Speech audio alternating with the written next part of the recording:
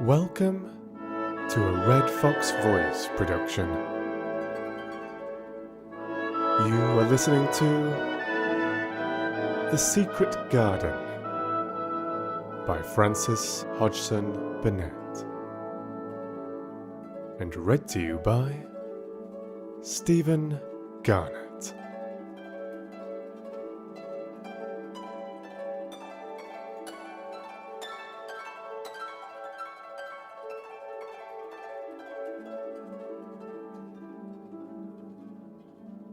Chapter 1.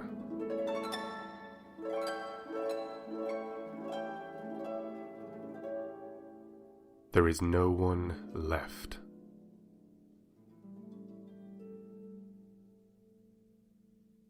When Mary Lennox was sent to Misselthwaite Manor to live with her uncle, everybody said she was the most disagreeable-looking child ever seen. It was true, too. She had a little thin face and a little thin body, thin light hair and a sour expression. Her hair was yellow, and her face was yellow because she had been born in India and had always been ill in one way or another. Her father had held a position under the English government and had always been busy and ill himself, and her mother had been a great beauty who cared only to go to parties and amuse herself with gay people. She had not wanted a little girl at all, and when Mary was born, she handed her over to the care of an ayah, who was made to understand that if she wished to please the Mem Sahib, she must keep the child out of sight as much as possible. So, when she was a sickly, fretful, ugly little baby, she was kept out of the way, and when she became a sickly, fretful, toddling thing, she was kept out of the way also. She never remembered seeing familiarly anything but the dark faces of her ayah and the other native servants, and as they always obeyed her and gave her her own way in everything, because the Mem Sahib would be angry if she was disturbed by her crying, by the time she was 6 years old, she was as tyrannical and selfish a little pig as ever lived. The young English governess, who came to teach her to read and write, disliked her so much that she gave up her place in 3 months, and when other governesses came to try to fill it, they always went away in a shorter time than the first one. So, if Mary had not chosen to really want to know how to read books, she would never have learned her letters at all. One frightfully hot morning, when she was about 9 years old, she awakened feeling very cross, and she became crosser still when she saw that the servant who stood by her bedside was not her ayah. "Why did you come?" she said to the strange woman. "I will not let you stay. Send my ayah to me." The woman looked frightened, but she only stammered that the ayah would not come, and when Mary threw herself into a passion and beat and kicked her, she looked only more frightened and repeated that it was not possible for the ayah to come to Missy Sahib. There was something mysterious in the air that morning. Nothing was done in its regular order, and several of the native servants seemed to be missing, while those whom Mary saw slunk or hurried about with ashy and scared faces. But no one would tell her anything, and her ayah did not come. She was actually left alone as the morning went on, and at last she wandered out into the garden and began to play by herself under a tree near the veranda. She pretended that she was making a flower bed, and she stuck big scarlet hibiscus blossoms into little heaps of earth, all the time growing more and more angry and muttering to herself the things she would say and the names she would call Sadie when she returned. "Pig, pig, daughter of pigs," she said, because to call a native a pig is the worst insult of all. She was grinding her teeth and saying this over and over again when she heard her mother come out on the veranda with someone. She was with a fair young man, and she stood talking together in low, strange voices. Mary knew the fair young man who looked like a boy. She had heard that he was a very young officer who had just come from England. The child stared at him, but she stared most at her mother. She always did this when she had a chance to see her, because the Mem Sahib, Mary used to call her that oftener than anything else, was such a tall, slim, pretty person, and wore such lovely clothes. Her hair was like curly silk, and she had a delicate little nose which seemed to be disdaining things, and she had large, laughing eyes. All her clothes were thin and floating, and Mary said they were full of lace.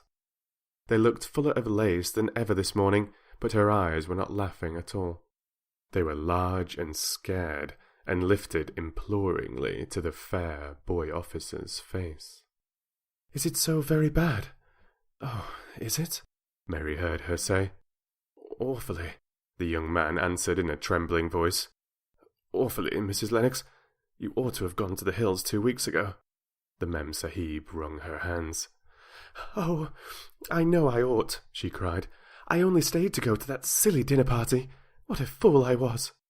At that very moment, such a loud sound of wailing broke out from the servants' quarters that she clutched the young man's arms, and Mary stood, shivering from head to foot. The wailing grew wilder and wilder. "What is it? What is it?" Mrs. Lennox gasped. "Someone has died," answered the boy officer. "You did not say it had broken out among your servants." "I did not know," the Mem Sahib cried. Come with me, and she turned and ran into the house. After that, appalling things happened, and the mysteriousness of the morning was explained to Mary. The cholera had broken out in its most fatal form, and people were dying like flies. The ayah had been taken ill in the night, and it was because she had just died that the servants had wailed in the huts. Before the next day, 3 other servants were dead, and others had run away in terror. There was panic on every side, and dying people in all the bungalows. During the confusion and bewilderment of the second day, Mary hid herself in the nursery and was forgotten by everyone. Nobody thought of her, nobody wanted her, and strange things happened of which she knew nothing. Mary alternately cried and slept through the hours. She only knew that people were ill and that she heard mysterious and frightening sounds. Once she crept into the dining room and found it empty, though a partly finished meal was on the table and chairs and plates looked as if they had been hastily pushed back when the diners rose suddenly for some reason. The child ate some fruit and biscuits, and being thirsty, she drank a glass of wine which stood nearly filled. It was sweet, and she did not know how strong it was. Very soon it made her intensely drowsy, and she went back to her nursery and shut herself in again, frightened by cries she heard in the huts and by the hurrying sound of feet. The wine made her so sleepy that she could scarcely keep her eyes open, and she lay down on her bed and knew nothing more for a long time. Many things happened during the hours in which she slept so heavily, but she was not disturbed by the wails and the sound of things being carried in and out of the bungalow. When she awakened, she lay and stared at the wall. The house was perfectly still. She had never known it to be so silent before. She heard neither voices nor footsteps, and wondered if everybody had got well of the cholera and all the trouble was over. She wondered also who would take care of her now her ayah was dead. There would be a new ayah, and perhaps she would know some new stories. Mary had been rather tired of the old ones. She did not cry because her nurse had died. She was not an affectionate child and had never cared much for anyone. The noise and hurrying about and wailing over the cholera had frightened her, and she had been angry because no one seemed to remember that she was alive. Everyone was too panic-stricken to think of a little girl no one was fond of.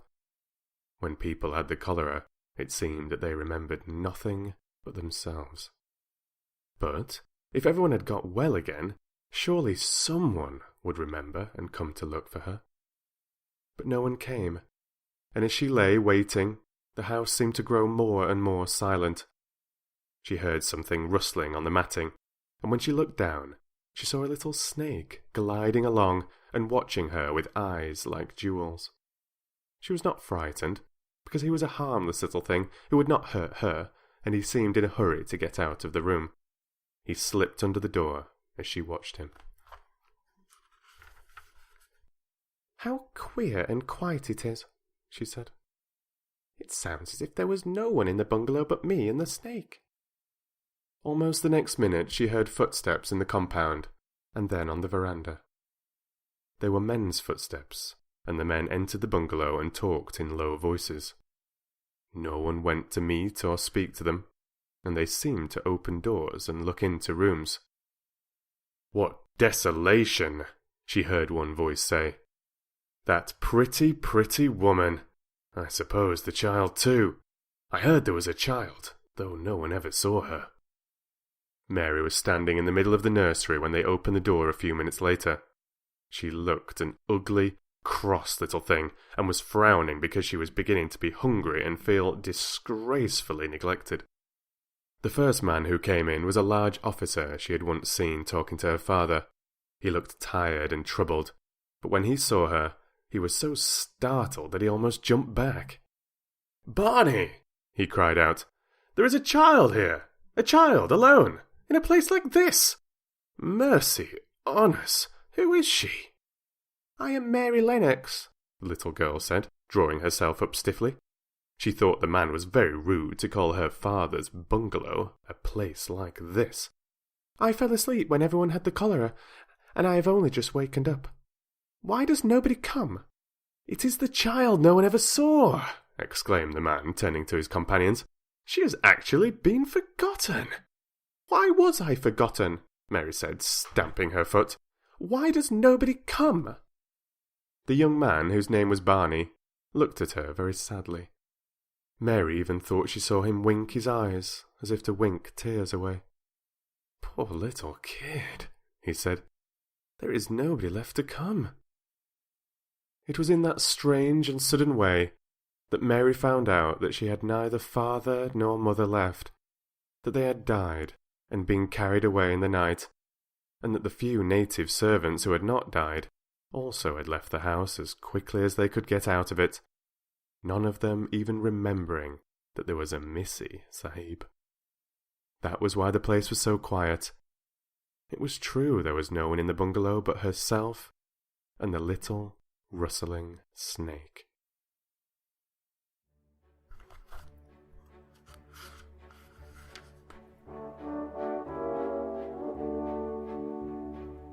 I will continue with chapter 2 very soon.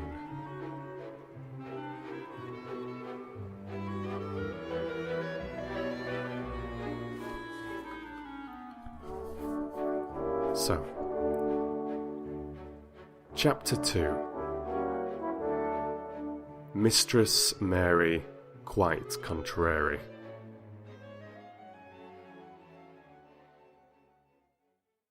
Mary had liked to look at her mother from a distance, and she had thought her very pretty.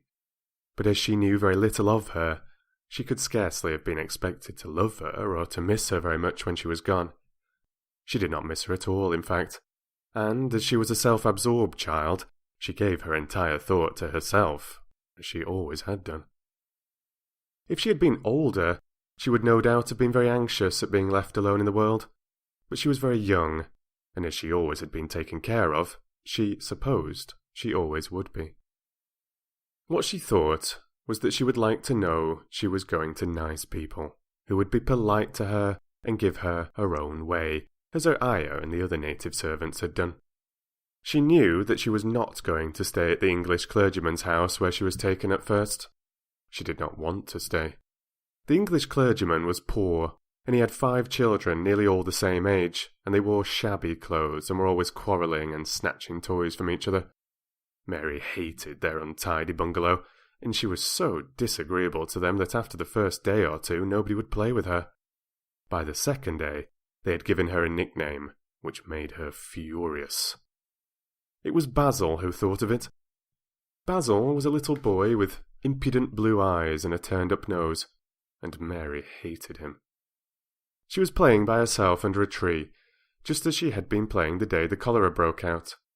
She was making heaps of earth and paths for a garden, and Basil came and stood near to watch her. Presently he got rather interested and suddenly made a suggestion.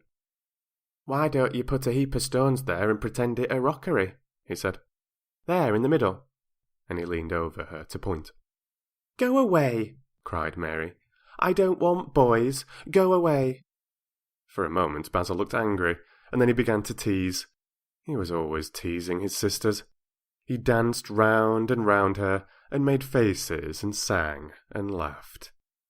Mistress Mary, quite contrary, how does your garden grow? With silver bells and cockle shells and marigolds all in a row. He sang it until the other children heard and laughed too, and the crosser Mary got, the more they sang, Mistress Mary, quite contrary, and after that, as long as they stayed with them, they called her Mistress Mary, quite contrary, when they spoke of her to each other, and often when they spoke to her. "You're going to be sent home," Basil said to her, "at the end of the week, and we're glad of it."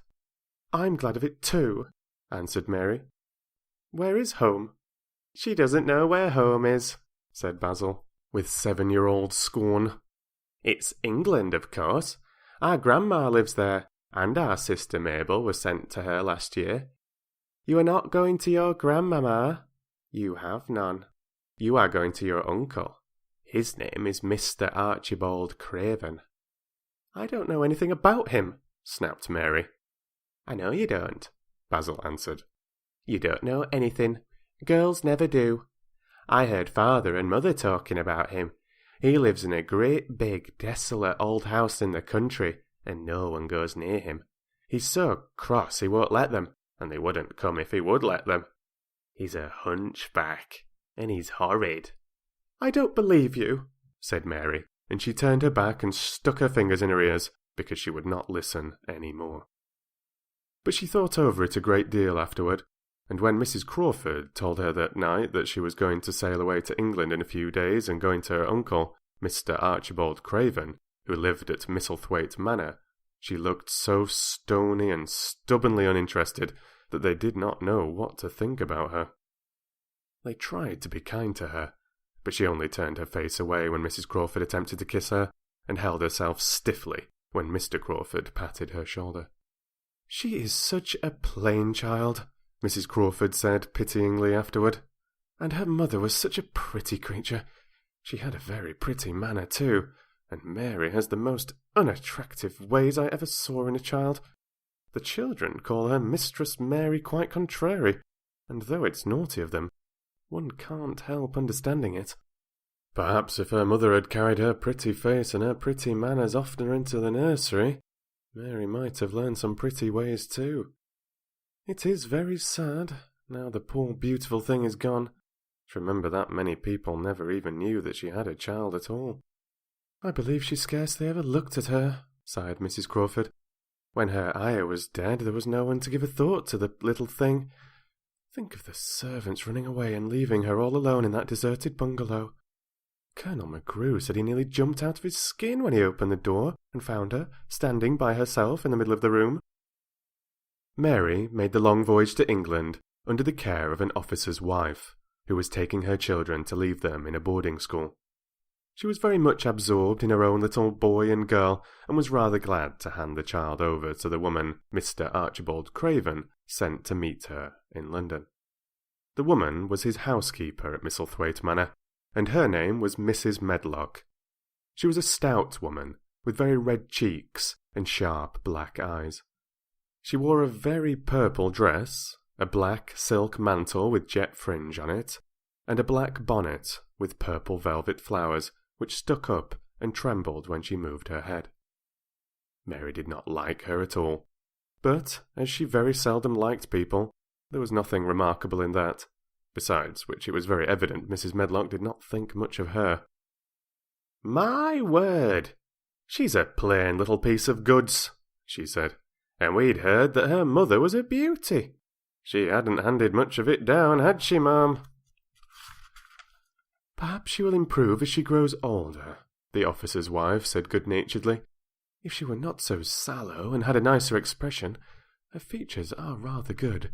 Children alter so much." "She'll have to alter a good deal," answered Mrs. Medlock, "and there's nothing likely to improve children at Misselthwaite, if you ask me." They thought Mary was not listening, because she was standing a little apart from them at the window of the private hotel they had gone to. She was watching the passing buses and cabs and people, but she heard quite well, and was made very curious about her uncle and the place he lived in. What sort of a place was it? And what would he be like? What was a hunchback? She had never seen one. Perhaps there were none in India. Since she had been living in other people's houses and had had no ayah, she had begun to feel lonely and to think queer thoughts which were new to her. She had begun to wonder why she had never seemed to belong to anyone, even when her father and mother had been alive. Other children seemed to belong to their fathers and mothers, but she had never seemed to really be anyone's little girl. She had had servants, and food and clothes, but no one had taken any notice of her. She did not know that this was because she was a disagreeable child, but then, of course, she did not know she was disagreeable. She often thought that other people were, but she did not know that she was so herself. She thought Mrs. Medlock the most disagreeable person she had ever seen, with her common, highly coloured face and her common, fine bonnet. When, the next day, they set out on their journey to Yorkshire, she walked through the station to the railway carriage with her head up and trying to keep as far away from her as she could, because she did not want to seem to belong to her. It would have made her very angry to think people imagined she was her little girl. But Mrs. Medlock was not in the least disturbed by her and her thoughts. She was the kind of woman who would stand no nonsense from young ones. At least that is what she would have said if she had been asked. She had not wanted to go to London just when her sister Maria's daughter was going to be married, but she had a comfortable, well-paid place as housekeeper at Misselthwaite Manor, and the only way in which she could keep it was to do at once what Mr. Archibald Craven told her to do. She never dared even to ask a question. Captain Lennox and his wife died of the cholera, Mr. Craven had said in his short, cold way. Captain Lennox was my wife's brother, and I am their daughter's guardian. The child is to be brought here. You must go to London and bring her yourself. So she packed her small trunk and made the journey. Mary sat in her corner of the railway carriage and looked plain and fretful. She had nothing to read or to look at, and she had folded her thin little black-gloved hands in her lap. Her black dress made her look yellower than ever, and her limp light hair straggled from under her black crepe hat. "A more marred-looking young one I never saw in my life," Mrs. Medlock thought. Marred is a Yorkshire word, and means spoiled and pettish. She had never seen a child who sat so still, without doing anything, and at last she got tired of watching her and began to talk in a brisk, hard voice. "I suppose I might as well tell you something about where you're going to," she said. "Do you know anything about your uncle?" "No," said Mary. "Never heard your father and mother talk about him?" "No," said Mary, frowning. She frowned because she remembered that her father and mother had never talked to her about anything in particular. Certainly they had never told her things. Muttered Mrs. Medlock, staring at her queer, unresponsive little face. She did not say anything more for a few moments, and then she began again. "I suppose you might as well be told something, to prepare you. You are going to a queer place." Mary said nothing at all, and Mrs. Medlock looked rather discomfited by her apparent indifference, but, after taking a breath, she went on. "Not but that it's a grand big place in a gloomy way, and Mr. Craven's proud of it in his way, and that's gloomy enough, too. The house is 600 years old, and it's on the edge of the moor, and there's near 100 rooms in it, though most of them shut up and locked. And there's pictures and fine old furniture and things that's been there for ages, and there's a big park round it, and gardens and trees with branches trailing to the ground. Some of them." She paused and took another breath. "But there's nothing else," she ended suddenly. Mary had begun to listen in spite of herself. It all sounded so unlike India, and anything new rather attracted her, but she did not intend to look as if she were interested. That was one of her unhappy, disagreeable ways. So she sat still. "Well," said Mrs. Medlock, "what do you think of it?" "Nothing," she answered. "I know nothing about such places." That made Mrs. Medlock laugh, a short sort of laugh. "Ha!" she said. "But you are like an old woman. Don't you care?" "It doesn't matter," said Mary. whether I care or not."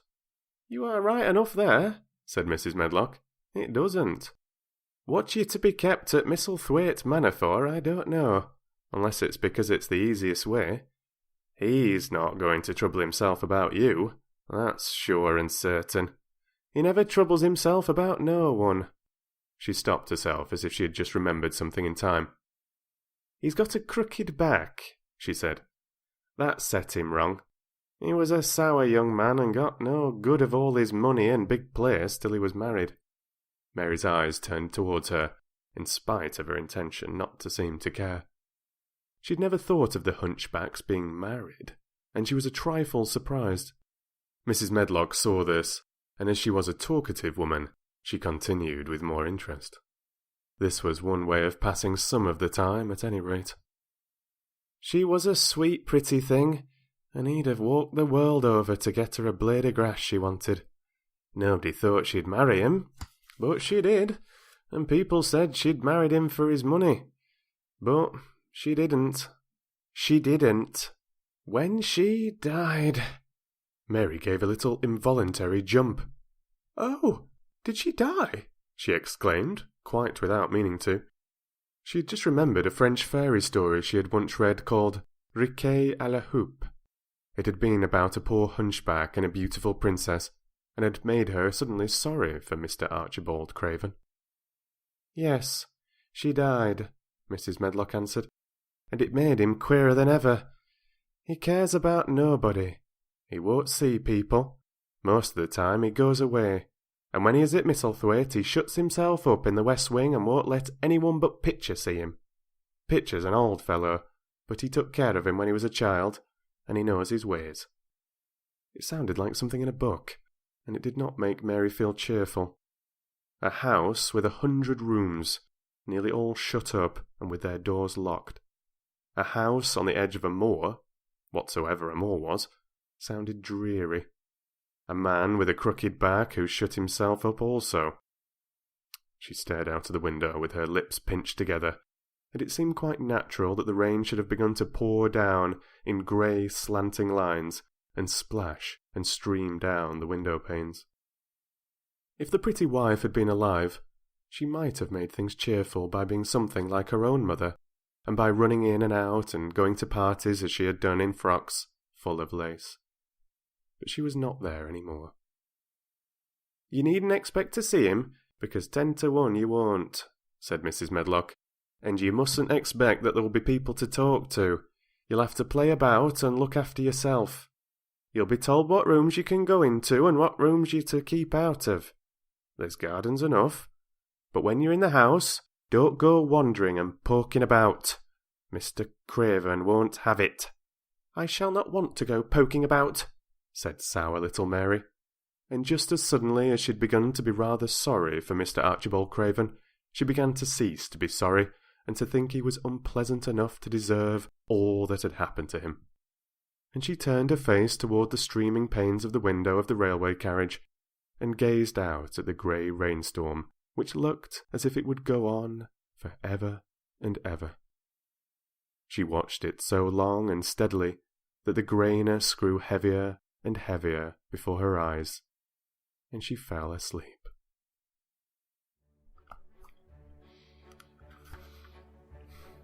Well, that was the end of chapter 2.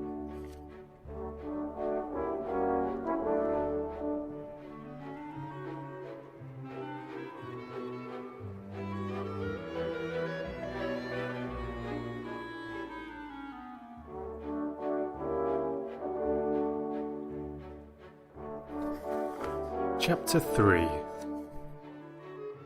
Across the Moor.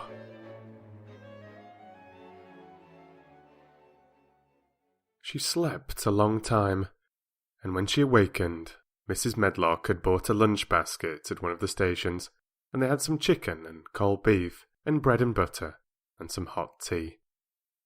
The rain seemed to be streaming down more heavily than ever, and everybody in the station wore wet and glistening waterproofs.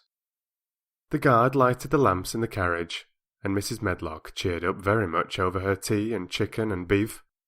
She ate a great deal, and afterward fell asleep herself, and Mary sat and stared at her and watched her fine bonnet slip on one side until she herself fell asleep once more in the corner of the carriage, lulled by the splashing of the rain against the windows. It was quite dark when she awakened again. The train had stopped at a station, and Mrs. Medlock was shaking her. "You have had a sleep," she said. "It's time to open your eyes. We're at Thwaite Station, and we've got a long drive before us." Mary stood up and tried to keep her eyes open while Mrs. Medlock collected her parcels. The little girl did not offer to help her, because in India native servants always picked up or carried things, and it seemed quite proper that other people should wait on one. The station was a small one, and nobody but themselves seemed to be getting out of the train. The station master spoke to Mrs. Medlock in a rough, good-natured way, pronouncing his words in a queer, broad fashion, which Mary found out afterwards was Yorkshire. "I see thou's got back," he said, "and thou's browt the young un with thee." "Aye, that, sir," answered Mrs. Medlock, speaking with a Yorkshire accent herself, and jerking her head over her shoulder toward Mary. "How's the missus?" "Well, I know. The carriage is waiting outside for thee." A brougham stood on the road before the little outside platform. Mary saw that it was a smart carriage and that it was a smart footman who helped her in. His long waterproof coat and the waterproof covering of his hat were shining and dripping with rain, as everything was, the burly station master included. When he shut the door, mounted the box with the coachman, and they drove off, the little girl found herself seated in a comfortably cushioned corner, but she was not inclined to go to sleep again. She sat and looked out of the window, curious to see something of the road over which she was being driven to the queer place Mrs. Medlock had spoken of. She was not at all a timid child, and she was not exactly frightened, but she felt that there was no knowing what might happen in a house with 100 rooms nearly all shut up, a house standing on the edge of a moor. "What is a moor?" she said suddenly to Mrs. Medlock. "Look out of the window in about 10 minutes and you'll see," the woman answered. "We've got to drive 5 miles across Missel Moor before we get to the manor. You won't see much because it's a dark night, but you can see something." Mary asked no more questions, but waited in the darkness of her corner, keeping her eyes on the window. The carriage lamps cast rays of light a little distance ahead of them, and she caught glimpses of the things they passed. After they had left the station, they had driven through a tiny village, and she had seen whitewashed cottages and the lights of a public house. Then they had passed a church and a vicarage, and a little shop window or so in a cottage with toys and sweets and odd things set out for sale. Then they were on the high road, and she saw hedges and trees. After that there seemed nothing different for a long time, or at least it seemed a long time to her. At last, the horses began to go more slowly, as if they were climbing uphill, and presently there seemed to be no more hedges and no more trees. She could see nothing, in fact, but a dense darkness on either side. She leaned forward and pressed her face against the window just as the carriage gave a big jolt. We're on the moor now, sure enough," said Mrs. Medlock. The carriage lamps shed a yellow light on a rough-looking road which seemed to be cut through bushes and low-growing things which ended in the great expanse of dark apparently spread out before and around them. A wind was rising and making a singular, wild, low, rushing sound. It's not the sea, is it?" said Mary, looking round at her companion. "No, not it," answered Mrs. Medlock. "Nor it isn't fields nor mountains. It's just miles and miles and miles of wild land that nothing grows on but heather and gorse and broom, and nothing lives on but wild ponies and sheep." "I feel as if it might be the sea, if there were water on it," said Mary. "It sounds like the sea just now." "That's the wind blowing through the bushes," Mrs. Medlock said. "It's a wild, dreary enough place to my mind, though there's plenty that likes it, particularly when the heather's in bloom." On and on they drove through the darkness, and though the rain stopped, the wind rushed by and whistled and made strange sounds. The road went up and down, and several times the carriage passed over a little bridge beneath which water rushed very fast with a great deal of noise.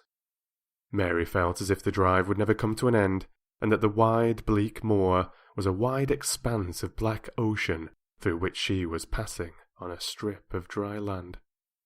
"I don't like it," she said to herself. "I don't like it," and she pinched her thin lips more tightly together. The horses were climbing up a hilly piece of road when she first caught sight of a light. Mrs. Medlock saw it as soon as she did, and drew a long sigh of relief. I'm glad to see that bit of light twinkling," she exclaimed. "It's the light in the lodge window. We shall get a good cup of tea after a bit, at all events."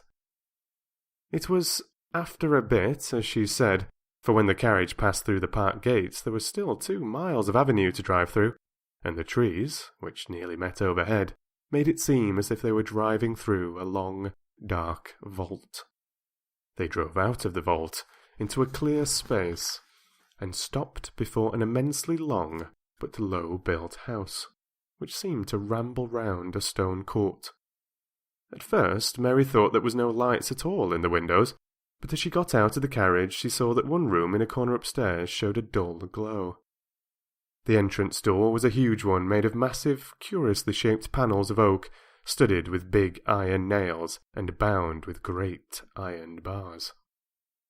It opened into an enormous hall, which was so dimly lighted that the faces in the portraits on the walls and the figures in the suits of armour made Mary feel she did not want to look at them. As she stood on the stone floor, she looked a very small, odd little black figure, and she felt as small and lost and odd as she looked. A neat, thin old man stood near the manservant who opened the door for them. "You are to take her to her room," he said in a husky voice. "He doesn't want to see her. He's going to London in the morning." "Very well, Mr. Pitcher," Mrs. Medlock answered. "So long as I know what's expected of me, I can manage." "What's expected of you, Mrs. Medlock?" Mr. Pitcher said. "Is that you make sure that he's not disturbed and that he doesn't see what he doesn't want to see." And then Mary Lennox was led up a broad staircase and down a long corridor and up a short flight of steps and through another corridor and another until a door opened in a wall and she found herself in a room with a fire in it and a supper on a table. Mrs. Medlock said unceremoniously, "Well, here you are. This room and the next are where you'll live, and you must keep to them. Don't you forget that." It was in this way Mistress Mary arrived at Misselthwaite Manor, and she had perhaps never felt quite so contrary in all her life.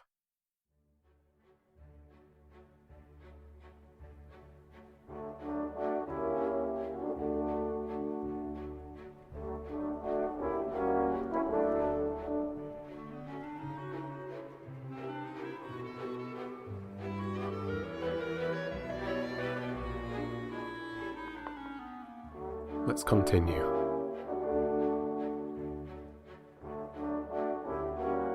Chapter 4. Martha.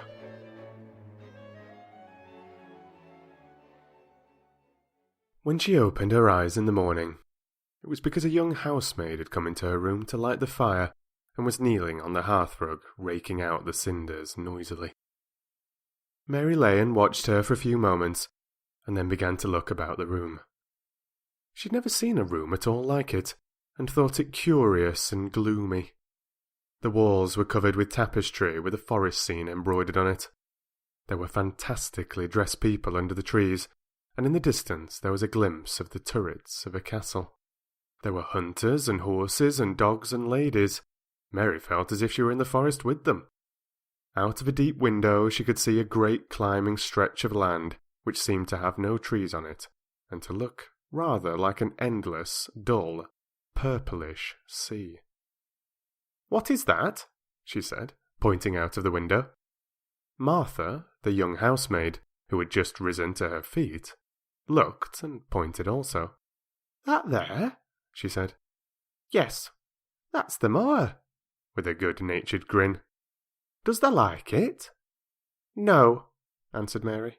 "I hate it." "That's because they're not used to it," Martha said, going back to her hearth. "Thou thinks it's too big and bare now, but thou will like it." "Do you?" inquired Mary. Aye, that I do, answered Martha, cheerfully polishing away at the grate. I just love it. It's none bare. It's covered with growing things as smells sweet. It's fair lovely in spring and summer when the gorse and broom and heather's in flower. It smells of honey, and there's such a lot of fresh air. And the sky looks so high, and the bees and skylarks make such a nice noise humming and singing. I wouldn't live away from the moor for anything. Mary listened to her with a grave, puzzled expression. The native servants she had been used to in India were not in the least like this. They were obsequious and servile, and did not presume to talk to their masters as if they were their equals. They made salams, and called them protector of the poor, and names of that sort. Indian servants were commanded to do things, not asked. It was not the custom to say please and thank you, and Mary had always slapped her Ayah in the face when she was angry. She wondered a little what this girl would do if one slapped her in the face. She was a round, rosy, good-natured looking creature, but she had a sturdy way which made Mistress Mary wonder if she might not even slap back if the person who slapped her was only a little girl. "You are a strange servant," she said from her pillows, rather haughtily. Martha sat up on her heels, with her blacking brush in her hand, and laughed, without seeming the least out of temper. "I know that," she said. "If there was a grand missus at Misselthwaite, I should never have been even one of the under-housemaids. I might have been let to be scullery maid, but I'd never have been let upstairs. I'm too common and I talk too much Yorkshire, but this is a funny house for all it's so grand. Seems like there's neither master nor mistress except Mr. Pitcher and Mrs. Medlock. Mr. Craven, he won't be troubled about anything when he's here, and he's nearly always away. Mrs. Medlock gave me the place out of kindness. She told me she could never have done it if Misselthwaite had been like other big houses." "Are you going to be my servant?" Mary asked, still in her imperious little Indian way. Martha began to rub her grate again. "I'm Mrs. Medlock's servant," she said stoutly, "and she's Mr. Craven's, but I'm to do the housemaid's work up here and wait on you a bit. But you won't need much waiting on." "Who is going to dress me?" demanded Mary. Martha sat up on her heels again and stared. She spoke in broad Yorkshire in her amazement. "Can I dress this sen?" she said. "What do you mean? I don't understand your language," said Mary. I forgot," Martha said. "Mrs. Medlock told me I'd have to be careful or you wouldn't know what I was saying. I mean, can't you put on your own clothes?" "No," answered Mary quite indignantly. "I never did in my life. My Ayah dressed me, of course." "Well," said Martha, evidently not in the least aware that she was impudent, "it's time thou should learn. Thou cannot begin younger. It'll do thee good to wait on this hen a bit. My mother always said she couldn't see why grandpeople's children didn't turn out fair fools. What with nurses and being washed and dressed and took out to walk as if they were puppies." "It is different in India," said Mistress Mary disdainfully. She could scarcely stand this. But Martha was not at all crushed. I can see it's different," she answered almost sympathetically. "I dare say it's because there's such a lot of blacks there instead of respectable white people. When I heard you was coming from India, I thought you was a black too." Mary sat up in bed, furious. "What?" she said. "What? You thought I was a native? You daughter of a pig!" Martha stared and looked hot. "Who are you calling names?" she said. "You needn't be so vexed. That's not the way for a young lady to talk. I've nothing against the blacks. When you read about 'em in tracts, they're always very religious. You always read as a black's a man and a brother. I've never seen a black, and I was fair pleased to think I was going to see one close. When I come in to light your fire this morning, I crept up to your bed and pulled the cover back careful to look at you. And there you was, disappointedly. No more black than me, for all you're so yeller." Mary did not even try to control her rage and humiliation. "You thought I was a native? You dared? You don't know anything about natives. They are not people. They're servants who must salaam to you. You know nothing about India. You know nothing about anything. She was in such a rage and felt so helpless before the girl's simple stare, and somehow she suddenly felt so horribly lonely and far away from everything she understood, and which understood her, that she threw herself face downward on the pillows and burst into passionate sobbing. She sobbed so unrestrainedly that good-natured Yorkshire Martha was a little frightened and quite sorry for her. She went to the bed and bent over her. You mustn't cry like that," she begged. "You mustn't for sure. I didn't know you'd be vexed. I don't know anything about anything, just like you said. I beg your pardon, miss. Do stop crying." There was something comforting and really friendly in her queer Yorkshire speech and sturdy way which had a good effect on Mary. She gradually ceased crying and became quiet.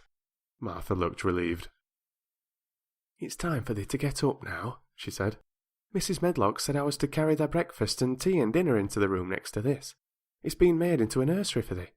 I'll help thee on with our clothes if they'll get out of bed. If the buttons are at the back, thou can't button them up thyself." When Mary at last decided to get up, the clothes Martha took from the wardrobe were not the ones she had worn when she arrived the night before with Mrs. Medlock.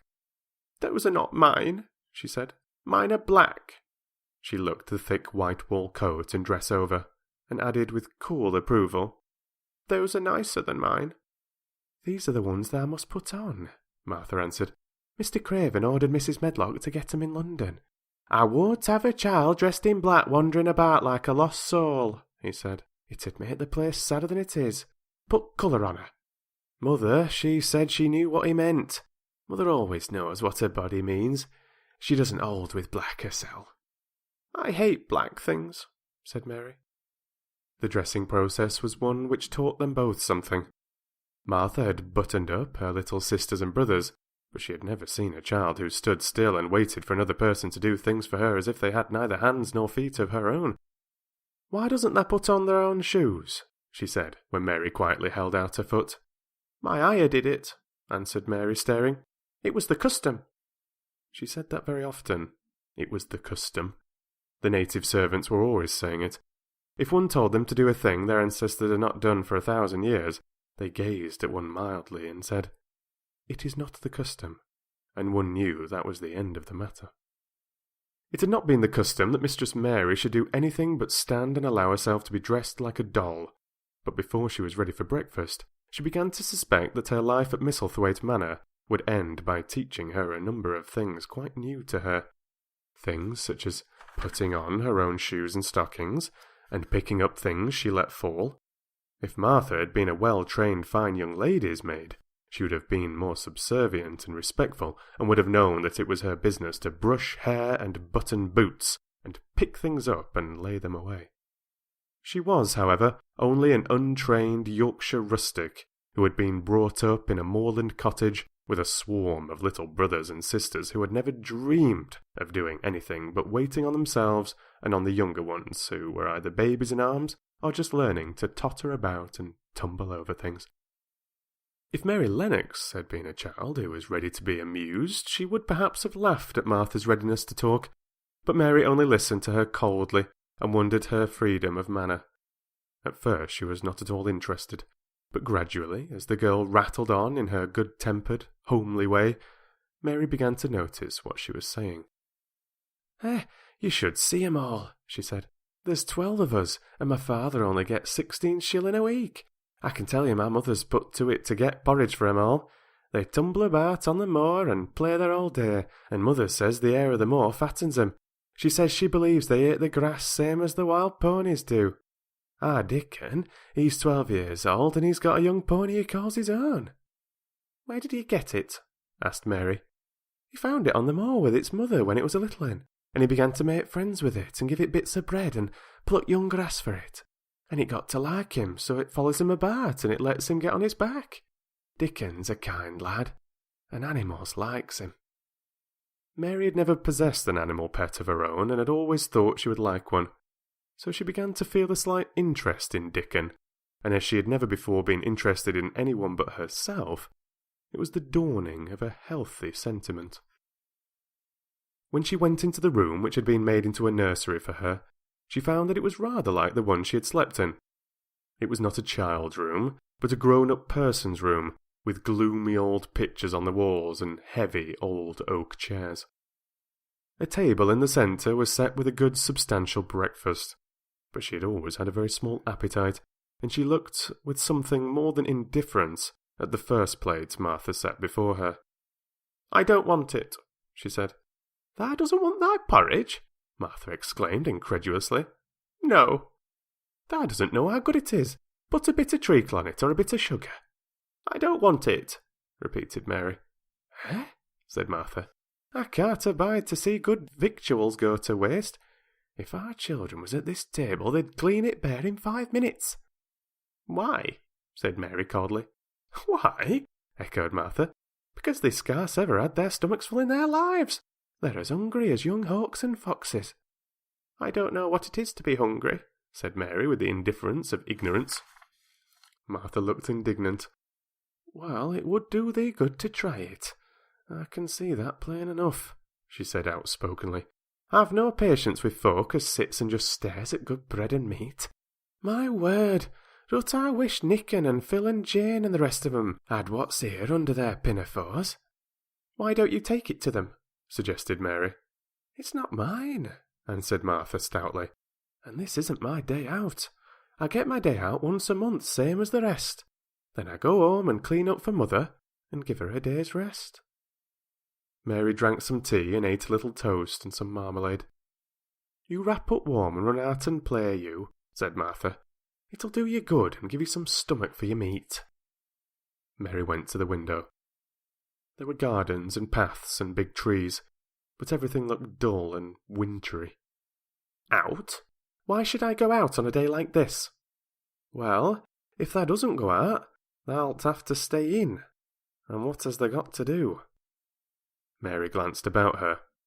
There was nothing to do. When Mrs. Medlock had prepared the nursery, she had not thought of amusement. Perhaps it would be better to go and see what the gardens were like. "Who will go out with me?" she inquired. Martha stared. "You'll go by yourself," she answered. "You'll have to learn to play like other children does when they haven't got sisters and brothers. Our Dickon goes off on moor by himself and plays for hours. That's how he made friends with the pony. He's got sheep on the moor that knows him, and birds as comes and eats out of his hand. However little there is to eat, he always saves a bit of his bread to coax his pets." It was really this mention of Dickon which made Mary decide to go out, though she was not aware of it. There would be birds outside, though there would not be ponies or sheep. They would be different from the birds in India, and it might amuse her to look at them. Martha found her coat and hat for her and a pair of stout little boots, and she showed her her way downstairs. "If thou goes round that way thou'll come to the gardens," she said, pointing to a gate in a wall of shrubbery. "There's lots of flowers in summer time, but there's nothing blooming now." She seemed to hesitate a second before she added, "One of the gardens is locked up. No one has been in it for 10 years. "Why?" asked Mary in spite of herself. Here was another locked door, added to the 100 in the strange house. "Mr. Craven had it shut when his wife died so sudden. He won't let no one go inside. It was her garden. He locked the door and dug a hole and buried the key. Oh, there's Mrs. Medlock's bell ringing. I must run." After she was gone, Mary turned down the walk which led to the door in the shrubbery. She could not help thinking about the garden which no one had been in for 10 years. She wondered what it would look like, and whether there were any flowers still alive in it. When she had passed through the shrubbery gate, she found herself in great gardens, with wide lawns and winding walks with clipped borders. There were trees and flower beds, and evergreens clipped into strange shapes, and a large pool with an old grey fountain in its midst. But the flower beds were bare and wintry, and the fountain was not playing. This was not the garden which was shut up. How could a garden be shut up? You could always walk into a garden. She was just thinking this when she saw that, at the end of the path she was following, there seemed to be a long wall with ivy growing over it. She was not familiar enough with England to know that she was coming upon the kitchen gardens where the vegetables and fruit were growing. She went toward the wall and found that there was a green door in the ivy, and that it stood open. This was not the closed garden, evidently, and she could go into it. She went through the door and found that it was a garden with walls all around it, and it was only one of several walled gardens which seemed to open into one another. She saw another open green door, revealing bushes and pathways between beds containing winter vegetables. Fruit trees were trained flat against the wall, and over some of the beds there were glass frames. The place was bare and ugly enough, Mary thought, as she stood and stared about her. It might be nicer in summer when things were green, but there was nothing pretty about it now. Presently, an old man with a spade over his shoulder walked through the door leading from the second garden. He looked startled when he saw Mary, and then touched his cap. He had a surly old face, and did not seem at all pleased to see her, but then she was displeased with his garden and wore her quite contrary expression, and certainly did not seem at all pleased to see him. "What is this place?" she asked. "One of the kitchen gardens," he answered. "What is that?" said Mary, pointing through the other green door. "Another of 'em," shortly. "There's another on t'other side at wall, and there's orchard t'other side of that." "Can I go in them?" asked Mary. "If thou likes, but there's nowt to see." Mary made no response. She went down the path and through the second green door. There she found more walls and winter vegetables and glass frames, but in the second wall there was another green door, and it was not open. Perhaps it led into the garden which no one had seen for 10 years.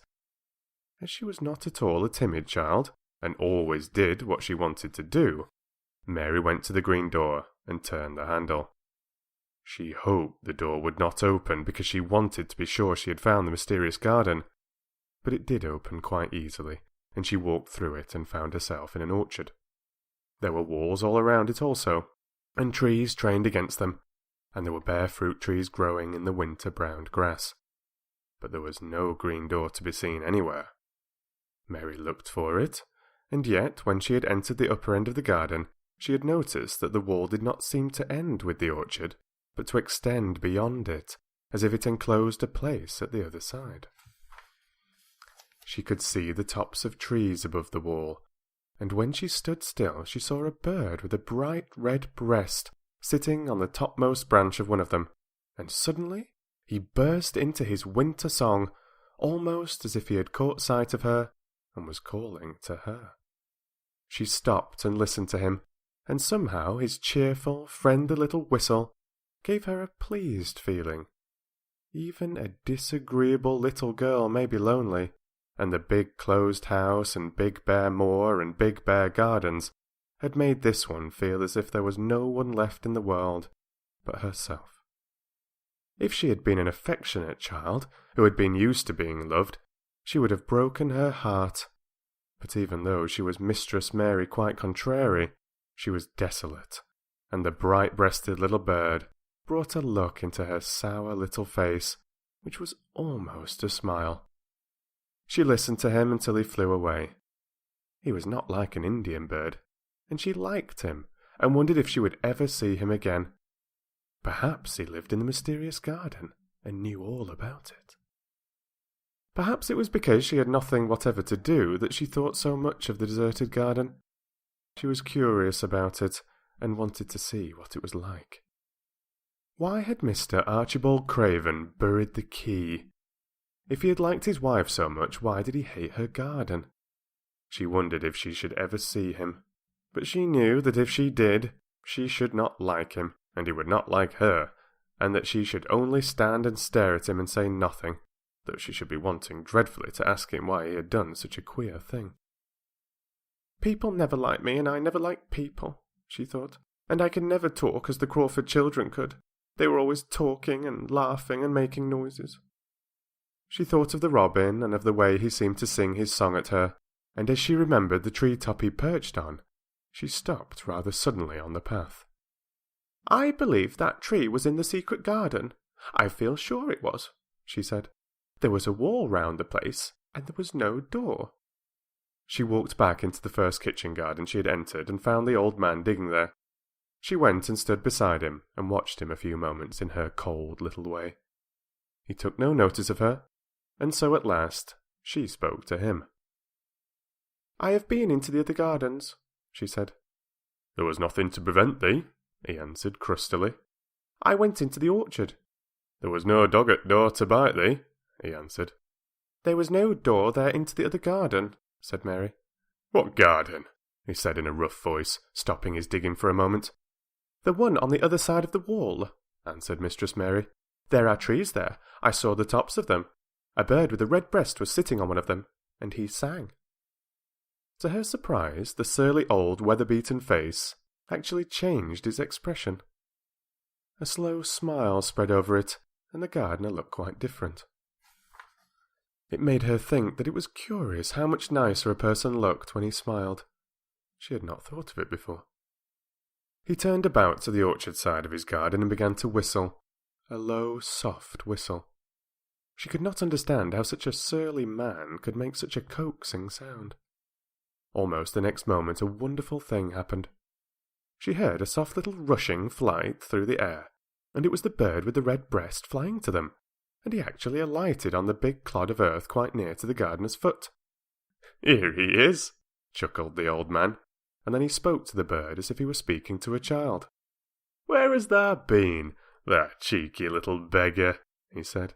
"I've not seen thee before today. Has thou begun thy courting this early in season? That too forrard." The bird put his tiny head on one side and looked up at him with his soft bright eye, which was like a black dewdrop. He seemed quite familiar, and not the least afraid. He hopped about and pecked the earth briskly, looking for seeds and insects. It actually gave Mary a queer feeling in her heart, because he was so pretty and cheerful, and seemed so like a person. He had a tiny plump body, and a delicate beak, and slender delicate legs. "Will he always come when you call him?" she asked, almost in a whisper. "Aye, that he will. I've knowed him ever since he was a fledgling. He come out at nest into the garden, and when first he flew over t' wall he was too weak to fly back for a few days, and we got friendly. When he went back over t' wall again, rest o' t' brood was gone, and he was lonely, and he come back to me." "What kind of bird is he?" Mary asked. "Doesn't thou know? He's a robin redbreast, and they're t' friendliest, curious birds alive. They're almost as friendly as dogs, if you know how to get on with 'em. Watch him pecking about there and looking round at us now and again. He knows we're talking about him." It was the queerest thing in the world to see the old fellow. He looked at the plump little scarlet waistcoated bird as if he were both proud and fond of him. "He's a conceited one," he chuckled. "He likes to hear folk talk about him. And curious, bless me, there never was his like for curiosity and meddling.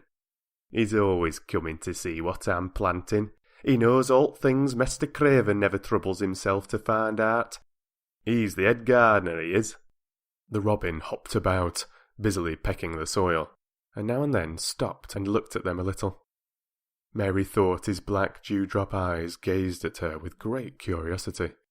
It really seemed as if he were finding out all about her. The queer feeling in her heart increased. "Where did the rest of the brood fly to?" she asked.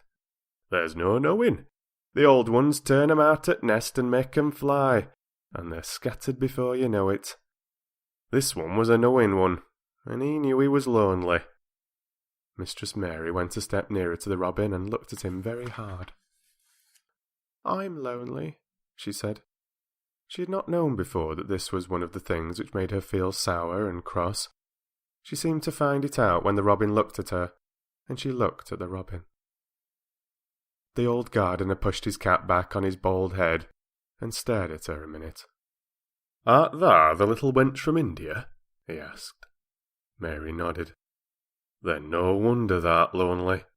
Thou'lt be lonelier before thou's done," he said. He began to dig again, driving his spade deep into the rich black garden soil, while the robin hopped about, very busily employed. "What is your name?" Mary inquired. He stood up to answer her. "Ben Weatherstaff," he answered, and then he added with a surly chuckle, I'm lonely myself except when he's with me, and he jerked his thumb toward the robin. He's the only friend I've got.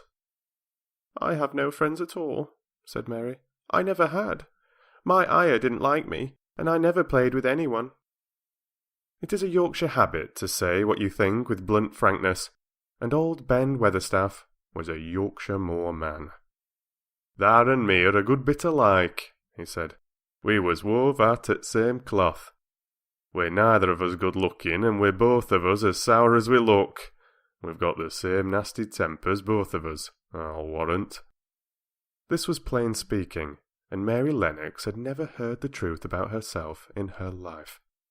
Native servants always salaamed and submitted to you, whatever you did.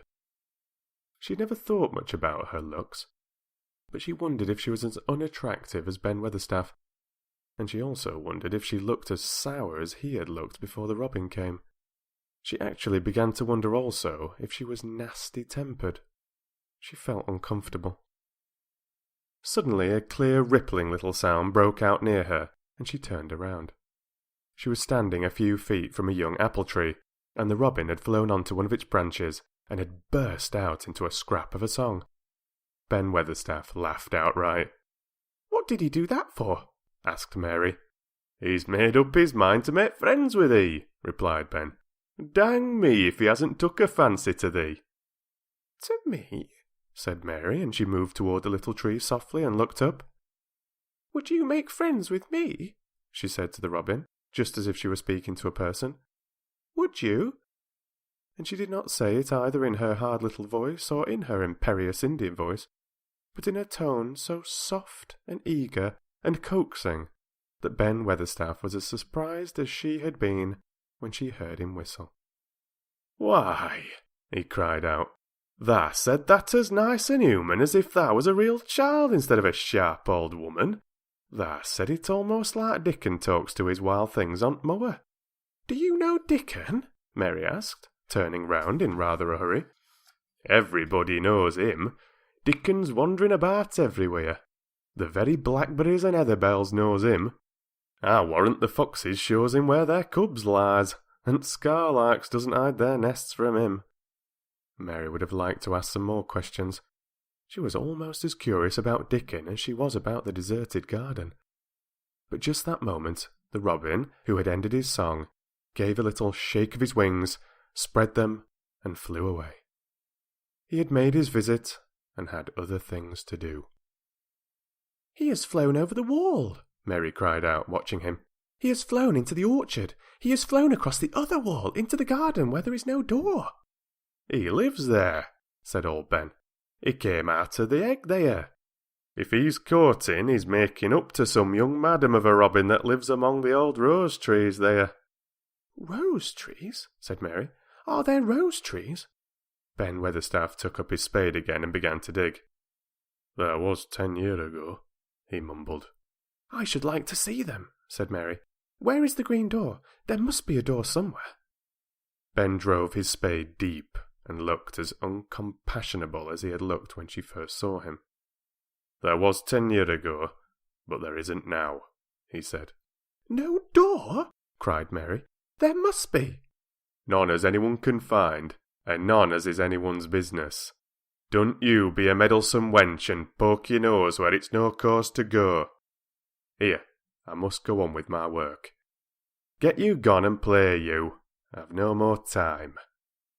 And he actually stopped digging, threw his spade over his shoulder, and walked off, without even glancing at her or saying goodbye.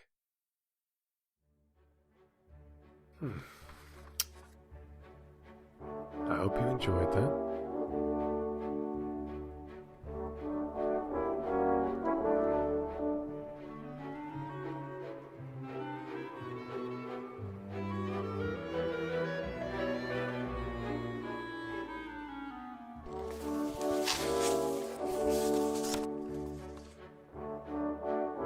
Chapter 5.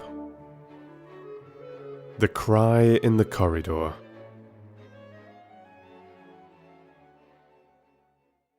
At first, each day which passed for Mary Lennox was exactly like the others. Every morning she awoke in her tapestried room and found Martha kneeling upon the hearth, building her fire. Every morning she ate her breakfast in the nursery, which had nothing amusing in it, and after each breakfast she gazed out of the window across to the huge moor, which seemed to spread out on all sides and climb up to the sky. And after she had stared for a while, she realized that if she did not go out, she would have to stay in and do nothing. And so she went out. She did not know that this was the best thing she could have done, and she did not know that, when she began to walk quickly or even run along the paths and down the avenue, she was stirring her slow blood and making herself stronger by fighting with the wind which swept down from the moor.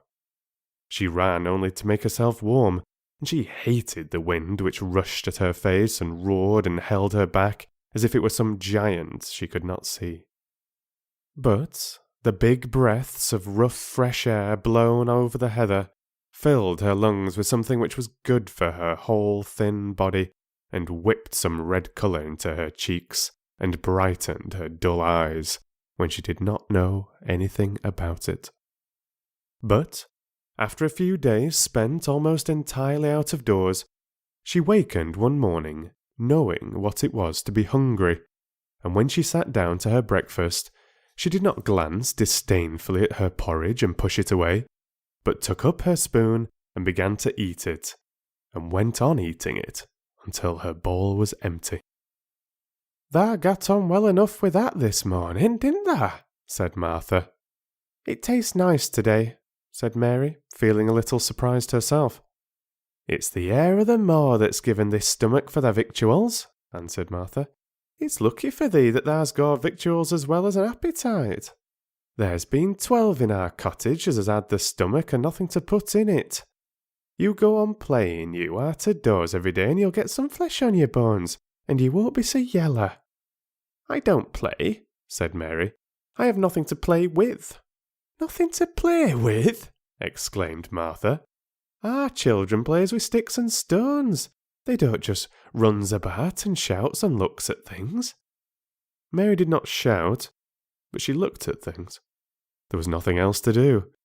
She walked round and round the gardens and wandered about the paths in the park. Sometimes she looked for Ben Weatherstaff, but though several times she saw him at work, he was too busy to look at her or was too surly. Once, when she was walking toward him, he picked up his spade and turned away, as if he did it on purpose. One place she went to oftener than to any other. It was the long walk outside the gardens with the walls round them. There were bare flower beds on either side of it, and against the walls ivy grew thickly. There was one part of the wall where the creeping dark green leaves were more bushy than elsewhere. It seemed as if for a long time that part had been neglected. The rest of it had been clipped and made to look neat, but at this lower end of the walk it had not been trimmed at all. A few days after she had talked to Ben Weatherstaff, Mary stopped to notice this, and wondered why it was so. She had just paused and was looking up at a long spray of ivy swinging in the wind, when she saw a gleam of scarlet, and heard a brilliant chirp, and there, on the top of the wall, perched Ben Weatherstaff's Robin Redbreast, tilting forward to look at her, with his small head on one side. "Oh!" she cried out. "Is it you? Is it you?" And it did not seem at all queer to her that she spoke to him as if she was sure that he would understand and answer her. He did answer. He twittered and chirped and hopped along the wall, as if he were telling her all sorts of things. It seemed to Mistress Mary as if she understood him too, though he was not speaking in words. It was as if he said, "Good morning. Isn't the wind nice?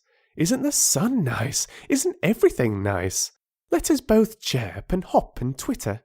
Come on, come on." Mary began to laugh, and as he hopped and took little flights along the wall, she ran after him. Poor little thin, sallow, ugly Mary. She actually looked almost pretty for a moment. "I like you! I like you!" she cried out, pattering down the walk, and she chirped and tried to whistle, which last she did not know how to do in the least. But the robin seemed to be quite satisfied and chirped and whistled back at her. At last he spread his wings and made a darting flight to the top of a tree, where he perched and sang loudly. That reminded Mary of the first time she had seen him. He had been swinging on a treetop then, and she had been standing in the orchard. Now she was on the other side of the orchard and standing in the path outside a wall, much lower down, and there was the same tree inside. "It's in the garden no one can go into," she said to herself. "It's the garden without a door. He lives in there. How I wish I could see what it was like." She ran up the walk to the green door she had entered the first morning. Then she ran down the path through the other door and then into the orchard. And when she stood and looked up, there was the tree on the other side of the wall, and there was the robin just finishing his song and beginning to preen his feathers with his beak. "It's in the garden," she said. "I am sure it is." She walked round and looked closely at that side of the orchard wall, but she only found what she had found before, that there was no door in it. Then she ran through the kitchen gardens again and out into the walk outside the long ivy-covered wall, and she walked to the end of it and looked at it, but there was no door. And then she walked to the other end, looking again, but there was no door. "It's very queer," she said. "Ben Weatherstaff said there was no door, and there is no door. But there must have been one 10 years ago, because Mr. Craven buried the key." This gave her so much to think of that she began to be quite interested, and feel that she was not sorry that she had come to Misselthwaite Manor. In India she had always felt hot and too languid to care much about anything. The fact was that the fresh wind from the moor had begun to blow the cobwebs out of her young brain, and to waken her up a little. She stayed out of doors nearly all day, and when she sat down to her supper at night she felt hungry and drowsy and comfortable. She did not feel cross when Martha chatted away. She felt as if she rather liked to hear her, and at last she thought she would ask her a question. She asked it after she had finished her supper and had sat down on the hearth-rug before the fire. "Why did Mr. Craven hate the garden?" she said. She had made Martha stay with her, and Martha had not objected at all. She was very young and used to a crowded cottage full of brothers and sisters, and she found it dull in the great servants' hall downstairs, where the footman and upper housemaids made fun of her Yorkshire speech and looked upon her as a common little thing, and sat and whispered among themselves. Martha liked to talk, and the strange child who had lived in India, and been waited upon by blacks, was novelty enough to attract her. She sat down on the hearth herself without waiting to be asked. "Art thou thinking about the garden yet?" she said. "I knew thou would. That was just the way with me when I first heard about it." "Why did he hate it?" Mary persisted. Martha tucked her feet under her and made herself quite comfortable. "Listen to t' wind wuthering round the house," she said. "You could bear stand up on t' moor if you was out in it tonight." Mary did not know what wuthering meant until she listened, and then she understood. It must mean that hollow, shuddering sort of roar which rushed round and round the house, as if the giant no one could see were buffeting it and beating at the walls and windows to try to break in. But one knew he could not get in, and somehow it made one feel very safe and warm inside a room with a red coal fire. "But why did he hate it so?" she asked, after she had listened. She intended to know if Martha did. Then Martha gave up her store of knowledge. "Mind," she said, "Mrs. Medlock said it's not to be talked about. There's lots of things in this place that's not to be talked over. That's Mr. Craven's orders. His troubles are non-servant's business, he says. But for the garden he won't be like he is. It was Mrs. Craven's garden that she had made when first they were married, and she just loved it, and they used to tend the flowers themselves, and none of the gardeners was ever let to go in. Him and her used to go in and shut the door and stay there hours and hours, reading and talking. And she was just a bit of a girl, and there was an old tree with a branch bent like a seat on it, and she made roses grow over it, and She used to sit there. But one day, when she was sitting there, the branch broke and she fell on the ground and was hurt so bad that next day she died. The doctors thought he'd go out of his mind and die too. That's why he hates it. No one's never gone in since, and he won't let anyone talk about it. Mary did not ask any more questions. She looked at the red fire and listened to the wind wuthering. It seemed to be wuthering louder than ever. At that moment, a very good thing was happening to her. 4 good things had happened to her, in fact, since she came to Misselthwaite Manor. She had felt as if she had understood a robin, and that he had understood her. She had run in the wind until her blood had grown warm. She had been healthily hungry for the first time in her life, and she'd found out what it was to be sorry for someone. She was getting on. But, as she was listening to the wind, she began to listen to something else. She did not know what it was, because at first she could scarcely distinguish it from the wind itself. It was a curious sound. It seemed almost as if a child were crying somewhere. Sometimes the wind sounded rather like a child crying, but presently Mistress Mary felt quite sure that this sound was inside the house, not outside it. It was far away, but it was inside. She turned round and looked at Martha. "Do you hear anyone crying?" she said. Martha suddenly looked confused. "No," she answered. "It's the wind. Sometimes it sounds like as if someone was lost on the moor and wailing. It's got all sorts of sounds." "But listen," said Mary. "It's in the house, down one of those long corridors." And at that very moment, a door must have been opened somewhere downstairs, for a great rushing draught blew along the passage and the door of the room they sat in was blown open with a crash. And as they both jumped to their feet, the light was blown out, and the crying sound was swept down the far corridor, so that it was to be heard more plainly than ever. "There!" said Mary. "I told you so. It is someone crying, and it isn't a grown-up person." Martha ran and shut the door and turned the key, but before she did it, they both heard the sound of a door in some far passage shutting with a bang, and then everything was quiet, for even the wind ceased wuthering for a few moments. "It was the wind," said Martha stubbornly, "and if it wasn't, it was little Betty Butterworth, the scullery maid. She's had the toothache all day." But something troubled and awkward in her manner made Mistress Mary stare very hard at her. She did not believe she was speaking the truth. Thank you very much for listening.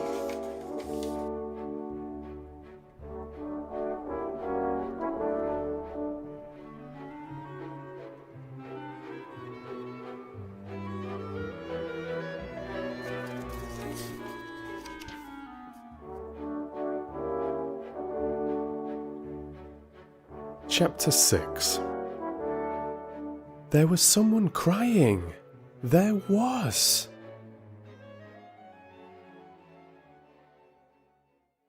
The next day, the rain poured down in torrents again, and when Mary looked out of her window, the moor was almost hidden by grey mist and cloud. There could be no going out today. "What do you do in your cottage when it rains like this?" she asked Martha. "Try to keep from under each other's feet mostly," Martha answered. There does seem a lot of us then. Mother's a good-tempered woman, but she gets fair moithered. The biggest one goes out in cowshed and plays there. Dickon, he doesn't mind the wet. He goes out just the same as if the sun were shining. He says he sees things on rainy days as doesn't show when it's fair weather. He once found a little fox cub half drowned in its hole, and he brought it home in the bosom of his shirt to keep it warm. Its mother had been killed nearby, and the hole was swum out, and the rest of the litter was dead. He's got it at home now. He found a half-drowned young crow another time, and he brought it home too, and tamed it. It's named Soot because it's so black, and it hops and flies about with him everywhere." The time had come when Mary had forgotten to resent Martha's familiar talk. She had even begun to find it interesting, and to be sorry when she stopped or went away. The stories she had been told by her ayah when she lived in India had been quite unlike those Martha had to tell about the moorland cottage which held 14 people who lived in 4 little rooms and never had quite enough to eat. The children seemed to tumble about and amuse themselves like a litter of rough, good-natured collie puppies. Mary was most attracted by the mother and Dickon. When Martha told stories of what mother said or did, they always sounded comfortable. "If I had a raven or a fox cub, I could play with it," said Mary. "But I have nothing." Martha looked perplexed. "Can they knit?" she asked. "No," answered Mary. "Can they sew?" "No." "Can they read?" "Yes." "Then why doesn't they read something, or learn a bit of spelling? Thou'st old enough to be learning thy book a good bit now." "I haven't got any books," said Mary. "Those I had were left in India." "That's a pity," said Martha. "If Mrs. Medlock had let thee go into the library, there's thousands of books there." Mary did not ask where the library was, because she was suddenly inspired by a new idea. She made up her mind to go and find it herself. She was not troubled about Mrs. Medlock. Mrs. Medlock seemed always to be in her comfortable housekeeper's sitting room downstairs. In this queer place, one scarcely ever saw anyone at all. In fact, there was no one to see but the servants. And when their master was away, they lived a luxurious life below stairs, where there was a huge kitchen hung about with shining brass and pewter, and a large servants' hall where there were 4 or 5 abundant meals eaten every day, and where a great deal of lively romping went on when Mrs. Medlock was out of the way. Mary's meals were served regularly, and Martha waited on her, but no one troubled themselves about her in the least. Mrs. Medlock came and looked at her every day or two, but no one inquired what she did or told her what to do. She supposed that perhaps this was the English way of treating children. In India she'd always been attended by her ayah, who had followed her about and waited on her hand and foot. She'd often been tired of her company. Now she was followed by nobody, and was learning to dress herself, because Martha looked as though she thought she was silly and stupid when she wanted to have things handed to her and put on. "Hasn't thou got good sense?" she said once, when Mary had stood waiting for her to put on her gloves for her. "Our Susan Ann is twice as sharp as thee, and she's only 4 years old. Sometimes thou looks fair soft in the head." Mary had worn her contrary scowl for an hour after that, but it made her think several entirely new things. She stood at the window for about 10 minutes this morning after Martha had swept up the hearth for the last time and gone downstairs. She was thinking over the new idea which had come to her when she heard of the library. She did not care very much about the library itself, because she had read very few books, but to hear of it brought back to her mind the 100 rooms with closed doors. She wondered if they were all really locked, and what she would find if she could get into any of them. Were there 100, really? Why shouldn't she go and see how many doors she could count? It would be something to do on this morning when she could not go out. She'd never been taught to ask permission to do things, and she knew nothing at all about authority, so she would not have thought it necessary to ask Mrs. Medlock if she might walk about the house, even if she had seen her. She opened the door of the room and went into the corridor, and then she began her wanderings. It was a long corridor, and it branched into other corridors and led her up short flights of steps which mounted to others again. There were doors and doors, and there were pictures on the walls.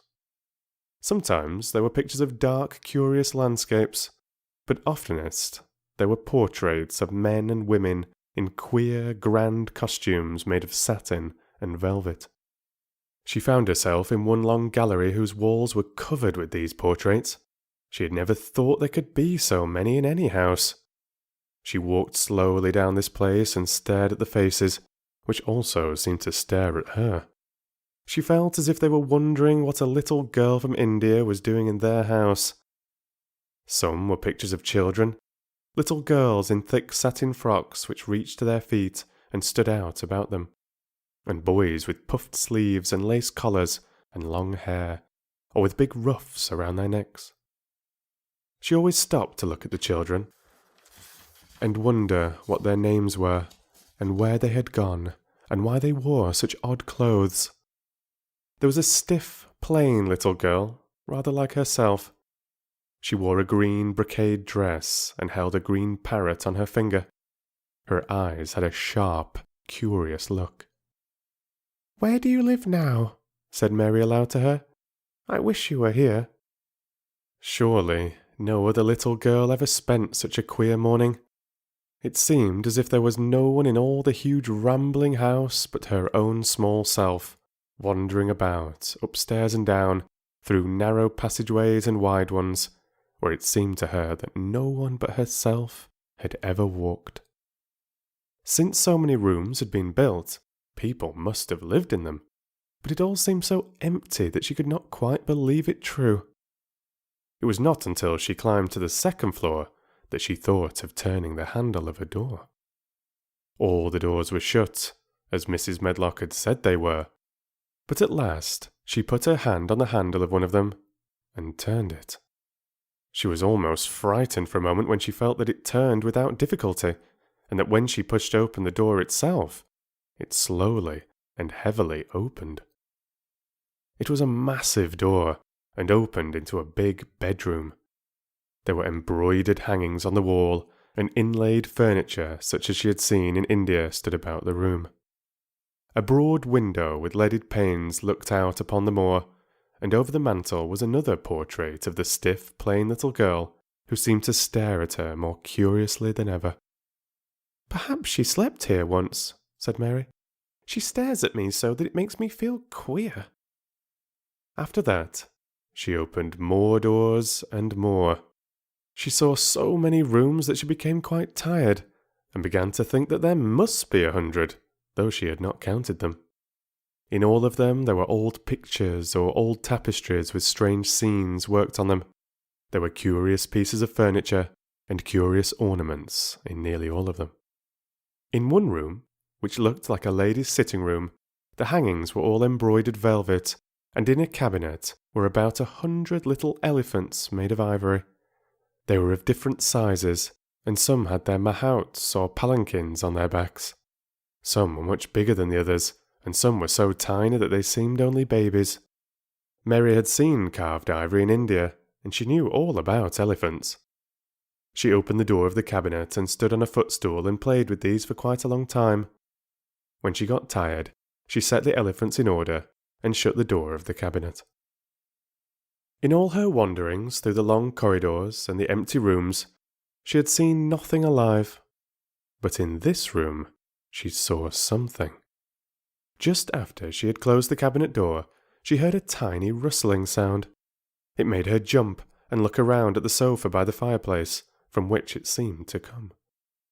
In the corner of the sofa there was a cushion, and in the velvet which covered it there was a hole, and out of the hole peeped a tiny head, with a pair of frightened eyes in it. Mary crept softly across the room to look. The bright eyes belonged to a little grey mouse, and the mouse had eaten a hole into the cushion and made a comfortable nest there. 6 baby mice were cuddled up asleep near her. If there was no one else alive in the 100 rooms, there were 7 mice who did not look lonely at all. "If they wouldn't be so frightened, I would take them back with me," said Mary. She had wandered about long enough to feel too tired to wander any farther, and she turned back. 2 or 3 times she lost her way by turning down the wrong corridor, and was obliged to ramble up and down until she found the right one.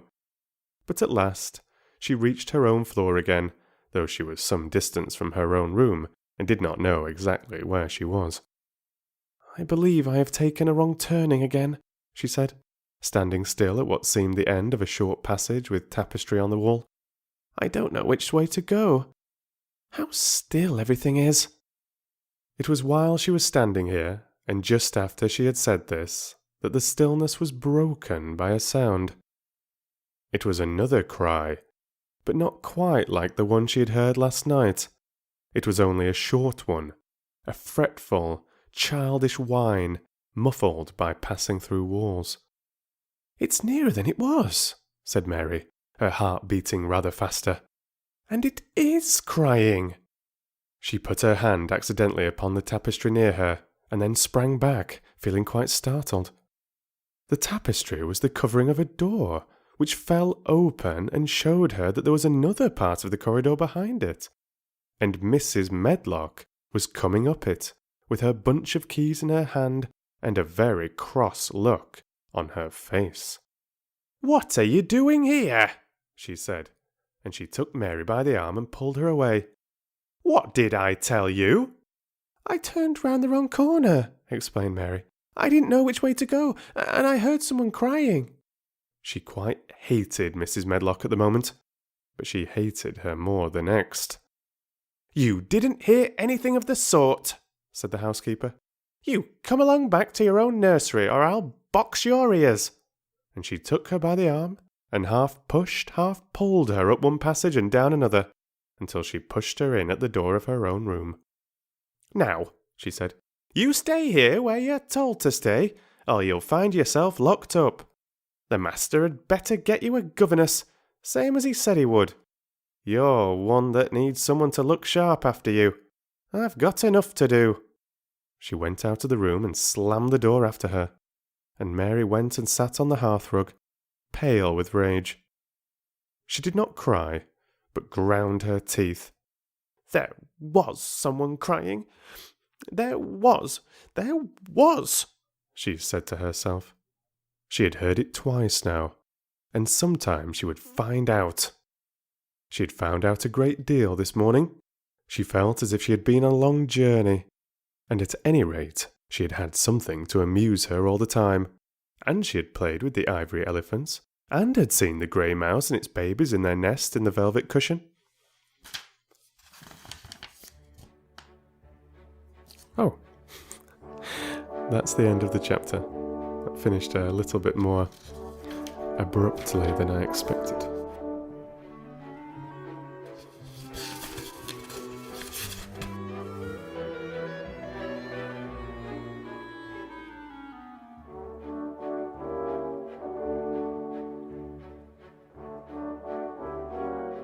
Chapter 7.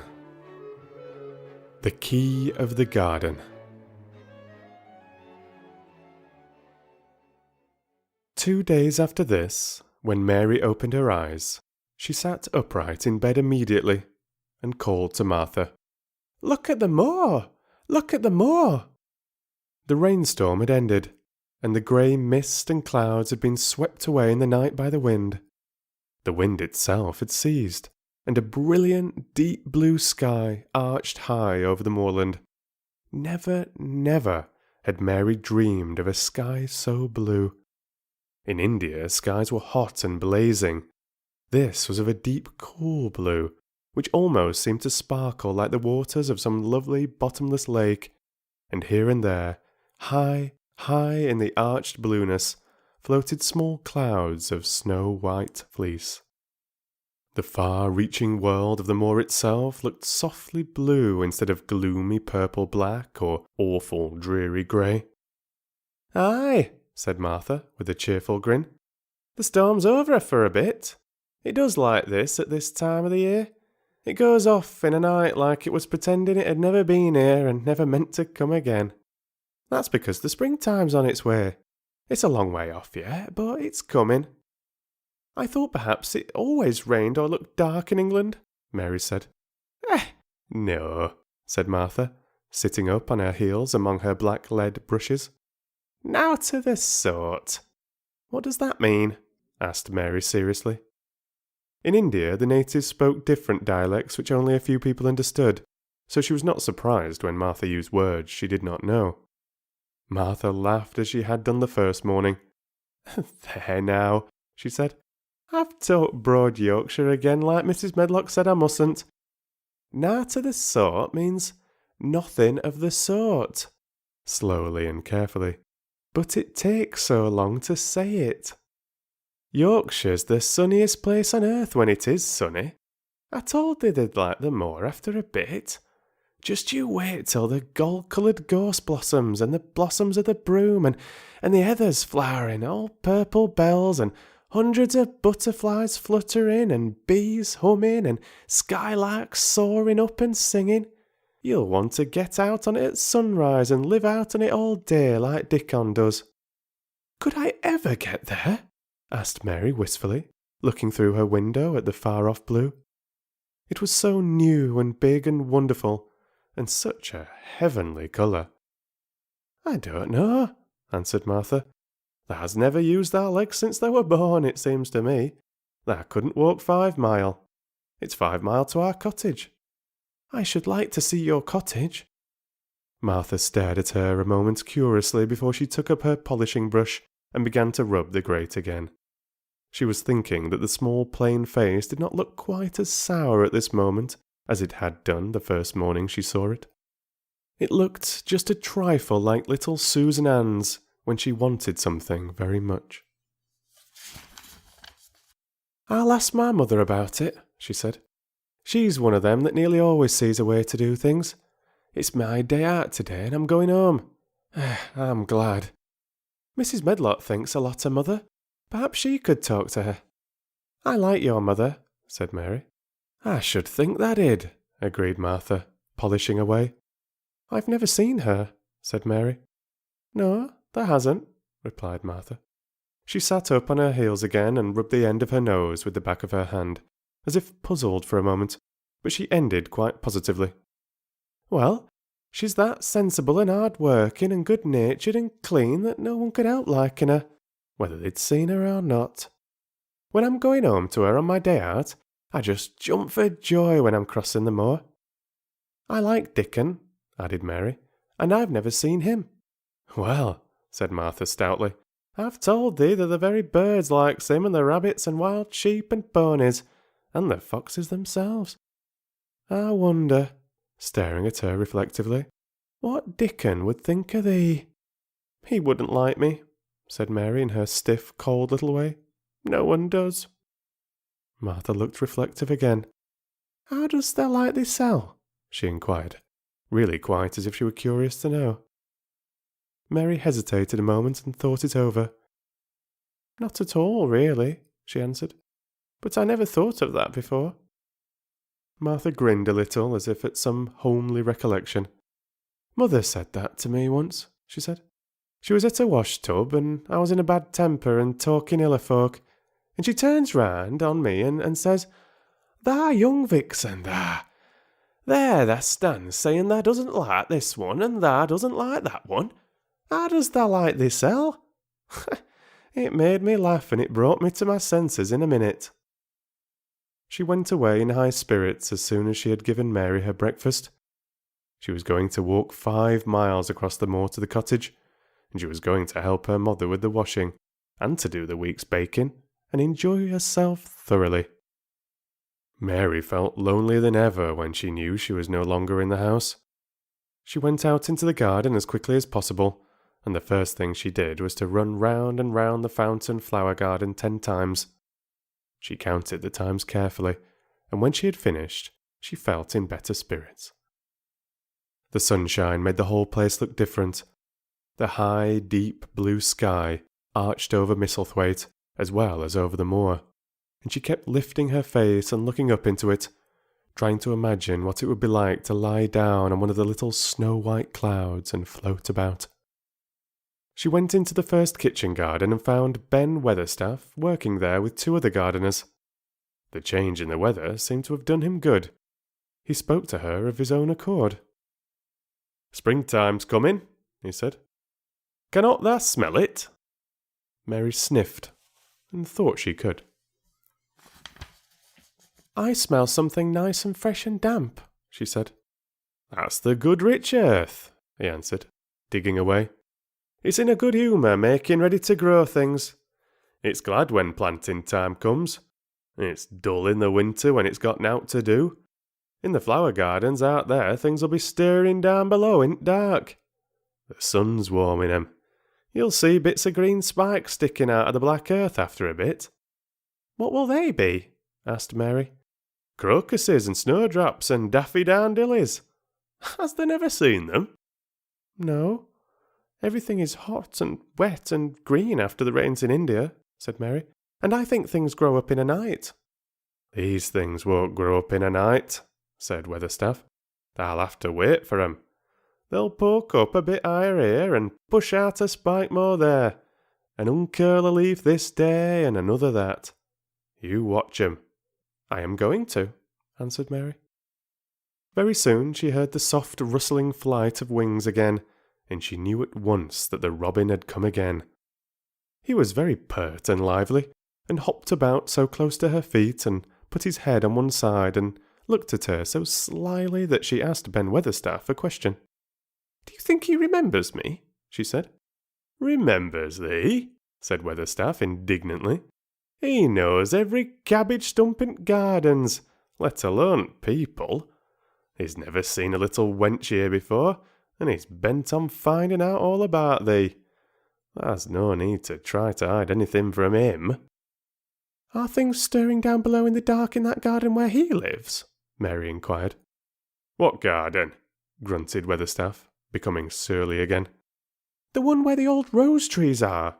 She could not help asking, because she wanted so much to know. Are all the flowers dead, or do some of them come again in the summer? Are there ever any roses? Ask him, said Ben Weatherstaff, hunching his shoulders toward the robin. He's the only one as knows. No one else has seen inside it for 10 years. 10 years was a long time, Mary thought. She had been born 10 years ago. She walked away, slowly thinking. She had begun to like the garden just as she had begun to like the robin and Dickon and Martha's mother. She was beginning to like Martha too. That seemed a good many people to like, when you were not used to liking.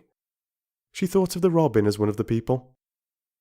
She went to her walk outside the long ivy-covered wall over which she could see the treetops, and the second time she walked up and down, the most interesting and exciting thing happened to her, and it was all through Ben Weatherstaff's robin. She heard a chirp and a twitter, and when she looked at the bare flower bed at her left side, there he was, hopping about and pretending to peck things out of the earth to persuade her that he had not followed her.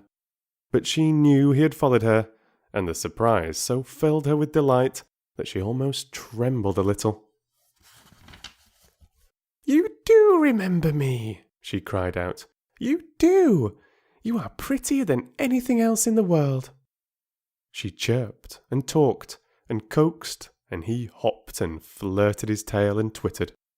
It was as if he were talking.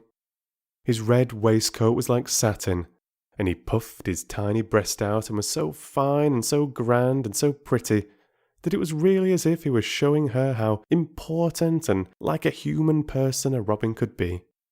Mistress Mary forgot that she had ever been contrary in her life when he allowed her to draw closer and closer to him, and bend down and talk and try to make something like robin sounds. Oh, to think that he would actually let her come as near to him as that! He knew nothing in the world would make her put out her hand toward him or startle him in the least tiniest way. He knew it because he was a real person, only nicer than any other person in the world. She was so happy that she scarcely dared to breathe. The flower bed was not quite bare. It was bare of flowers because the perennial plants had been cut down for their winter rest, but there were tall shrubs and low ones which grew together at the back of the bed, and, as the robin hopped about under them, she saw him hop over a small pile of freshly turned up earth. He stopped on it to look for a worm. The earth had been turned up because a dog had been trying to dig up a mole, and he had scratched quite a deep hole. Mary looked at it, not really knowing why the hole was there, and as she looked she saw something almost buried in the newly turned soil. It was something like a ring of rusty iron or brass, and when the robin flew up into a tree nearby, she put out her hand and picked the ring up. It was more than a ring, however. It was an old key, which looked as if it had been buried for a long time. Mistress Mary stood up and looked at it with an almost frightened face as it hung from her finger. "Perhaps it has been buried for 10 years," she said in a whisper. "Perhaps it is the key to the garden."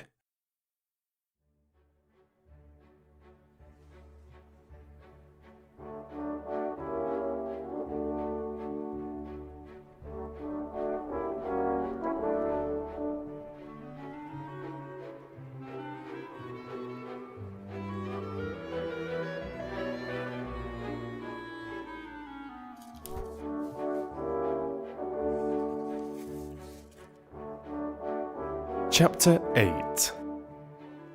The Robin Who Showed the Way.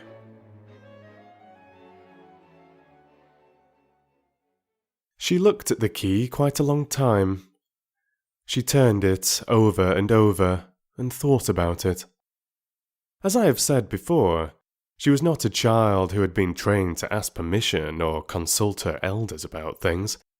All she thought about the key was that if it was the key to the closed garden, and she could find out where the door was, she could perhaps open it and see what was inside the walls and what had happened to the old rose trees. It was because it had been shut up so long that she wanted to see it. It seemed as if it must be different from other places and that something strange must have happened to it during 10 years. Besides that, if she liked it, she could go into it every day and shut the door behind her, and she could make up some play of her own and play it quite alone, because nobody would ever know where she was, but would think the door was still locked, and the key buried in the earth. The thought of that pleased her very much. Living, as it were, all by herself in a house with 100 mysteriously closed rooms, and having nothing whatever to do to amuse herself, had set her inactive brain to work, and was actually awakening her imagination.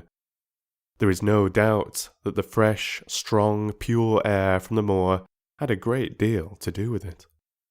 Just as it had given her an appetite, and fighting with the wind had stirred her blood, so the same things had stirred her mind. In India she had always been too hot and languid and weak to care much about anything, but in this place she was beginning to care and to want to do new things. Already she felt less contrary, though she did not know why. She put the key in her pocket and walked up and down her walk. No one but herself ever seemed to come there, so she could walk slowly and look at the wall, or rather, at the ivy growing on it. The ivy was the baffling thing. Howsoever carefully she looked, she could see nothing but thickly growing, glossy, dark green leaves. She was very much disappointed. Something of her contrariness came back to her as she paced the wall and looked over it at the treetops inside. It seemed so silly, she said to herself, to be near it and not be able to get in. She took the key in her pocket when she went back to the house, and she made up her mind that she would always carry it with her when she went out, so that if she ever should find the hidden door, she would be ready. Mrs. Medlock had allowed Martha to sleep all night at the cottage, but she was back at her work in the morning with cheeks redder than ever and in the best of spirits. "I got up at 4 o'clock, she said. It was pretty on moor with the birds getting up and the rabbits scampering about and the sun rising. I didn't walk all the way. A man gave me a ride in his cart, and I can tell you I did enjoy myself." She was full of stories of the delights of her day out. Her mother had been glad to see her, and they'd got the baking and washing all out of the way. She'd even made each of the children a dough cake with a bit of brown sugar in it. "I had 'em all piping hot when they came in from playing on t' moor, and the cottage all smelt of nice clean hot baking, and there was a good fire, and they just shouted for joy. Our Dickon, he said our cottage was good enough for a king to live in." In the evening, they'd all sat round the fire, and Martha and her mother had sewed patches on torn clothes and mended stockings, and Martha had told them about the little girl who had come from India, and who had been waited on all her life by what Martha called blacks, until she didn't know how to put on her own stockings. They did like to hear about you," said Martha. "They wanted to know all about the blacks and about the ship you came in. I couldn't tell them enough." Mary reflected a little. "I'll tell you a great deal more before your next day out," she said. so that you will have more to talk about. I dare say they would like to hear about riding on elephants and camels, and about the officers going to hunt tigers." "My word!" cried delighted Martha. "It would set 'em clean off their heads. Would they really do that, miss? It would be same as a wild beast show like we heard they had in York once." "India is quite different from Yorkshire," Mary said slowly, as she thought the matter over. "I never thought of that. Did Dickon and your mother like to hear you talk about me?" "Why, our Dickon's eyes nearly started out of his head, they got that round," answered Martha. "But mother, she was put about you seeming to be all by yourself like. She said, 'Hasn't Mr. Craven got no governess for her, nor no nurse?' And I said, 'No, he hasn't, though Mrs. Medlock says he will when he thinks of it, but she says he mightn't think of it for 2 or 3 years. "'I don't want a governess,' said Mary sharply. "'But mother says you ought to be learning your book by this time, and you ought to have a woman to look after you. And she says, "Now, Martha, you just think how you'd feel yourself in a big place like that, wandering about all alone and no mother. You do your best to cheer her up," she says, and I said I would." Mary gave her a long, steady look. "You do cheer me up," she said. "I like to hear you talk." Presently, Martha went out of the room and came back with something held in her hands under her apron. "What does thou think?" she said, with a cheerful grin. "I've brought thee a present." "A present?" exclaimed Mistress Mary. How could a cottage full of 14 hungry people give anyone a present? "A man was driving across the moor peddling," Martha explained, "and he stopped his cart at our door. He had pots and pans and odds and ends, but mother had no money to buy anything. Just as he was going away, our Elizabeth Ellen called out, 'Mother, he's got skipping ropes with red and blue handles.' And mother, she calls out quite sudden, 'Here, stop, mister, how much are they?' And he says 2pence, and mother, she began fumbling in her pocket, and she says to me, 'Martha, thou's brought thee thy wages like a good lass, and I've got 4 places to put every penny, but I'm just going to take 2pence out of it to buy that child a skipping rope.' And she bought one, and here it is." She brought it out from under her apron and exhibited it quite proudly. It was a strong, slender rope with a striped red and blue handle at each end, but Mary Lennox had never seen a skipping rope before. She gazed at it with a mystified expression. "What is it for?" she asked curiously. "For?" cried out Martha. "Does that mean they've not got skipping ropes in India, for all they've got elephants and tigers and camels? No wonder most of 'em's black. This is what it's for. Just watch me." And she ran into the middle of the room, and, taking a handle in each hand, began to skip and skip and skip, while Mary turned in her chair to stare at her, and the queer faces in the old portrait seemed to stare at her too, and wonder what on earth this common little cottager had the impudence to be doing under their very noses. But Martha did not even see them. The interest and curiosity in Mistress Mary's face delighted her, and she went on skipping and counted as she skipped until she had reached 100. "I could skip longer than that," she said when she stopped. "I've skipped as much as 500 when I was 12, but I wasn't as fat then as I am now, and I was in practice." Mary got up from her chair, beginning to feel excited herself. "It looks nice," she said. "Your mother is a kind woman. Do you think I could ever skip like that?" "You just try it," urged Martha, handing her the skipping rope. "You can't skip 100 at first, but if you practice, you'll mount up. That's what mother said. She says, 'Nothing will do her more good than skipping rope. It's the sensiblest toy a child can have. Let her play out in fresh air skipping, and it'll stretch her legs and arms and give her some strength in 'em.'" It was plain that there was not a great deal of strength in Mistress Mary's arms and legs when she first began to skip. She was not very clever at it, but she liked it so much that she did not want to stop. "Put on the things and run and skip out of doors," said Martha. "Mother said I must tell you to keep out of doors as much as you could, even when it rains a bit, so as the wrap up warm." Mary put on her coat and hat and took her skipping rope over her arm. She opened the door to go out, and then suddenly thought of something and turned back rather slowly. "Martha," she said, They were your wages. It was your 2p, really. Thank you. She said it stiffly, because she was not used to thanking people or noticing that they did things for her. Thank you, she said, and held out her hand because she did not know what else to do. Martha gave her hand a clumsy little shake, as if she was not accustomed to this sort of thing either. Then she laughed. "Eh, thou art a queer old womanish thing," she said. "If tha'd been our Elizabeth Allen, tha'd have given me a kiss." Mary looked stiffer than ever. "Do you want me to kiss you?" Martha laughed again. "Nay, not me," she answered. "If thou was different, perhaps tha'd want to thysel. But that isn't. Run off outside and play with our rope." Mistress Mary felt a little awkward as she went out of the room.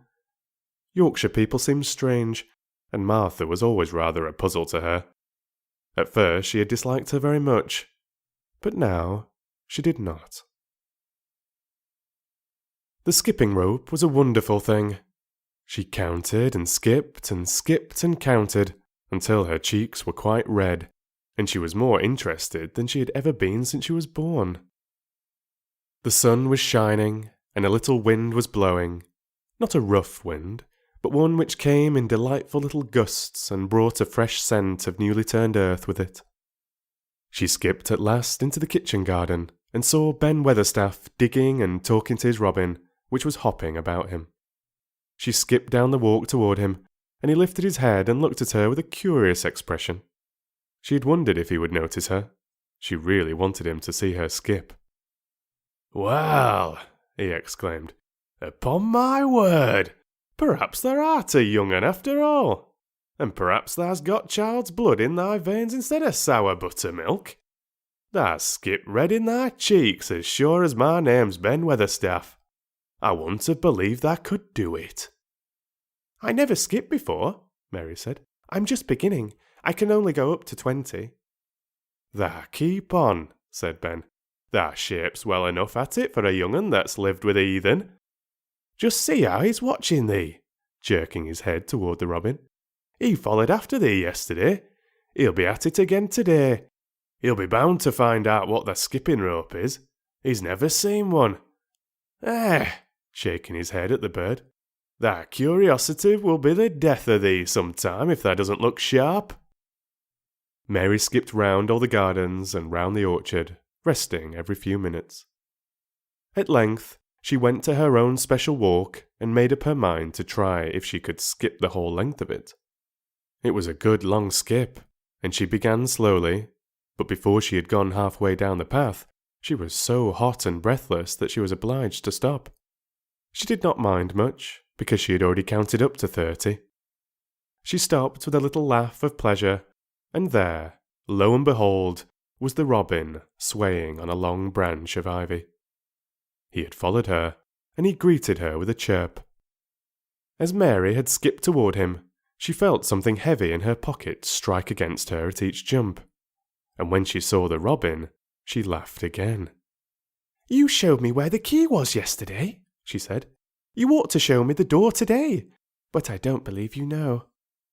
The robin flew from his swinging spray of ivy onto the top of the wall, and he opened his beak and sang a loud, lovely trill, merely to show off. Nothing in the world is quite as adorably lovely as a robin when he shows off, and they are nearly always doing it. Mary Lennox had heard a great deal about magic in her Ayah's stories, and she always said that what happened almost at that moment was magic. One of the nice little gusts of wind rushed down the walk, and it was a stronger one than the rest. It was strong enough to wave the branches of the trees, and it was more than strong enough to sway the trailing sprays of untrimmed ivy hanging from the wall.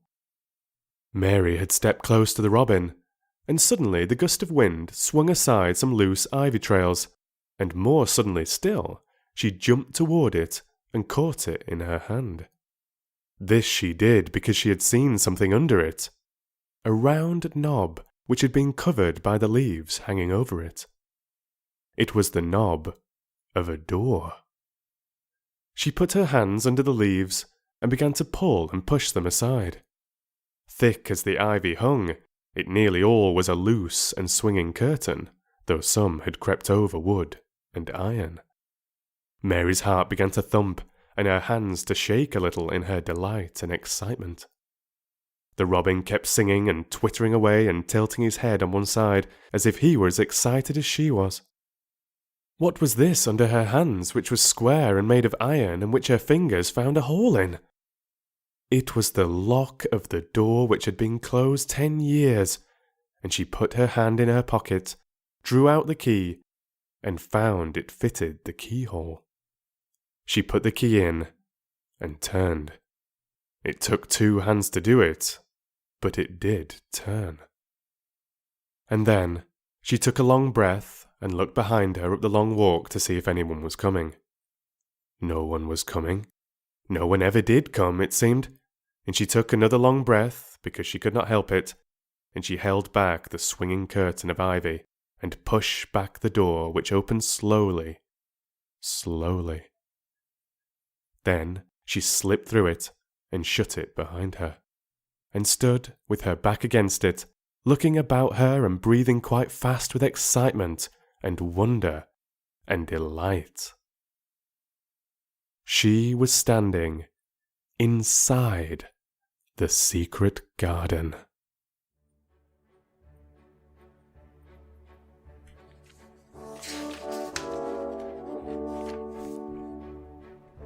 Okay.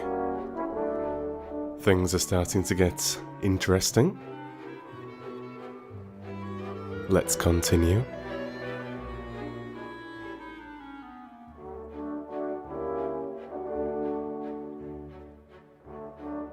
Chapter 9. The strangest house anyone ever lived in. It was the sweetest, most mysterious-looking place anyone could imagine. The high walls which shut it in were covered with the leafless stems of climbing roses, which were so thick that they were matted together. Mary Lennox knew they were roses, because she had seen a great many roses in India. All the ground was covered with grass of a wintry brown, and out of it grew clumps of bushes, which were surely rose bushes, if they were alive. There were numbers of standard roses, which had so spread their branches that they were like little trees. There were other trees in the garden, and one of the things which made the place look strangest and loveliest was that climbing roses had run all over them, and swung down long tendrils which made light, swaying curtains, and here and there they had caught at each other or at a far-reaching branch, and had crept from one tree to another, and made lovely bridges of themselves. There were neither leaves nor roses on them now, and Mary did not know whether they were dead or alive, but their thin grey or brown branches and sprays looked like a sort of hazy mantle spreading over everything, walls and trees, and even brown grass, where they had fallen from their fastenings and run along the ground.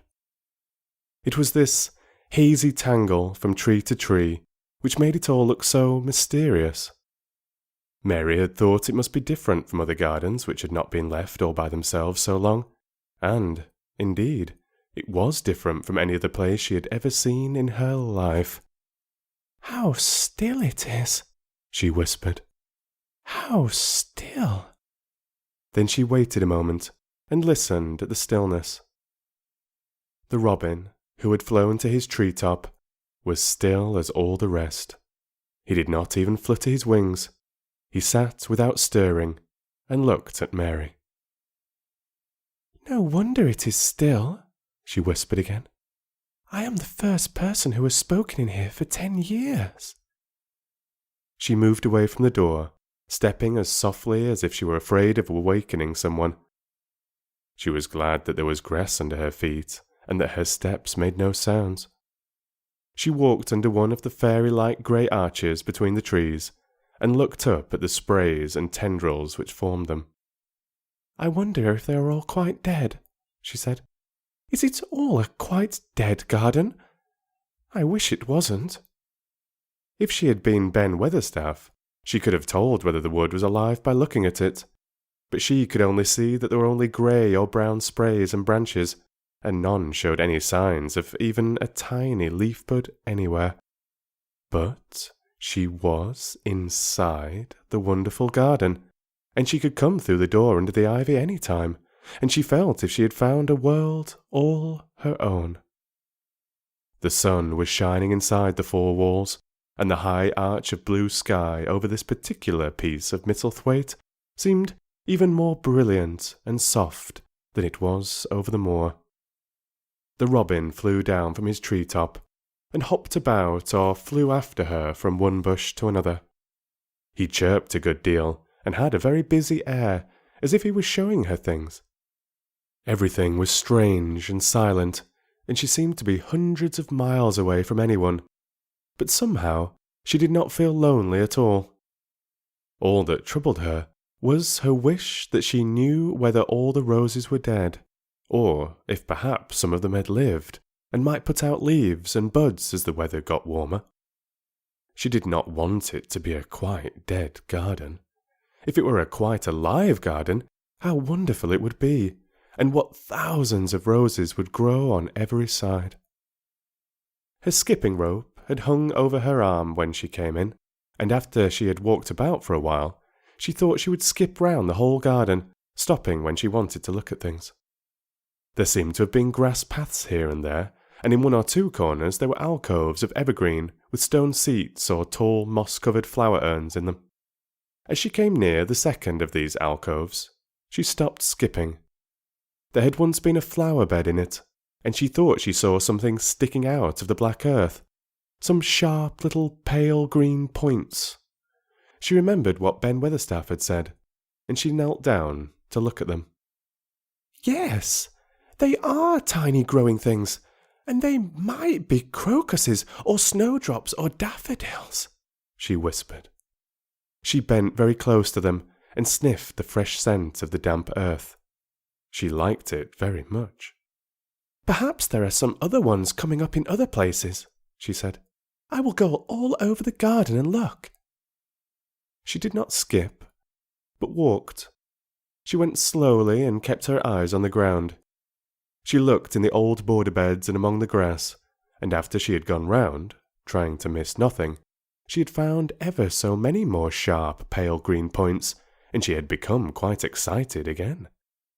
"It isn't a quite dead garden," she cried out softly to herself. "Even if the roses are dead, there are other things alive." She did not know anything about gardening, but the grass seemed so thick in some of the places where the green points were pushing their way through that she thought that they did not seem to have enough room to grow. She searched about until she found a rather sharp piece of wood, and knelt down and dug and weeded out the weeds and grass until she made nice little clear places around them. "Now they look as if they could breathe," she said, after she had finished with the first ones. "I am going to do ever so many more. I'll do all I can see. If I haven't time today, I can come tomorrow." She went from place to place, and dug and weeded, and enjoyed herself so immensely that she was led on from bed to bed into the grass under the trees.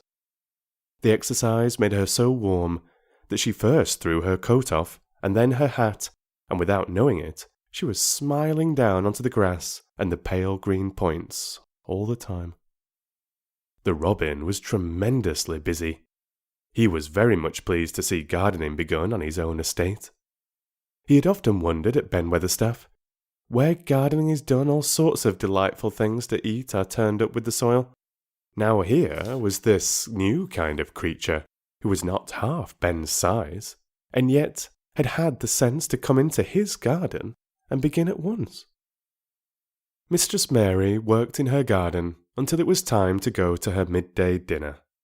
In fact, she was rather late in remembering, and when she put on her coat and hat and picked up her skipping rope, she could not believe that she had been working 2 or 3 hours.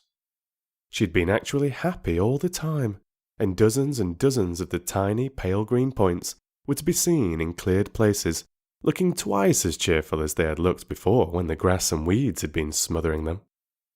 "I shall come back this afternoon," she said, looking all around at her new kingdom, and speaking to the trees and the rose bushes as if they heard her. Then she ran lightly across the grass pushed open the slow old door and slipped through it under the ivy. She had such red cheeks and such bright eyes and ate such a dinner that Martha was delighted. "2 pieces of meat and 2 helps of rice pudding," she said. Mother will be pleased when I tell her what the skipping rope's done for thee." In the course of her digging with her pointed stick, Mistress Mary had found herself digging up a sort of white root, rather like an onion. She had put it back in its place, and patted the earth carefully down on it, and just now she wondered if Martha could tell her what it was. "Martha," she said, "what are those white roots that look like onions?" "They're bulbs," answered Martha. "Lots of spring flowers grow from 'em. The very little uns are snowdrops and crocuses, and the big uns are narcissus and jonquils and daffydowndillies. The biggest of all is lilies and purple flags. They are nice. Dickon's got a whole lot of 'em planted in our bit of garden." "Does Dickon know all about them?" asked Mary, a new idea taking possession of her. "Our Dickon can make a flower grow out of a brick wall. Mother says he just whispers things out of the ground."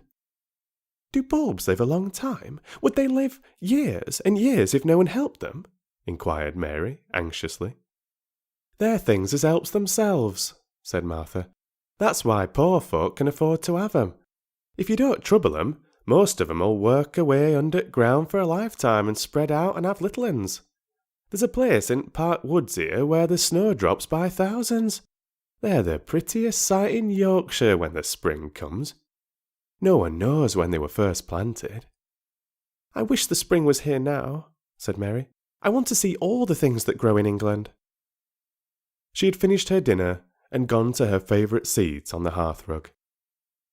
I wish I had a little spade," she said.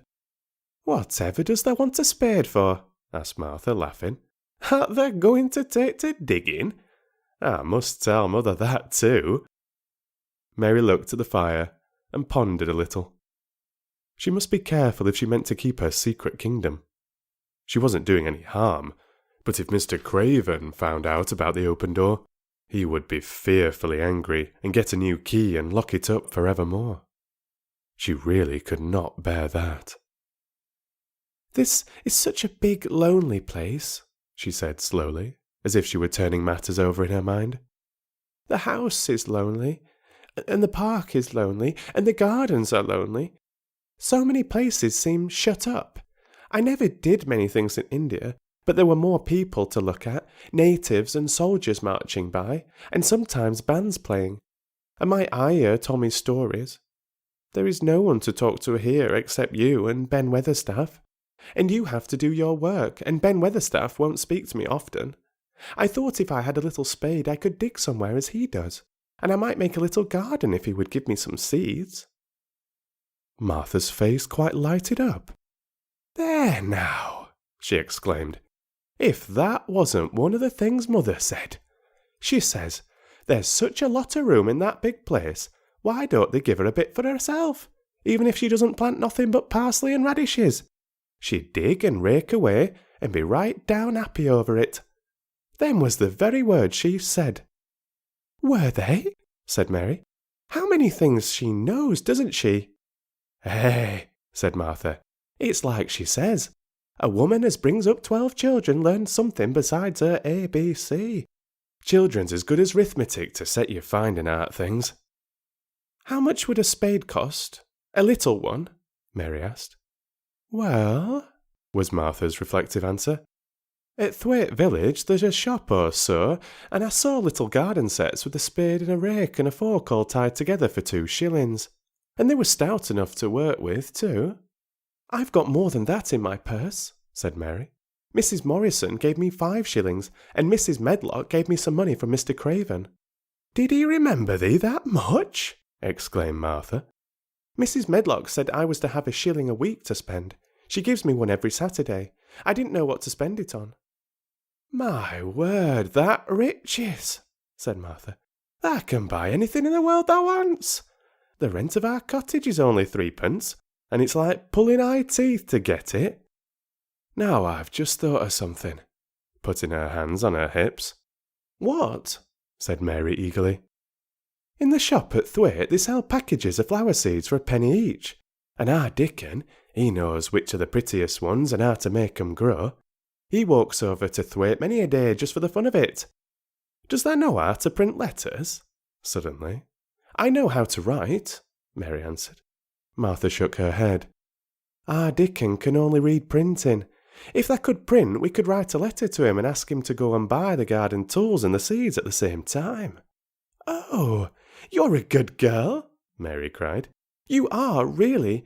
I didn't know you were so nice. I know I can print letters if I try. Let's ask Mrs. Medlock for a pen and ink and some paper."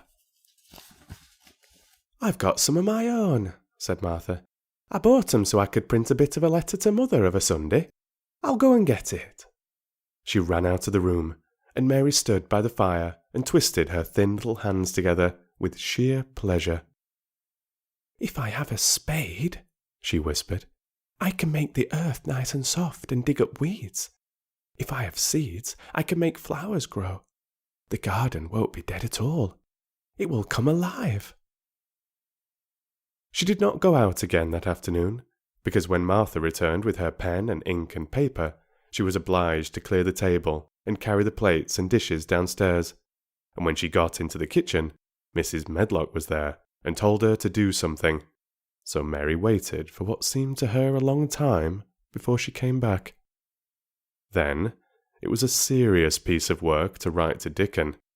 Mary had been taught very little because her governess had disliked her too much to stay with her. She could not spell particularly well, but she found that she could print letters when she tried. This was the letter Martha dictated to her. "My dear Dickon, this comes hoping to find you well as it leaves me at present. Miss Mary has plenty of money, and will you go to Thwaite and buy her some flower seeds and a set of garden tools to make a flower bed. Pick the prettiest ones and easy to grow, because she has never done it before and lived in India, which is different. Give my love to Mother and every one of you. Miss Mary is going to tell me a lot more so that on my next day out you can hear about elephants and camels and gentlemen going hunting lions and tigers. Your loving sister, Martha Phoebe Sowerby." "We'll put the money in the envelope and I'll get the butcher's boy to take it in his cart. He's a great friend of Dickon's," said Martha. "How shall I get the things when Dickon buys them?" asked Mary. "He'll bring 'em to you himself. He'll like to walk over this way." "Oh!" exclaimed Mary. "Then I shall see him. I never thought I should see Dickon." "Does thou want to see him?" asked Martha suddenly. She had looked so pleased. "Yes, I do. I never saw a boy foxes and crows loved. I want to see him very much." Martha gave a little start, as if she suddenly remembered something. "Now to think of it," she broke out, "to think of me forgetting that there...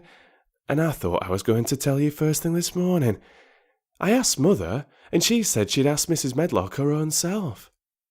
"Do you mean—" Mary began. "What I said Tuesday. Ask her if you might be driven over to our cottage some day and have a bit of Mother's hot oat cake and butter and a glass of milk." It seemed as if all the interesting things were happening in one day. To think of going over the moor, in the daylight, and when the sky was blue. To think of going into the cottage which held 12 children. "Does she think Mrs. Medlock would let me go?" she asked, quite anxiously. "Aye, she thinks she would. She knows what a tidy woman Mother is and how clean she keeps the cottage." "If I went I should see your mother as well as Dickon," said Mary, thinking it over and liking the idea very much. "She doesn't seem to be like the mothers in India." Her work in the garden and the excitement of the afternoon ended by making her feel quiet and thoughtful. Martha stayed with her until tea time, but they sat in comfortable quiet and talked very little. But just before Martha went downstairs for the tea tray, Mary asked a question. "Martha," she said, "has the scullery maid had the toothache again today?" Martha certainly started slightly. "What makes thee ask that?" she said. "Because when I waited so long for you to come back, I opened the door and walked down the corridor to see if you were coming, and I heard that far-off crying again, just as we heard it the other night. There isn't a wind today, so you see it couldn't have been the wind." Said Martha restlessly. "Thou mustn't go walking about in corridors and listening. Mr. Craven would be that there angry there's no knowing what he'd do." "I wasn't listening," said Mary. "I was just waiting for you, and I heard it. That's 3 times. My word, there's Mrs. Medlock's bell," said Martha, and she almost ran out of the room. "It's the strangest house anyone ever lived in," said Mary drowsily, as she dropped her head on the cushioned seat of the armchair near her. Fresh air, and digging, and skipping rope had made her feel so comfortably tired that she fell asleep.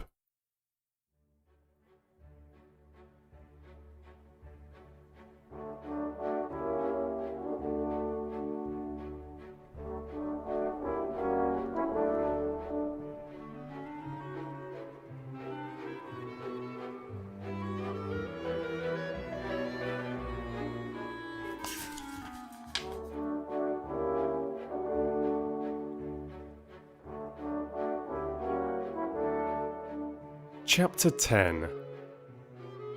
Dickon.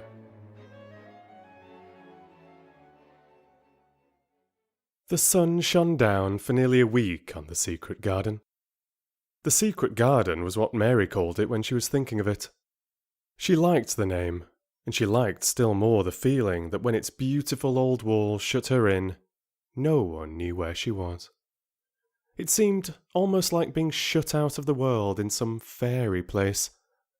The few books she had read and liked had been fairy story books, and she had read of secret gardens in some of the stories. Sometimes people went to sleep in them for 100 years, which she had thought must be rather stupid. She had no intention of going to sleep, and in fact, she was becoming wider awake every day which passed at Misselthwaite. She was beginning to like to be out of doors. She no longer hated the wind, but enjoyed it. She could run faster and longer, and she could skip up to 100. The bulbs in the secret garden must have been much astonished. Such nice, clear places were made round them that they had all the breathing space they wanted. And really, if Mistress Mary had known it, they began to cheer up under the dark earth and work tremendously.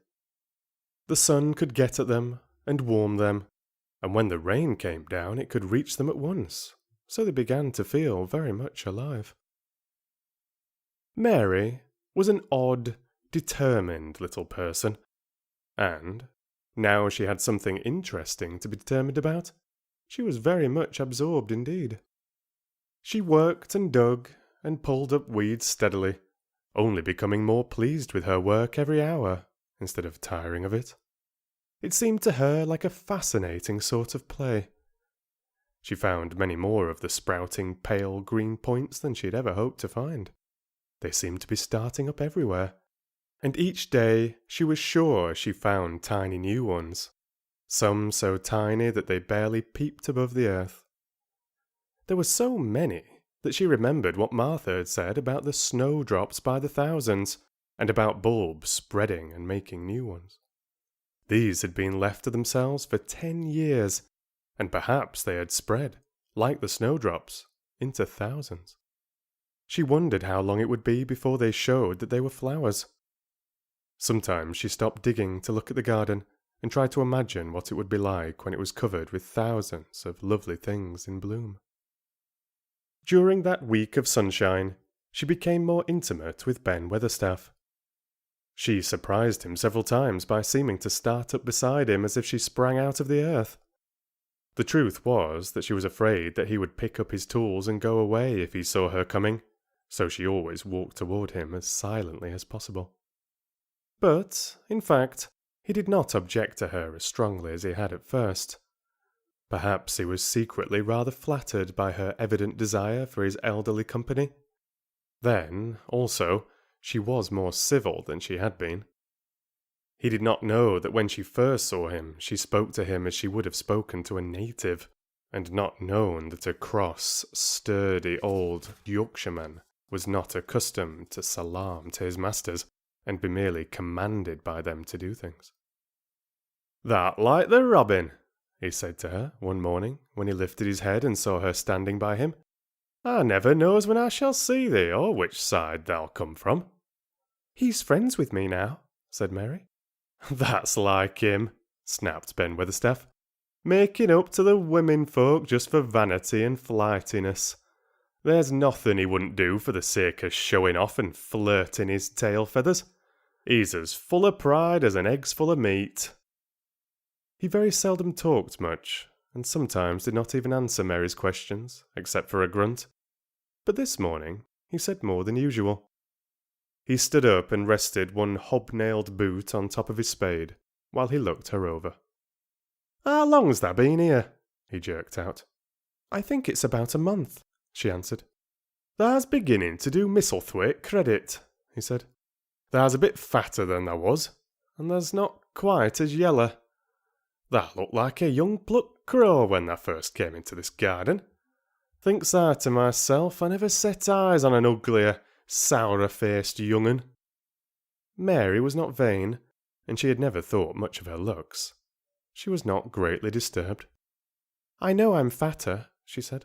"My stockings are getting tighter. They used to make wrinkles. There's the robin, Ben Weatherstaff." There, indeed, was the robin, and she thought he looked nicer than ever. His red waistcoat was as glossy as satin, and he flirted his wings and tail, and tilted his head, and hopped about with all sorts of lively graces. He seemed determined to make Ben Weatherstaff admire him, but Ben was sarcastic. "Aye, there thou art," he said. "Thou can put up wi' me for a bit sometimes when thou's got no one better. Thou's been reddening up thy waistcoat and polishing thy feathers this 2 weeks. I know what thou's up to. Thou's courting some bold young madam somewhere, telling thy lies to her about being the finest cock robin on Misselmoor, and ready to fight all the rest of 'em." "Oh, look at him!" exclaimed Mary. The robin was evidently in a fascinating, bold mood. He hopped closer and closer, and looked at Ben Weatherstaff more and more engagingly. He flew onto the nearest currant bush, and tilted his head, and sang a little song right at him. "Thou thinks thou'll get over me by doing that?" said Ben, wrinkling his face up in such a way that Mary felt sure he was trying not to look pleased. "Thou thinks no one can stand out against thee? That's what thou thinks." The robin spread his wings. Mary could scarcely believe her eyes. He flew right up to the handle of Ben Weatherstaff's spade, and alighted on the top of it. Then the old man's face wrinkled itself slowly into a new expression. He stood still as if he were afraid to breathe, as if he would not have stirred for the world, lest his robin should start away. He spoke quite in a whisper. "Well, I'm danged," he said as softly as if he were saying something quite different. "Thou does know how to get at a chap, thou does.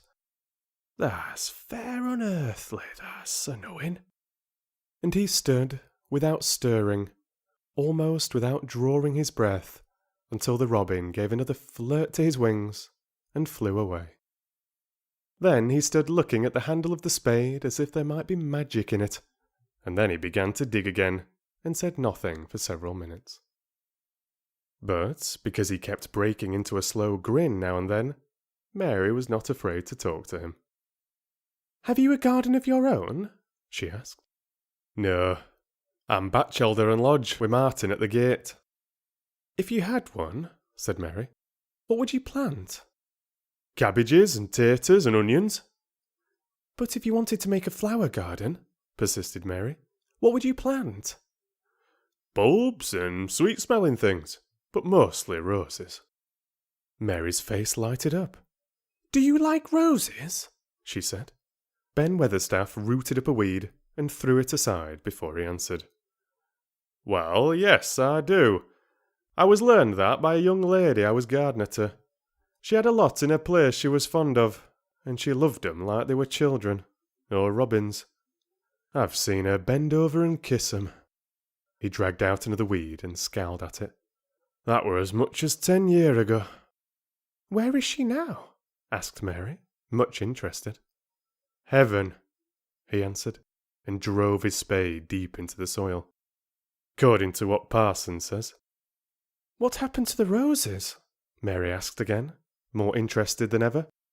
"They was left to themselves." Mary was becoming quite excited. "Did they quite die? Do roses quite die when they are left to themselves?" she ventured. "Well, I'd got to like 'em, and I liked her, and she liked 'em," Ben Weatherstaff admitted reluctantly. "Once or twice a year I'd go and work at 'em a bit, prune 'em and dig about the roots. They run wild, but they was in rich soil, so some of 'em lived." "When they have no leaves and look grey and brown and dry, how can you tell whether they are dead or alive?" inquired Mary. "Wait till the spring gets at 'em. Wait till the sun shines on the rain and the rain falls on the sunshine, and then you'll find out." "How? How?" cried Mary, forgetting to be careful. "Look along the twigs and branches, and if thou sees a bit of a brown lump swelling here and there, watch it after the warm rain and see what happens." He stopped suddenly, and looked curiously at her eager face. "Why does thou care so much about roses and such all of a sudden?" he demanded. Mistress Mary felt her face grow red. She was almost afraid to answer. I want to play that I have a garden of my own," she stammered. There is nothing for me to do. I have nothing and no one." "Well," said Ben Weatherstaff slowly, as he watched her, "that's true. There hasn't." He said it in such an odd way that Mary wondered if he was actually a little sorry for her. She had never felt sorry for herself. She'd only ever felt tired and cross, because she disliked people and things so much. But now the world seemed to be changing and getting nicer. If no one found out about the secret garden, she should enjoy herself always. She stayed with him for 10 or 15 minutes longer, and asked him as many questions as she dared. He answered every one of them in his queer, grunting way, and he did not seem really cross, and he did not pick up his spade and leave her. He said something about roses, just as she was going away, and it reminded her of the ones he had said he had been fond of. "Do you go and see those other roses now?" she asked. "Not been this year. My rheumatics has made me too stiff in joints." He said it in his grumbling voice, and then quite suddenly he seemed to get angry with her, though she did not see why he should. "Now look here," he said sharply. "Don't thy ask so many questions. Thou'rt the worst wench for asking questions I've ever come across. Get thee gone and play thee. I've done talking for today." And he said it so crossly that she knew there was not the least use in staying another minute. She went skipping slowly down the outside walk, thinking him over, and saying to herself that, queer as it was, here was another person whom she liked, in spite of his crossness. She liked old Ben Weatherstaff. Yes, she did like him. She always wanted to try to make him talk to her. Also, she began to believe that he knew everything in the world about flowers. There was a laurel-hedged walk which curved round the secret garden and ended at a gate which opened into a wood in the park. She thought she would skip round this walk and look into the wood and see if there were any rabbits hopping about. She enjoyed the skipping very much, and when she reached the little gate, she opened it and went through, because she heard a low, peculiar whistling sound, and wanted to find out what it was. It was a very strange thing indeed. She quite caught her breath as she stopped to look at it. A boy was sitting under a tree, with his back against it, playing on a rough wooden pipe. He was a funny-looking boy, about 12. He looked very clean, and his nose turned up, and his cheeks were as red as poppies. And never had Mistress Mary seen such round and such blue eyes in any boy's face. And on the trunk of the tree he leaned against, a brown squirrel was clinging and watching him, and from behind a bush near by, a cock pheasant was delicately stretching his neck to peep out, and quite near him were 2 rabbits sitting up and sniffing with tremulous noses. And actually, it appeared as if they were all drawing near to watch him, and listen to the strange low little call his pipe seemed to make. When he saw Mary, he held up his hand and spoke to her in a voice almost as low as and rather like his piping. "Don't thou move," he said. "It'd flight 'em." Mary remained motionless. He stopped playing his pipe and began to rise from the ground. He moved so slowly that it scarcely seemed as though he were moving at all, but at last he stood on his feet, and then the squirrel scampered back up into the branches of his tree, the pheasant withdrew his head, and the rabbits dropped on all fours and began to hop away, though not at all as if they were frightened. "I'm Dickon," the boy said. "I know that, Miss Mary."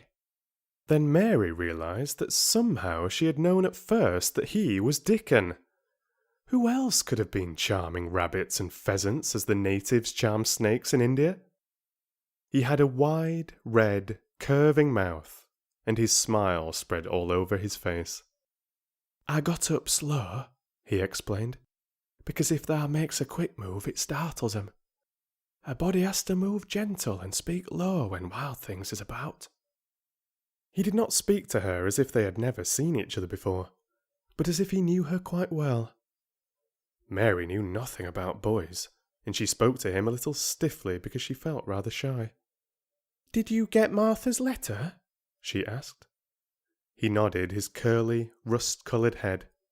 "That's why I come." He stooped to pick up something which had been lying on the ground beside him when he piped. "I've got the garden tools. There's a little spade and rake and a fork and hoe. They are good uns. There's a trowel too, and the woman in the shop threw in a packet of white poppy and one a blue larkspur when I bought the other seeds." "Will you show the seeds to me?" Mary said. She wished she could talk as he did. His speech was so quick and easy. It sounded as if he liked her, and was not the least afraid she would not like him, though he was only a common moor boy, in patched clothes, and with a funny face and a rough, rusty red head. As she came closer to him, she noticed that there was a clean, fresh scent of heather and grass and leaves about him, almost as if he were made of them. She liked it very much, and when she looked into his funny face with the red cheeks and round blue eyes, she forgot that she had felt shy. "Let us sit down on this log and look at them," she said. They sat down, and he took a clumsy little brown paper package out of his coat pocket. He untied the string, and inside there were ever so many neater and small packages, with a picture of a flower on each one. "There's a lot of mignonette and poppies," he said. "Mignonette's the sweetest smelling thing as grows, and it'll grow wherever you cast it, same as poppies will. Them as'll come up and bloom if you just whistle to 'em. Them's the nicest of all." He stopped and turned his head quickly, his poppy-cheeked face lighting up. "Where's that robin as is calling us?" he said. The chirp came from a thick holly bush, bright with scarlet berries, and Mary thought she knew whose it was. "Is it really calling us?" she asked. "Aye," said Dickon, as if it was the most natural thing in the world. "He's calling someone he's friends with. That's same as saying, 'Here I am. Look at me. I wants a bit of a chat.' There he is in the bush. Whose is he?" "He's Ben Weatherstaff's, but I think he knows me a little," answered Mary. "Aye, he knows thee," said Dickon, in his low voice again. "And he likes thee. He's took thee on. He'll tell me all about thee in a minute." He moved quite close to the bush with the slow movement Mary had noticed before, and then he made a sound almost like the robin's own twitter. The robin listened a few seconds, intently, and then answered quite as if he were replying to a question. "Aye, he's a friend of yours," chuckled Dickon. "Do you think he is?" cried Mary eagerly. She did so want to know. "Do you think he really likes me?" "He wouldn't come near thee if he didn't," answered Dickon. "Birds is rare choosers, and a robin can flout a body worse than a man. See, he's making up to thee now. Cannot thou see a chap, he's saying? and it really seemed as if it must be true. He so sidled and twittered and tilted as he hopped on his bush. "Do you understand everything birds say?" said Mary. Dickon's grin spread until he seemed all wide, red, curving mouth, and he rubbed his rough head. "I think I do, and they think I do," he said. "I've lived on moor with 'em so long. I've watched 'em break shell and come out and fledge and learn to fly and begin to sing, till I think I'm one of 'em.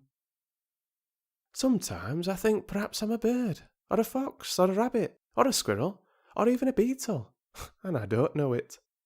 He laughed and came back to the log and began to talk about the flower seeds again. He told her what they looked like when they were flowers. He told her how to plant them and watch them and feed and water them. "See here," he said suddenly, turning round to look at her. "I'll plant 'em for thee myself. Where is the garden?" Mary's thin hands clutched each other as they lay on her lap. She did not know what to say, so for a whole minute she said nothing. She had never thought of this. She felt miserable, and she felt as if she went red and then pale. "Tha's got a bit of garden, hasn't there?" Dickon said. It was true that she had turned red and then pale. Dickon saw her do it, and as she still said nothing, he began to be puzzled. "Wouldn't they give thee a bit?" he asked. "Hasn't thou got any yet?" She held her hands even tighter and turned her eyes toward him. "I don't know anything about boys," she said slowly. "Could you keep a secret if I told you one? It's a great secret. I don't know what I should do if anyone found out. I believe I should die." She said the last sentence quite fiercely. Dickon looked more puzzled than ever, and even rubbed his hand over his rough head again, but he answered good-humouredly. "I'm keeping secrets all the time," he said. "If I couldn't keep secrets from other lads, secrets about foxes, cubs, and birds' nests, and wild things' holes, there'd be nowt safe on the moor." "Aye, I can keep secrets." Mistress Mary did not mean to put out her hand and clutch his sleeve, but she did it. "I've stolen a garden," she said very fast. "It isn't mine. It isn't anybody's. Nobody wants it. Nobody cares for it. Nobody ever goes in it. Perhaps everything is dead in it already. I don't know." She began to feel hot and as contrary as she had ever felt in her life. "I don't care. I don't care. Nobody has any right to take it from me when I care about it, and they don't. They are letting it die, all shut in by itself," she ended passionately, and she threw her arms over her face and burst out crying. Poor little Mistress Mary. Dickon's curious blue eyes grew rounder and rounder. He said, drawing his exclamation out slowly, and the way he did it meant both wonder and sympathy. "I've nothing to do," said Mary. "Nothing belongs to me. I found it myself, and I got into it myself. I was only just like the robin, and they wouldn't take it from the robin." "Where is it?" asked Dickon in a dropped voice. Mistress Mary got up from the log at once. She knew she felt contrary again, and obstinate, and she did not care at all. She was imperious and Indian, and at the same time hot and sorrowful.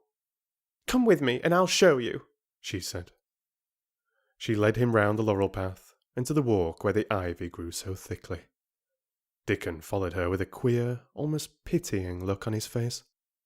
He felt as if he were being led to look at some strange bird's nest, and must move softly.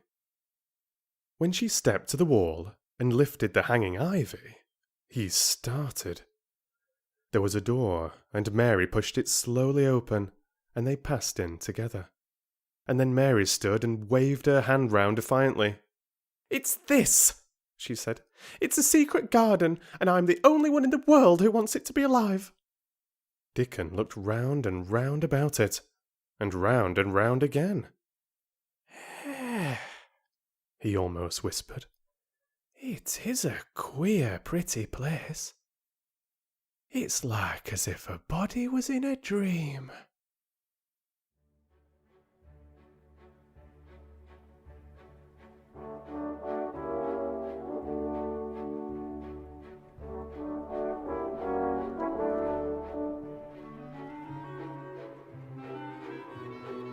Okay.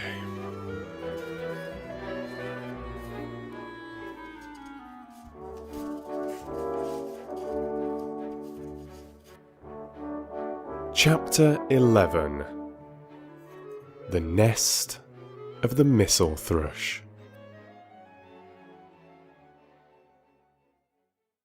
For 2 or 3 minutes he stood looking round him while Mary watched him, and then he began to walk about softly, even more lightly than Mary had walked the first time she had found herself inside the 4 walls.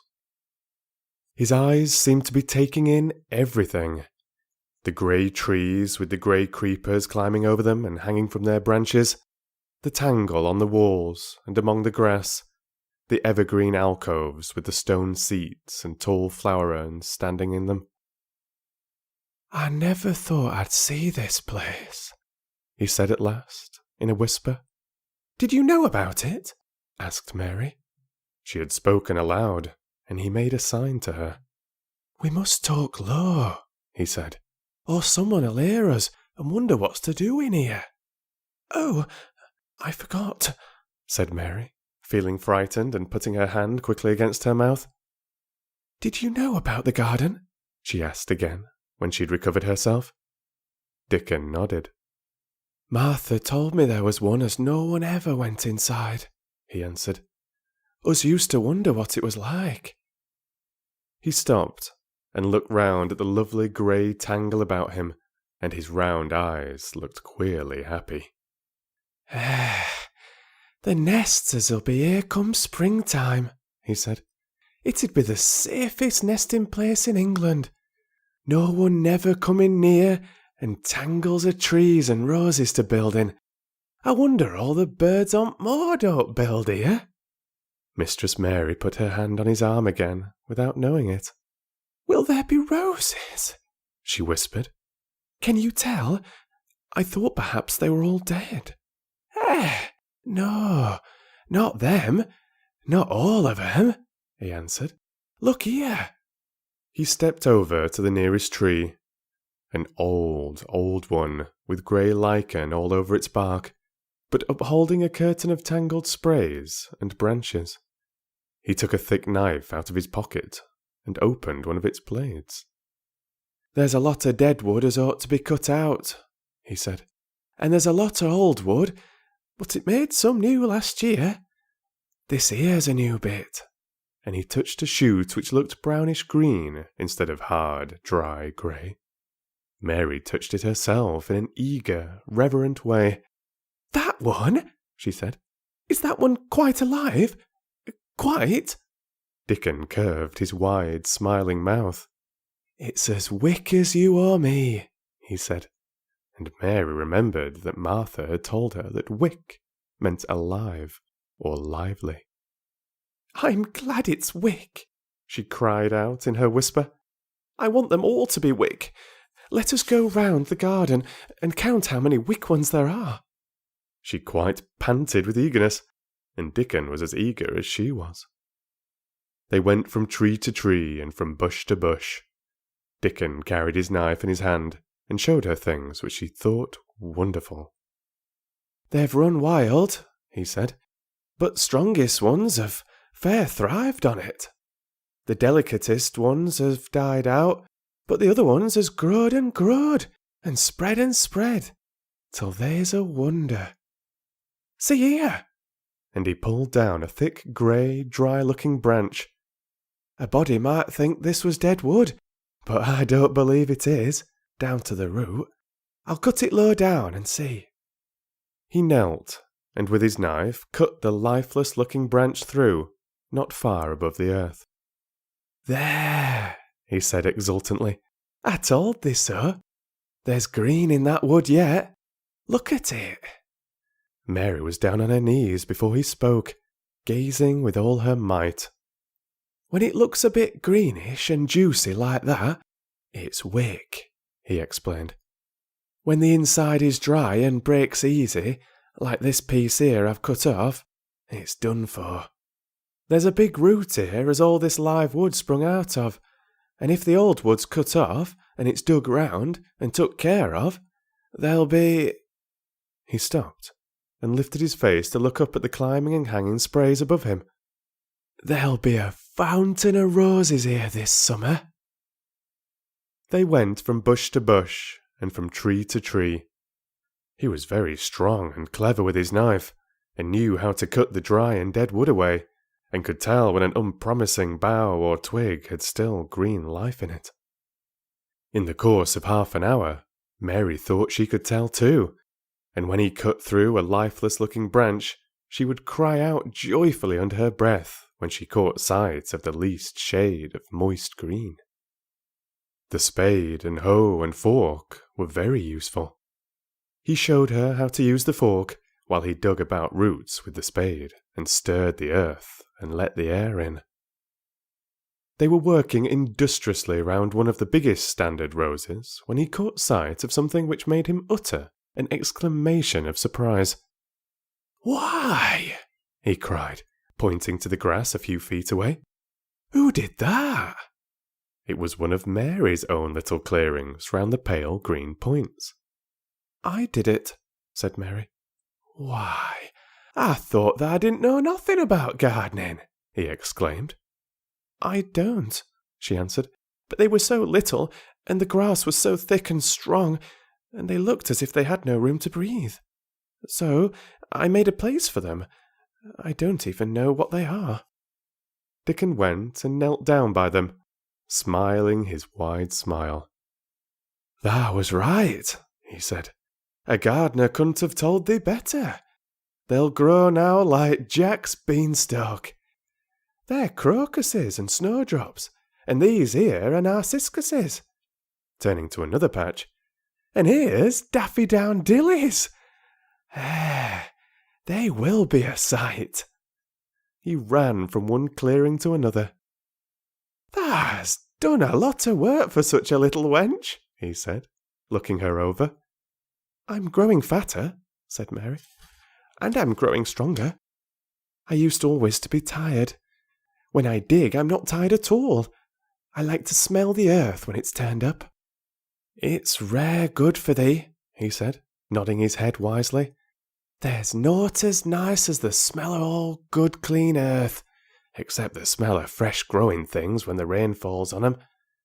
I get out on the moor many a day when it's raining, and lie under a bush and listen to the soft swish of drops on the heather, and I just sniff and sniff. My nose end fair quivers like a rabbit's, mother says." "Do you never catch cold?" inquired Mary, gazing at him wonderingly. She had never seen such a funny boy, or such a nice one. "Not me," he said, grinning. "I never ketched cold since I was born. I wasn't brought up nesh enough. I've chased about the moor in all weathers, same as the rabbit does. Mother says I've sniffed too much fresh air for 12 year to ever get to sniffing with cold. I'm as tough as a white thorn knobstick." He was working all the time he was talking, and Mary was following him and helping him with her fork or the trowel. "There's a lot of work to do here," he said once, looking about quite exultantly. "Will you come again and help me to do it?" Mary begged. "I'm sure I can help too. I can dig and pull up weeds and do whatever you tell me." "Oh, do come, Dickon." "I'll come every day if thou wants me, rain or shine," he answered stoutly. "It's the best fun I've ever had in my life, shut in here and wakening up a garden." "If you will come," said Mary, "if you will help me to make it alive, I don't know what I'll do," she ended helplessly. What could you do for a boy like that? "I'll tell thee what thou'll do," said Dickon, with his happy grin. "Thou'll get fat, and thou'll get as hungry as a young fox, and thou'll learn how to talk to the robin same as I do. We'll have a lot of fun." He began to walk about, looking up in the trees and at the walls and bushes with a thoughtful expression. "I wouldn't want to make it look like a gardener's garden, all clipped and spick and span. Would you?" he said. "It's nicer like this with things running wild and swinging and catching hold of each other." "Don't let us make it tidy," said Mary anxiously. "It wouldn't seem like a secret garden if it was tidy." Dickon stood rubbing his rusty red head with a rather puzzled look. "It's a secret garden, sure enough," he said. "But seems like someone besides the robin must have been in it since it was shut up 10 year ago." "But the door was locked and the key was buried," said Mary. "No one could get in." "That's true," he answered. "It's a queer place. Seems to me as if there've been a bit of pruning done here and there, later than 10 year ago." "But how could it have been done?" said Mary. He was examining a branch of a standard rose, and he shook his head. "Aye, how could it?" he murmured. "With door locked and key buried?" Mistress Mary always felt that however many years she lived, she would never forget that first morning when her garden began to grow. Of course, it did seem to begin to grow for her that morning. When Dickon began to clear places to plant seeds, she remembered what Basil had sung at her when he wanted to tease her. "Are there any flowers that look like bells?" she inquired. "Lilies of the valley does," he answered, digging away with the trowel. "And there's Canterbury bells, and campanulas." "Let us plant some," said Mary. "There's lilies of the valley here already. I saw 'em. They'll have growed too close and we'll have to separate 'em, but there's plenty. T'other uns'll take 2 years to bloom from seed, but I can bring you some bits of plants from our cottage garden. Why does thou want 'em?" Then Mary told him about Basil and his brothers and sisters in India, and of how she had hated them, and of their calling her Mistress Mary quite contrary. "They used to dance round and sing at me. They sang, 'Mistress Mary quite contrary, how does your garden grow? With silver bells and cockle shells, and marigolds all in a row.' I just remembered it, and it made me wonder if there really were flowers like silver bells." She frowned a little, and gave her trowel a rather spiteful dig into the earth. "I wasn't as contrary as they were." But Dickon laughed. he said, and as he crumbled the rich black soil, she saw he was sniffing up the scent of it. "There doesn't seem to be no need for no one to be contrary when there's flowers and such like, and such lots of friendly wild things running about making homes for themselves, or building nests, and singing and whistling. Does there?" Mary, kneeling by him holding the seeds, looked at him and stopped frowning. "Dickon," she said, "you are as nice as Martha said you were. I like you, and you make the 5th person. I never thought I should like 5 people." Dickon sat upon his heels as Martha did when she was polishing the grate. He did look funny and delightful, Mary thought, with his round blue eyes and red cheeks and happy-looking turned-up nose. "Only 5 folks as thou likes," he said. "Who is t'other 4? Your mother and Martha," Mary checked them off on her fingers, "and the robin and Ben Weatherstaff." Dickon laughed, so that he was obliged to stifle the sound by putting his arm over his mouth. "I know thou thinks I'm a queer lad," he said, "but I think thou'rt the queerest little lass I ever saw." Then Mary did a strange thing. She leaned forward and asked him a question she had never dreamed of asking anyone before. And she tried to ask it in Yorkshire, because that was his language, and in India a native was always pleased if you knew his speech. "Does thou like me?" she said. He answered heartily. "That I does. I likes thee wonderful, and so does the robin, I do believe." "That's 2 then," said Mary. "That's 2 for me." And then they began to work harder than ever, and more joyful. Mary was startled and sorry when she heard the big clock in the courtyard strike the hour of her midday dinner. "I shall have to go," she said mournfully. "And you will have to go too, won't you?" Dickon grinned. "My dinner's easy to carry about with me," he said. "Mother always lets me put a bit of something in my pocket." He picked up his coat from the grass and brought out of a pocket a lumpy little bundle tied up in a quite clean, coarse, blue and white handkerchief. It held 2 thick pieces of bread with a slice of something laid between them. "It's oftenest naught but bread," he said, "but I've got a fine slice of fat bacon with it today."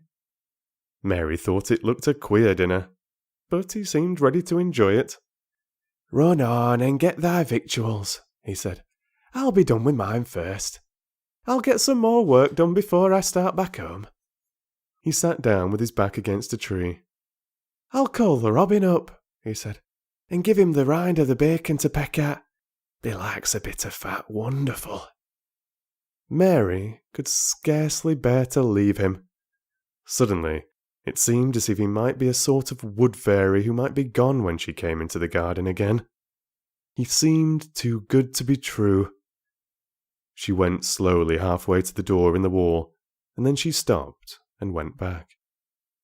"Whatever happens, you never would tell," she said.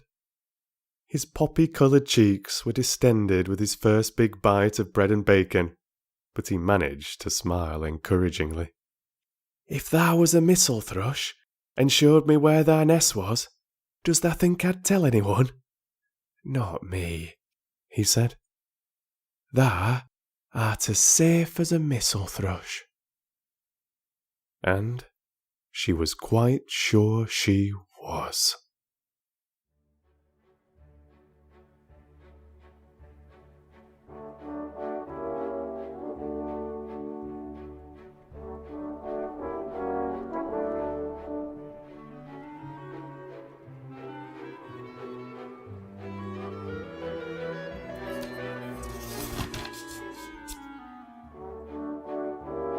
Let's move on to Chapter 12. Might I have a bit of earth? Mary ran so fast that she was rather out of breath when she reached her room. Her hair was ruffled on her forehead, and her cheeks were bright pink. Her dinner was waiting on the table, and Martha was waiting near it. "Thou's a bit late," she said. "Where has thou been?" "I've seen Dickon," said Mary. "I've seen Dickon." "I knew he'd come," said Martha exultantly. "How does thou like him?" I think he's beautiful," said Mary in a determined voice. Martha looked rather taken aback, but she looked pleased too. "Well," she said, "he's the best lad as ever was born, but us never thought he was handsome. His nose turns up too much." "I like it to turn up," said Mary. "And his eyes is so round," said Martha, a trifle doubtful, "though they're a nice colour." "I like them round," said Mary, "and they are exactly the colour of the sky over the moor."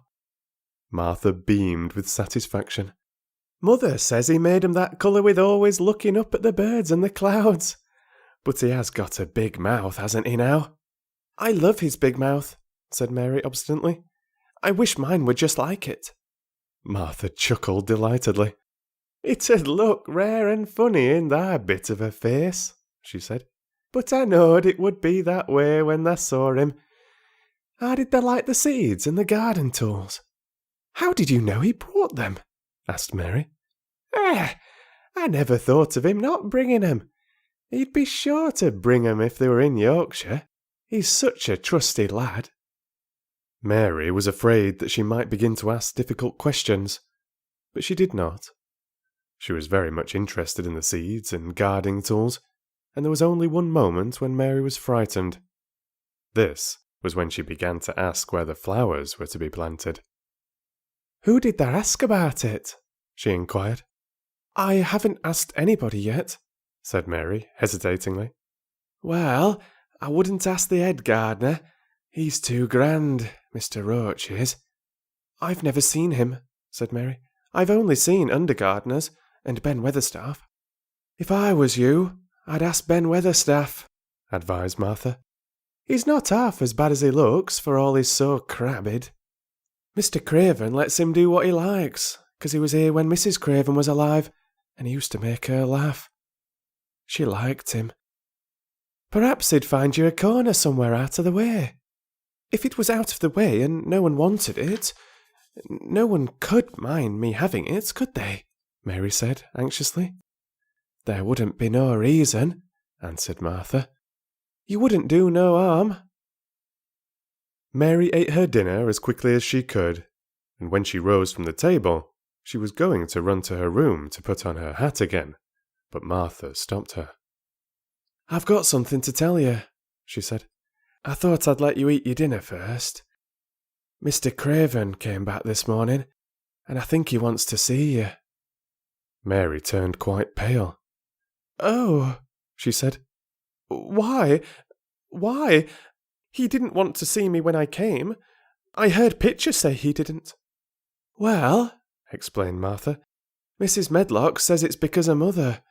She was walking to Thwaite Village and she met him. She'd never spoke to him before, but Mrs. Craven had been to our cottage 2 or 3 times. He'd forgot, but Mother hadn't, and she made bold to stop him. I don't know what she said to him about you, but she said something has put him in the mind to see you before he goes away again, tomorrow. Oh, said Mary, is he going away tomorrow? I'm so glad. He's going for a long time. He mayn't come back till autumn or winter. He's going to travel in foreign places. He's always doing it. Oh, I'm so glad, said Mary thankfully. If he did not come back until winter, or even autumn, there would be time to watch the secret garden come alive. Even if he found out then and took it away from her, she would have had that much at least. When do you think he'll want to see... She did not finish the sentence, because the door opened and Mrs. Medlock walked in. She had on her best black dress and cap, and her collar was fastened with a large brooch with a picture of a man's face on it. It was a coloured photograph of Mr. Medlock, who had died years ago, and she always wore it when she was dressed up. She looked nervous and excited. Your hair's rough, she said quickly. Go and brush it. Martha, help her to slip on her best dress. Mr. Craven sent me to bring her to him in his study. All the pink left Mary's cheeks. Her heart began to thump, and she felt herself changing into a stiff, plain, silent child again. She did not even answer Mrs. Medlock, but turned and walked into her bedroom, followed by Martha. She said nothing while her dress was changed and her hair brushed, and after she was quite tidy, she followed Mrs. Medlock down the corridors in silence. What was there for her to say? She was obliged to go and see Mr. Craven, and he would not like her, and she would not like him. She knew what he would think of her. She was taken to a part of the house she had not been into before. At last, Mrs. Medlock knocked at a door, and when someone said, "Come in," they entered the room together. A man was sitting in an armchair before the fire, and Mrs. Medlock spoke to him. "This is Miss Mary, sir," she said. "You can go and leave her here. I will ring for you when I want you to take her away," said Mr. Craven. When she went out and closed the door, Mary could only stand waiting, a plain little thing, twisting her thin hands together. She could see that the man in the chair was not so much a hunchback as a man with high, rather crooked shoulders, and he had black hair streaked with white. He turned his head over his high shoulders and spoke to her. "Come here," he said. Mary went to him. He was not ugly. His face would have been handsome if it had not been so miserable. He looked as if the sight of her worried and fretted him, as if he did not know what in the world to do with her. "Are you well?" he asked. "Yes," answered Mary. "Do they take good care of you?" "Yes." He rubbed his forehead fretfully as he looked her over, You are very thin, he said. I am getting fatter, Mary answered, in what she knew was her stiffest way. What an unhappy face he had. His black eyes seemed as if they scarcely saw her, as if they were seeing something else, and he could hardly keep his thoughts upon her. I forgot you, he said. How could I remember you? I intended to send you a governess, or a nurse, or someone of that sort. But I forgot. Please, Mary began. Please. And then the lump in her throat choked her. What do you want to say? He inquired. I am too big for a nurse, said Mary. And please don't make me have a governess yet. He rubbed his forehead again and stared at her. That was what the Sowerby woman said, he muttered absent-mindedly. Then Mary gathered a scrap of courage. Is she Martha's mother? She stammered. Yes, I think so, he replied. She knows about children, said Mary. She has 12. She knows. He seemed to rouse himself. What do you want to do? I want to play out of doors, Mary answered, hoping that her voice did not tremble. I never liked it in India. It makes me hungry here, and I am getting fatter. He was watching her. Mrs. Sowerby said it would do you good. Perhaps it will, he said. She thought you had better get stronger before you had a governess. It makes me feel strong when I play, and the wind comes over the moor, argued Mary. Where do you play? He asked next. Everywhere, gasped Mary. Martha's mother sent me a skipping rope.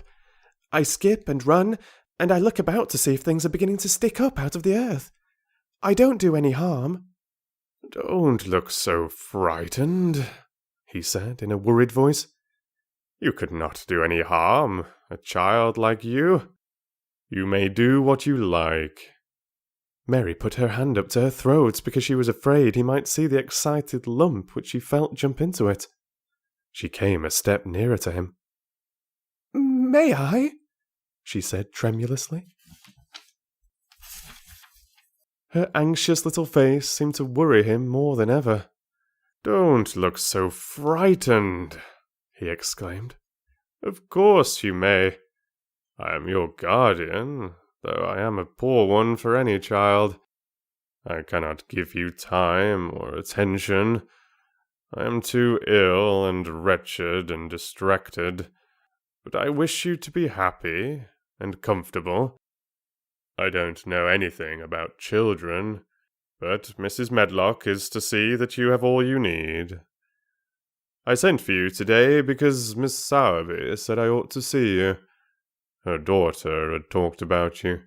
She thought you needed fresh air and freedom and running about. She knows all about children, Mary said again, in spite of herself. She ought to, said Mr. Craven. I thought her rather bold to stop me on the moor, but she said Mrs. Craven had been kind to her. It seemed hard for him to speak his dead wife's name. She is a respectable woman. Now I have seen you, I think she said sensible things. Play out of doors as much as you like. It's a big place, and you may go where you like, and amuse yourself as you like. Is there anything you want? As if a sudden thought had struck him. Do you want toys, bucks, dolls? Might I, quavered Mary, might I have a bit of earth? In her eagerness, she did not realize how queer the words would sound, and that they were not the ones she had meant to say. Mr. Craven looked quite startled. Earth? He repeated. What do you mean? To plant seeds in, to make things grow, to see them come alive, Mary faltered. He gazed at her a moment, and then passed his hand quickly over his eyes. Do you care about gardens so much?" he said slowly. "I didn't know about them in India," said Mary. "I was always ill and tired, and it was too hot. I sometimes made little beds in the sand and stuck flowers in them, but here it is different." Mr. Craven got up and began to walk slowly across the room. "A bit of earth," he said to himself, and Mary thought that somehow she must have reminded him of something. When he stopped and spoke to her, his dark eyes looked almost soft and kind. "You can have as much earth as you want," he said. "You remind me of someone else who loved the earth and things that grow. When you see a bit of earth you want," with something like a smile, "take it, child, and make it come alive." "May I take it from anywhere, if it's not wanted?" "Anywhere," he answered. "There, you must go now. I'm tired." He touched the bell to call Mrs. Medlock. "Goodbye. I shall be away all summer." Mrs. Medlock came so quickly that Mary thought she must have been waiting in the corridor. "Mrs. Medlock," Mr. Craven said to her, "now I have seen the child, I understand what Mrs. Sowerby meant. She must be less delicate before she begins lessons. Give her simple, healthy food. Let her run wild in the garden. Don't look after her too much. She needs liberty and fresh air and romping about. Mrs. Sowerby is to come and see her now and then, and she may sometimes go to the cottage." Mrs. Medlock looked pleased. She was relieved to hear that she need not look after Mary too much. She had felt her a tiresome charge, and had, indeed, seen as little of her as she dared. In addition to this, she was fond of Martha's mother. "Thank you, sir," she said. "Susan Somerby and me went to school together, and she's as sensible and good-hearted a woman as you'd find in a day's walk. I never had any children myself, and she's had 12, and there never was healthier or better ones. Miss Mary can get no harm from them. I'd always take Susan Somerby's advice about children myself. She's what you might call healthy-minded, if you understand me." "I understand," Mr. Craven answered. "Take Miss Mary away now, and send Pitcher to me." When Mrs. Medlock left her at the end of her own corridor, Mary flew back to her room. She found Martha waiting there. Martha had, in fact, hurried back after she had removed the dinner service. "I can have my garden!" cried Mary. "I may have it where I like. I'm not going to have a governess for a long time. Your mother is coming to see me, and I may go to your cottage. He says a little girl like me could not do any harm, and I may do what I like. Anywhere." "Eh," said Martha, delighted. "That was nice of him, wasn't it?" "Martha," said Mary solemnly, "he is really a nice man, only his face is so miserable, and his forehead is all drawn together." She ran as quickly as she could to the garden. She had been away so much longer than she had thought she should, and she knew Dickon would have to set out early on his 5-mile walk. When she slipped through the door under the ivy, she saw he was not working where she had left him. The gardening tools were laid together under a tree. She ran to them, looking all around the place, but there was no Dickon to be seen. He had gone away, and the secret garden was empty, except for the robin, who had just flown across the wall and sat on a standard rosebush, watching her. "He's gone," she said woefully. "Oh, was he only a wood fairy?" Something white, fastened to the standard rosebush, caught her eye. It was a piece of paper. In fact, It was a piece of the letter she had printed for Martha to send to Dickon. It was fastened on the bush with a long thorn, and in a minute she knew Dickon had left it there. There were some roughly printed letters on it, and a sort of picture. At first she could not tell what it was. Then she saw it was meant for a nest, with a bird sitting on it. Underneath were the printed letters, and they said, "I will come back."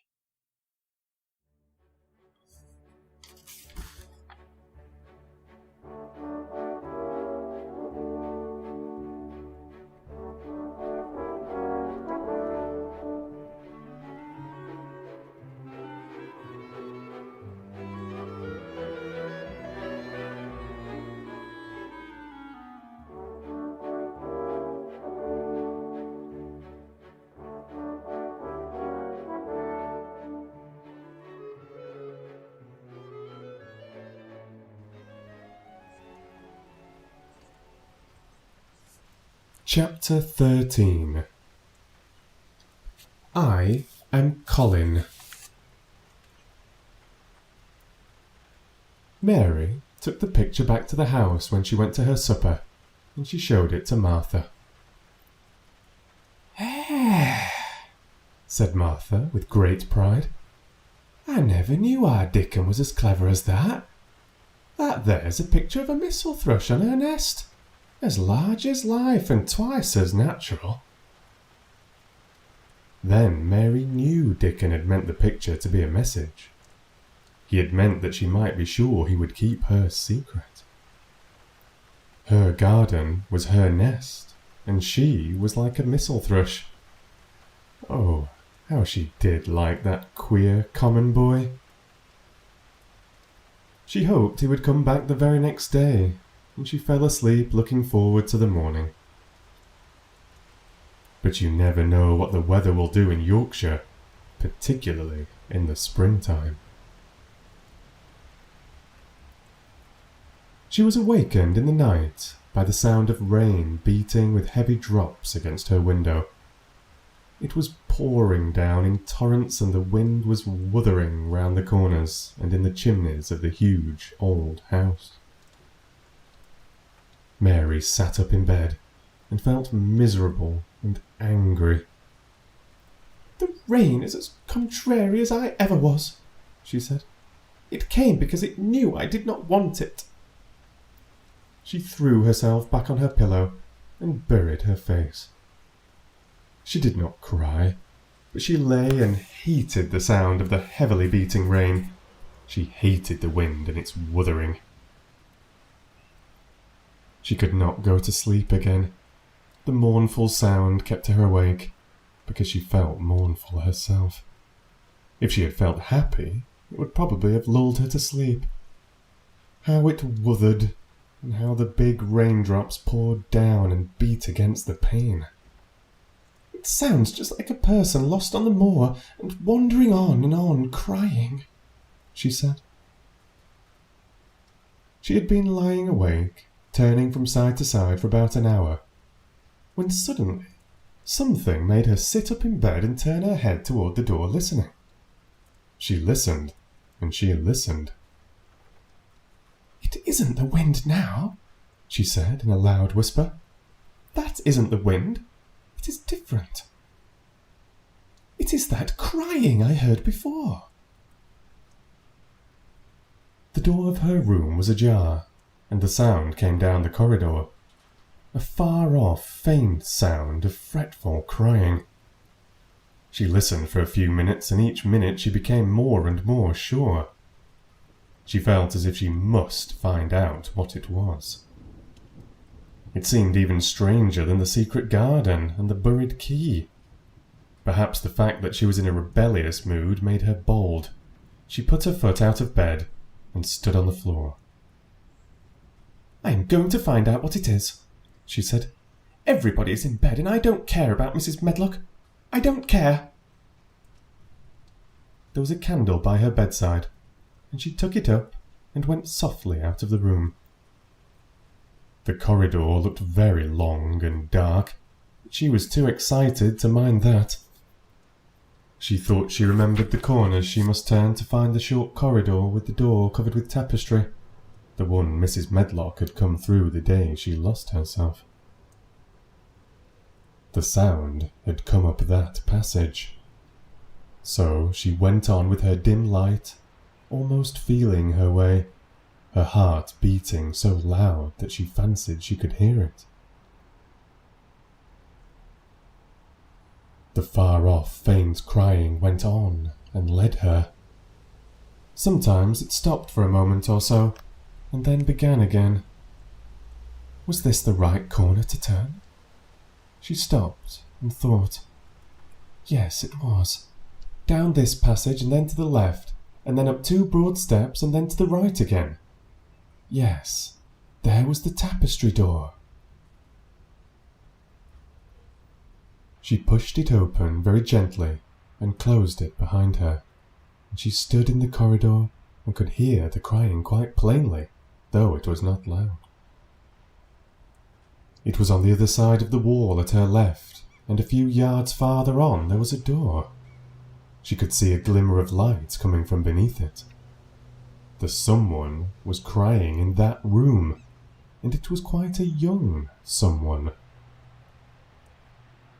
So she walked to the door and pushed it open, and there she was, standing in the room.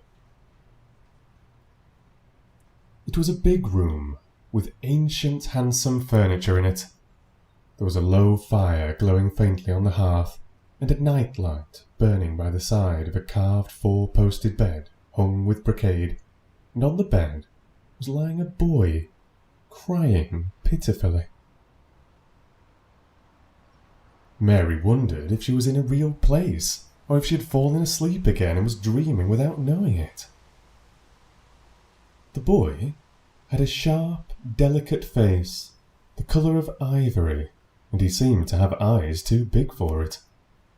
He also had a lot of hair which tumbled over his forehead in heavy locks and made his thin face seem smaller. He looked like a boy who had been ill, but he was crying more as if he were tired and cross than if he were in pain. Mary stood near the door with her candle in her hand, holding her breath. Then she crept across the room, and as she drew nearer, the light attracted the boy's attention, and he turned his head on his pillow and stared at her, his grey eyes opening so wide that they seemed immense. "Who are you?" he said at last, in a half-frightened whisper. "Are you a ghost?" No, I am not, Mary answered, her own whisper sounding half-frightened. Are you one? He stared and stared and stared. Mary could not help noticing what strange eyes he had. They were agate grey, and they looked too big for his face because they had black lashes all round them. No, he replied, after waiting a moment or so. I am Colin. Who is Colin? She faltered. I am Colin Craven. Who are you? I am Mary Lennox. Mr. Craven is my uncle. He is my father, said the boy. Your father? Gasped Mary. No one ever told me he had a boy. Why didn't they? Come here, he said, still keeping his strange eyes fixed on her with an anxious expression. She came close to the bed, and he put out his hand and touched her. You are real, aren't you? He said. I have such real dreams very often. You might be one of them. Mary had slipped on a woolen wrapper before she left her room, and she put a piece of it between his fingers. Rub that and see how thick and warm it is, she said. I will pinch you a little if you like, to show you how real I am. For a minute I thought you might be a dream too. Where did you come from? He asked. From my own room. The wind wuthered so I couldn't go to sleep, and I heard someone crying and I wanted to find out who it was. What were you crying for? Because I couldn't go to sleep either. and my head ached. Tell me your name again. Mary Lennox. Did no one ever tell you I'd come to live here? He was still fingering the fold of her wrapper, but he began to look a little more as if he believed in her reality. No, he answered. They daren't.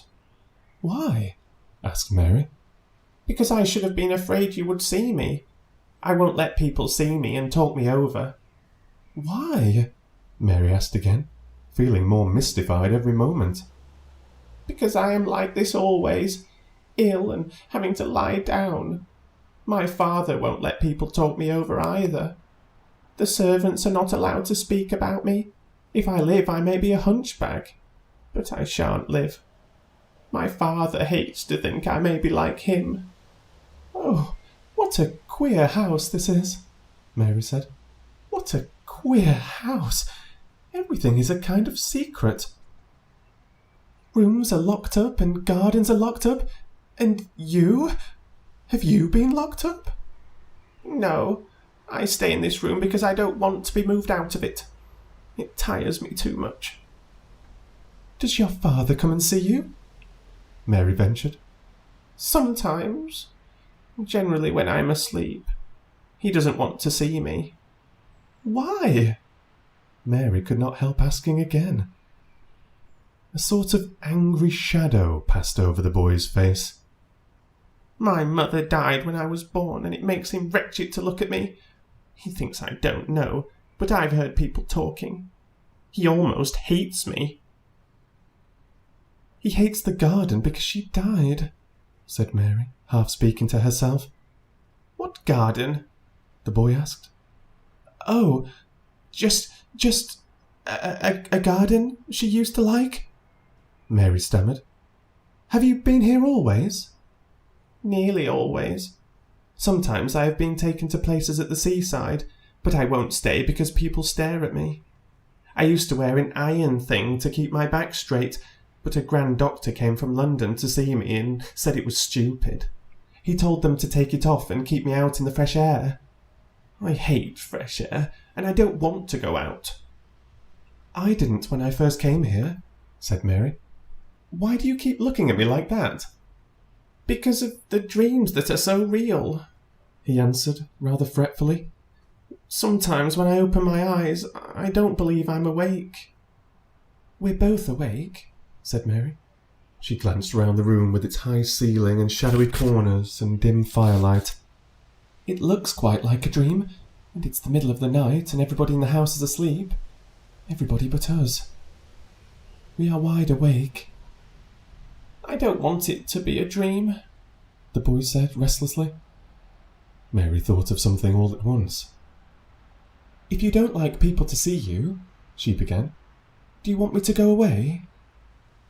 He still held the fold of her wrapper, and he gave it a little pull.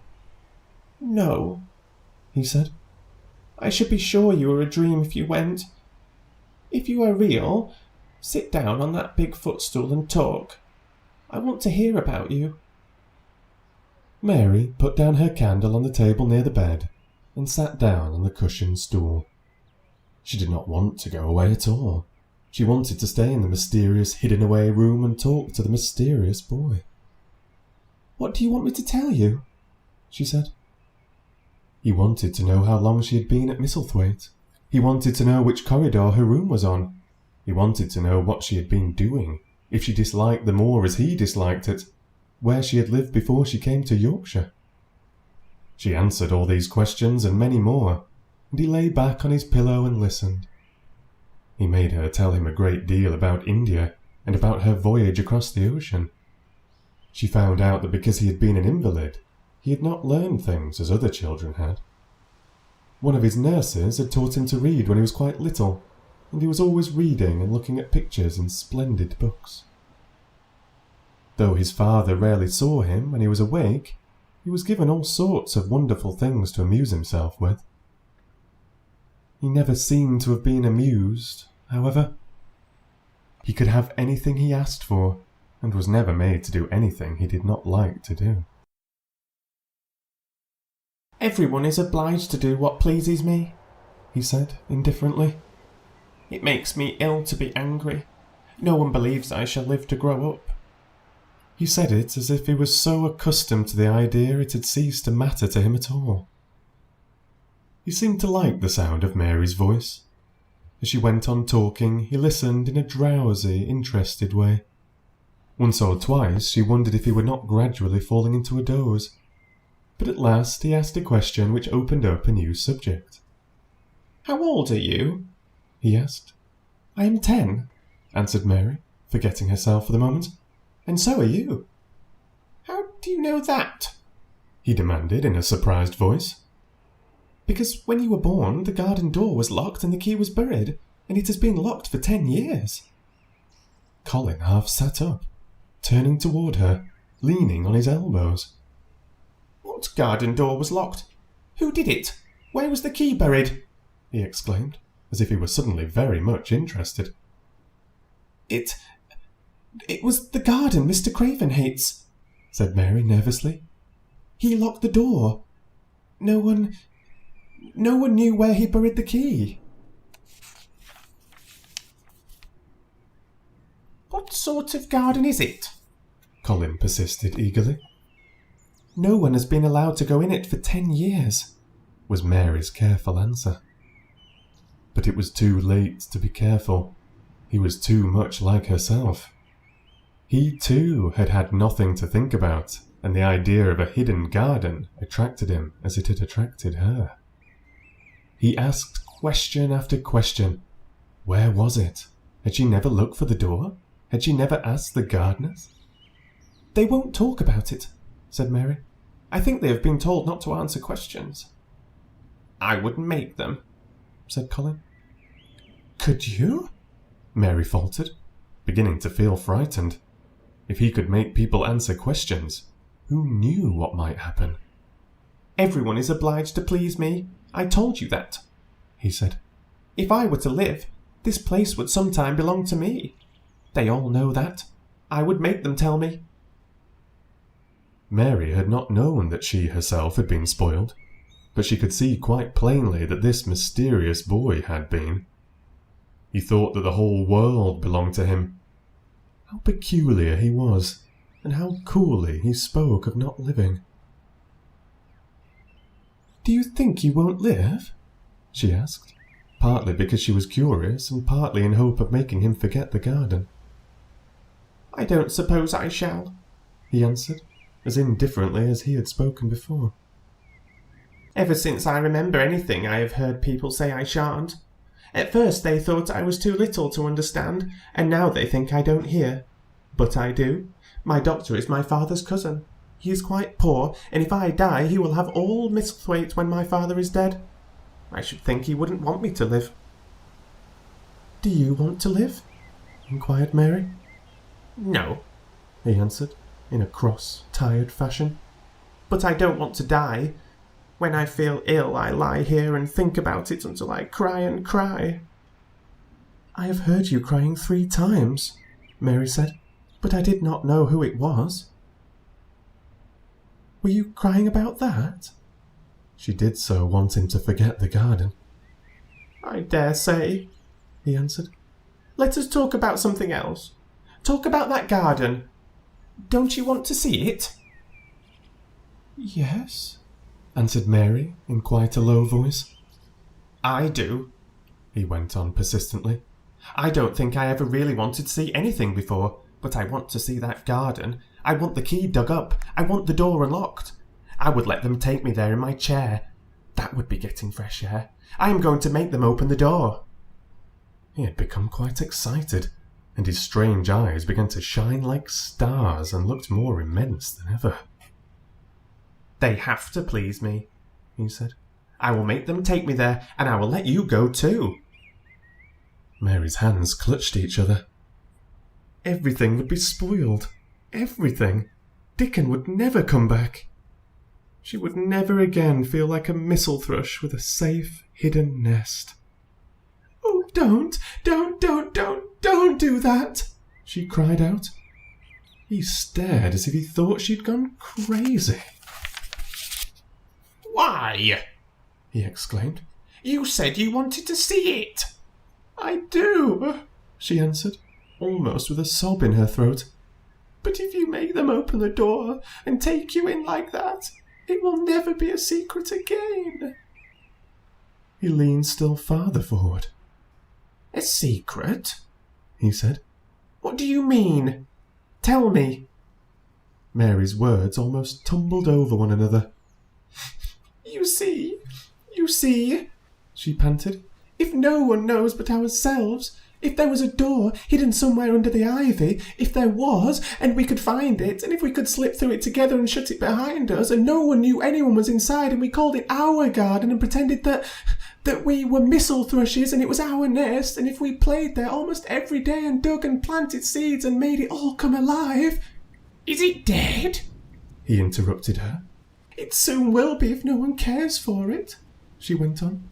"The bulbs will live, but the roses—" He stopped her again, as excited as she was herself. "What are bulbs?" he put in quickly. "They are daffodils and lilies and snowdrops. They are working in the earth now, pushing up pale green points because the spring is coming." "Is the spring coming?" he said.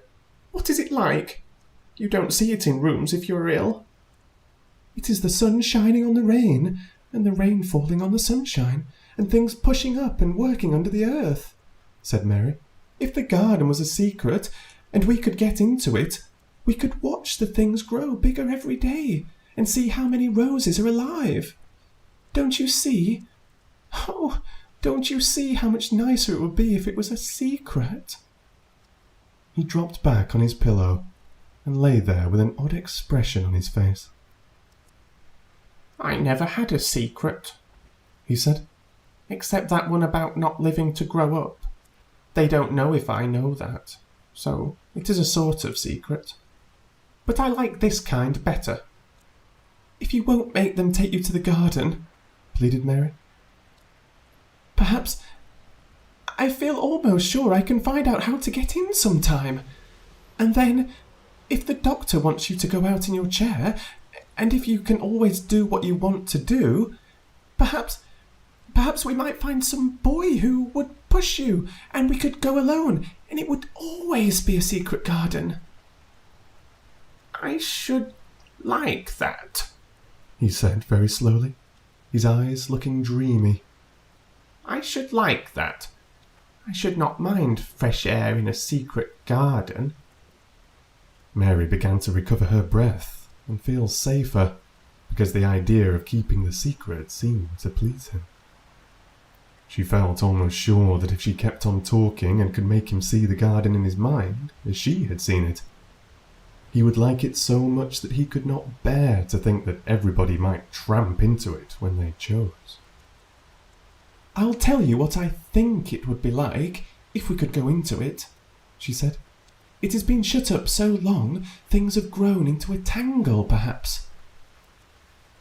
He lay quite still and listened while she went on talking about the roses which might have clambered from tree to tree and hung down, about the many birds which might have built their nests there because it was so safe.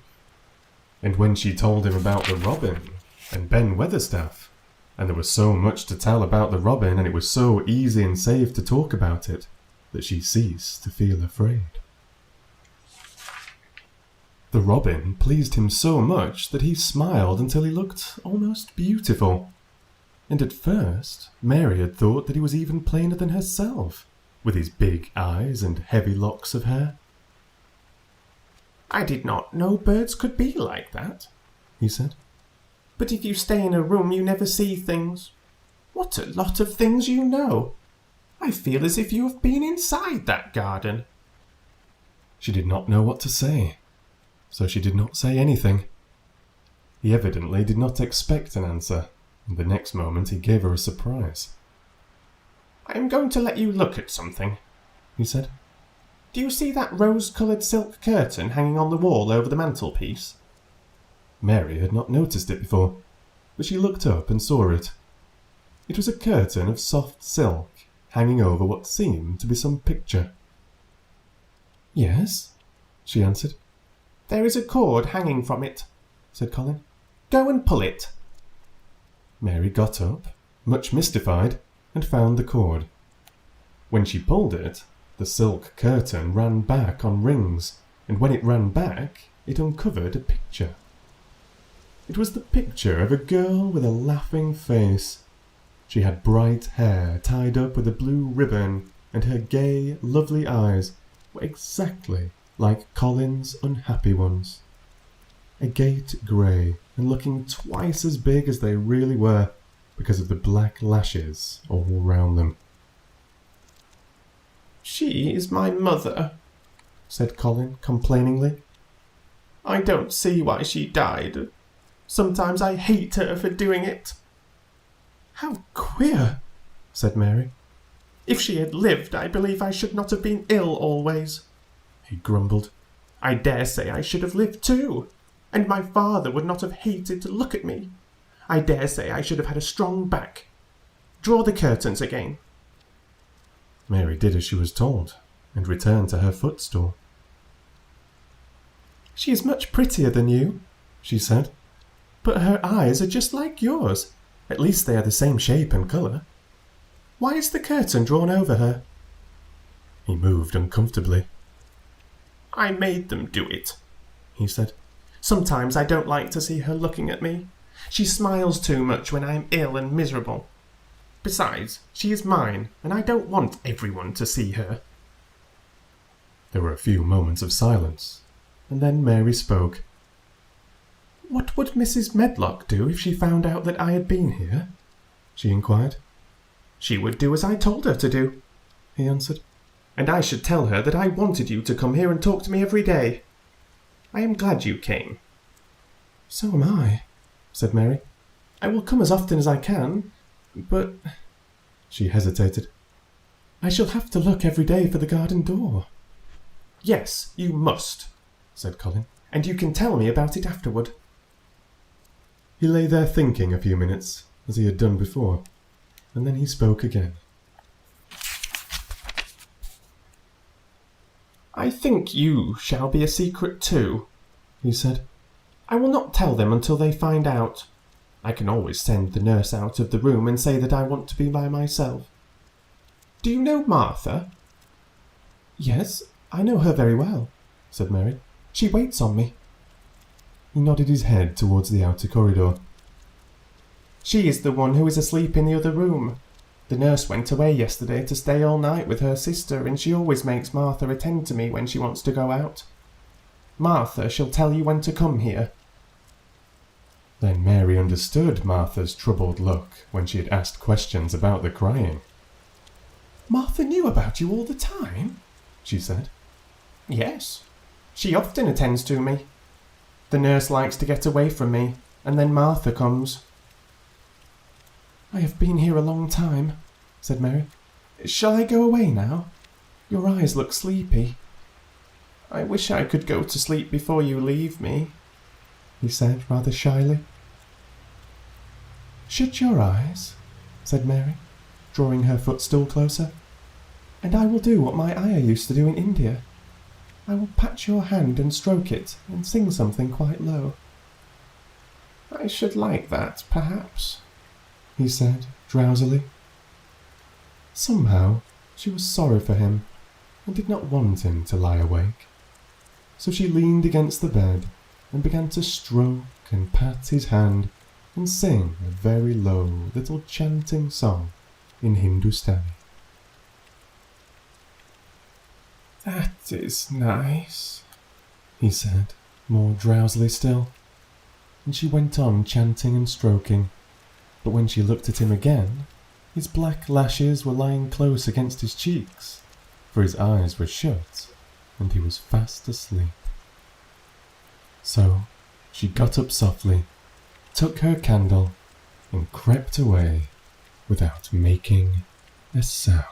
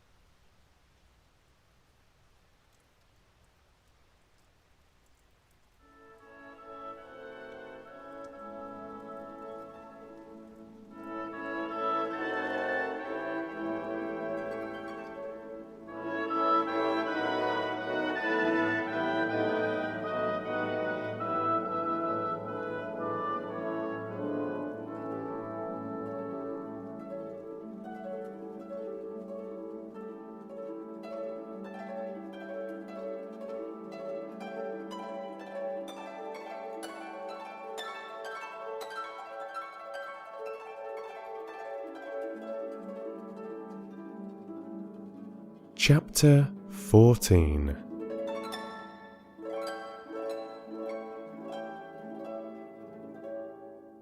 A young Raja.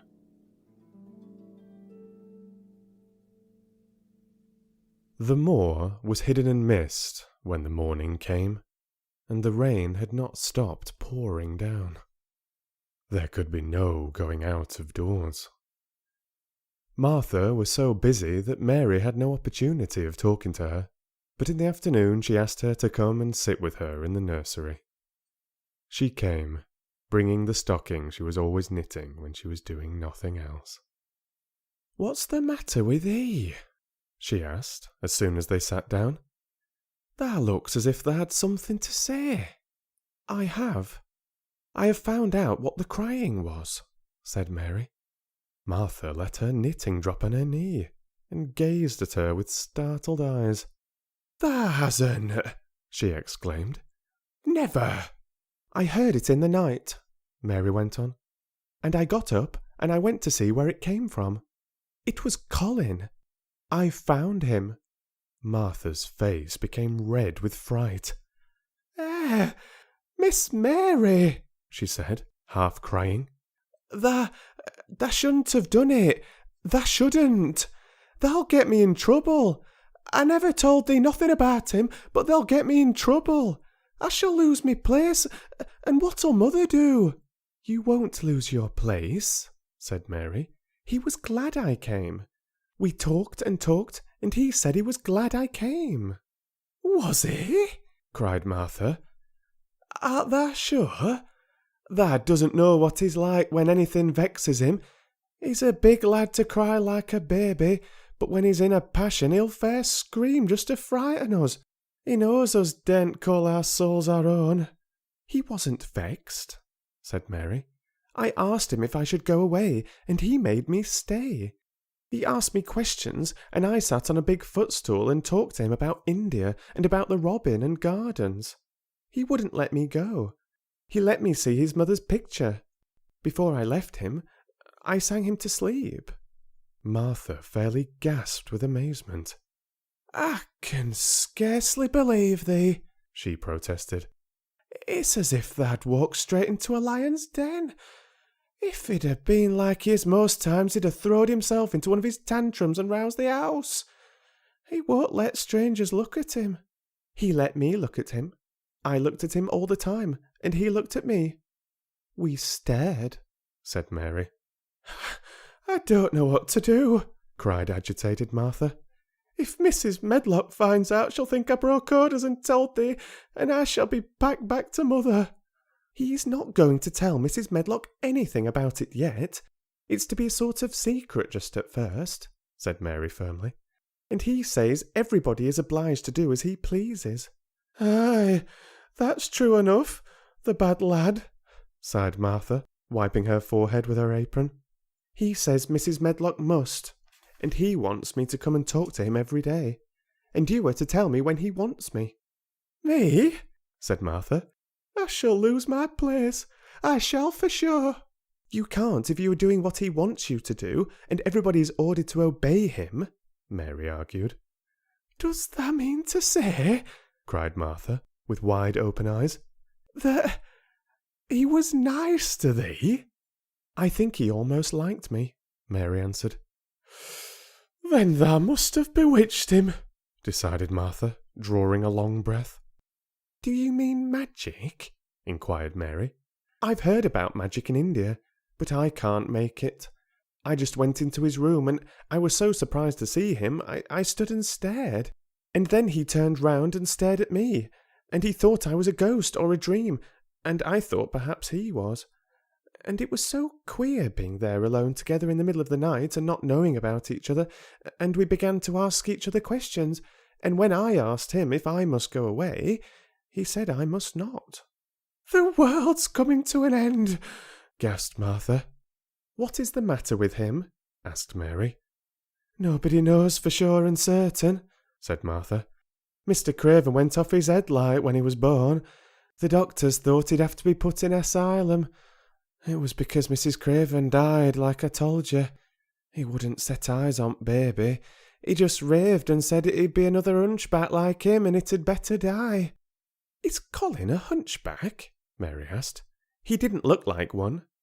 "He isn't yet," said Martha. "But he began all wrong. Mother said that there was enough trouble and raging in house to set any child wrong. They was afraid his back was weak, and they've always been taking care of it, keeping him lying down and not letting him walk. Once they made him wear a brace, but he fretted so he was downright ill. Then a big doctor came to see him, and made them take it off. He talked to other doctor quite rough, in a polite way. He said there'd been too much medicine and too much letting him have his own way." "I think he's a very spoiled boy," said Mary. "He's the worst young nowt as ever was," said Martha. "I won't say he hasn't been ill a good bit. He's had coughs and colds that's nearly killed him 2 or 3 times. Once he had rheumatic fever and once he had typhoid. Mrs. Medlock did get a fright then. He'd been out of his head and she was talking to nurse, thinking he didn't know nothing, and she said, 'He'll die this time sure enough, and best thing for him and for everybody.' And she looked at him, and there he was, with his big eyes open, staring at her as sensible as she was herself. She didn't know what had happened, but he just stared at her and says, 'You give me some water and stop talking.'" "Do you think he will die?" asked Mary. "Mother says there's no reason why any child should live that gets no fresh air and doesn't do nothing but lie on his back and read picture books and take medicine. He's weak and hates the trouble of being taken out of doors, and he gets cold so easy, he says it makes him ill." Mary sat and looked at the fire. "I wonder," she said slowly, "if it would not do him good to go out into a garden and watch things growing. It did me good."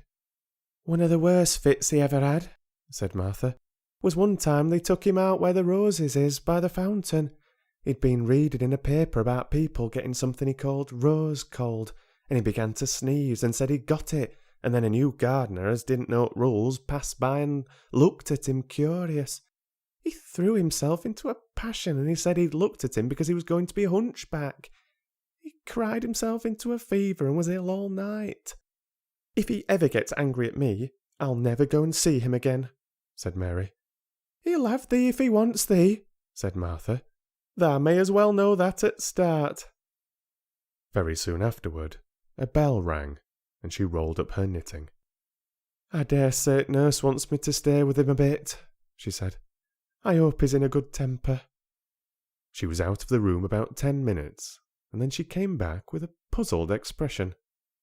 "Well, thou has bewitched him," she said. "He's up on his sofa with his picture books. He's told nurse to stay away until 6 o'clock. I'm to wait in the next room. The minute she was gone, he called me to him and says, 'I want Mary Lennox to come and talk to me, and remember you're not to tell anyone. You'd better go as quick as you can.'" Mary was quite willing to go quickly. She did not want to see Colin as much as she wanted to see Dickon, but she wanted to see him very much. There was a bright fire on the hearth when she entered his room, and in the daylight she saw it was a very beautiful room indeed. There were rich colours in the rugs and hangings, and pictures and books on the walls, which made it look glowing and comfortable, even in spite of the grey sky and falling rain. Colin looked rather like a picture himself. He was wrapped in a velvet dressing gown and sat against a big brocaded cushion. He had a red spot on each cheek. "Come in," he said. "I've been thinking about you all the morning." "I've been thinking about you too," answered Mary. "You don't know how frightened Martha is. She says Mrs. Medlock will think she told me about you, and then she will be sent away." He frowned. "Go and tell her to come here," he said. "She is in the next room." Mary went and brought her back. Poor Martha was shaking in her shoes. Colin was still frowning. "Have you to do what I please, or have you not?" he demanded. I have to do what you please, sir," Martha faltered, turning quite red. "Has Medlock to do what I please?" "Everybody has, sir," said Martha. "Well then, If I order you to bring Miss Mary to me, how can Medlock send you away if she finds it out? Please don't let her, sir, pleaded Martha. I'll send her away if she dares to say a word about such a thing, said Master Craven grandly. She wouldn't like that, I can tell you. Thank you, sir, bobbing a curtsy. I want to do my duty, sir. What I want is your duty, said Colin, more grandly still. I'll take care of you. Now go away. When the door closed behind Martha, Colin found Mistress Mary gazing at him, as if he had set her wondering. Why do you look at me like that? He asked her. What are you thinking about? I am thinking about two things. What are they? Sit down and tell me. This is the first one, said Mary, seating herself on the big stool. Once, in India, I saw a boy who was a Raja. He had rubies and emeralds and diamonds stuck all over him. He spoke to his people just as you spoke to Martha. Everybody had to do everything he told them in a minute. I think they would have been killed if they hadn't. I shall make you tell me about Rajas presently, he said. But first, tell me what the second thing is. I was thinking, said Mary, how different you are from Dickon. Who is Dickon? He said. What a queer name. She might as well tell him, she thought. She could talk about Dickon without mentioning the secret garden. She had liked to hear Martha talk about him. Besides, she longed to talk about him. It would seem to bring him nearer. He is Martha's brother. He is 12 years old, she explained. He is not like anyone else in the world. He can charm foxes and squirrels and birds just as the natives in India charm snakes. He plays a very soft tune on a pipe, and they come and listen. There were some big books on a table at his side, and he dragged one suddenly toward him.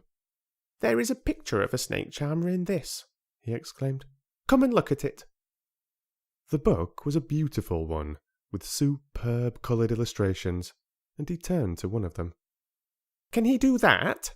He asked eagerly. He played on his pipe and they listened, Mary explained. But he doesn't call it magic. He says it's because he lives on the moor so much and he knows their ways. He says he feels sometimes as if he was a bird or a rabbit himself. He likes them so. I think he asked the robin questions. It seemed as if they talked to each other in soft chirps. Colin lay back on his cushion, and his eyes grew larger and larger, and the spots on his cheeks burned. Tell me some more about him, he said. He knows all about eggs and nests, Mary went on. And he knows where foxes and badgers and otters live. He keeps them secret so that other boys won't find their holes and frighten them. He knows about everything that grows or lives on the moor. Does he like the moor? Said Colin. How can he when it's such a great, bare, dreary place? It's the most beautiful place, protested Mary. Thousands of lovely things grow on it, and there are thousands of little creatures all busy building nests and making holes and burrows and chippering or singing or squeaking to each other. They are so busy and having such fun under the earth or in the trees or heather. It's their world. How do you know all that? Said Colin, turning on his elbow to look at her. I have never been there once, really, said Mary, suddenly remembering. I only drove over it in the dark. I thought it was hideous. Martha told me about it first, and then Dickon. When Dickon talks about it, you feel as if you saw things and heard them, and as if you were standing in the heather with the sun shining and the gorse smelling like honey, and all full of bees and butterflies. You never see anything if you are ill, said Colin restlessly. He looked like a person listening to a new sound in the distance and wondering what it was. You can't if you stay in a room, said Mary. I couldn't go on the moor, he said in a resentful tone. Mary was silent for a minute, and then she said something bold. You might, sometime. He moved, as if he was startled. Go on the moor? How could I? I am going to die. How do you know? Said Mary, unsympathetically. She didn't like the way he had of talking about dying. She did not feel very sympathetic. She felt rather as if he had almost boasted about it. "Oh, I've heard it ever since I remember," he answered crossly. "They are always whispering about it and thinking I don't notice. They wish I would, too." Mistress Mary felt quite contrary. She pinched her lips together. "If they wished I would," she said, "I wouldn't. Who wishes you would?" "The servants, and, of course, Dr. Craven, because he would get Misselthwaite and be rich instead of poor. He daren't say so, but he always looks cheerful when I am worse. When I had typhoid fever, his face got quite fat. I think my father wishes it too." "I don't believe he does," said Mary quite obstinately. That made Colin turn and look at her again. "Don't you?" he said. And then he lay back on his cushion and was still, as if he were thinking. And there was quite a long silence.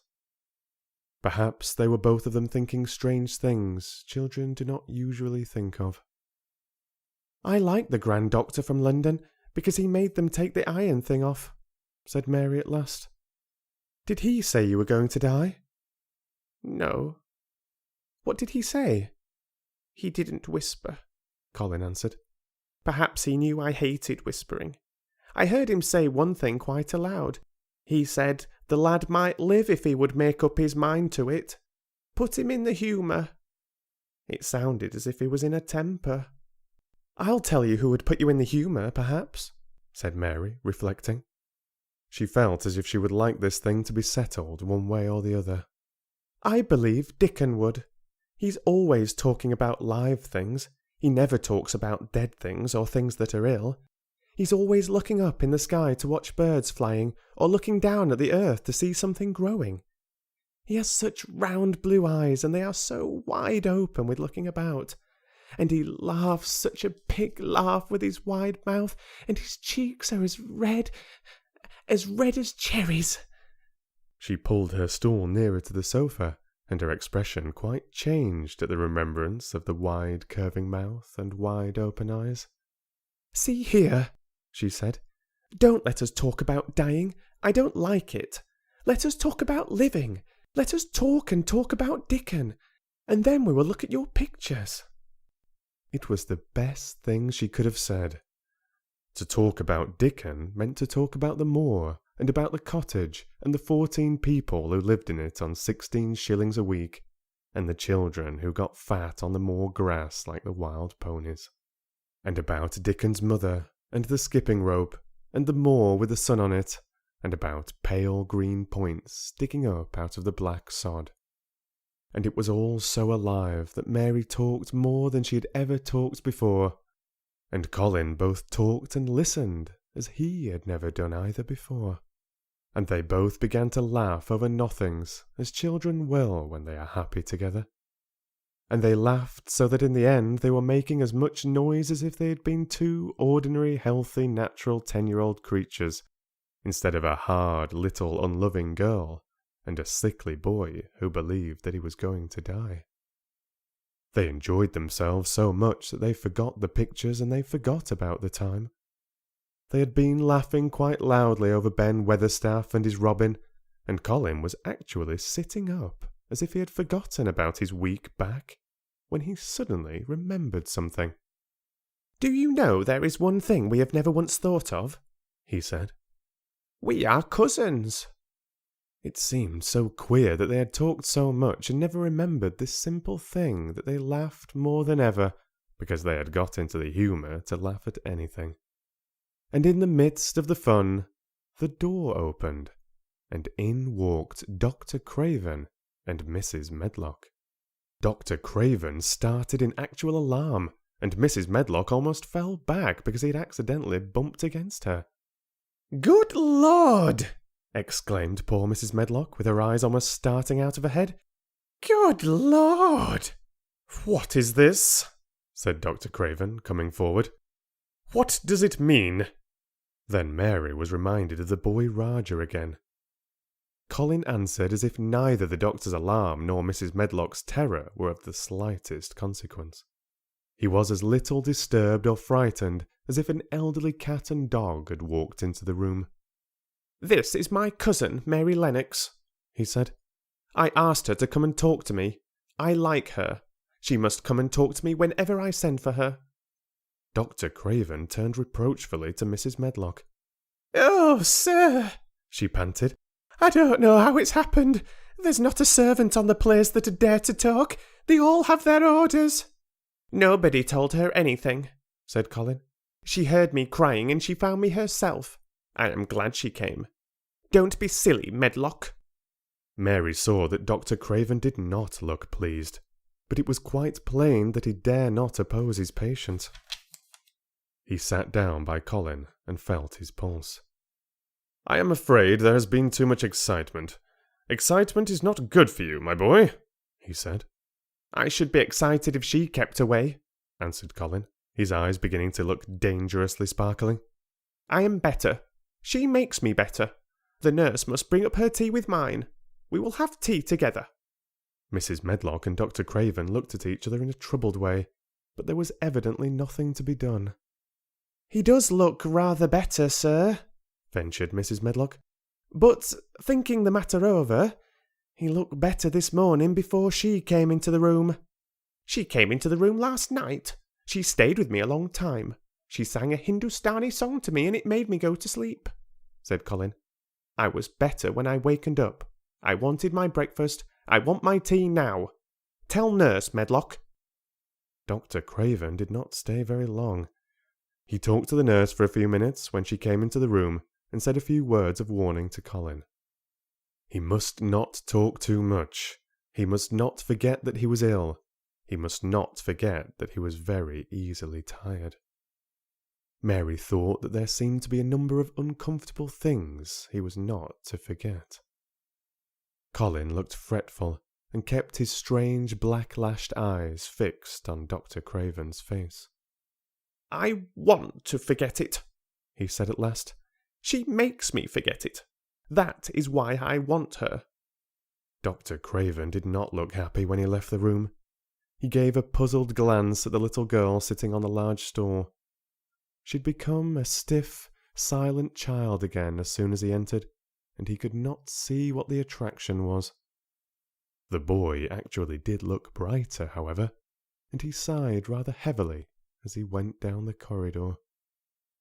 "They are always wanting me to eat things when I don't want to," said Colin, as the nurse brought in the tea and put it on the table by the sofa. "Now, if you will eat, I will. Those muffins look so nice and hot. Tell me about Rajah's."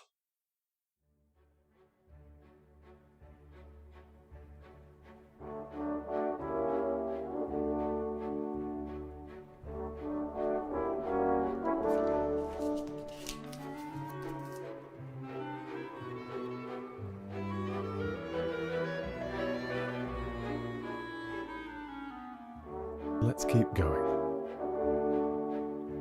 Next up,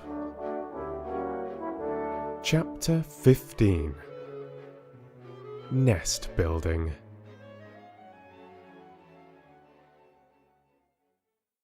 After another week of rain, the high arch of blue sky appeared again, and the sun which poured down was quite hot.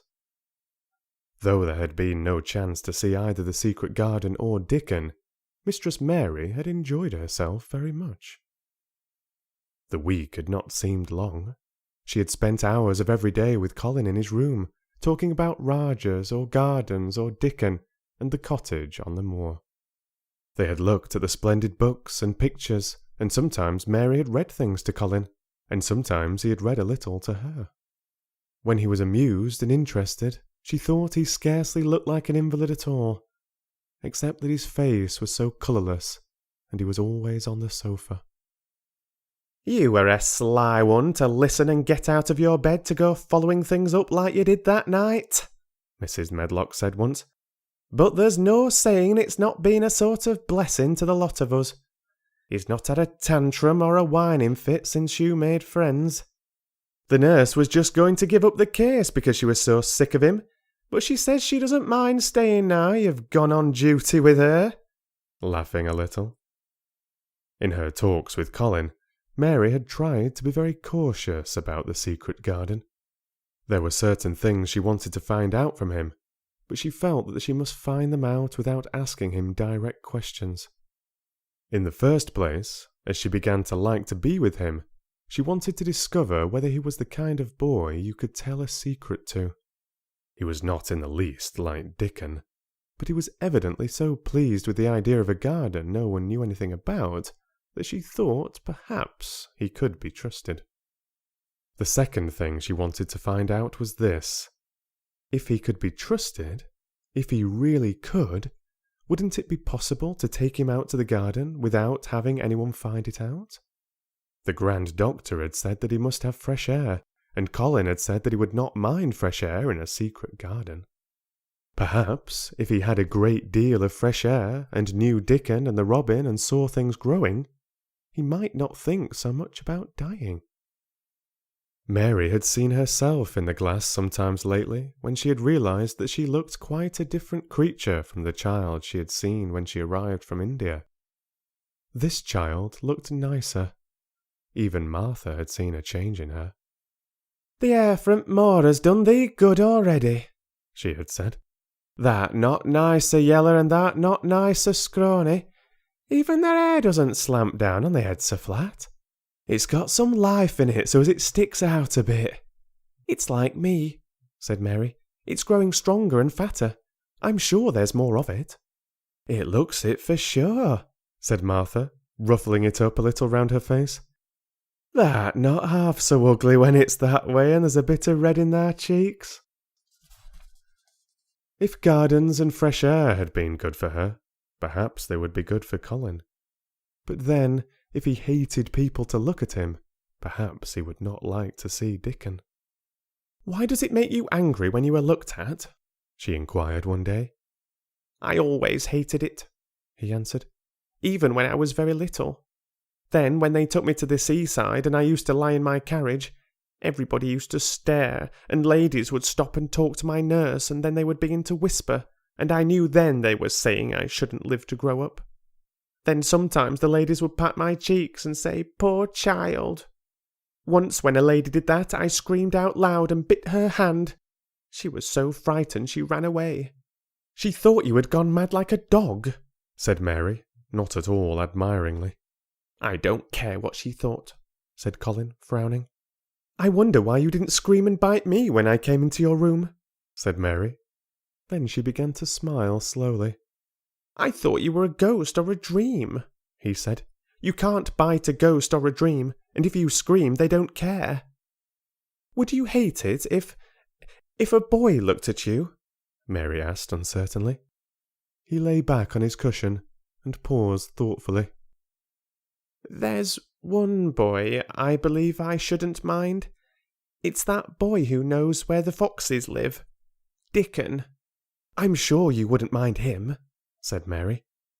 "The birds don't, and other animals," he said, still thinking it over. "Perhaps that's why I shouldn't. He's a sort of animal charmer, and I'm a boy animal." Then he laughed, and she laughed too. In fact, it ended in their both laughing a great deal and finding the idea of a boy animal hiding in his hole very funny indeed. What Mary felt afterward was that she need not fear about Dickon. On that first morning when the sky was blue again, Mary wakened very early. The sun was pouring in slanting rays through the blinds, and there was something so joyous in the sight of it that she jumped out of bed and ran to the window. She drew up the blinds and opened the window itself, and a great waft of fresh, scented air blew in upon her. The moor was blue, and the whole world looked as if something magic had happened to it. There were tender little fluting sounds here and there and everywhere, as if scores of birds were beginning to tune up for a concert. Mary put her hand out of the window and held it in the sun. "It's warm, warm," she said. "It will make the green points push up and up and up, and it will make the bulbs and roots work and struggle with all their might under the earth."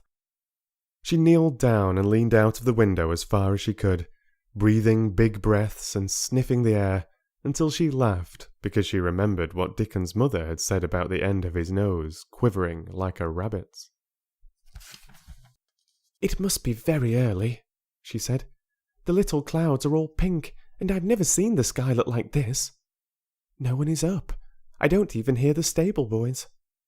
A sudden thought made her scramble to her feet. "I can't wait. I'm going to see the garden." She had learnt to dress herself by this time, and she put on her clothes in 5 minutes. She knew a small side door which she could unbolt herself, and she flew downstairs in her stocking feet and put on her shoes in the hall. She unchained and unbolted and unlocked, and when the door was open she sprang across the step with one bound, and there she was, standing on the grass, which seemed to have turned green, and with the sun pouring down on her, and warm, sweet wafts about her, and the fluting and twittering and singing coming from every bush and tree. She clasped her hands for pure joy and looked up in the sky, and it was so blue and pink and pearly and white and flooded with springtime light that she felt as if she must flute and sing aloud herself, and knew that thrushes and robins and skylarks could not possibly help it. She ran around the shrubs and paths towards the secret garden. "It is all different already," she said. "The grass is greener, and things are sticking up everywhere, and things are uncurling, and green buds of leaves are showing. This afternoon I am sure Dickon will come." The long warm rain had done strange things to the herbaceous beds which bordered the walk by the lower wall. There were things sprouting and pushing out from the roots of clumps of plants, and there were actually here and there glimpses of royal purple and yellow unfurling among the stems of crocuses. 6 months before, Mistress Mary would not have seen how the world was waking up, but now she missed nothing. When she had reached the place where the door hid itself under the ivy, she was startled by a curious loud sound. It was the caw-caw of a crow, and it came from the top of the wall, and when she looked up, there sat a big, glossy-plumaged blue-black bird, looking down at her very wisely indeed. She had never seen a crow so close before, and he made her a little nervous, but the next moment he spread his wings and flapped away across the garden. She hoped he was not going to stay inside, and she pushed the door open, wondering if he would. When she got fairly into the garden, she saw that he probably did intend to stay, because he had alighted on a dwarf apple tree, and under the apple tree was lying a little reddish animal with a bushy tail, and both of them were watching the stooping body and rust-red head of Dickon, who was kneeling on the grass, working hard. Mary flew across the grass to him. "Oh, Dickon! Dickon!" she cried out. "How could you get here so early? How could you? The sun has only just got up." He got up himself, laughing and glowing and tousled, his eyes like a bit of the sky. He said. "I was up long before him. How could I have stayed abed? The world's all fair begun again this morning, it has. And it's working and humming and scratching and piping and nest building and breathing out scents till you've got to be out of it, 'stead of lying on your back. When the sun did jump up, the moor went mad for joy, and I was in the midst of the heather, and I run like mad myself, shouting and singing. And I come straight here. I couldn't have stayed away. Why, the garden was lying here waiting." Mary put her hands on her chest, panting as if she had been running herself. "Oh, Dickon, Dickon," she said. "I am so happy I can scarcely breathe." Seeing him talking to a stranger, the little bushy-tailed animal rose from its place under the tree and came to him, and the rook, cawing once, flew down from its branch and settled quietly on his shoulder. "This is the little fox cub," he said, rubbing the little reddish animal's head. "It's named Captain, and this here's Soot. Soot, he flew across the moor with me, and Captain, he runs same as the hounds had been after him. They both felt same as I did." Neither of the creatures looked as if they were the least afraid of Mary. When Dickon began to walk about, Soot stayed on his shoulder and Captain trotted quietly close to his side. "See here," said Dickon. "See how these has pushed up, and these. And look at these here." He threw himself upon his knees, and Mary went down beside him. They had come upon a whole clump of crocuses, burst into purple and orange and gold. Mary bent her face down and kissed them. "You never kiss a person in that way," she said when she lifted her head. "Flowers are so different." He looked puzzled, but smiled. He said, "I've kissed Mother many a time that way when I've come in front moor after a day's roaming, and she's stood there at door in sun, looking so glad and comfortable." They ran from one part of the garden to another, and found so many wonders that they were obliged to remind themselves that they must whisper or speak low. He showed her swelling leaf buds on rose branches which had seemed dead. He showed her 10,000 new green points pushing through the mould. They put their eager young noses close to the earth and sniffed its warm springtime breathing. They dug and pulled and laughed low with rapture until Mistress Mary's hair was as tumbled as Dickon's, and her cheeks were almost as poppy red as his. There was every joy on earth in the secret garden that morning, and in the midst of them came a delight more delightful than all, because it was more wonderful. Swiftly something flew across the wall and darted through the trees to a close-grown corner. A little flare of red-breasted bird with something hanging from its beak. Dickon stood quite still and put his hand on Mary almost as if they had suddenly found themselves laughing in a church. "We munnot stir," he whispered in broad Yorkshire. "We munnot scarce breathe. I knowed he was mate hunting when I seed him last. It's Ben Weatherstaff's robin. He's building his nest. He'll stay here if us don't flight him." They settled down softly upon the grass and sat there without moving. "Us mustn't seem as if us was watching him too close," said Dickon. "He'd be out with us for good if he got notion us was interfering now. He'll be a good bit different to all this is over. He's setting up housekeeping. He'll be shyer and readier to take things ill. He's got no time for visiting and gossiping. Us must keep still a bit and try to look as if us was grass and trees and bushes. Then, when he's got used to seeing us, I'll chirp a bit, and he'll know us'll not be in his way." Mistress Mary was not at all sure that she knew, as Dickon seemed to, how to try to look like grass and trees and bushes. But he had said the queer thing as if it were the simplest and most natural thing in the world, and she felt it must be quite easy to him, and, indeed, she watched him for a few minutes carefully, wondering if it was possible for him to quietly turn green and put out branches and leaves. But he only sat wonderfully still, and when he spoke, dropped his voice to such a softness that it was curious that she could hear him, but she could. "It's part of the springtime, this nest building is," he said. "I warrant it's been going on in the same way every year since the world was begun. They've got their way of thinking and doing things, and a body had better not meddle. You can lose a friend in springtime easier than any other season if you're too curious." "If we talk about him, I can't help looking at him," Mary said as softly as possible. "We must talk of something else. There is something I want to tell you." "You'll like it better if us talks of something else," said Dickon. "What is it that thou's got to tell me?" "Well, do you know about Colin?" she whispered. He turned his head to look at her. "What does thou know about him?" he asked. "I've seen him. I've been to talk to him every day this week. He wants me to come. He says I'm making him forget about being ill and dying," answered Mary. Dickon looked actually relieved as soon as the surprise died away from his round face. "I'm glad of that," he exclaimed.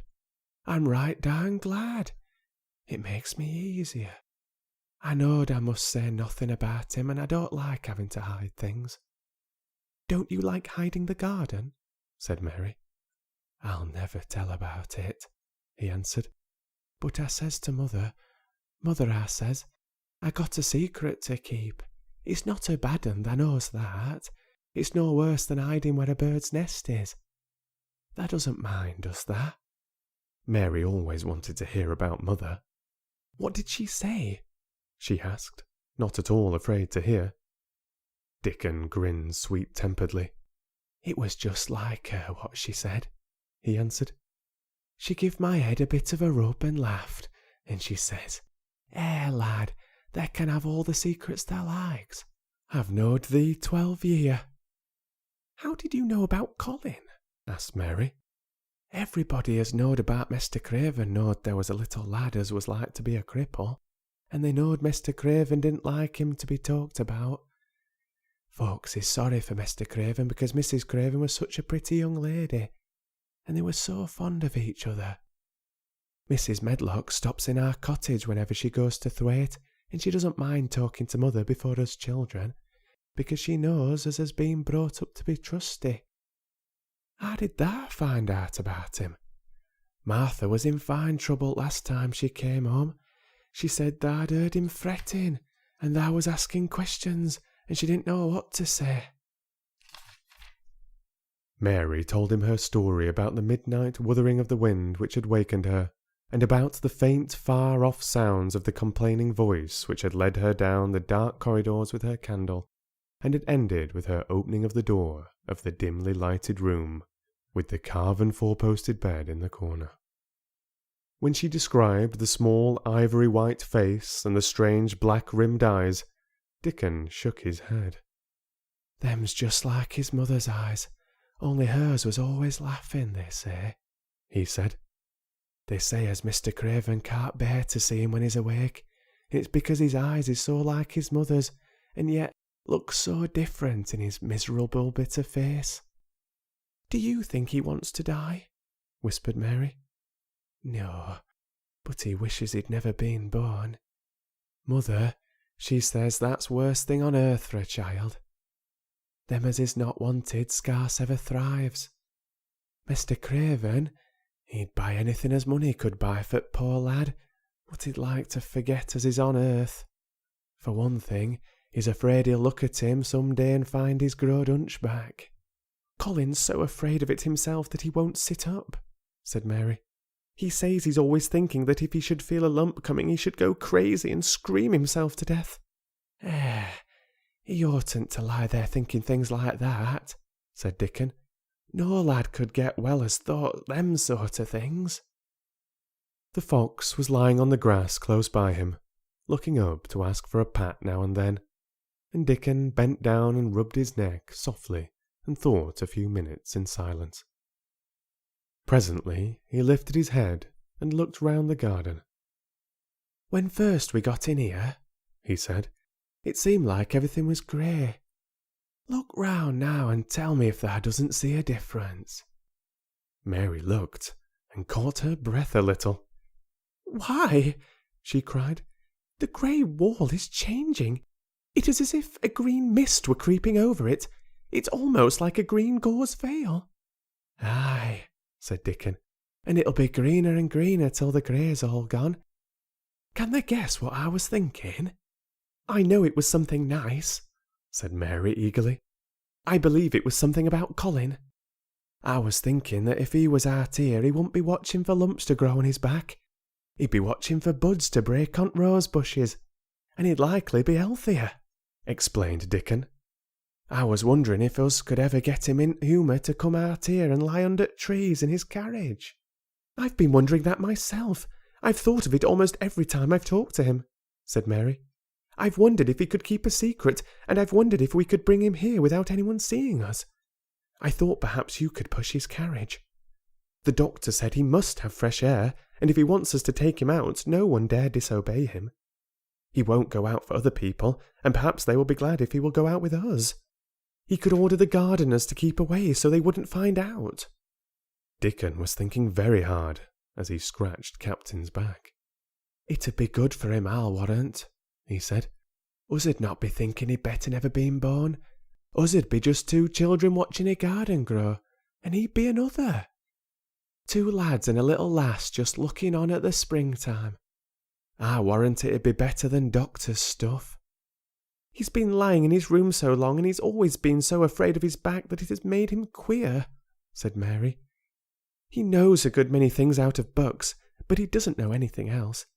He says he has been too ill to notice things, and he hates going out of doors and hates gardens and gardeners. But he likes to hear about this garden because it is a secret.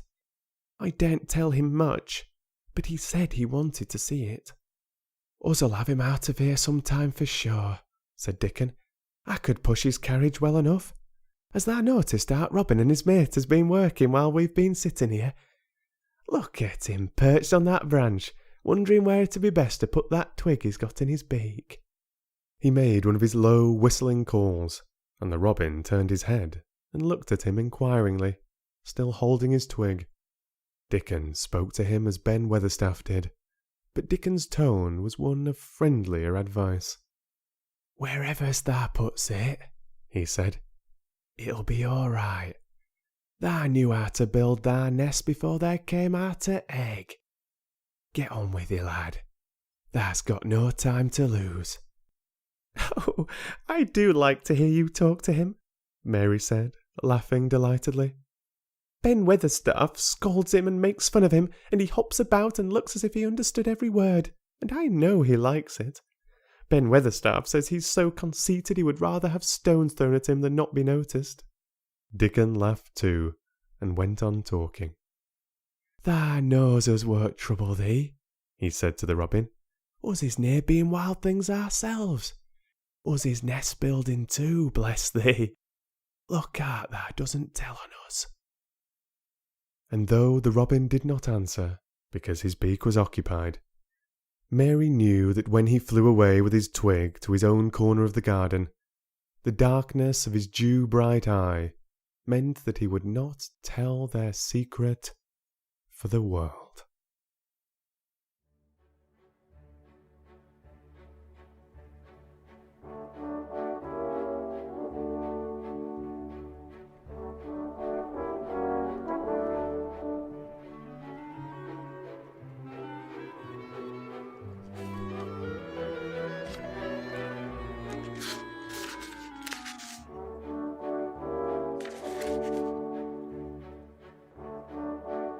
Chapter 16. "I won't," said Mary.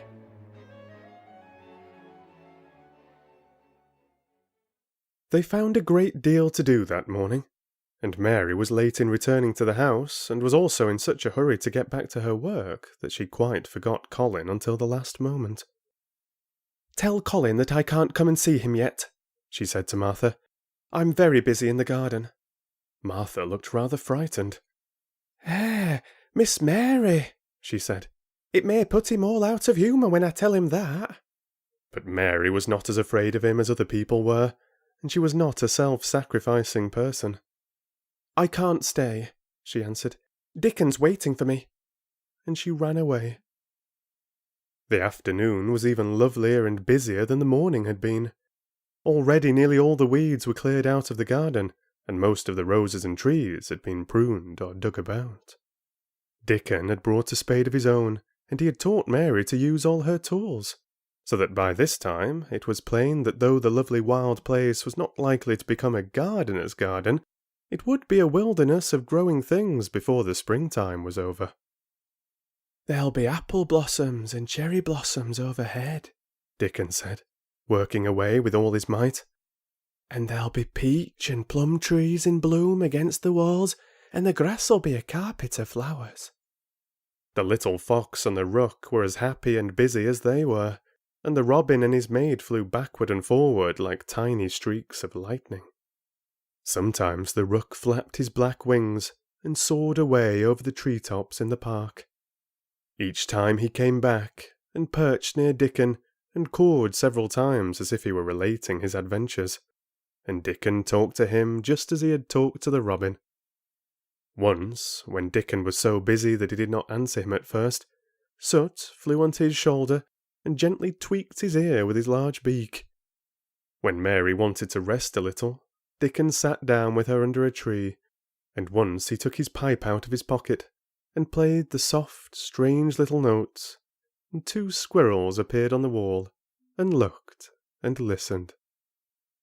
"Tha's a good bit stronger than thou was," Dickon said, looking at her as she was digging. "Tha's beginning to look different for sure." Mary was glowing with exercise and good spirits. "I'm getting fatter and fatter every day," she said quite exultantly. "Mrs. Medlock will have to get me some bigger dresses. Martha says my hair is growing thicker. It isn't so flat and stringy." The sun was beginning to set, and sending deep gold-coloured rays slanting under the trees when they parted. "It'll be fine tomorrow," said Dickon. "I'll be at work by sunrise." "So will I," said Mary. She ran back to the house as quickly as her feet would carry her. She wanted to tell Colin about Dickon's fox cub and the rook, and about what the springtime had been doing. She felt sure he would like to hear, so it was not very pleasant when she opened the door of her room to see Martha standing waiting for her with a doleful face. "What is the matter?" she asked. "What did Colin say when you told him I couldn't come?" Said Martha. "I wish tha'd gone. He was nigh going into one of his tantrums. There's been a nice to-do all afternoon to keep him quiet. He would watch the clock all the time." Mary's lips pinched themselves together. She was no more used to considering other people than Colin was, and she saw no reason why an ill-tempered boy should interfere with the thing she liked best. She knew nothing about the pitifulness of people who had been ill and nervous, and who did not know that they could control their tempers and need not make other people ill and nervous too. When she had had a headache in India, she had done her best to see that everybody else also had a headache or something quite as bad. And she felt she was quite right. But, of course, now she felt that Colin was quite wrong. He was not on his sofa when she went into his room. He was lying flat on his back in bed, and he did not turn his head toward her as she came in. This was a bad beginning, and Mary marched up to him with her stiff manner. "Why didn't you get up?" she said. "I did get up this morning when I thought you were coming," he answered, without looking at her. "I made them put me back in bed this afternoon. My back ached and my head ached and I was tired. Why didn't you come?" "I was working in the garden with Dickon," said Mary. Colin frowned, and condescended to look at her. "I won't let that boy come here if you go and stay with him instead of coming to talk to me," he said. Mary flew into a fine passion. She could fly into a passion without making a noise. She just grew sour and obstinate, and did not care what happened. "If you send Dickon away, I'll never come into this room again," she retorted. "You'll have to if I want you," said Colin. "I won't," said Mary. "I'll make you," said Colin. "They shall drag you in." "Shall they, Mr. Rajah?" said Mary fiercely. "They may drag me in, but they can't make me talk when they get me here. I'll sit and clench my teeth and never tell you one thing. I won't even look at you. I'll stare at the floor." They were a nice agreeable pair as they glared at each other. If they had been 2 little street boys, they would have sprung at each other and had a rough-and-tumble fight. As it was, they did the next thing to it. "You are a selfish thing," cried Colin. "What are you?" said Mary. "Selfish people always say that. Anyone is selfish who doesn't do what they want. You're more selfish than I am. You're the most selfish boy I ever saw." "I'm not," snapped Colin. "I'm not as selfish as your fine Dickon is. He keeps you playing in the dirt, when he knows I'm all by myself. He's selfish, if you like." Mary's eyes flashed fire. "He's nicer than any other boy that ever lived," she said. He's like an angel." It might sound rather silly to say that, but she did not care. "A nice angel?" Colin sneered ferociously. "He's a common cottage boy off the moor." "He's better than a common Rajah," retorted Mary. "He's 1,000 times better." Because she was the stronger of the two, she was beginning to get the better of him. The truth was that he had never had a fight with anyone like himself in his life, and, upon the whole, it was rather good for him, though neither he nor Mary knew anything about that. He turned his head on his pillow and shut his eyes, and a big tear was squeezed out and ran down his cheek. He was beginning to feel pathetic and sorry for himself, not for anyone else. "I'm not as selfish as you, because I'm always ill, and I'm sure there is a lump coming on my back," he said. "And I'm going to die besides." "You're not," contradicted Mary unsympathetically. He opened his eyes quite wide with indignation. He had never heard such a thing before. He was at once furious and slightly pleased, if a person could be both at the same time. "I'm not," he cried. "I am. You know I am. Everybody says so." "I don't believe it," said Mary sourly. "You just say that to make people sorry. I believe you're proud of it." "I don't believe it. If you were a nice boy, it might be true, but you're too nasty." In spite of his invalid back, Colin sat up in bed in quite a healthy rage. "Get out of the room!" he shouted, and he caught hold of his pillow and threw it at her. He was not strong enough to throw it far, and it only fell at her feet, but Mary's face looked as pinched as a nutcracker. "I'm going," she said, "and I won't come back." She walked to the door, and when she reached it, she turned round and spoke again. "I was going to tell you all sorts of nice things," she said. "Dickon brought his fox and his rook, and I was going to tell you all about them. Now I won't tell you a single thing." She marched out of the door and closed it behind her, and there, to her great astonishment, she found the trained nurse, standing as if she had been listening, and, more amazing still, she was laughing. She was a big, handsome young woman, who ought not to have been a trained nurse at all, and she could not bear invalids, and she was always making excuses to leave Colin to Martha, or anyone else who would take her place. Mary had never liked her, and she simply stood and gazed up at her, and she stood giggling into her handkerchief. "What are you laughing at?" she asked her. "At the two young ones," said the nurse. "It's the best thing that could happen to the sickly pampered thing to have someone to stand up to him that's as spoiled as himself." And she laughed into her handkerchief again. "If he'd had a young vixen of a sister to fight with, it would have been the saving of him." "Is he going to die?" "I don't know, and I don't care," said the nurse. "Hysterics and temper are half what ails him." "What are hysterics?" asked Mary. "You'll find out if you work him into a tantrum after this. But at any rate, you've given him something to have hysterics about, and I'm glad of it." Mary went back to her room, not feeling at all as she had felt when she had come in from the garden. She was cross and disappointed, but not at all sorry for Colin. She had looked forward to telling him a great many things, and she had meant to try to make up her mind whether it would be safe to trust him with the great secret. She had been beginning to think it would be, but now she had changed her mind entirely.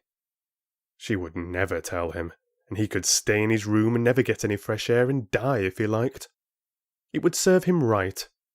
She felt so sour and unrelenting that for a few minutes she almost forgot about Dickon, and the green veil creeping over the world, and the soft wind blowing down from the moor. Martha was waiting for her, and the trouble in her face had been temporarily replaced by interest and curiosity.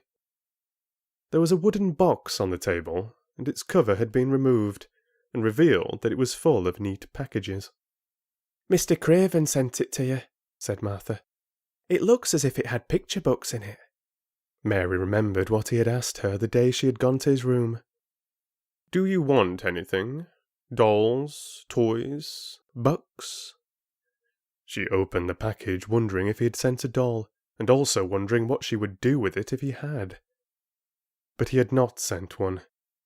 There were several beautiful books such as Colin had, and 2 of them were about gardens and were full of pictures. There were 2 or 3 games, and there was a beautiful little writing case with a gold monogram on it, and a gold pen and inkstand. Everything was so nice that her pleasure began to crowd her anger out of her mind. She had not expected him to remember her at all, and her hard little heart grew quite warm. "I can write better than I can print," she said, "and the first thing I shall write with that pen will be a letter to tell him I am much obliged." If she had been friends with Colin, she would have run to show him her presents at once, and they would have looked at the pictures and read some of the gardening books, and perhaps tried playing the games, and he would have enjoyed himself so much he would never once have thought he was going to die, or have put his hand on his spine to see if there was a lump coming. He had a way of doing that which she could not bear. It gave her an uncomfortable, frightened feeling, because he always looked so frightened himself. He said that if he felt even quite a little lump some day, he should know his hunch had begun to grow. Something he had heard Mrs. Medlock whispering to the nurse had given him the idea, and he had thought over it in secret until it was quite firmly fixed in his mind. Mrs. Medlock had said his father's back had begun to show its crookedness in that way when he was a child. He had never told anyone but Mary that most of his tantrums, as they called them, grew out of his hysterical hidden fear. Mary had been sorry for him when he had told her.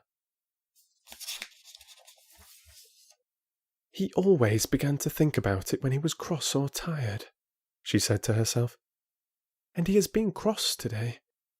Perhaps he has been thinking about it all the afternoon." She stood still, looking down at the carpet and thinking. "I said I would never go back again." She hesitated, knitting her brows. "But perhaps, just perhaps, I will go and see, if he wants me, in the morning.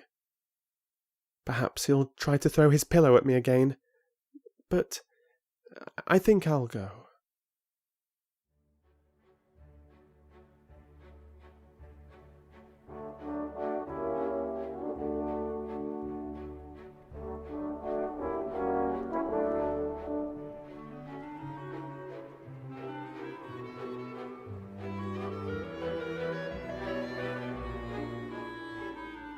Let's continue.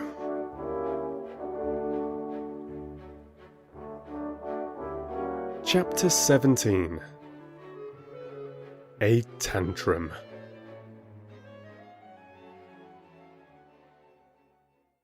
She had got up very early in the morning, and had worked hard in the garden, and she was tired and sleepy.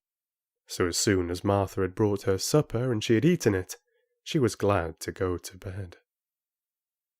As she laid her head on the pillow, she murmured to herself, "I'll go out before breakfast and work with Dickon, and then afterward, I believe, I'll go to see him."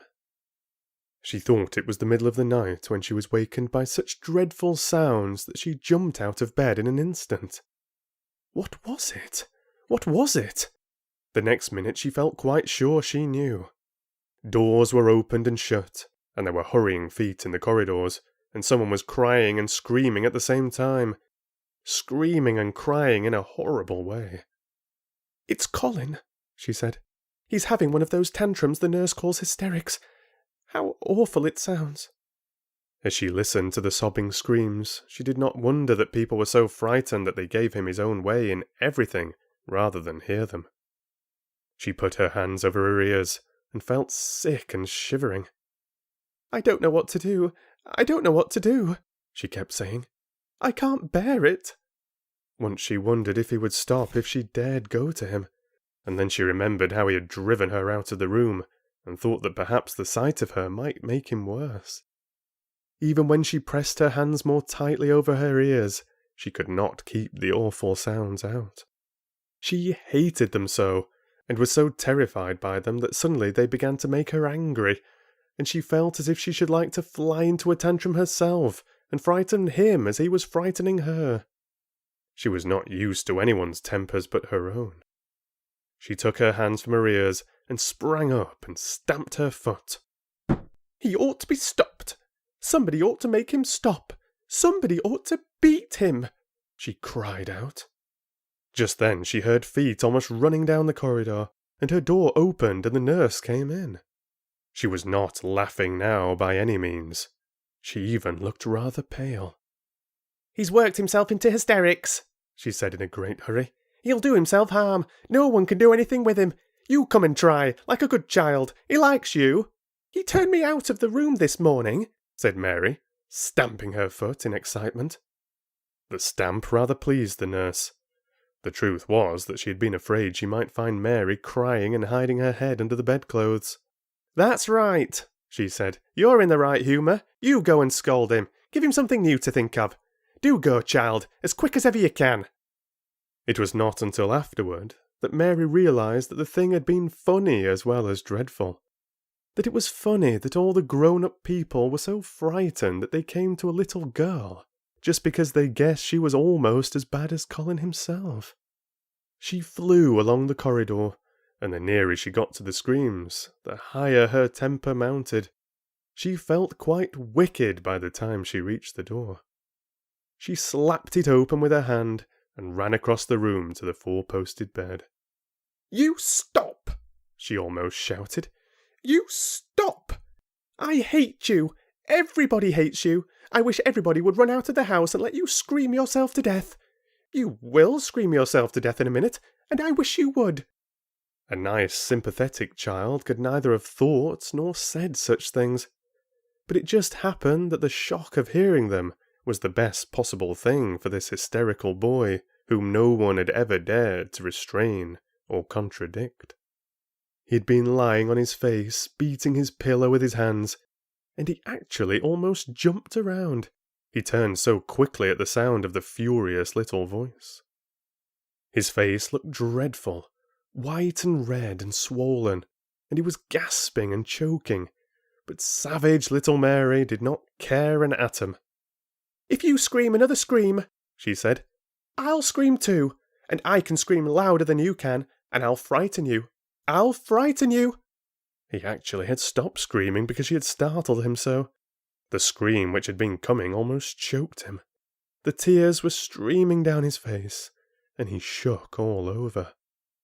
"I can't stop," he gasped and sobbed. "I can't. "You can," shouted Mary.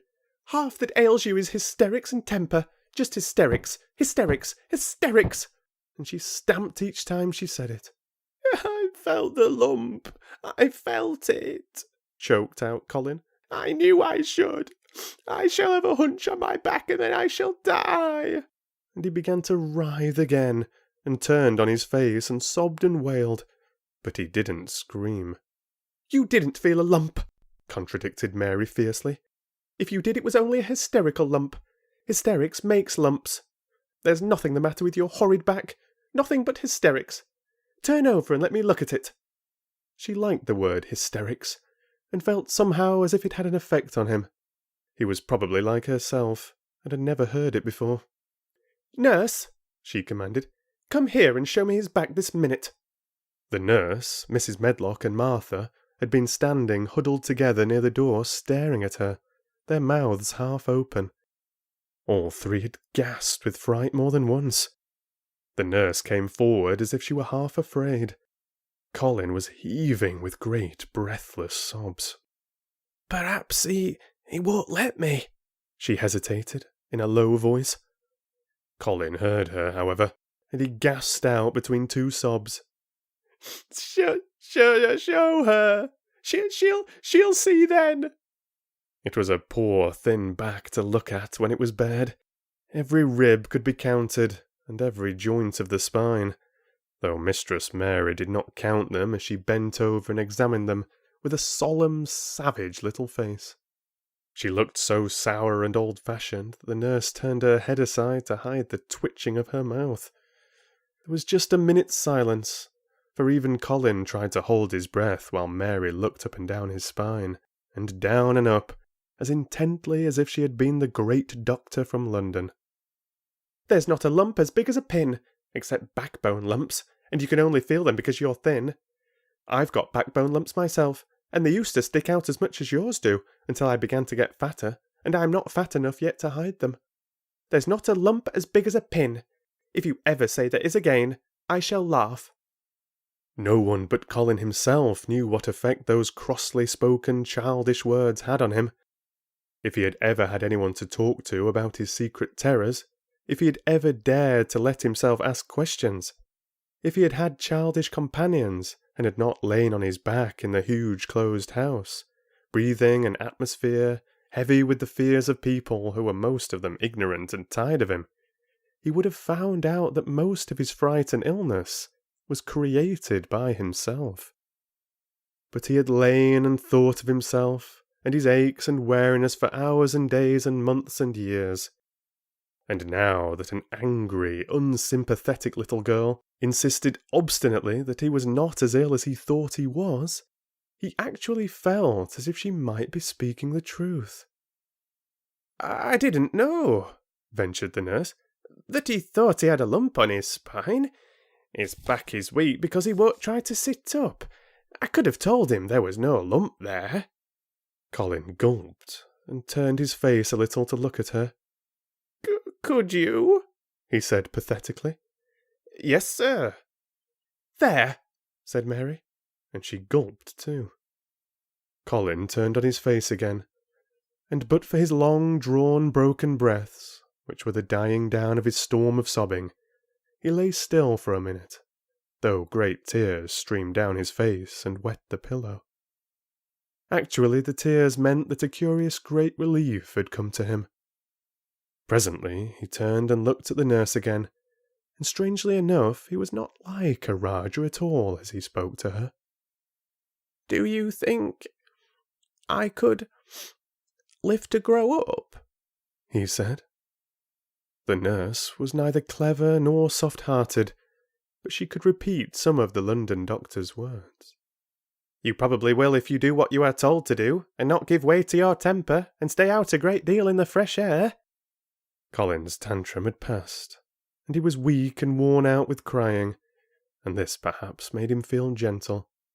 He put out his hand a little toward Mary, and I am glad to say that, her own tantrum having passed, she was softened too, and met him halfway with her hand, so that it was a sort of making up. I'll go out with you, Mary," he said. "I shan't hate fresh air if we can find—" He remembered just in time to stop himself from saying, "if we can find the secret garden." And he ended, "I shall like to go out with you if Dickon will come and push my chair. I do so want to see Dickon and the fox and the crow." The nurse remade the tumbled bed and shook and straightened the pillows. Then she made Colin a cup of beef tea and gave a cup to Mary, who really was very glad to get it after her excitement. Mrs. Medlock and Martha gladly slipped away, and after everything was neat and calm and in order, the nurse looked as if she would very gladly slip away also. She was a healthy young woman who resented being robbed of her sleep, and she yawned quite openly as she looked at Mary, who had pushed her big footstool close to the four-posted bed and was holding Colin's hand. "You must go back and get your sleep out," she said. "He'll drop off after a while if he's not too upset. Then I'll lie down myself in the next room." "Would you like me to sing you that song I learned from my ayah?" Mary whispered to Colin. His hand pulled hers gently, and he turned his tired eyes on her appealingly. "Oh, yes," he answered. "It's such a soft song. I shall go to sleep in a minute." "I will put him to sleep," Mary said to the yawning nurse. "You can go if you like." "Well," said the nurse, with an attempt at reluctance, "if he doesn't go to sleep in half an hour, you must call me." "Very well," answered Mary. The nurse was out of the room in a minute, and as soon as she was gone, Colin pulled Mary's hand again. "I almost told," he said, "but I stopped myself in time. I won't talk and I'll go to sleep, but you said you had a lot of nice things to tell me. Have you... do you think you have found out anything at all about the way into the secret garden?" Mary looked at his poor little tired face and swollen eyes, and her heart relented. Yes, she answered. I think I have, and if you will go to sleep, I will tell you tomorrow. His hand quite trembled. Oh, Mary, he said. Oh, Mary, if I could get into it, I think I should live to grow up. Do you suppose that instead of singing the Ayah song, you could just tell me softly as you did that first day what you imagine it looks like inside? I am sure it will make me go to sleep. Yes, answered Mary. Shut your eyes. He closed his eyes and lay quite still, and she held his hand and began to speak very slowly and in a very low voice. I think it has been left alone so long that it has grown all into a lovely tangle. I think the roses have climbed and climbed and climbed until they hang from the branches and walls and creep over the ground, almost like a strange grey mist. Some of them have died, but many are alive, and when the summer comes, there will be curtains and fountains of roses. I think the ground is full of daffodils and snowdrops and lilies and iris working their way out of the dark. Now the spring has begun. Perhaps. The soft drone of her voice was making him stiller and stiller, and she saw it and went on. Perhaps they are coming up through the grass. Perhaps there are clusters of purple crocuses and gold ones, even now. Perhaps the leaves are beginning to break out and uncurl, and perhaps the grey is changing, and a green gauze veil is creeping over everything, and the birds are coming to look at it, because it is so safe and still. And perhaps,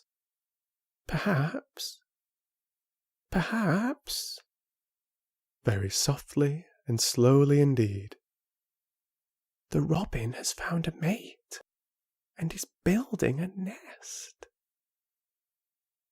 And Colin was asleep.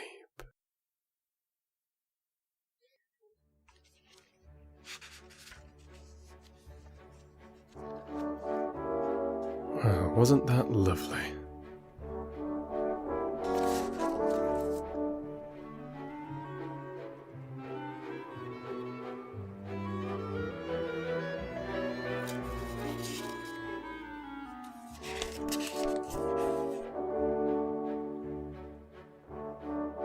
Chapter 18.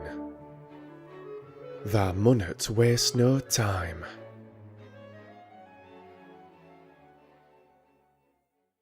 Of course, Mary did not waken early the next morning.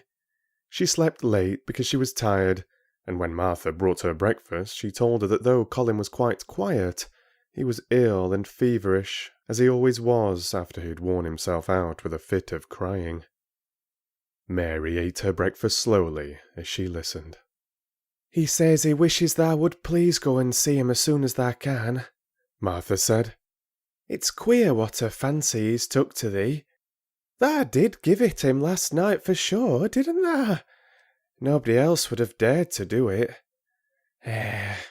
Poor lad. He's been spoiled till salt won't save him. Mother says as that two worst things as can happen to a child is never to have his own way, or always hate to have it. She doesn't know which is worst. Thou was in a fine temper thyself, too. But he says to me when I went into his room, please ask Miss Mary if she'll please come and talk to me. Think of him saying please. Will you go, miss? I'll run and see Dickon first, said Mary. No, I'll go and see Colin first and tell him. I know what I'll tell him, with a sudden inspiration. She had her hat on when she appeared in Colin's room, and for a second he looked disappointed. He was in bed, and his face was pitifully white, and there were dark circles round his eyes. I'm glad you came, he said. My head aches, and I ache all over because I'm so tired. Are you going somewhere? Mary went and leaned against his bed. I won't be long, she said. I'm going to Dickon, but I'll come back. Colin, it's something about the secret garden. His whole face brightened, and a little colour came into it. Oh, is it? He cried out. I dreamed about it all night. I heard you say something about grey changing into green, and I dreamed I was standing in a place all filled with trembling little green leaves, and there were birds on nests everywhere, and they looked so soft and still. I'll lie and think about it until you come back." In 5 minutes, Mary was with Dickon in their garden. The fox and the crow were with him again, and this time he had brought 2 tame squirrels. "I came over on the pony this morning," he said. He is a good little chap, Jump is. I brought these 2 in my pockets. This here one, he's called Nut, and this here other one's called Shell." When he said Nut, one squirrel leaped onto his right shoulder, and when he said Shell, the other one leaped onto his left shoulder. When they sat down on the grass with Captain curled at their feet, Soot solemnly listening on a tree, and Nut and Shell nosing about close to them, it seemed to Mary that it would be scarcely bearable to leave such delightfulness. But when she began to tell her story, somehow the look in Dickon's funny face gradually changed her mind. She could see he felt sorrier for Colin than she did. He looked up at the sky and all about him. "Just listen to them birds. The world seems full of 'em, all whistling and piping," he said. "Look at 'em darting about, and hearken at 'em calling to each other. Come springtime seems like as if all world's calling. The leaves is curling so you can see 'em, and my word, the nice smells there is about," sniffing with his happy turned-up nose. And that poor lad lying shut up and seeing so little that he gets to thinking of things as sets him screaming. My, we mun get him out of here. We mun get him watching and listening and sniffing up the air and get him just soaked through with sunshine. And we munnot lose no time about it." When he was very much interested, he often spoke quite broad Yorkshire, though at other times he tried to modify his dialect so that Mary could better understand. But she loved his broad Yorkshire, and had, in fact, been trying to learn to speak herself, so she spoke a little now. "Aye, that we mun," she said, which meant, yes indeed, we must. "I'll tell thee what us'll do first," she proceeded, and Dickon grinned, because when the little wench tried to twist her tongue into speaking Yorkshire, it amused him very much. "He's took a greatly fancy to thee. He wants to see thee, and he wants to see Soot and Captain. When I go back to the house to talk to him, I'll ax him if thou canna come and see him tomorrow morning, and bring thy creatures with thee, and then, in a bit, when there's more leaves out, and happen a bud or 2, we'll get him to come out, and thou shall push him in his chair, and we'll bring him here and show him everything." When she stopped, she was quite proud of herself. She had never made a long speech in Yorkshire before, and she had remembered very well. "Thou mun talk a bit of Yorkshire like that to Mester Colin," Dickon chuckled. "That'll make him laugh, and there's nowt as good for ill folk as laughing is. Mother says she believes as 1/2 hour's good laugh every morning 'ud cure a chap as was making ready for typhus fever. I'm going to talk Yorkshire to him this very day," said Mary, chuckling herself. The garden had reached the time when every day and every night it seemed as if magicians were passing through it, drawing loveliness out of the earth and the boughs with wands. It was hard to go away and leave it, particularly as Nut had actually crept onto her dress, and Shell had scrambled down the trunk of the apple tree they sat under, and stayed there, looking at her with inquiring eyes. But she went back to the house, and when she sat down close to Colin's bed, he began to sniff as Dickon did, though not in such an experienced way. "You smell like flowers, and fresh things," he cried out quite joyously. "What is it you smell of? It's cool and warm and sweet all at the same time." "It's the wind from the moor," said Mary. It comes a sitting on the grass under a tree with Dickon, and with Captain and Soot and Nut and Shell. It's the springtime and outdoors, and sunshines as smells so greatly." She said it as broadly as she could, and you do not know how broadly Yorkshire sounds until you have heard someone speak it. Colin began to laugh. "What are you doing?" he said. "I've never heard you talk like that before. How funny it sounds." "I'm giving thee a bit of Yorkshire," answered Mary triumphantly. "I canna talk as gradely as Dickon and Martha can, but thou sees I can shape a bit. Doesn't thou understand a bit of Yorkshire when thou hears it? And they're a Yorkshire lad thysel, bred and born. I wonder thou'rt not ashamed of thy face." And then she began to laugh too, and they both laughed until they could not stop themselves, and they laughed until the room echoed, and Mrs. Medlock, opening the door to come in, drew back into the corridor and stood listening, amazed.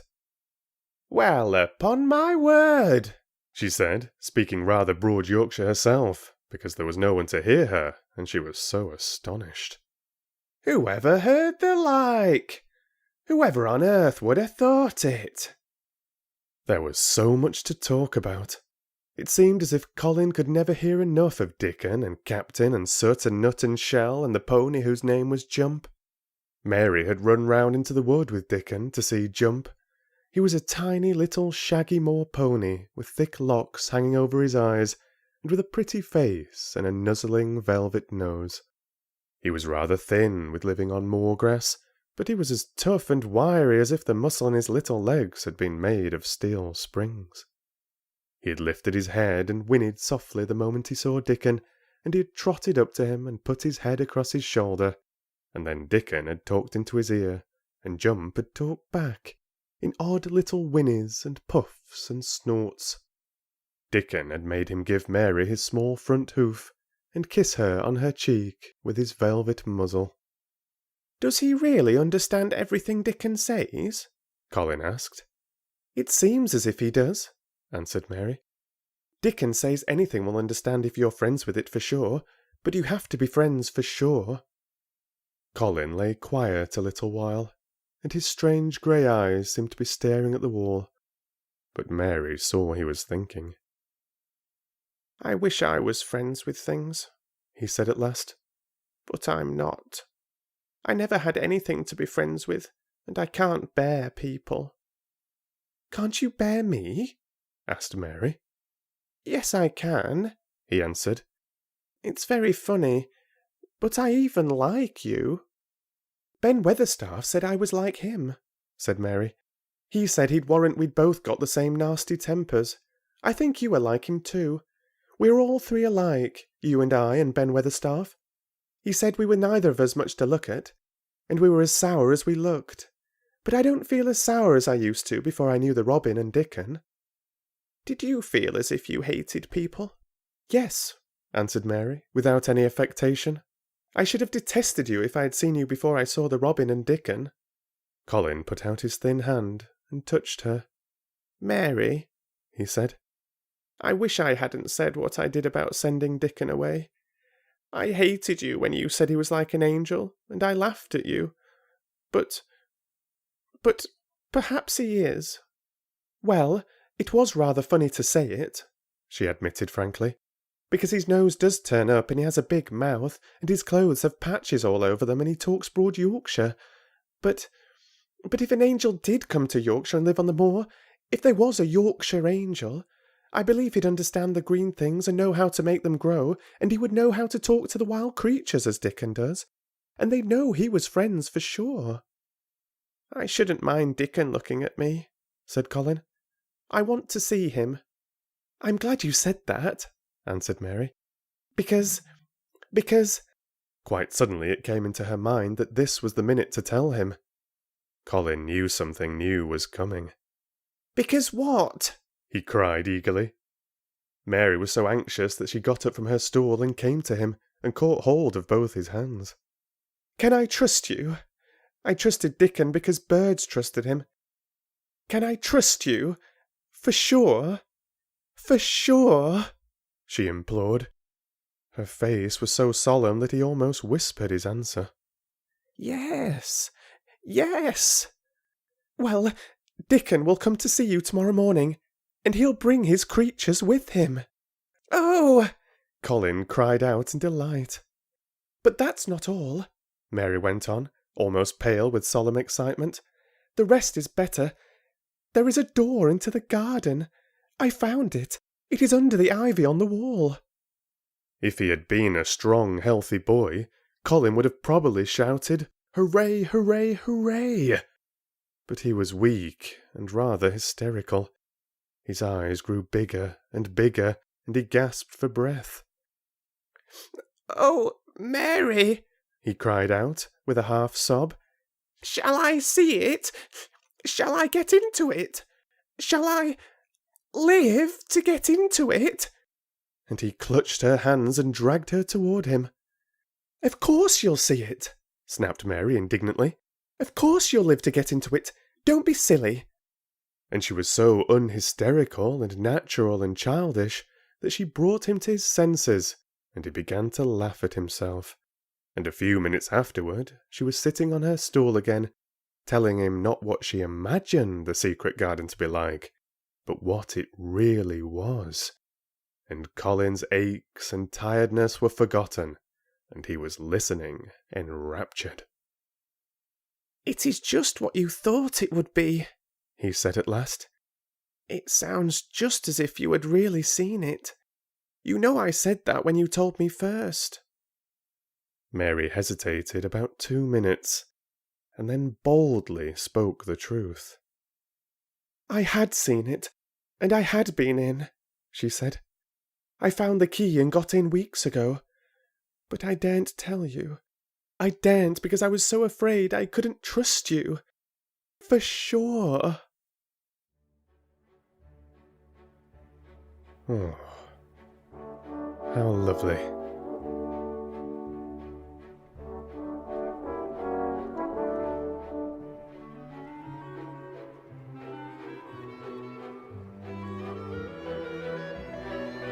Let's continue.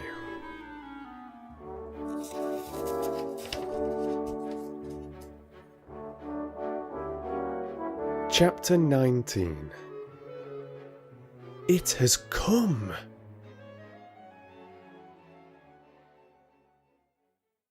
Of course.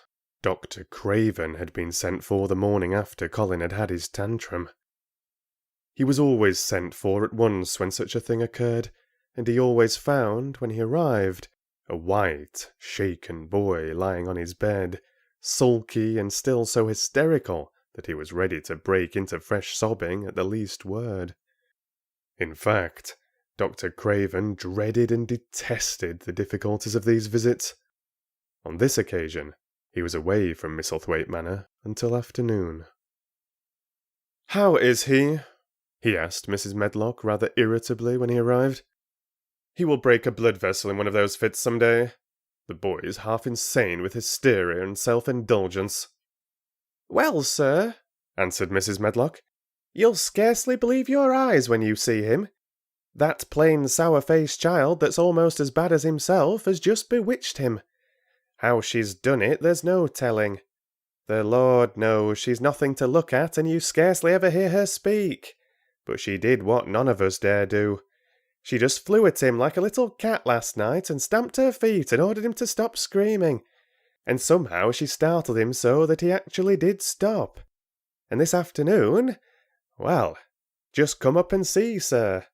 It's past crediting." The scene which Dr. Craven beheld when he entered his patient's room was indeed rather astonishing to him. As Mrs. Medlock opened the door, he heard laughing and chattering. Colin was on his sofa in his dressing-gown, and he was sitting up quite straight, looking at a picture in one of the garden books, and talking to the plain child, who at that moment could scarcely be called plain at all, because her face was so glowing with enjoyment. "These long spires of blue ones, we'll have a lot of those," Colin was announcing. "They're called delphiniums." "Dickon says there are larkspurs made big and grand," cried Mistress Mary. "There are clumps there already." Then they saw Dr. Craven and stopped. Mary became quite still, and Colin looked fretful. "I am sorry to hear you were ill last night, my boy," Dr. Craven said, a trifle nervously. He was rather a nervous man. "I'm better now. Much better," Colin answered, rather like a Raja. "I'm going out in my chair in a day or two, if it is fine. I want some fresh air." Dr. Craven sat down by him and felt his pulse and looked at him curiously. "It must be a very fine day," he said, "and you must be very careful not to tire yourself." "Fresh air won't tire me," said the young Raja. And there had been occasions when this same young gentleman had shrieked aloud with rage, and had insisted that fresh air would give him cold and kill him. It is not to be wondered at that his doctor felt somewhat startled. "I thought you did not like fresh air," he said. "I don't when I'm by myself," replied the Raja, "but my cousin is going out with me." "And the nurse, of course?" suggested Dr. Craven. "No, I will not have the nurse," so magnificently that Mary could not help remembering how the young native prince had looked, with his diamonds and emeralds and pearls stuck all over him, and the great rubies on the small dark hand he had waved to command his servants to approach with salams and receive his orders. "My cousin knows how to take care of me. I am always better when she is with me. She made me better last night. A very strong boy I know will push my carriage." Dr. Craven felt rather alarmed. If this tiresome, hysterical boy should chance to get well, he himself would lose all chance of inheriting Misselthwaite. But he was not an unscrupulous man, though he was a weak one, and he did not intend to let him run into actual danger. "He must be a strong boy and a steady boy," he said, "and I must know something about him. Who is he? What is his name?" "It's Dickon," Mary spoke up suddenly. She felt somehow that everybody who knew the Moor must know Dickon. And she was right, too. She saw that in a moment Dr. Craven's serious face relaxed into a relieved smile. "Oh, Dickon," he said. "If it is Dickon, you will be safe enough. He's as strong as a Moor pony, is Dickon." "And he's trusty," said Mary. "He's the trustiest lad in Yorkshire." She had been talking Yorkshire to Colin, and she forgot herself. "Aha! Did Dickon teach you that?" asked Dr. Craven, laughing outright. "I'm learning it as if it was French," said Mary, rather coldly. "It's like a native dialect in India. Very clever people try to learn them. I like it, and so does Colin." "Well, well," he said. "If it amuses you, perhaps it won't do any harm. Did you take your bromide last night, Colin?" "No," Colin answered. "I wouldn't take it at first, and after Mary made me quiet, she taught me to sleep, in a low voice, about the spring creeping into a garden." "That sounds soothing," said Dr. Craven, more perplexed than ever, and glancing sideways at Mistress Mary, sitting on her stool, and looking down silently at the carpet. "You are evidently better, but you must remember—" "I don't want to remember," interrupted the Raja, appearing again. "When I lie by myself and remember, I begin to have pains everywhere, and I think of things that make me begin to scream because I hate them so. If there was a doctor anywhere who could make you forget you were ill instead of remembering it, I would have brought him here." And he waved a thin hand which ought really to have been covered with royal signet rings made of rubies. "It is because my cousin makes me forget that she makes me better." Dr. Craven had never made such a short stay after a tantrum. Usually he was obliged to remain a very long time and do a great many things. This afternoon he did not give any medicine or leave any new orders, and he was spared any disagreeable scenes. When he went downstairs, he looked very thoughtful, and when he talked to Mrs. Medlock in the library, she felt that he was a much puzzled man. "Well, sir," she ventured, "could you have believed it?" "It is certainly a new state of affairs," said the doctor, "and there's no denying it is better than the old one." "I believe Susan Sowerby's right. I do that," said Mrs. Medlock. "I stopped in her cottage on my way to Thwaite yesterday and had a bit of a talk with her, and she says to me, 'Well, Sarah Ann, she mayn't be a good child and she mayn't be a pretty one, but she's a child, and children needs children. We went to school together, Susan Sowerby and me.'" "She's the best sick nurse I know," said Dr. Craven. "When I find her in a cottage, I know the chances are that I shall save my patient." Mrs. Medlock smiled. She was fond of Susan Sowerby. "She's got a way with her as Susan," she went on quite volubly. "I've been thinking all morning of one thing she said yesterday. She says, 'Once when I was giving children a bit of a preach after they'd been fighting, I says to 'em all, "When I was at school my geography told us world was shaped like an orange, and I found out before I was 10 that the whole orange doesn't belong to nobody. No one owns more than his bit of a quarter, and there's times it seems like there's not enough quarters to go round. But don't you, none of you, think as you own whole orange, or you'll find out you're mistaken. And you won't find it out without hard knocks. What children learns from children,' she says, "is that there's no sense in grabbing at the whole orange peel and all. If you do, you'll likely not get even pips, and them's too bitter to eat." "She's a shrewd woman," said Dr. Craven, putting on his coat. "Well, she's got a way of saying things," ended Mrs. Medlock, much pleased. "Sometimes I've said to her, 'Susan, if you was a different woman and didn't talk such broad Yorkshire, I've seen the times when I should have said you was clever.'" That night, Colin slept without once awakening, and when he opened his eyes in the morning, he lay still and smiled without knowing it. Smiled because he felt so curiously comfortable. It was actually nice to be awake, and he turned over and stretched his limbs luxuriously. He felt as if tight strings which had held him had loosened themselves and let go. He did not know that Dr. Craven would have said that his nerves had relaxed and rested themselves. Instead of lying and staring at the wall and wishing he had not awakened, his mind was full of the plans he and Mary had made yesterday, of pictures of the garden, and of Dickon and his wild creatures. It was so nice to have things to think about, and he had not been awake more than 10 minutes when he heard feet running along the corridor, and Mary was at the door. The next minute she was in the room and had run across to his bed, bringing with her a waft of fresh air full of the scent of the morning. "You've been out! You've been out! There's that nice smell of leaves!" he cried.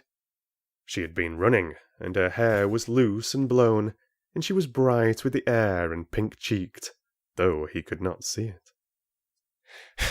"It's so beautiful," she said, a little breathless with her speed.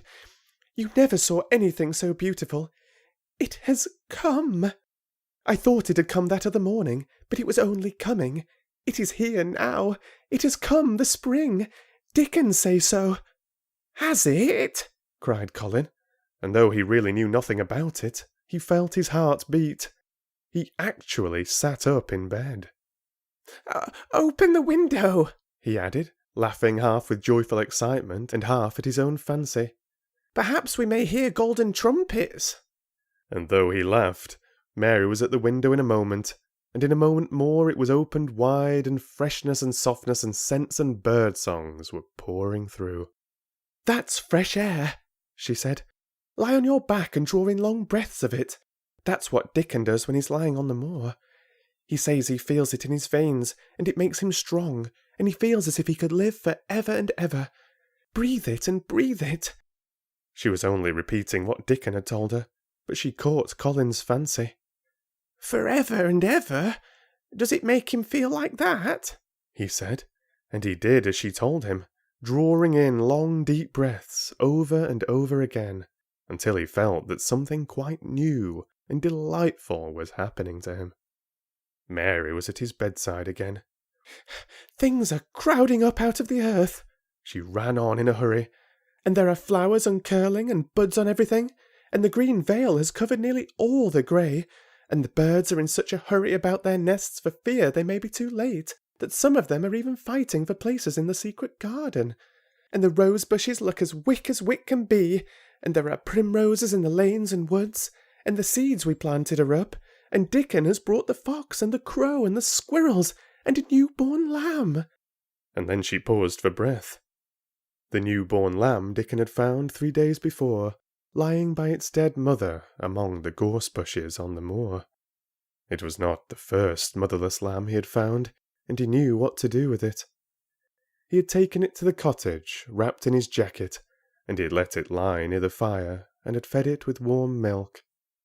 It was a soft thing, with a darling, silly baby face, and legs rather long for its body. Dickon had carried it over the moor in his arms, and its feeding bottle was in his pocket with a squirrel, and when Mary had sat under a tree with its limp warmness huddled on her lap, she had felt as if she were too full of strange joy to speak. A lamb! A lamb! A living lamb who lay on your lap like a baby.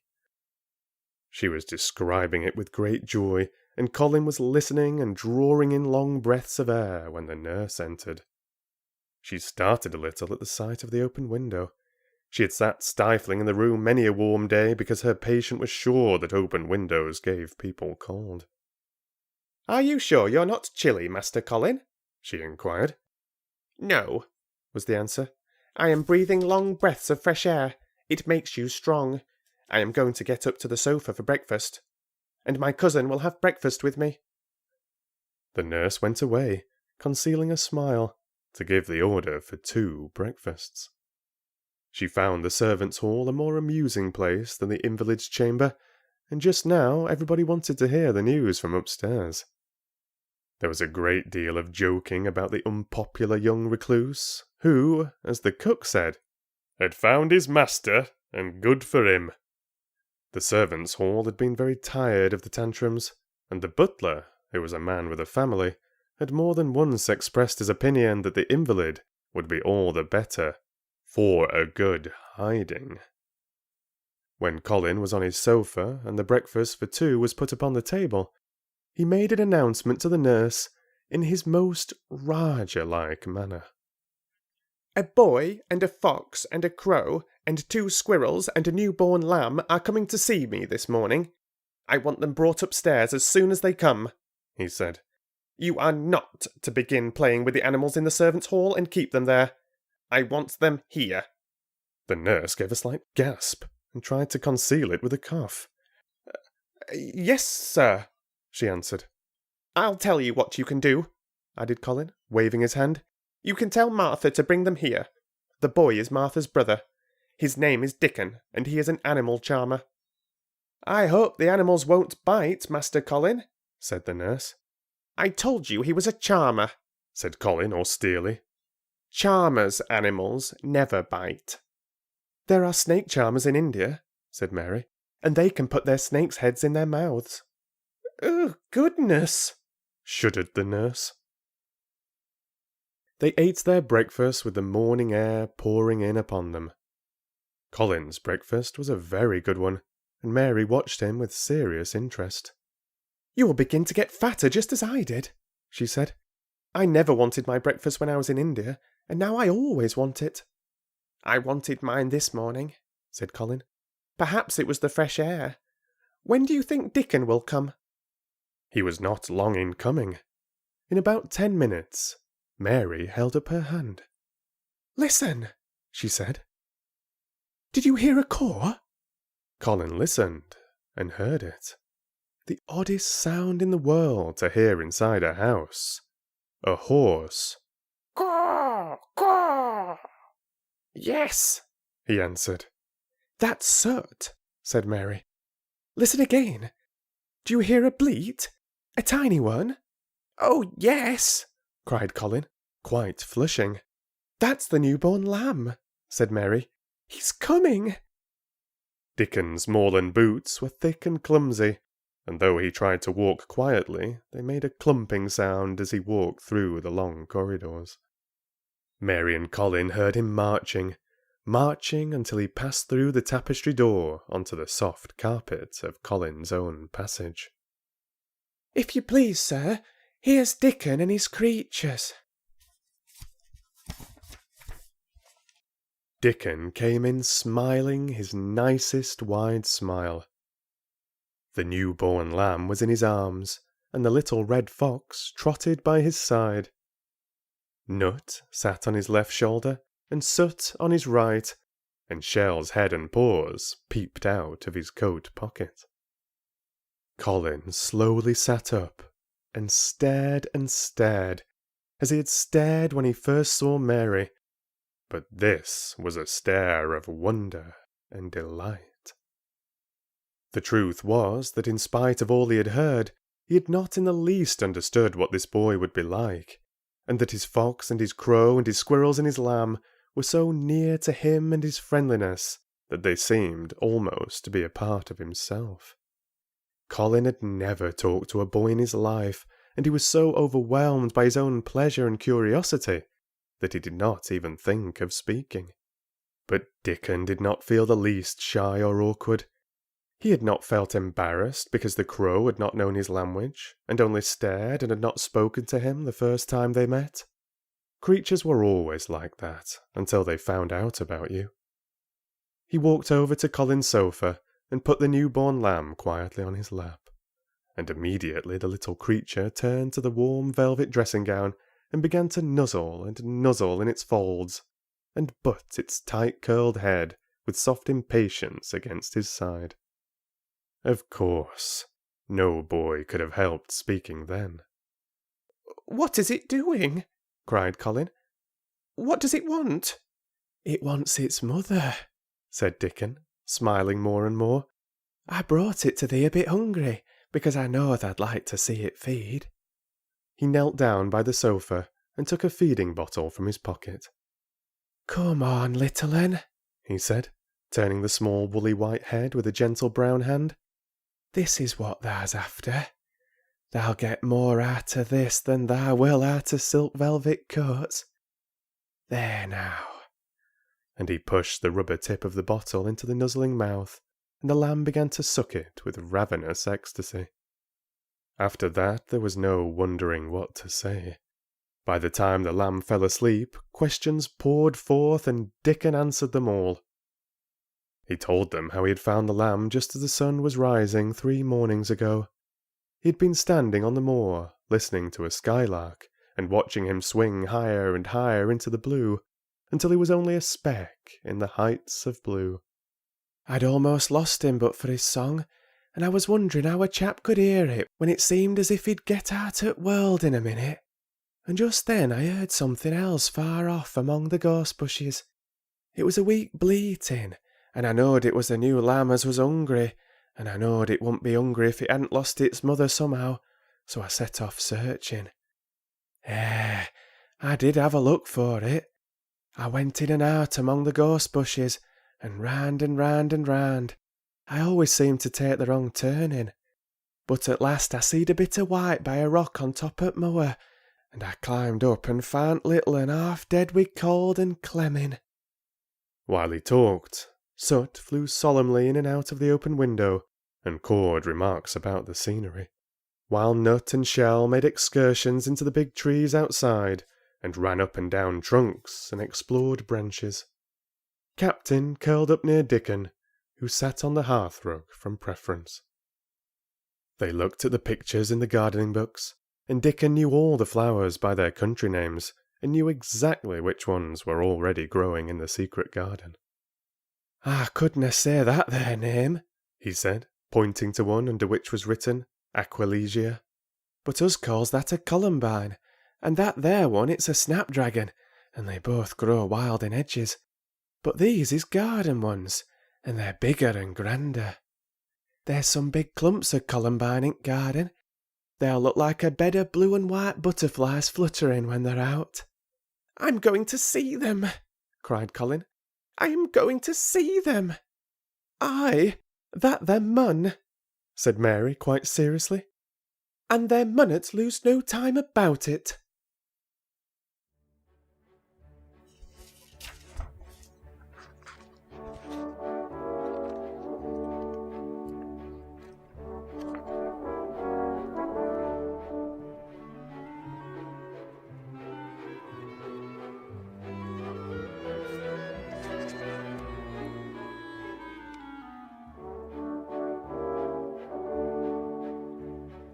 Chapter 20.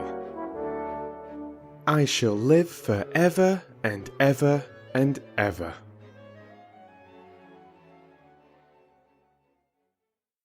But they were obliged to wait more than a week, because first there came some very windy days, and then Colin was threatened with a cold, which two things happening one after the other would no doubt have thrown him into a rage, but that there was so much careful and mysterious planning to do, and almost every day Dickon came in, if only for a few minutes, to talk about what was happening on the moor and in the lanes and hedges, and on the borders of streams. The things he had to tell about otters and badgers and water rats' houses, not to mention birds' nests and field mice and their burrows, were enough to make you almost tremble with excitement when you heard all the intimate details from an animal charmer and realized with what thrilling eagerness and anxiety the whole busy underworld was working. "They're same as us," said Dickon. "Only they have to build their homes every year, and it keeps 'em so busy they fair scuffle to get 'em done." The most absorbing thing, however, was the preparations to be made before Colin could be transported with sufficient secrecy to the garden. No one must see the chair carriage and Dickon and Mary after they turned a certain corner of the shrubbery and entered upon the walk outside the ivied walls. As each day passed, Colin had become more and more fixed in his feeling that the mystery surrounding the garden was one of its greatest charms. Nothing must spoil that. No one must ever suspect that they had a secret. People must think that he was simply going out with Mary and Dickon because he liked them and did not object to their looking at him. They had long and quite delightful talks about their route. They would go up this path and down that one, and cross the other and go round among the fountain flower beds as if they were looking at the bedding out plants the head gardener, Mr. Roach, had been having arranged. That would seem such a rational thing to do that no one would think it at all mysterious. They would turn into the shrubbery walks and lose themselves until they came to the long walls. It was almost as serious and elaborately thought out as the plans of march made by great generals in time of war. Rumours of the new and curious things which were occurring in the invalids' apartments had, of course, filtered through the servants' hall into the stable yards and out among the gardeners. But notwithstanding this, Mr. Roach was startled one day when he received orders from Master Colin's room to the effect that he must report himself in the apartment no outsider had ever seen, as the invalid himself desired to speak to him. "Well, well," he said to himself, as he hurriedly changed his coat. "What's to do now? His Royal Highness that wasn't to be looked at calling upon a man he's never set eyes on." Mr. Roach was not without curiosity. He had never caught even a glimpse of the boy and had heard a dozen exaggerated stories about his uncanny looks and ways and his insane tempers. The thing he had heard oftenest was that he might die at any moment, and there had been numerous fanciful descriptions of a humped back and helpless limbs given by people who had never seen him. "Things are changing in this house, Mr. Roach," said Mrs. Medlock, as she led him up the back staircase to the corridor onto which opened the hitherto mysterious chamber. "Let's hope they're changing for the better, Mrs. Medlock," he answered. "They couldn't well change for the worse," she continued. "And queer as it all is, there's them as finds their duties made a lot easier to stand up under. Don't you be surprised, Mr. Roach, if you find yourself in the middle of a menagerie, and Martha Sowerby's Dickon more at home than you or me ever could be." There really was a sort of magic about Dickon, as Mary always privately believed. When Mr. Roach heard his name, he smiled quite leniently. "He'd be at home in Buckingham Palace or at the bottom of a coal mine," he said. "And yet it's not impudence either. He's just fine, is that lad." It was perhaps well he had been prepared, or he might have been startled. When the bedroom door was opened, a large crow, which seemed quite at home perched on the high back of a carven chair, announced the entrance of a visitor by saying, Caw, caw, quite loudly. In spite of Mrs. Medlock's warning, Mr. Roach only just escaped being sufficiently undignified to jump backward. The young Rajah was neither in bed nor on his sofa. He was sitting in an armchair, and a young lamb was standing by him, shaking its tail in feeding lamb fashion, as Dickon knelt giving it milk from its bottle. A squirrel was perched on Dickon's bent back, attentively nibbling a nut. The little girl from India was sitting on a big footstool, looking on. "Here is Mr. Roach, Master Colin," said Mrs. Medlock. The young Rajah turned and looked his servitor over. At least that was what the head gardener felt happened. "Oh, you are Roach, are you?" he said. "I sent for you to give you some very important orders." "Very good, sir," answered Roach, wondering if he was to receive instructions to fell all the oaks in the park, or to transform the orchards into water gardens.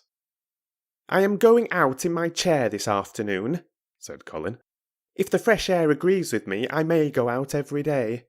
When I go, none of the gardeners are to be anywhere near the long walk by the garden walls. No one is to be there. I shall go out about 2 o'clock, and everyone must keep away until I send word that they may go back to their work." "Very good, sir," replied Mr. Roach, much relieved to hear that the oaks might remain and that the orchards were safe. "Mary," said Colin, turning to her, "what is that thing you say in India when you have finished talking and want people to go?" "You say, 'You have my permission to go,'" answered Mary. The Rajah waved his hand. "You have my permission to go, Roach," he said. "But remember, this is very important." "Caw, caw," remarked the crow hoarsely, but not impolitely. "Very good, sir. Thank you, sir," said Mr. Roach, and Mrs. Medlock took him out of the room.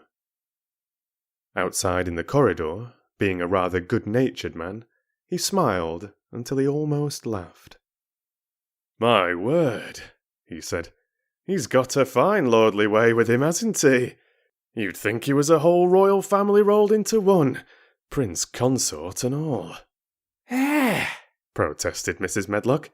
"We've had to let him trample all over every one of us ever since he had feet, and he thinks that's what folks was born for." "Perhaps he'll grow out of it if he lives," suggested Mr. Roach. "Well, there's one thing pretty sure," said Mrs. Medlock. "If he does live and that Indian child stays here, I'll warrant she teaches him that the whole orange does not belong to him, as Susan Sowerby says. He'll be likely to find out the size of his own quarter." Inside the room, Colin was leaning back on his cushions. "It's all safe now," he said. "And this afternoon I shall see it. This afternoon I shall be in it." Dickon went back to the garden with his creatures, and Mary stayed with Colin. She did not think he looked tired, but he was very quiet before their lunch came, and he was quiet while they were eating it. She wondered why, and asked him about it. "What big eyes you've got, Colin," she said. "When you are thinking, they get as big as saucers. What are you thinking about now?" "I can't help thinking about what it will look like," he answered. "The garden?" asked Mary. "The springtime," he said. "I was thinking that I've really never seen it before. I scarcely ever went out, and when I did go, I never looked at it. I didn't even think about it." "I never saw it in India because there wasn't any," said Mary. Shut in and morbid as his life had been, Colin had had more imagination than she had, and at least he had spent a good deal of time looking at wonderful books and pictures. "That morning when you ran in and said, 'It's come, it's come,' you made me feel quite queer. It sounded as if things were coming with a great procession and big bursts and wafts of music. I've a picture like it in one of my books. Crowds of lovely people and children with garlands and branches with blossoms on them, everyone laughing and dancing and crowding and playing on pipes. That's why I said, perhaps we shall hear golden trumpets, and I told you to throw open the window." How funny, said Mary. That's really just what it feels like. And if all the flowers and leaves and green things and birds and wild creatures dance past at once, what a crowd it would be. I'm sure they'd dance and sing and flute, and that would be the wafts of music. They both laughed, but it was not because the idea was laughable, but because they both so liked it. A little later, the nurse made Colin ready. She noticed that instead of lying like a log while his clothes were put on, he sat up and made some efforts to help himself, and he talked and laughed with Mary all the time. "This is one of his good days, sir," she said to Dr. Craven, who dropped in to inspect him. "He's in such good spirits that it makes him stronger." "I'll call in again later in the afternoon, after he has come in," said Dr. Craven. "I must see how the going out agrees with him. I wish," in a very low voice, "that he would let you go with him." "I'd rather give up the case this moment, sir, than even stay here while it's suggested," answered the nurse with sudden firmness. "I hadn't really decided to suggest it," said the doctor, with his slight nervousness. "We'll try the experiment. Dickon's a lad I'd trust with a newborn child." The strongest footman in the house carried Colin downstairs and put him in his wheeled chair, near which Dickon waited outside. After the manservant had arranged his rugs and cushions, the Rajah waved his hand to him and to the nurse.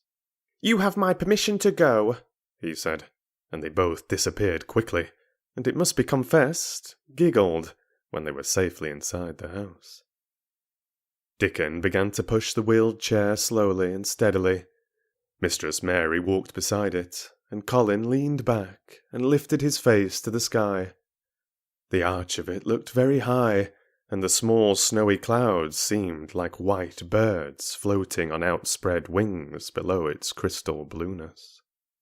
The wind swept in soft, big breaths down from the moor, and was strange with a wild, clear, scented sweetness.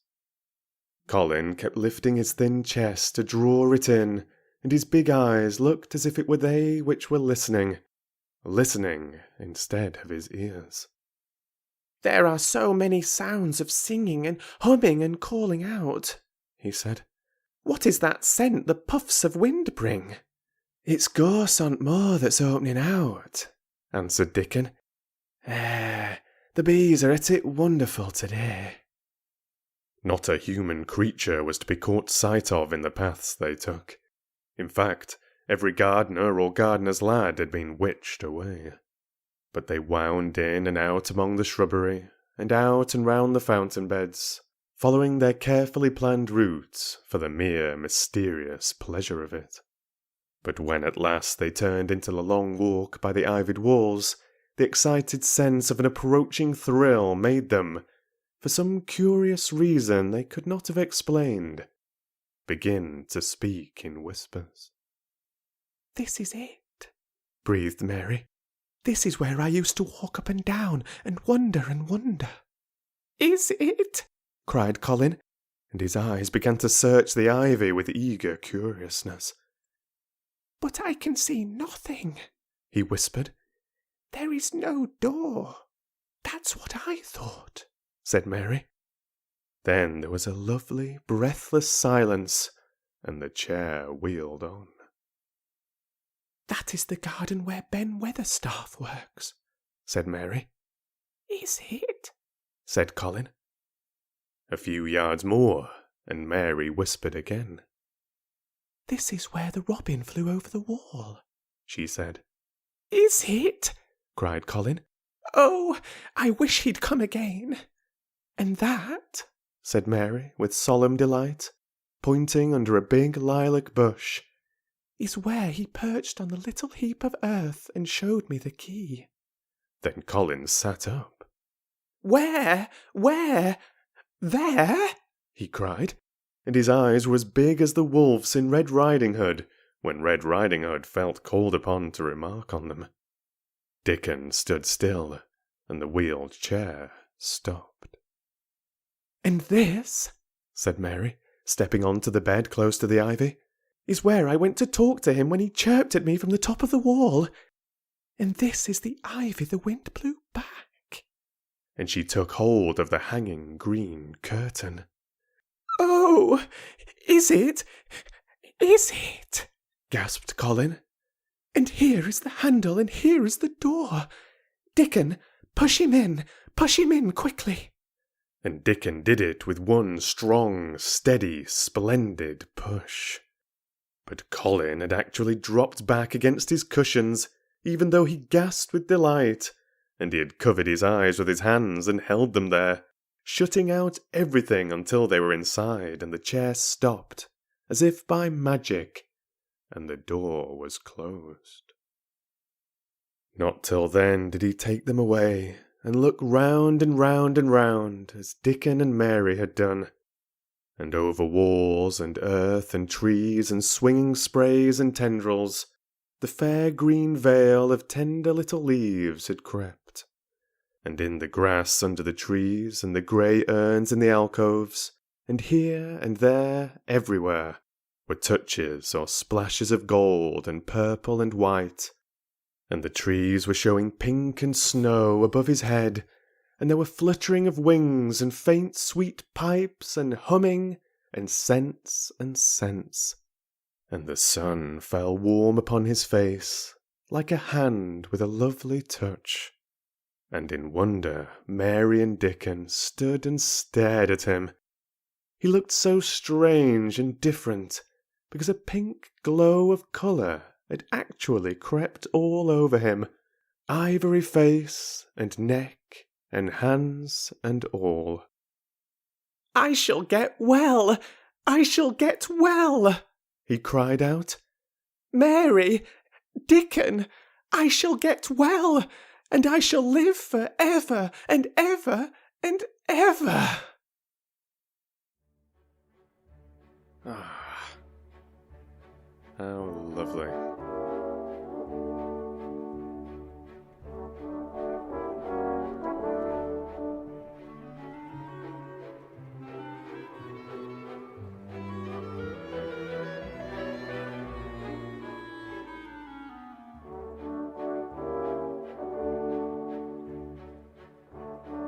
Chapter 21. Ben Weatherstaff.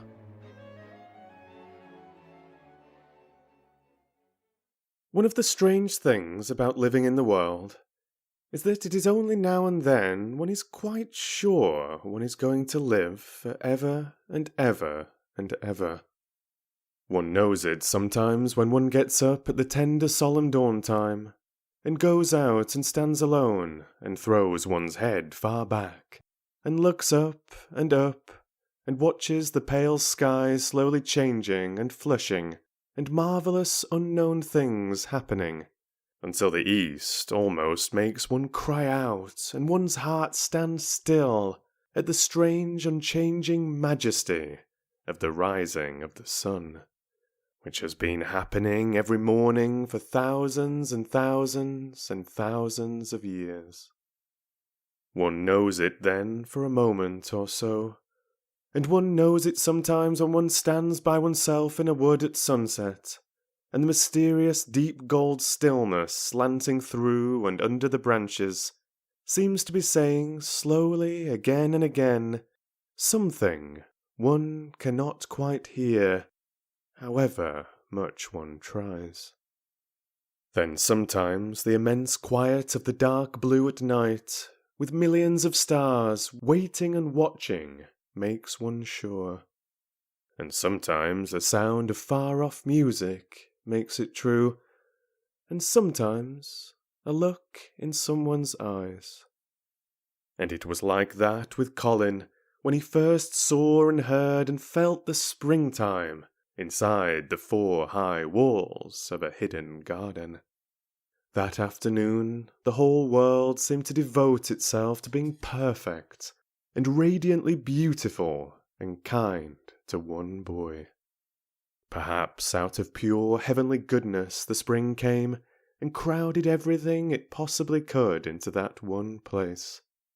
More than once Dickon paused in what he was doing and stood still with a sort of growing wonder in his eyes, shaking his head softly. It is greatly, he said. I'm 12 going on 13, and there's a lot of afternoons in 13 years, but it seems to me like I never seed one as gradely as this here. Aye, it is a gradely one, said Mary, and she sighed for mere joy. I'll warrant it's the gradeliest one as ever was in this world. Does tha think, said Colin, with dreamy carefulness, as happen it was made like this here all a purpose for me? My word, cried Mary admiringly, that there is a bit of good Yorkshire. That shaping first rate that thou art. And delight reigned. They drew the chair under the plum tree, which was snow-white with blossoms and musical with bees. It was like a king's canopy, a fairy king's. There were flowering cherry trees near, and apple trees whose buds were pink and white, and here and there one had burst open wide. Between the blossoming branches of the canopy, bits of blue sky looked down like wonderful eyes. Mary and Dickon worked a little here and there, and Colin watched them. They brought him things to look at.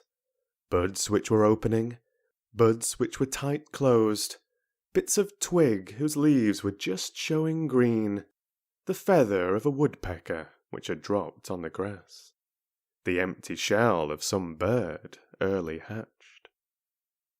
Dickon pushed the chair slowly round and round the garden, stopping every other moment to let him look at wonders springing out of the earth or trailing down from trees. It was like being taken in state round the country of a magic king and queen, and shown all the mysterious riches it contained. I wonder if we shall see the robin, said Colin. Thou'll see him often enough after a bit, answered Dickon. When the eggs hatches out, the little chap he'll be kept so busy it'll make his head swim. Thou'll see him flying backward and forward carrying worms nigh as big as himsel, and that much noise going on in t' nest when he gets there as fair flusters him so as he scarce knows which big mouth to drop first piece in, and gaping beaks and squawks on every side. Mother says as when she sees work a robin has to keep them gaping beaks filled, she feels like she was a lady with nothing to do. She says she's seen little chaps when it seemed like the sweat must be dropping off 'em, though folk can't see it. This made them giggle so delightedly that they were obliged to cover their mouths with their hands, remembering that they must not be heard. Colin had been instructed as to the law of whispers and low voices several days before. He liked the mysteriousness of it, and did his best, but in the midst of excited enjoyment it is rather difficult never to laugh above a whisper. Every moment of the afternoon was full of new things, and every hour the sunshine grew more golden. The wheeled chair had been drawn back under the canopy, and Dickon had sat down on the grass and had just drawn out his pipe, when Colin saw something he had not had time to notice before. That's a very old tree over there, isn't it? He said. Dickon looked across the grass at the tree, and Mary looked, and there was a brief moment of stillness. Yes, answered Dickon after it, and his low voice had a very gentle sound. Mary gazed at the tree and thought. The branches are quite grey, and there's not a single leaf anywhere, Colin went on. It's quite dead, isn't it? Aye, admitted Dickon. But them roses has climbed all over it will near hide every bit at dead wood when they're full of leaves and flowers. It won't look dead then. It'll be prettiest of all. Mary gazed at the tree and thought. It looks as if a big branch had been broken off, said Colin. I wonder how it was done. It's been done many a year, answered Dickon. With a sudden relieved start, and laying his hand on Colin. Look at that robin! There he is! He's been foraging for his mate! Colin was almost too late. but he just caught sight of him, the flash of a red-breasted bird with something in his beak. He darted through the greenness and into the close-grown corner and out of sight. Colin leaned back on his cushion again, laughing a little. He's taking her tea to her. Perhaps it's 5 o'clock. I think I'd like some tea myself. And so they were safe. It was magic which sent the robin, said Mary secretly to Dickon afterwards. I know it was magic. For both she and Dickon had been afraid Colin might ask something about the tree whose branch had broken off 10 years ago, and they had talked it over together, and Dickon had stood and rubbed his head in a troubled way.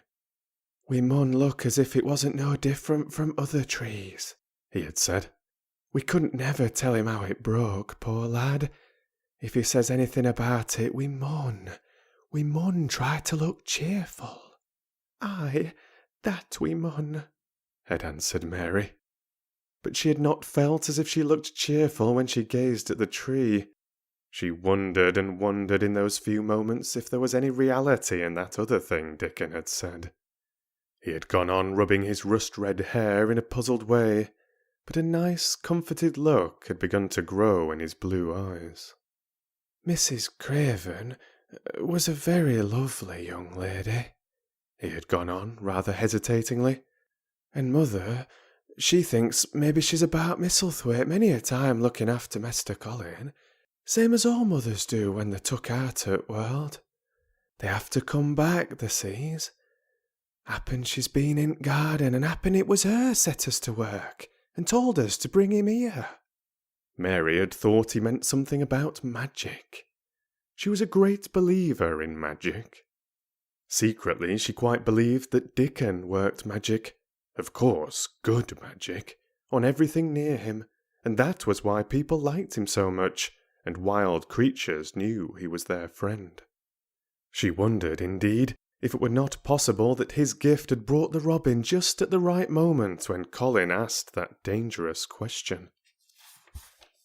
She felt that his magic was working all the afternoon, and making Colin look like an entirely different boy. It did not seem possible that he could be the crazy creature who had screamed and beaten and bitten his pillow. Even his ivory whiteness seemed to change. The faint glow of colour which had shown on his face and neck and hands when he first got inside the garden really never quite died away. He looked as if he were made of flesh instead of ivory or wax. They saw the robin carry food to his mate 2 or 3 times, and it was so suggestive of afternoon tea that Colin felt they must have some. Go and make one of the men servants bring some in a basket to the rhododendron walk, he said, and then you and Dickon can bring it here.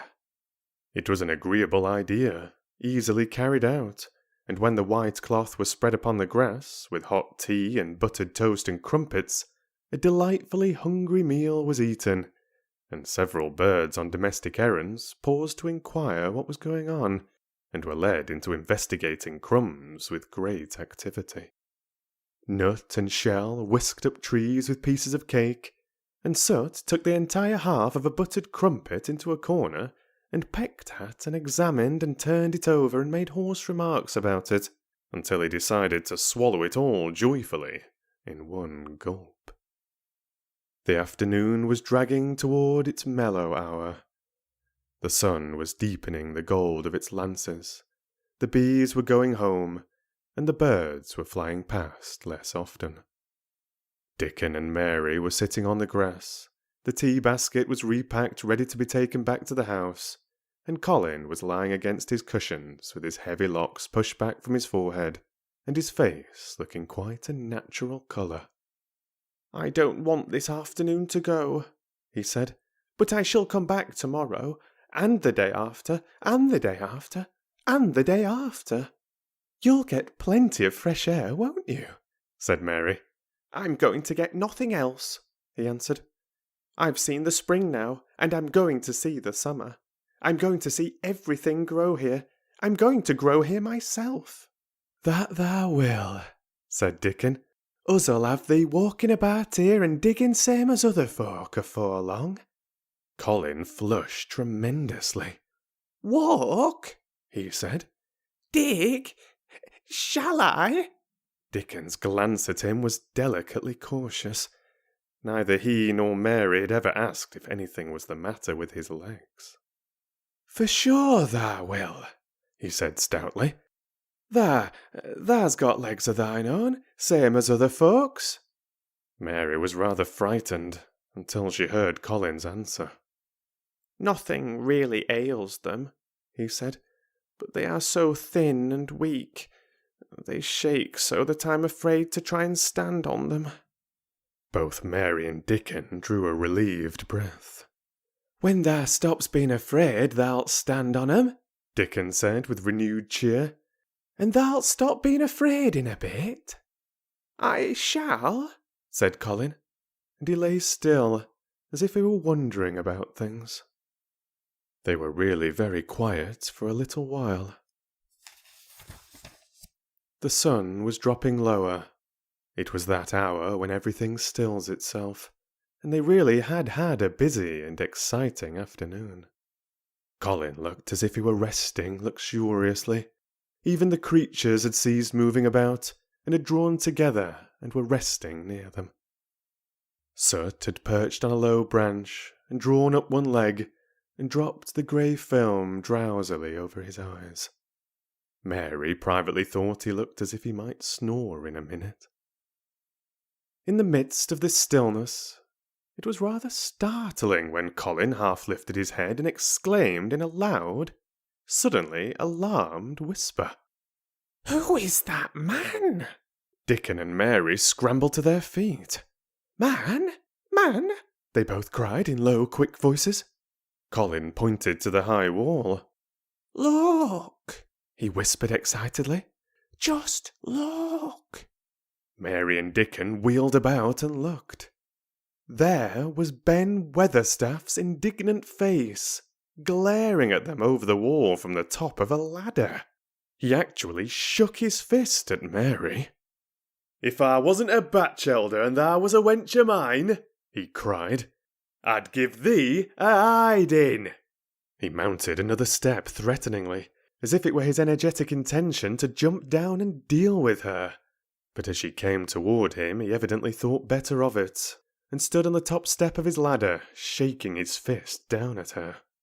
"I never thowt much o' thee," he harangued. "I couldn't abide thee the first time I set eyes on thee. A scrawny buttermilk-faced young besom, allus asking questions and poking their nose where it wasn't wanted. I never knowed how they got so thick wi' me. If it hadn't a been for Robin, drat him." "Ben Weatherstaff?" called out Mary, finding her breath.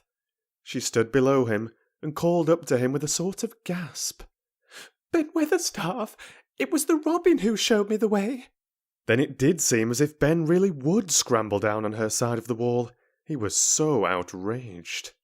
"Tha young bad un!" he called down at her. "Layin' thy badness on a Robin? Not but what he's impudent enough for anything. Him showing thee the way? Him? Thy young nowt!" She could see his next words burst out because he was so overpowered by curiosity. "However in this world did thou get in?" "It was the Robin who showed me the way," she protested obstinately. "He didn't know he was doing it, but he did, and I can't tell you from here while you're shaking your fist at me." He stopped shaking his fist very suddenly at that very moment, and his jaw actually dropped as he stared over her head at something he saw coming over the grass toward him. At the first sound of his torrent of words, Colin had been so surprised that he had only sat up and listened as if he were spellbound. But in the midst of it, he had recovered himself and beckoned imperiously to Dickon. "Wheel me over there," he commanded. "Wheel me quite close and stop right in front of him." And this, if you please, this is what Ben Weatherstaff beheld, and which made his jaw drop.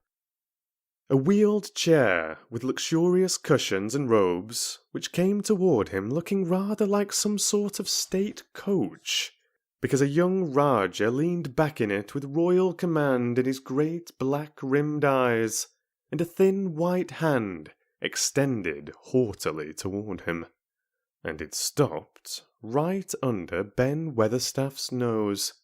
It was really no wonder his mouth dropped open. "Do you know who I am?" demanded the Rajah. How Ben Weatherstaff stared! His red old eyes fixed themselves on what was before him as if he were seeing a ghost. He gazed and gulped a lump down his throat, and did not say a word. "Do you know who I am?" demanded Colin still more imperiously. "Answer!" Ben Weatherstaff put his gnarled hand up and passed it over his eyes and over his forehead, and then he did answer in a queer, shaky voice. "Who thou art?" he said. "Aye, that I do, with our mother's eyes staring at me out of thy face. Lord knows how thou come here, but that the poor cripple." Colin forgot that he had ever had a back. His face flushed scarlet, and he sat bolt upright. "I'm not a cripple," he cried out furiously. "I'm not." "He's not," cried Mary, almost shouting up the wall in her fierce indignation. "He's not got a lump as big as a pin. I looked, and there was none there. Not one." Ben Weatherstaff passed his hand over his forehead again, and gazed as if he could never gaze enough. His hands shook, and his mouth shook, and his voice shook. He was an ignorant old man and a tactless old man, and he could only remember the things he had heard. Thou hasn't got a crooked back?" he said hoarsely.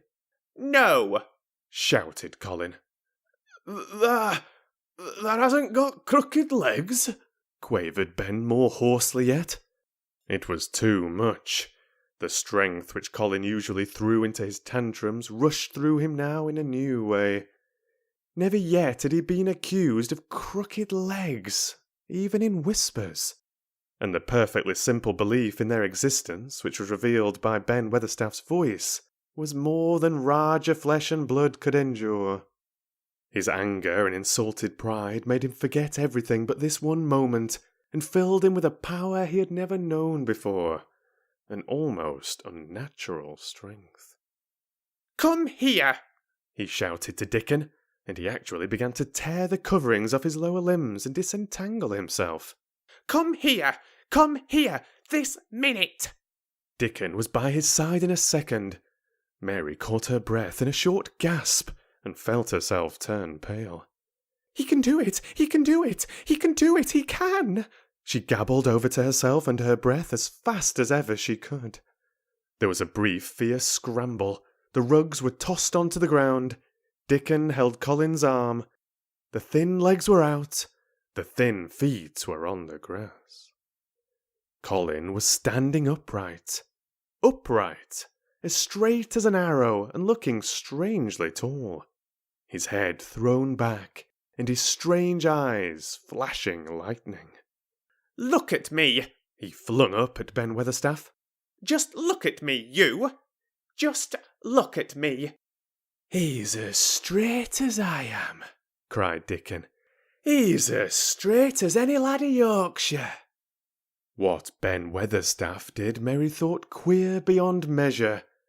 He choked and gulped, and suddenly tears ran down his weather-wrinkled cheeks as he struck his old hands together. He burst forth. "The lies folk tells!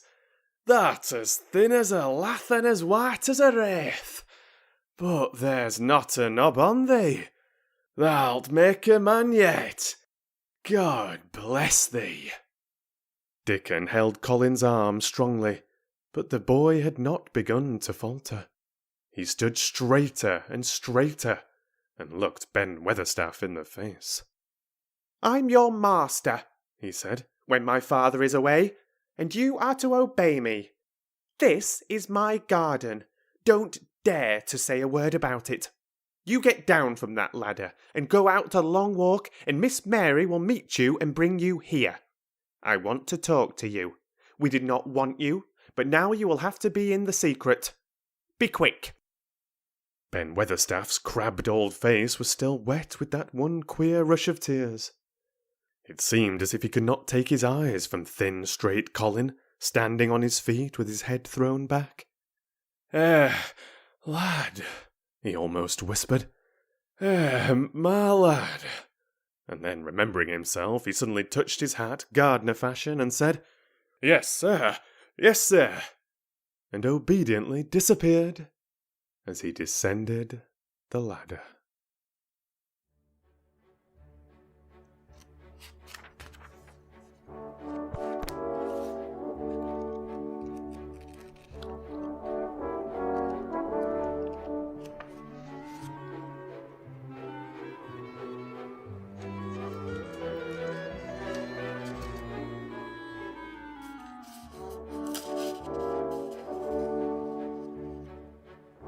Chapter 22. When the sun went down.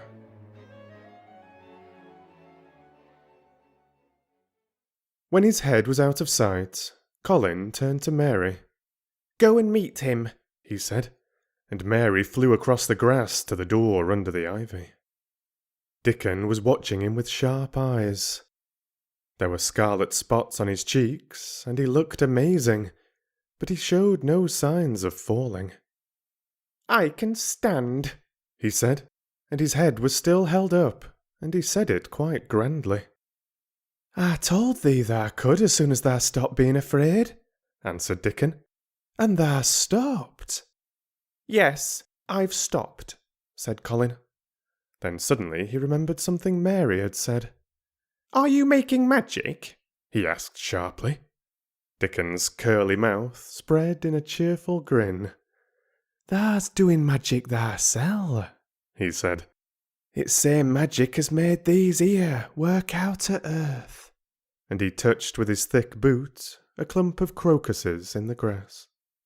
Colin looked down at them. "Aye," he said slowly. "There couldna be bigger magic than that there. There couldna be." He drew himself up straighter than ever. "I'm going to walk to that tree," he said, pointing to one a few feet away from him. "I'm going to be standing when Weatherstaff comes here. I can rest against the tree if I like. When I want to sit down, I will sit down, but not before. Bring a rug from the chair." He walked to the tree, and though Dickon held his arm, he was wonderfully steady. When he stood against the tree trunk, it was not too plain that he supported himself against it, and he still held himself so straight that he looked tall. When Ben Weatherstaff came through the door in the wall, he saw him standing there, and he heard Mary muttering something under her breath. "What art saying?" he asked rather testily, because he did not want his attention distracted from the long, thin, straight boy figure and proud face. But she did not tell him. What she was saying was this. "You can do it! You can do it! I told you could! You can do it! You can do it! You can!" She was saying it to Colin because she wanted to make magic and keep him on his feet looking like that. She could not bear that he should give in before Ben Weatherstaff. He did not give in.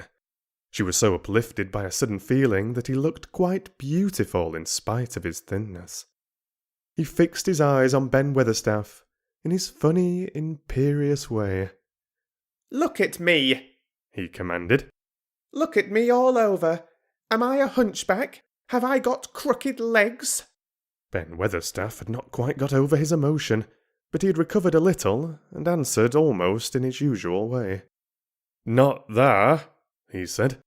"Nowt o' sort. What's thar been doing with herself? Hiding out o' sight and letting folk think thou was a cripple and half-witted." "Half-witted?" said Colin angrily. "Who thought that?" "Lots o' fools," said Ben. "The world's full o' jackasses' brain, and they never brain out but lies. What did thou shut thysel up for?" "Everyone thought I was going to die," said Colin shortly. "I'm not." And he said it with such decision, Ben Weatherstaff looked him over, up and down and up. "Tha die?" he said with dry exultation. "Nowt o' sort. Tha's got too much pluck in thee. When I seed thee put thy legs on't ground in such a hurry, I knowed tha was all right. Sit thee down on't rug a bit, young mester, and give me thy orders." There was a queer mixture of crabbed tenderness and shrewd understanding in his manner. Mary had poured out speech as rapidly as she could as they had come down the long walk. The chief thing to be remembered, she had told him, was that Colin was getting well. Getting well. The garden was doing it. No one must let him remember about having humps and dying. The Rajah condescended to seat himself on a rug under the tree. "What work do you do in the gardens, Weatherstaff?" he inquired. "Anything I'm told to do," answered old Ben. "I'm kept on by favour because she liked me." "She?" said Colin. "Thy mother," answered Ben Weatherstaff. "My mother?" said Colin, and he looked about him quietly. "This was her garden, wasn't it?" "Aye, it was that," said Ben Weatherstaff. And Ben Weatherstaff looked about him too. "She were main fond of it." "It is my garden now. I am fond of it. I shall come here every day," announced Colin. "But it is to be a secret. My orders are that no one is to know that we come here. Dickon and my cousin have worked and made it come alive. I shall send for you sometimes to help, but you must come when no one can see you." Ben Weatherstaff's face twisted itself in a dry old smile. "I've come here before when no one saw me," he said. "What?" exclaimed Colin. "When?" "That last time I was here," rubbing his chin and looking round, "was about 2 year ago." "But no one has been in it for 10 years!" cried Colin. "There was no door." "I'm no one," said old Ben dryly, "and I didn't come through door. I come over wall. That rheumatics held me back last 2 year." "Tha come and did a bit of pruning," cried Dickon. "I couldn't make out how it had been done." "She was so fond of it, she was," said Ben Weatherstaff slowly. "And she was such a pretty young thing. She says to me once, 'Ben,' she says, laughing, 'if ever I'm ill or I go away, you must take care of my roses.' When she did go away, the orders was no one was ever to come nigh. But I come, with grumpy obstinacy. Over t' wall I come, until rheumatics stopped me, and I did a bit of work once a year. She'd gave her order first." "It wouldn't have been as wick as it had if that hadn't done it," said Dickon. "I did wonder." "I'm glad you did it, Weatherstaff," said Colin. "You'll know how to keep the secret." "Aye, I'll know, sir," answered Ben. "And it'll be easy for a man with rheumatics to come in at door." On the grass near the tree, Mary had dropped her trowel. Colin stretched out his hand and took it up. An odd expression came into his face, and he began to scratch at the earth. His thin hand was weak enough, but presently as they watched him, Mary with quite breathless interest, he drove the end of the trowel into the soil and turned some over. "You can do it! You can do it!" said Mary to herself. "I tell you, you can!" Dickon's round eyes were full of eager curiousness, but he said not a word. Ben Weatherstaff looked on with interested face. Colin persevered. After he had turned a few trowels of soil, he spoke exultantly to Dickon in his best Yorkshire. "Tha said tha'd have me walking about here same as other folk, and tha said tha'd have me digging. I thought thou was just leeing to please me.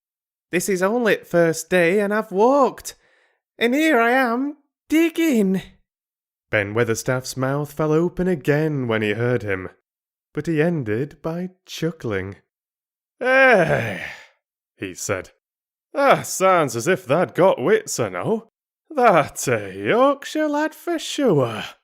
And that digging too. I'd like to plant a bit of something. I can get the a rose in a pot."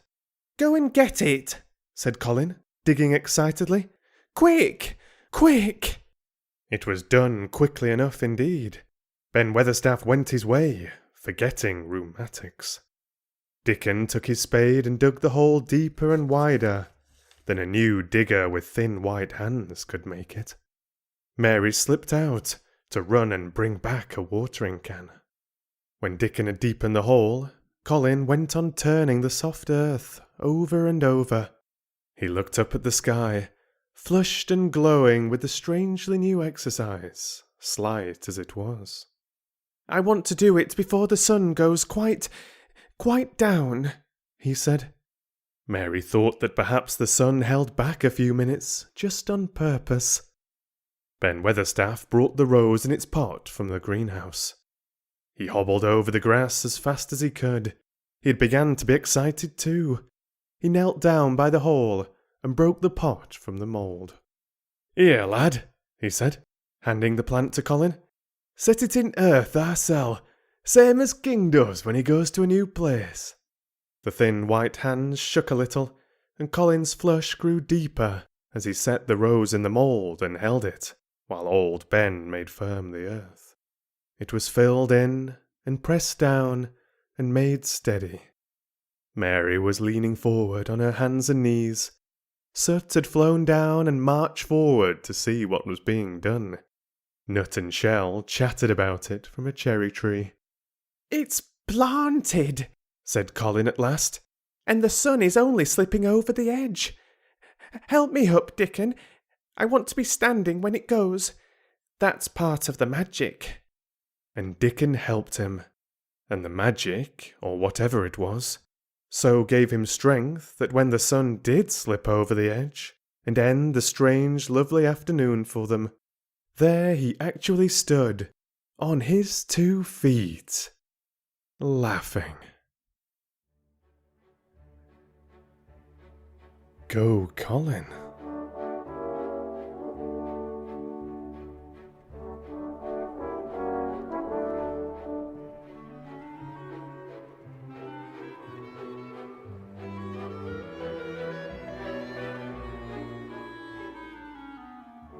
Let's press on.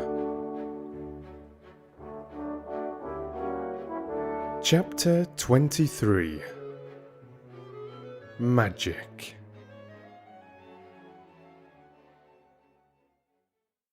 Dr. Craven had been waiting some time at the house when they returned to it. He had indeed begun to wonder if it might not be wise to send someone out to explore the garden paths. When Colin was brought back to his room, the poor man looked him over seriously. You should not have stayed so long, he said. You must not overexert yourself. I am not tired at all, said Colin. It has made me well. Tomorrow I am going out in the morning as well as in the afternoon. I am not sure that I can allow it, answered Dr. Craven. I am afraid it would not be wise. It would not be wise to try to stop me, said Colin quite seriously. I am going. Even Mary had found out that one of Colin's chief peculiarities was that he did not know in the least what a rude little brute he was, with his way of ordering people about. He had lived on a sort of desert island all his life, and as he had been the king of it, he had made his own manners, and had had no one to compare himself with. Mary had indeed been rather like him herself, and since she had been at Misselthwaite, had gradually discovered that her own manners had not been of the kind which is usual or popular. Having made this discovery, she naturally thought it of interest to communicate to Colin. So she sat and looked at him curiously for a few minutes after Dr. Craven had gone. She wanted to make him ask her why she was doing it, and of course he did. What are you looking at me for? He said. I'm thinking that I am rather sorry for Dr. Craven. So am I, said Colin calmly, but not without an air of some satisfaction. He won't get Misselthwaite at all now I'm not going to die. I'm sorry for him because of that, of course, said Mary. But I was thinking just then that it must have been very horrid to have had to be polite for 10 years to a boy who was always rude. I would never have done it." "Am I rude?" Colin inquired undisturbedly. "If you had been his own boy and he had been a slapping sort of man," said Mary, "he would have slapped you." "But he daren't," said Colin. "No, he daren't," answered Mistress Mary, thinking the thing out quite without prejudice. "Nobody ever dared to do anything you didn't like, because you were going to die, and things like that. You were such a poor thing." "But," announced Colin stubbornly, "I'm not going to be a poor thing. I won't let people think I'm one. I stood on my feet this afternoon." "It is always having your own way that has made you so queer," Mary went on, thinking aloud. Colin turned his head, frowning. "Am I queer?" he demanded. "Yes," answered Mary. "Very. But you needn't be cross," she added impartially, "because so am I queer, and so is Ben Weatherstaff. But I'm not as queer as I was before I began to like people, and before I found the garden." "I don't want to be queer," said Colin. "I'm not going to be." And he frowned again with determination. He was a very proud boy. He lay thinking for a while. And then Mary saw his beautiful smile begin, and gradually change his whole face. "I shall stop being queer," he said, "if I go every day to the garden. There is magic in there. Good magic, you know, Mary. I am sure there is." "So am I," said Mary.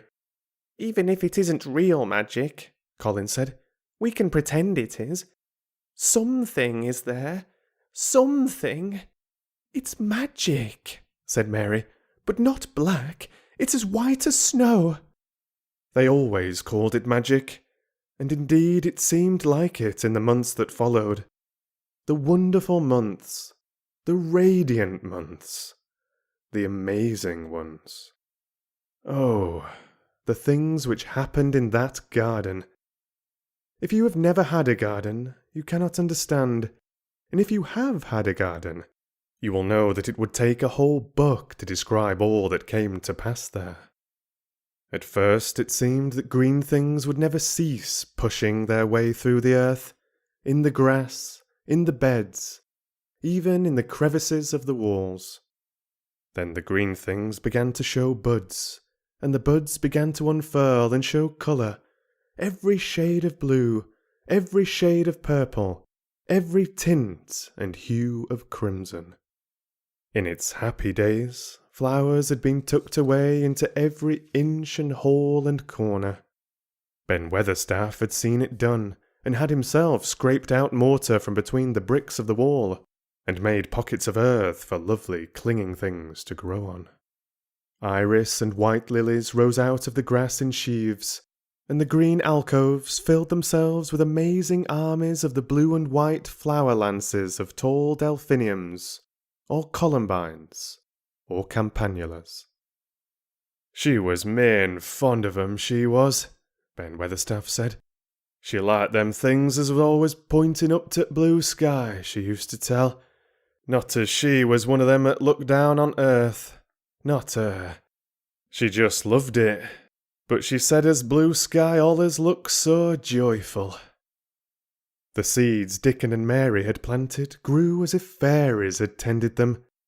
Satiny poppies of all tints danced in the breeze by the score, gaily defying flowers which had lived in the garden for years, and which, it might be confessed, seemed rather to wonder how such new people had got there. And the roses, rising out of the grass, tangled round the sundial, wreathing the tree trunks, and hanging from their branches, climbing up the walls and spreading over them with long garlands falling in cascades. They came alive day by day, hour by hour. Fair fresh leaves, and buds, tiny at first, but swelling and working magic until they burst and uncurled into cups of scent, delicately spilling themselves over their brims, and filling the garden air. Colin saw it all, watching each change as it took place. Every morning he was brought out, and every hour of each day, when it didn't rain, he spent in the garden. Even grey days pleased him. He would lie on the grass, watching things growing, he said. If you watched long enough, he declared, you could see buds unsheath themselves. Also, you could make the acquaintance of strange, busy insect things, running about on various unknown but evidently serious errands. Sometimes carrying tiny scraps of straw, or feather, or food, or climbing blades of grass as if they were trees, from whose tops one could look out to explore the country. A mole, throwing up its mound at the end of its burrow, and making its way out at last with the long nailed paws which looked so like elvish hands, had absorbed him one whole morning. Ants' ways, beetles' ways, bees' ways, frogs' ways, birds' ways, plants' ways, gave him a new world to explore. And when Dickon revealed them all, and added foxes' ways, otters' ways, ferrets' ways, squirrels' ways, and trouts and water rats and badgers' ways, there was no end to the things to talk about and think over. And this was not the half of the magic. The fact that he had really once stood on his feet had set Colin thinking tremendously, and when Mary told him of the spell she had worked, he was excited and approved of it greatly. He talked of it constantly. "Of course there must be lots of magic in the world," he said wisely one day, "but people don't know what it is like or how to make it. Perhaps the beginning is just to say nice things are going to happen until you make them happen. I'm going to try an experiment." The next morning, when they went to the secret garden, he sent at once for Ben Weatherstaff. Ben came as quickly as he could, and found the Rajah standing on his feet under a tree and looking very grand, but also very beautifully smiling. "Good morning, Ben Weatherstaff," he said. "I want you and Dickon and Miss Mary to stand in a row and listen to me, because I'm going to tell you something very important." "Aye, aye, sir," answered Ben Weatherstaff, touching his forehead. One of the long-concealed charms of Ben Weatherstaff was that in his boyhood he had once run away to sea and had made voyages, so he could reply like a sailor. "I am going to try a scientific experiment," explained the Rajah. "When I grow up, I am going to make great scientific discoveries, and I am going to begin now with this experiment." "Aye, aye, sir," said Ben Weatherstaff promptly, though this was the first time he had heard of great scientific discoveries. It was the first time Mary had heard of them either, but even at this stage he had begun to realise that, queer as he was, Colin had read about a great many singular things, and was somehow a very convincing sort of boy. When he held up his head and fixed his strange eyes on you, it seemed as if you believed him almost in spite of yourself, though he was only 10 years old, going on 11. At this moment he was especially convincing, because he suddenly felt the fascination of actually making a sort of speech, like a grown-up person. "The great scientific discoveries I'm going to make," he went on, "will be about magic. Magic is a great thing, and scarcely anyone knows anything about it except a few people in old books, and Mary a little, because she was born in India, where there are fakirs. I believe Dickon knows some magic, but perhaps he doesn't know he knows it. He charms animals and people. I would never have let him come to see me if he had not been an animal charmer, which is a boy charmer too, because a boy is an animal. I am sure there is magic in everything, only we have not sense enough to get hold of it and make it do things for us, like electricity and horses and steam." This sounded so imposing that Ben Weatherstaff became quite excited, and really could not keep still. "Aye, aye, sir," he said, and he began to stand up quite straight. "When Mary found this garden, it looked quite dead," the orator proceeded. "Then something began pushing things up out of the soil and making things out of nothing. One day things weren't there and another they were. I had never watched things before, and it made me feel very curious. Scientific people are always curious, and I am going to be scientific. I keep saying to myself, what is it? What is it? It's something. It can't be nothing. I don't know its name, so I call it magic. I have never seen the sun rise, but Mary and Dickon have, and from what they tell me I am sure that is magic too. Something pushes it up and draws it in. Sometimes since I've been in the garden, I've looked up through the trees at the sky, and I've had a strange feeling of being happy, as if something were pushing and drawing in my chest, and making me breathe fast. Magic is always pushing and drawing and making things out of nothing. Everything is made out of magic. Leaves and trees, flowers and birds, badgers and foxes and squirrels and people. So it must be all around us. In this garden, in all the places. The magic in this garden has made me stand up and know I am going to live to be a man. I am going to make the scientific experiment of trying to get some and put it in myself and make it push and draw me and make me strong. I don't know how to do it, but I think that if you keep thinking about it and calling it, perhaps it will come. Perhaps that is the first baby way to get it. When I was going to try and stand that first time, Mary kept saying to herself as fast as she could, "You can do it, you can do it," and I did. I had to try myself at the same time, of course, but her magic helped me, and so did Dickon's.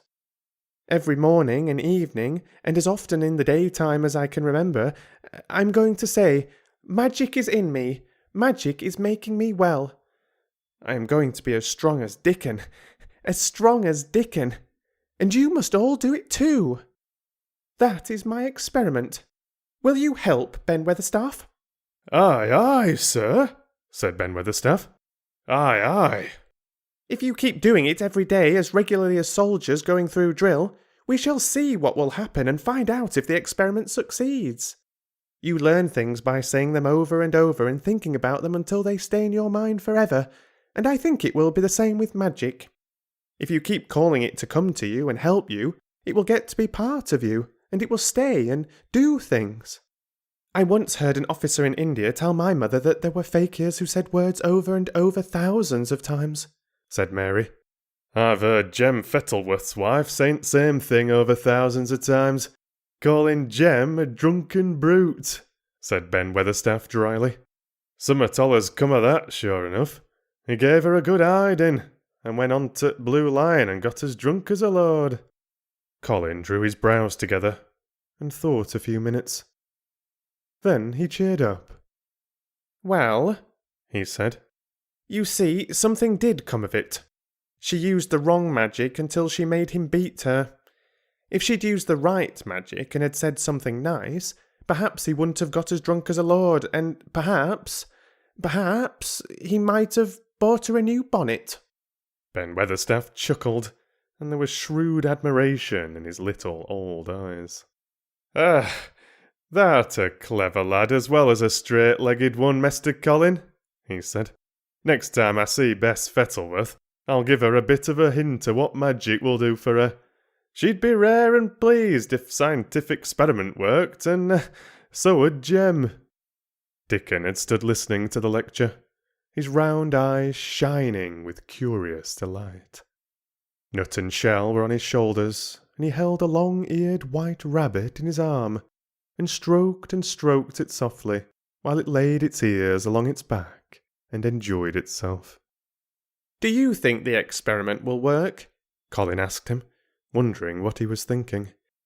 He so often wondered what Dickon was thinking when he saw him looking at him or at one of his creatures with his happy wide smile. He smiled now, and his smile was wider than usual. "Aye," he answered, "that I do. It'll work same as the seeds do when the sun shines on 'em. It'll work for sure. Shall us begin it now?" Colin was delighted, and so was Mary. Fired by recollections of fakirs and devotees in illustrations, Colin suggested they should all sit cross-legged under the tree, which made a canopy. "It will be like sitting in a sort of temple," said Colin. "I'm rather tired, and I want to sit down." "Eh," said Dickon. Thou mustn't be saying that tired. Thou might spoilt magic. Colin turned and looked at him, into his innocent round eyes. That's true, he said slowly. I must only think of the magic. It all seemed most majestic and mysterious when they sat down in their circle. Ben Weatherstaff felt as if he had somehow been led into appearing at a prayer meeting. Ordinarily, he was very fixed in being what he called, again, prayer meetings, but this being the Rajah's affair, he did not resent it, and was, indeed, inclined to be gratified at being called upon to assist. Mistress Mary felt solemnly enraptured. Dickon held his rabbit in his arm, and perhaps he made some charmer's signal no one heard, for when he sat down, cross-legged like the rest, the crow, the fox, the squirrels, and the lamb slowly drew near and made part of the circle, settling each into a place of rest, as if of their own desire. The creatures have come, said Colin gravely. They want to help us. Colin really looked quite beautiful, Mary thought. He held his head high as if he felt like a sort of priest, and his strange eyes had a wonderful look in them. The light shone on them through the tree canopy. Now we will begin, he said. Shall we sway back and forward, Mary, as if we were dervishes? I canna do no swaying backward and forward, said Ben Weatherstaff. I've got rheumatics. The magic will take them away, said Colin in a high priest tone. But we won't sway until it has done it. We will only chant. I canna do no chanting, said Ben Weatherstaff, a trifle testily. They turned me out at church choir, t'only time I've ever tried it. No one smiled. They were all too much in earnest. Colin's face was not even crossed by a shadow. He was thinking only of the magic. Then I will chant, he said, and he began, looking like a strange boy spirit. The sun is shining, the sun is shining. That is the magic. The flowers are growing, the roots are stirring. That is the magic. Being alive is the magic. Being strong is the magic. The magic is in me. The magic is in me. It is in me. It is in me. It's in every one of us. It's in Ben Weatherstaff's back. Magic, magic, come and help. Magic, magic, come and help. He said it a great many times, not 1,000 times, but quite a goodly number. Mary listened entranced. She felt as if it were at once queer and beautiful, and she wanted him to go on and on. Ben Weatherstaff began to feel soothed into a sort of dream which was quite agreeable. The humming of the bees in the blossoms mingled with the chanting voice and drowsily melted into a doze. Dickon sat cross-legged, with his rabbit asleep on his arm, and a hand resting on the lamb's back. Soot had pushed away a squirrel, and huddled close to him on his shoulder. The grey film dropped over his eyes. At last, Colin stopped. Now I am going to walk round the garden, he announced. Ben Weatherstaff's head had just dropped forward, and he lifted it with a jerk. You have been asleep, said Colin. Huh? Not at sort, mumbled Ben.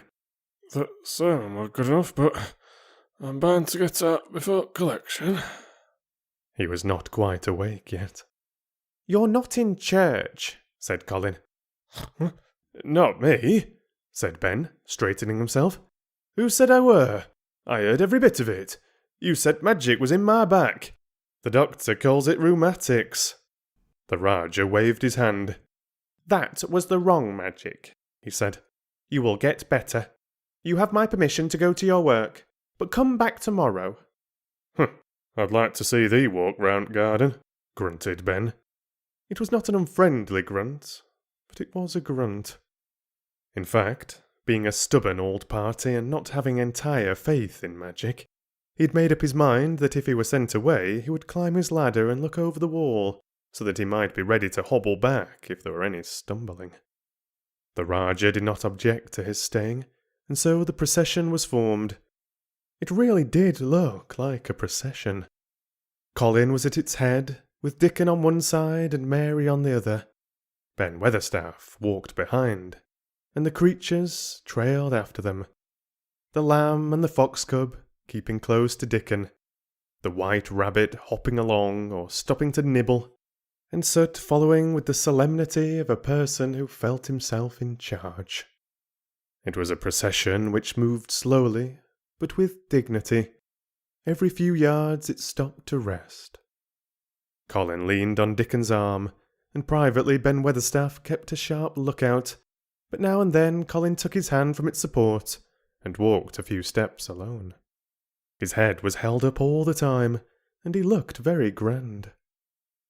"The magic is in me," he kept saying. "The magic is making me strong. I can feel it. I can feel it."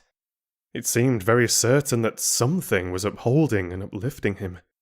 He sat on the seats in the alcoves, and once or twice he sat down on the grass, and several times he paused in the path and leaned on Dickon, but he would not give up until he had gone all round the garden.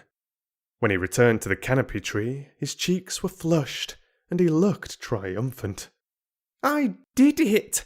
The magic worked!" he cried. "That is my first scientific discovery." "What will Dr. Craven say?" broke out Mary. "He won't say anything," Colin answered, "because he will not be told. This is to be the biggest secret of all. No one is to know anything about it until I have grown so strong that I can walk and run like any other boy. I shall come here every day in my chair, and I shall be taken back in it.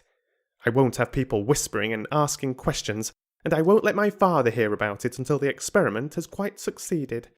Then sometime, when he comes back to Misselthwaite, I shall just walk into his study and say, 'Here I am like any other boy. I am quite well, and I shall live to be a man. It has been done by a scientific experiment.'" "He will think he is in a dream," cried Mary. "He won't believe his eyes." Colin flushed triumphantly. He had made himself believe that he was going to get well, which was really more than half the battle if he had been aware of it. And the thought which stimulated him more than any other was this imagining what his father would look like when he saw that he had a son who was as straight and strong as other fathers' sons. One of his darkest miseries in the unhealthy, morbid past days had been his hatred of being a sickly, weak-backed boy whose father was afraid to look at him. "He'll be obliged to believe them," he said. "One of the things I'm going to do, after the magic works and before I begin to make scientific discoveries, is to be an athlete." "We shall have thee taken to boxing in a week or so," said Ben Weatherstaff. "Thou'lt end wi' winning belt and being champion prize fighter of all England." Colin fixed his eyes on him sternly. "Weatherstaff," he said, "that is disrespectful. You must not take liberties because you are in the secret. However much this magic works, I shall not be a prize fighter. I shall be a scientific discoverer." Ax pardon, sir," answered Ben, touching his forehead in salute. "I ought to have said it wasn't a joking matter." But his eyes twinkled, and secretly he was immensely pleased. He really did not mind being snubbed, since the snubbing meant that the lad was gaining strength and spirit.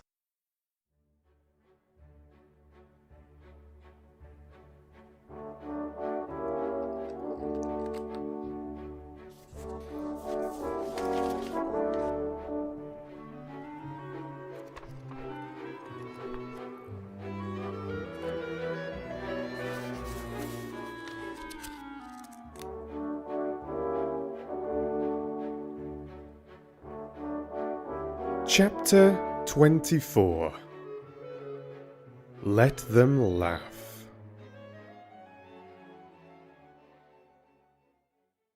The secret garden was not the only one Dickon worked in. Round the cottage on the moor, there was a piece of ground enclosed by a low wall of rough stones. Early in the morning, and late in the fading twilight, and on all the days Colin and Mary did not see him, Dickon worked there, planting or tending potatoes and cabbages, turnips and carrots and herbs for his mother. In the company of his creatures, he did wonders there, and was never tired of doing them, it seemed. While he dug or weeded, he whistled or sang bits of Yorkshire moor songs, or talked to Sut or Captain, or the brothers and sisters he had taught to help him. "We'd never get on as comfortable as we do," Mrs. Sowerby said, "if it wasn't for Dickon's garden. Anything'll grow for him. His taters and cabbages is twice size of anyone else's, and they've got a flavour with 'em as nobody's has." When she found a moment to spare, she liked to go out and talk to him. After supper, there was still a long clear twilight to work in, and that was her quiet time. She could sit upon the low rough wall and look on and hear stories of the day. She loved this time. There were not only vegetables in the garden. Dickon had bought penny packages of flower seeds now and then, and sown bright, sweet-scented things among gooseberry bushes, and even cabbages. And he grew borders of mignonette, and pinks, and pansies and things, whose seeds he could save year after year, or whose roots would bloom each spring, and spread in time into fine clumps.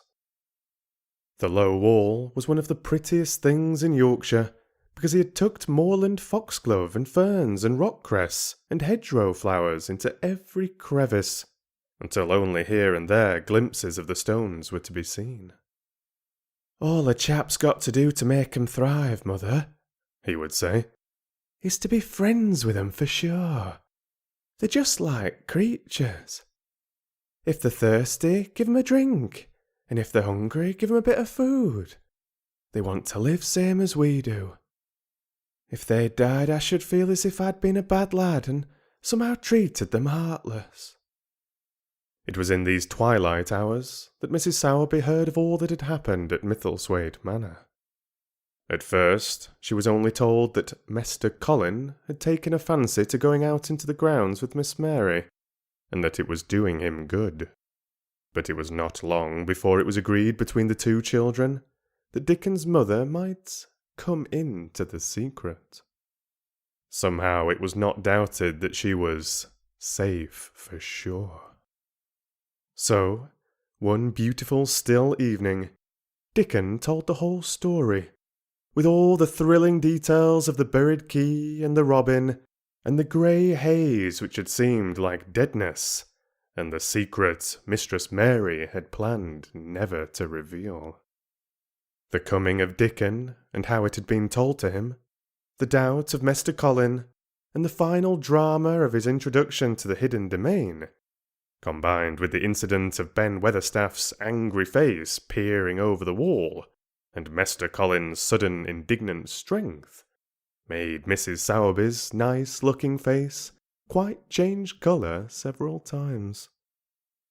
"My word," she said, "it was a good thing that little lass came to t' manor. It's been making of her and saving of him. Standing on his feet, and us all thinking he was a poor half-witted lad with not a straight bone in him." She asked a great many questions, and her blue eyes were full of deep thinking. "What do they make of it at manor? Him being so well and cheerful and never complaining?" she inquired. "They don't know what to make of it," answered Dickon. "Every day as comes round his face looks different. It's filling out, and doesn't look so sharp, and waxy colour is going. But he has to do his bit of complaining," with a highly entertained grin. "What for, in mercy's name?" asked Mrs. Sowerby. Dickon chuckled. "He does it to keep them from guessing what's happened. If the doctor knew he'd found out he could stand on his feet, he'd likely write and tell Mester Craven. Mester Colin's saving secret to tell himself. He's going to practice his magic on his legs every day till his father comes back. And then he's going to march him to his room and show him he's as straight as other lads. But him and Miss Mary thinks it's best plan to do a bit of groaning and fretting now and then to throw off that scent. Mrs. Sowerby was laughing a low, comfortable laugh long before he had finished his last sentence. She said, "That pair's enjoying themselves, I'll warrant. They'll get a good bit of play acting out of it, and there's nothing children likes as much as play acting. Let's hear what they do, Dickon lad." Dickon stopped weeding and sat upon his heels to tell her. His eyes were twinkling with fun. "Mester Colin is carried down to his chair every time he goes out," he explained, "and he flies out at John, that footman, for not carrying him careful enough. He makes himself as helpless looking as he can, and never lifts his head until we're out of sight at house. And he grunts and frets a good bit when he's been settled into his chair. Him and Miss Mary's both got to enjoying it, and when he groans and complains she'll say, 'Poor Colin, does it hurt you so much? Are you so weak as that, poor Colin?' But the trouble is that sometimes they can scarce keep from bursting out laughing. When we get safe into the garden, they'll laugh till they've no breath left to laugh with, and they have to stuff their faces into Mr. Colin's cushions to keep the gardeners from hearing, if any of 'em's about. The more they laugh, the better for 'em," said Mrs. Sowerby, still laughing herself. "Good healthy child laughing's better than pills any day at year. That pair'll plump up for sure." "They are plumping up," said Dickon. "They're that hungry they don't know how to get enough to eat without making talk. Mr. Collins says if he keeps sending for more food, they won't believe he's an invalid at all. Miss Mary says she'll let him eat her share, but he says that if she goes hungry she'll get thin, and they mun both get fat at once." Mrs. Sowerby laughed so heartily at the revelation of this difficulty that she quite rocked backward and forward in her blue cloak, and Dickon laughed with her. "I'll tell thee what, lad," Mrs. Sowerby said when she could speak. "I've thought of a way to help 'em. When thou goes to 'em in morning, thou shall take a pail of good new milk, and I'll bake 'em a crusty cottage loaf or some buns with currants in 'em, same as you children like.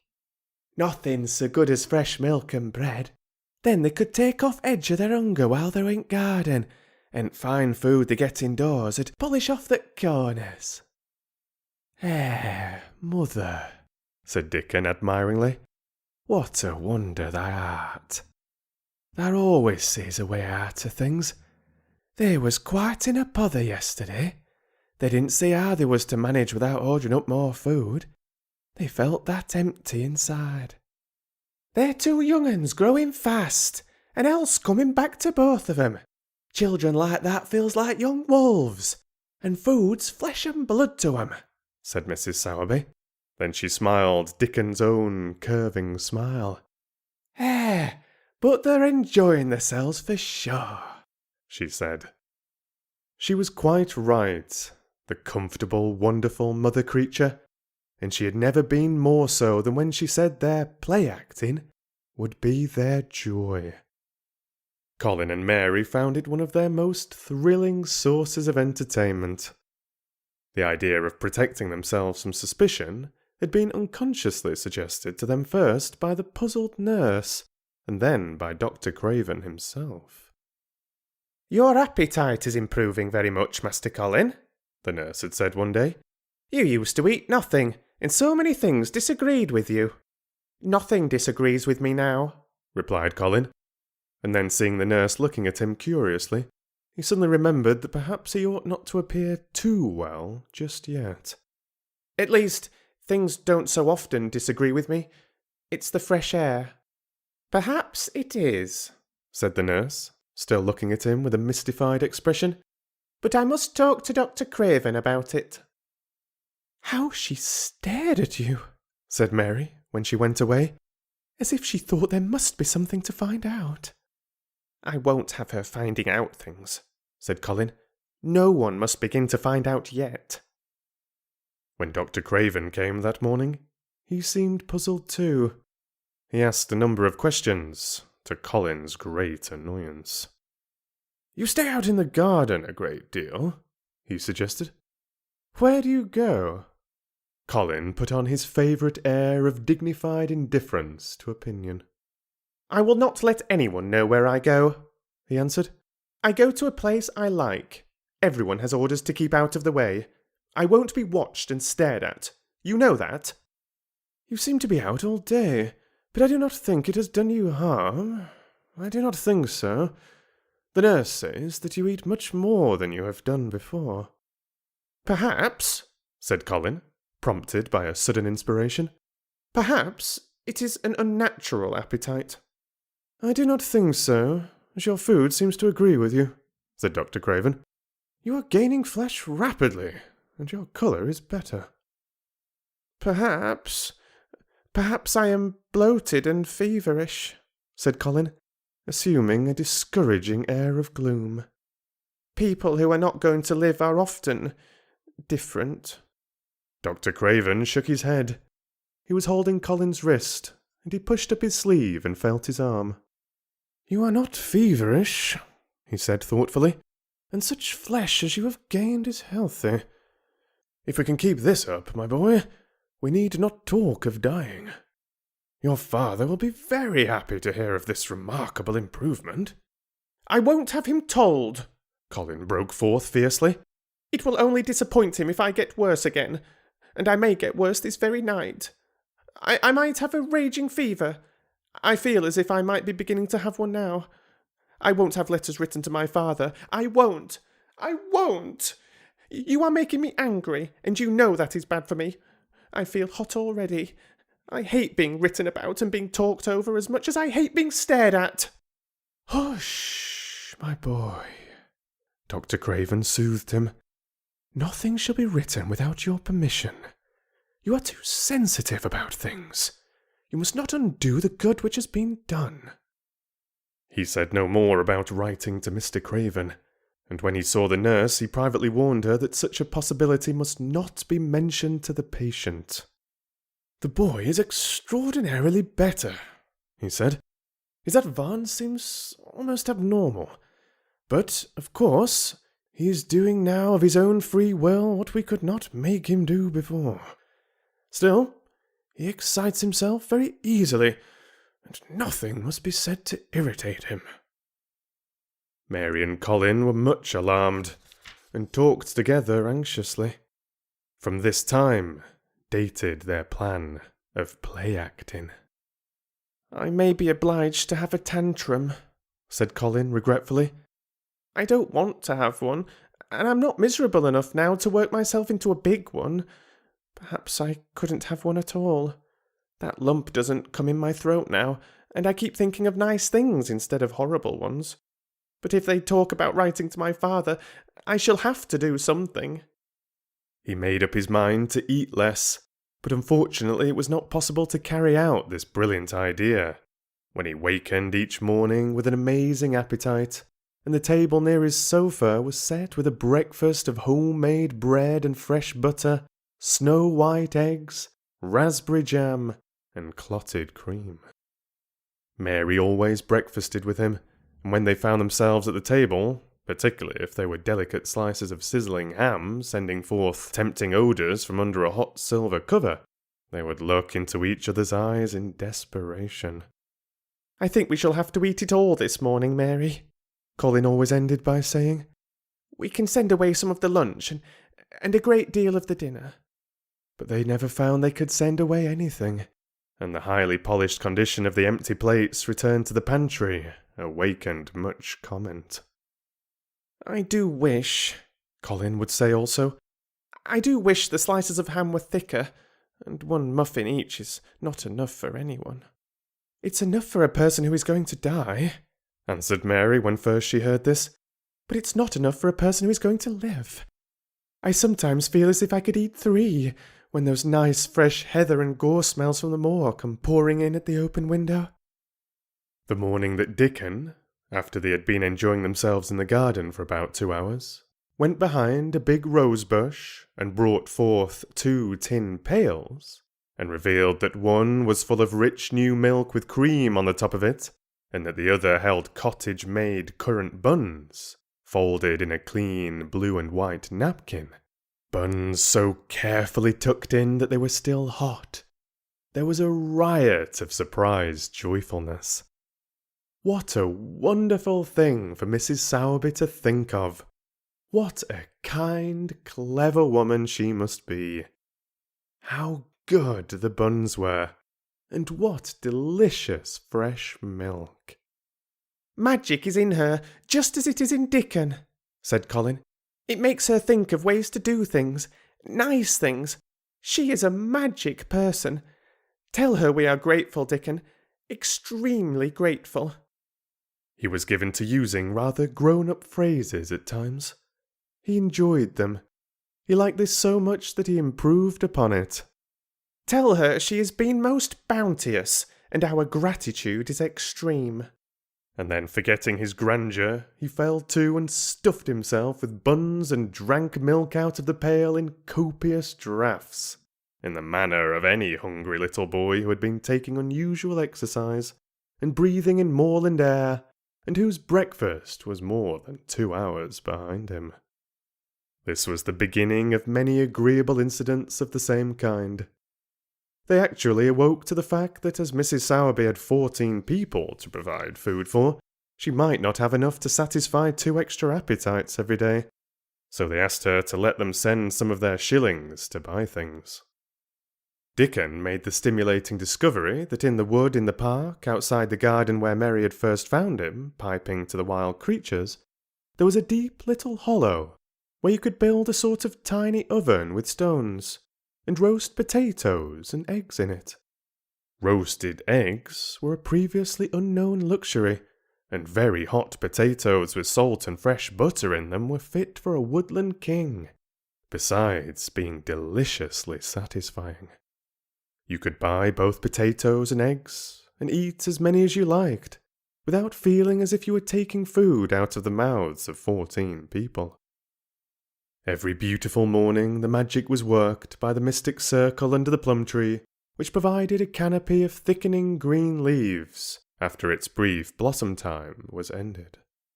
After the ceremony, Colin always took his walking exercise, and throughout the day he exercised his newly found power at intervals.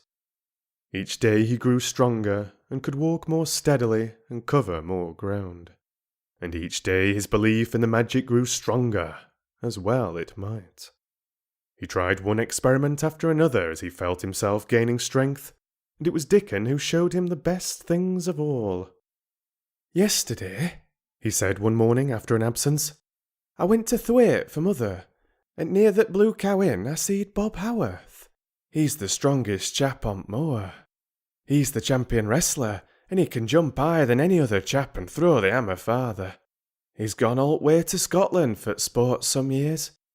He's known me ever since I was a little un, and he's a friendly sort, and I asked him some questions. That gentry calls him an athlete, and I thought of thee, Mester Colin, and I says, how did thou make thy muscles stick out that way, Bob? Did thou do anything extra to make thyself so strong? And he says, well, yes, lad, I did. A strong man in a show that came to Thwaite once showed me how to exercise my arms and legs and every muscle in my body. And I says, could a delicate chap make himself stronger with 'em, Bob? And he laughed and says, art thou that delicate chap? And I says, no, but I knows a young gentleman that's getting well of a long illness, and I wish I knowed some of them tricks to tell him about. I didn't say no names, and he didn't ask none. He's friendly, same as I said. And he stood up and showed me, good-natured like. And I imitated what he did till I knowed it by heart. Colin had been listening excitedly. Can you show me? He cried. Will you? Aye, to be sure, Dickon answered, getting up. But he says thou mun do 'em gentle at first, and be careful not to tire thysel. Rest in between times and take deep breaths, and don't overdo. I'll be careful, said Colin. Show me, Dickon. You are the most magic boy in the world. Dickon stood up on the grass and slowly went through a carefully practical but simple series of muscle exercises. Colin watched them with widening eyes. He could do a few while he was sitting down. Presently he did a few gently while he stood upon his already steadied feet. Mary began to do them also.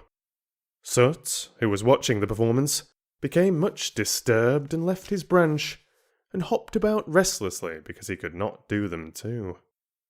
From that time the exercises were a part of the day's duties as much as the magic was. It became possible for both Colin and Mary to do more of them each time they tried, and such appetites were the results, that but for the basket Dickon put down behind the bush each morning when he arrived, they would have been lost. But the little oven in the hollow and Mrs. Sowerby's bounties were so satisfying that Mrs. Medlock and the nurse and Dr. Craven became mystified again.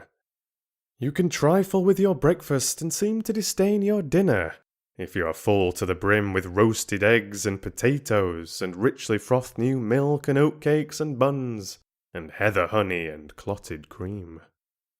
They are eating next to nothing, said the nurse. They'll die of starvation if they can't be persuaded to take some nourishment. And yet see how they look. Look! Exclaimed Mrs. Medlock indignantly.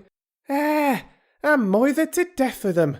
They're a pair of young Satans, bursting their jackets one day and the next turning up their noses at the best meals cook can tempt them with. Not a mouthful of that lovely young fowl and bread sauce did they set a fork into yesterday, and the poor woman fair invented a pudding for them, and back it sent. She almost cried. She's afraid she'll be blamed if they stare themselves into their graves. Dr. Craven came and looked at Colin long and carefully. He wore an extremely worried expression when the nurse talked with him and showed him the almost untouched tray of breakfast she had saved for him to look at, but it was even more worried when he sat down by Colin's sofa and examined him. He had been called to London on business and had not seen the boy for nearly 2 weeks. When young things begin to gain health, they gain it rapidly. The waxen tinge had left Colin's skin, and a warm rose showed through it. His beautiful eyes were clear, and the hollows under them and in his cheeks and temples had filled out. His once dark, heavy locks had begun to look as if they sprang healthily from his forehead, and were soft and warm with life. His lips were fuller and of a normal colour. In fact, as an imitation of a boy who was a confirmed invalid, he was a disgraceful sight. Dr. Craven held his chin in his hand and thought him over. I am sorry to hear that you do not eat anything, he said. That will not do. You will lose all you have gained, and you have gained amazingly. You ate so well a short time ago. I told you it was an unnatural appetite, answered Colin. Mary was sitting on her stool nearby, and she suddenly made a very queer sound which she tried so violently to repress that she ended by almost choking. What is the matter? Said Dr. Craven, turning to look at her. Mary became quite severe in her manner. It was something between a sneeze and a cough, she replied, with a reproachful dignity, and it got into my throat. But, she said afterward to Colin, I couldn't stop myself. It just burst out because all at once I couldn't help remembering that last big potato you ate and the way your mouth stretched when you bit through that thick, lovely crust with jam and clotted cream on it. Is there any way in which those children can get food secretly? Dr. Craven inquired of Mrs. Medlock. There's no way unless they dig it out to earth or pick it off the trees, Mrs. Medlock answered. They stay out in grounds all day and see no one but each other. And if they want anything different to eat from what's sent up to them, they need only ask for it. Well, said Dr. Craven, so long as going without food agrees with them, we need not disturb ourselves. The boy is a new creature. So is the girl, said Mrs. Medlock. She's begun to be downright pretty since she's filled out and lost her ugly little sour look. Her hair's grown thick and healthy looking, and she's got a bright colour. The glummy, still-natured little thing she used to be, and now her and Master Colin laugh together like a pair of crazy young uns. Perhaps they're growing fat on that. Perhaps they are, said Dr. Craven. Let them laugh.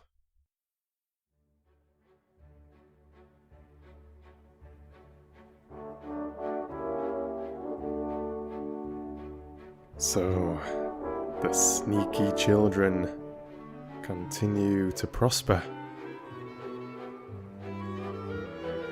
But look, let's press on.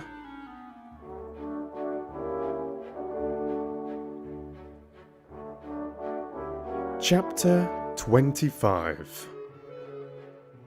The Curtain.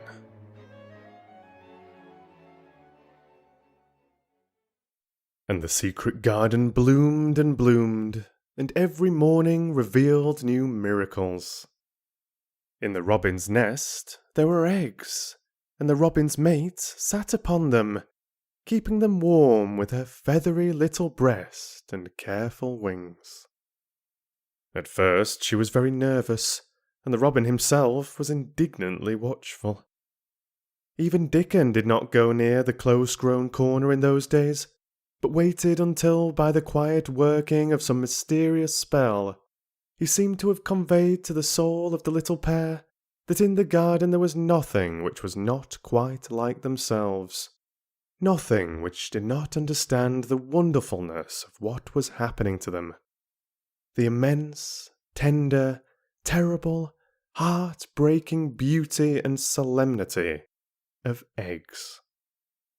If there had been one person in that garden who had not known through all his or her innermost being that if an egg were taken away or hurt, the whole world would whirl round and crash through space and come to an end, if there had been even one who did not feel it and act accordingly, there could have been no happiness, even in that golden springtime air.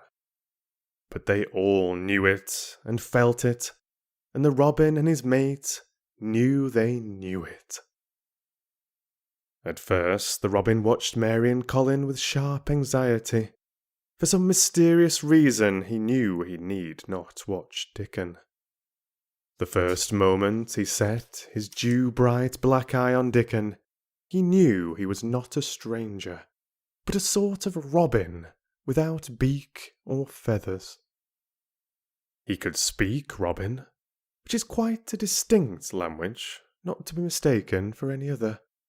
To speak robin to a robin is like speaking French to a Frenchman. Dick had always spoke it to the robin himself, so the queer gibberish he used when he spoke to humans did not matter in the least. The robin thought he spoke this gibberish to them because they were not intelligent enough to understand feathered speech. His movements were also robin. They never startled one by being sudden enough to seem dangerous or threatening. Any robin could understand Dickon, so his presence was not even disturbing. But at the outset it seemed necessary to be on guard against the other two.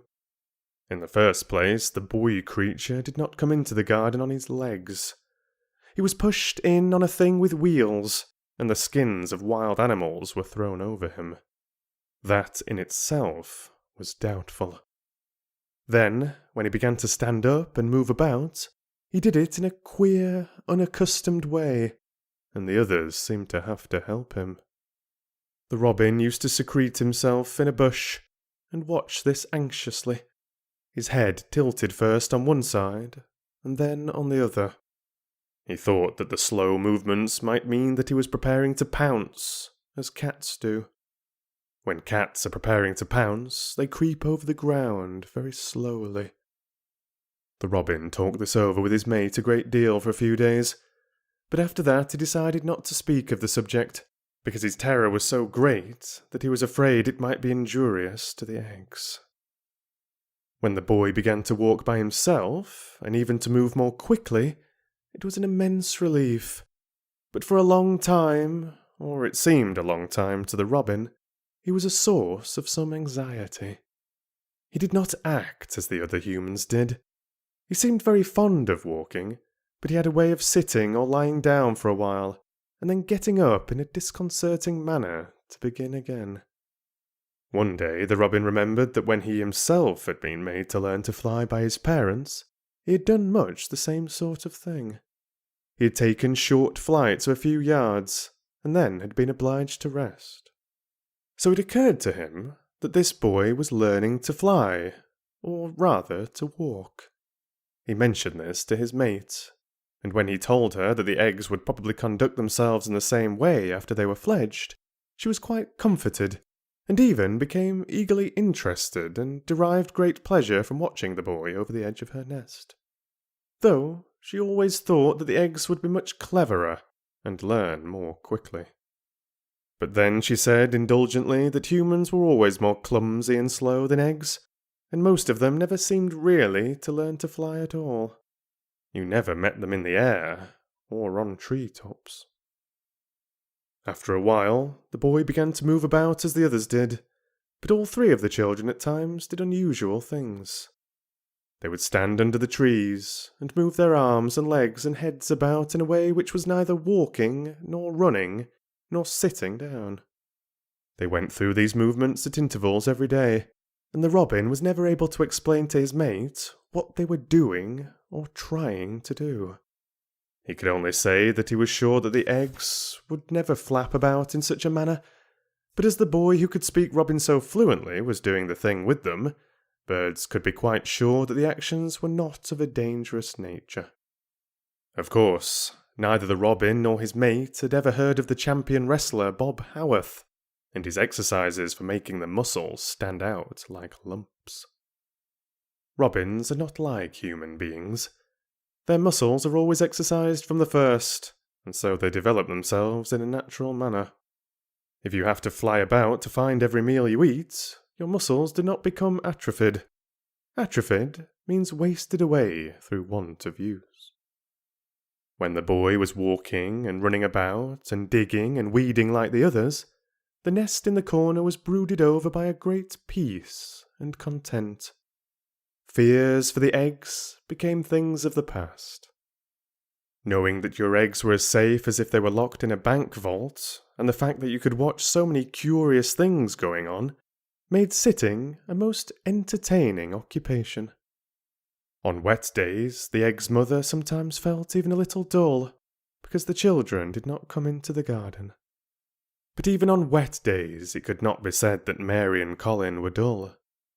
One morning, when the rain streamed down unceasingly, and Colin was beginning to feel a little restive, as he was obliged to remain on his sofa, because it was not safe to get up and walk about, Mary had an inspiration. "Now that I am a real boy," Colin had said, "my legs and arms and all my body are so full of magic that I can't keep them still. They want to be doing things all the time. Do you know that when I awaken in the morning, Mary, when it's quite early and the birds are just shouting outside and everything seems just shouting for joy, even the trees and things we can't really hear, I feel as if I must jump out of bed and shout myself. And if I did it, just think what would happen." Mary giggled inordinately. "The nurse would come running, and Mrs. Medlock would come running, and they would be sure you had gone crazy and they'd send for the doctor," she said. Colin giggled himself. He could see how they would all look, how horrified by his outbreak and how amazed to see him standing upright. "I wish my father would come home," he said. "I want to tell him myself. I'm always thinking about it, but we couldn't go on like this much longer. I can't stand lying still and pretending, and besides, I look too different. I wish it wasn't raining today." It was then Mistress Mary had her inspiration. "Colin," she began mysteriously, "do you know how many rooms there are in this house?" "About 1,000, I suppose," he answered. "There's about 100 no one goes into," said Mary. "And one rainy day I went and looked into ever so many of them. No one ever knew, though Mrs. Medlock nearly found me out. I lost my way when I was coming back, and I stopped at the end of your corridor. That was the second time I heard you crying." Colin started up on his sofa. 100 rooms no one goes into?" he said. "It sounds almost like a secret garden. Suppose we go and look at them. You could wheel me in my chair and nobody would know where we went." "That's what I was thinking," said Mary. No one would dare to follow us. There are galleries where you could run. We could do our exercises. There is a little Indian room where there is a cabinet full of ivory elephants. There are all sorts of rooms." "Ring the bell," said Colin. When the nurse came in, he gave his orders. "I want my chair," he said. "Miss Mary and I are going to look at the part of the house which is not used. John can push me as far as the picture gallery because there are some stairs. Then he must go away and leave us alone until I send for him again." Rainy days lost their terrors that morning. When the footman had wheeled the chair into the picture gallery and left the two together in obedience to orders, Colin and Mary looked at each other delighted. As soon as Mary had made sure that John was really on his way back down to his own quarters below stairs, Colin got out of his chair. "I am going to run from one end of the gallery to the other," he said. "And then I am going to jump, and then I will do Bob Howard's exercises." And they did all these things, and many others. They looked at the portraits, and found the plain little girl dressed in green brocade, and holding the parrot on her finger.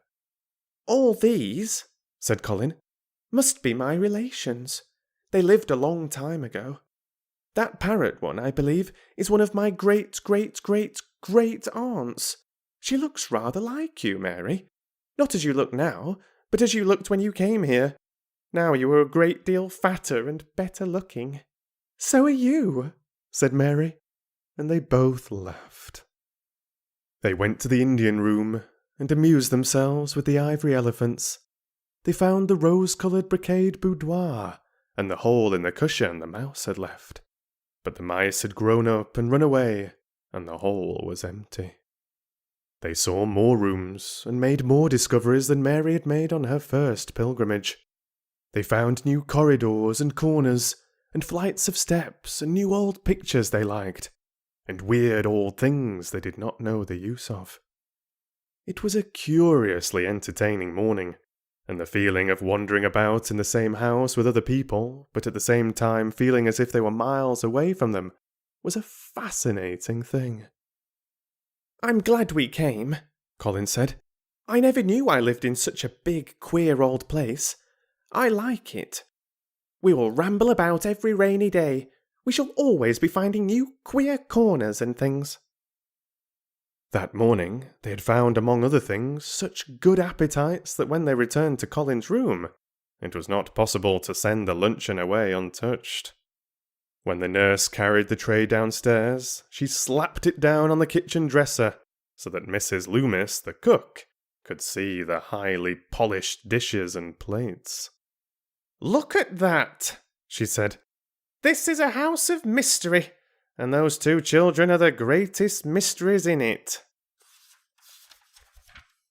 "If they keep that up every day," said the strong young footman John, "they'd be small wonder that he weighs twice as much today as he did a month ago. I should have to give up my place in time, for fear of doing my muscles an injury." That afternoon, Mary noticed that something new had happened in Colin's room. She had noticed it the day before, but she had said nothing because she thought the change might have been made by chance. She said nothing today, but she sat and looked fixedly at the picture over the mantel. She could look at it because the curtain had been drawn aside. That was the change she noticed. "I know what you want me to tell you," said Colin, after she had stared a few minutes. "I always know when you want me to tell you something. You are wondering why the curtain is drawn back. I am going to keep it like that." "Why?" asked Mary. "Because it doesn't make me angry any more to see her laughing. I wakened when it was bright moonlight 2 nights ago, and felt as if the magic was filling the room and making everything so splendid that I couldn't lie still. I got up and looked out of the window. The room was quite light, and there was a patch of moonlight on the curtain, and somehow that made me go and pull the cord.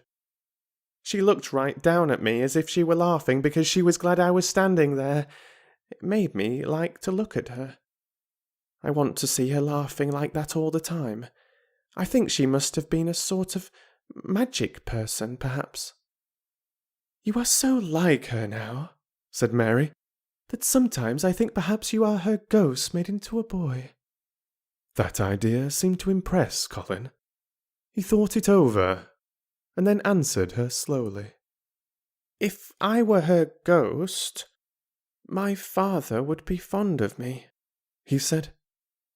"Do you want him to be fond of you?" inquired Mary. "I used to hate it because he was not fond of me. If he grew fond of me, I think I should tell him about the magic. It might make him more cheerful."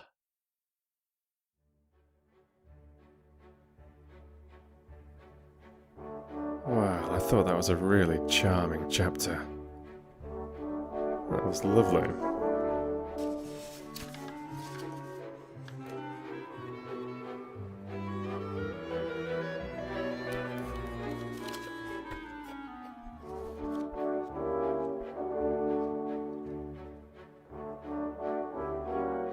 Chapter 26. It's Mother.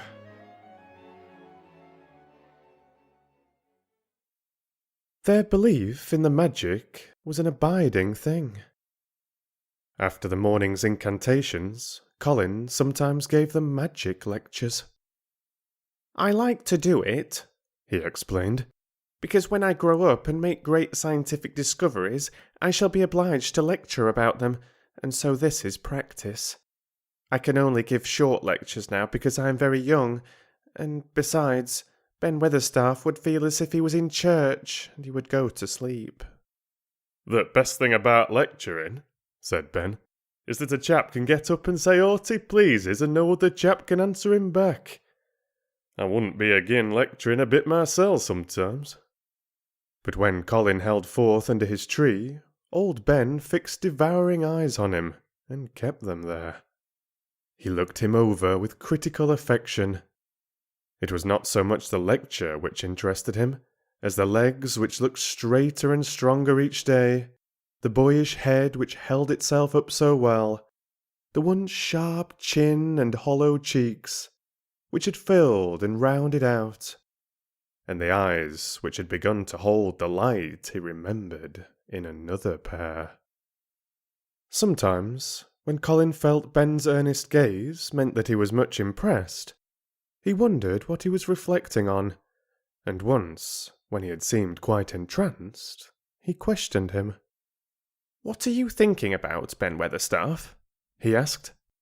"I was thinking," answered Ben, "as I'd warrant tha's gone up 3 or 4 pound this week.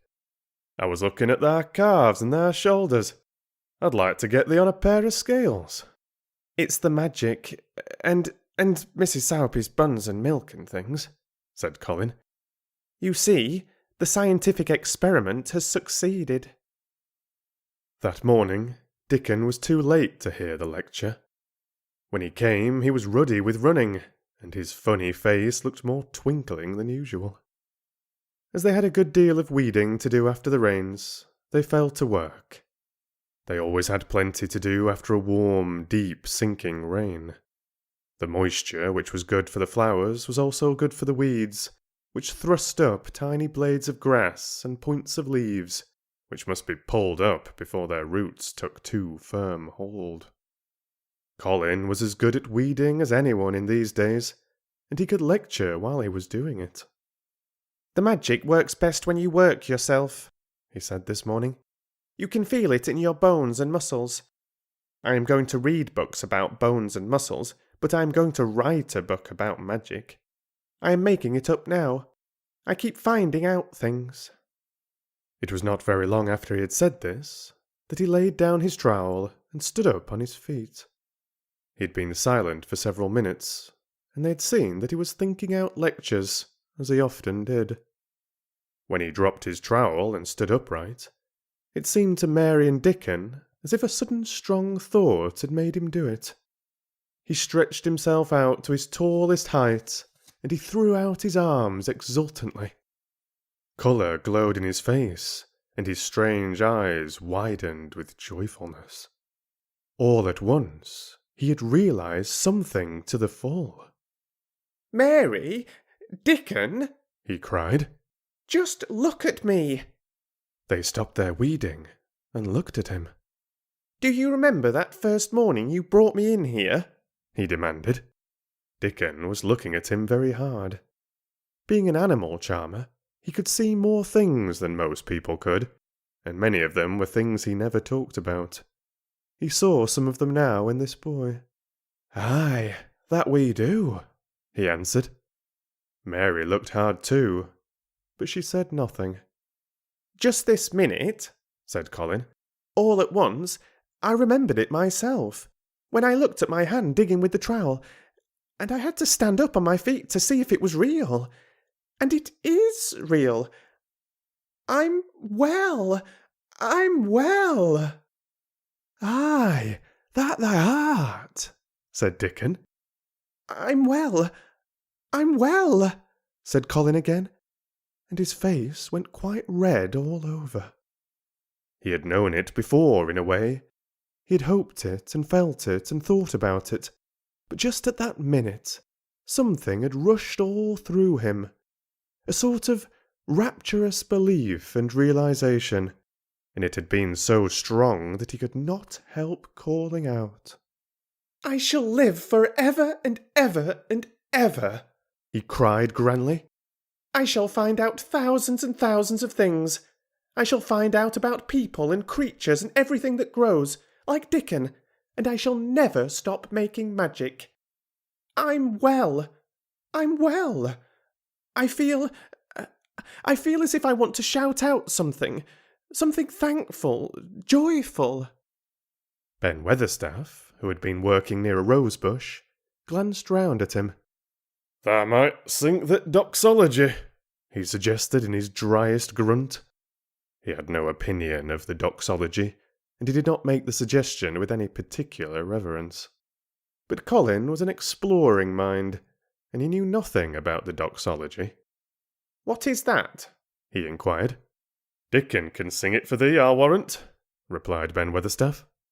Dickon answered with his all-perceiving, animal charmer's smile. "They sing it in church," he said.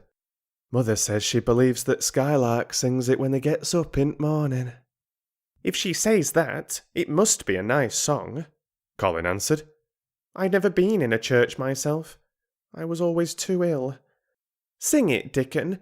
I want to hear it." Dickon was quite simple and unaffected about it. He understood what Colin felt better than Colin did himself. He understood by a sort of instinct so natural that he did not know it was understanding. He pulled off his cap and looked round, still smiling. "Thou must take off thy cap," he said to Colin. "And so mun thou, Ben. And thou mun stand up, thou knows." Colin took off his cap, and the sun shone on and warmed his thick hair as he watched Dickon intently. Ben Weatherstaff scrambled up from his knees and bared his head too, with a sort of puzzled, half-resentful look on his old face, as if he didn't know exactly why he was doing this remarkable thing. Dickon stood out among the trees and rose bushes, and began to sing in quite a simple, matter-of-fact way, and in a nice, strong boy voice. "Praise God from whom all blessings flow. Praise Him, all creatures here below. Praise Him above, ye heavenly host. Praise Father, Son, and Holy Ghost. Amen."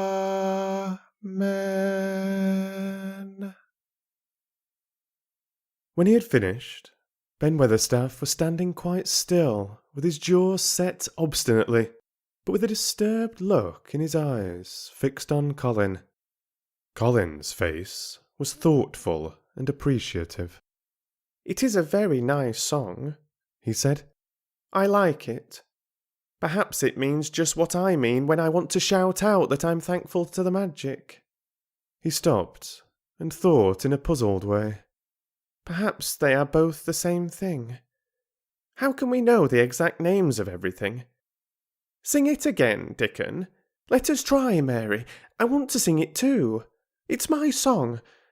How does it begin? Praise God from whom all blessings flow?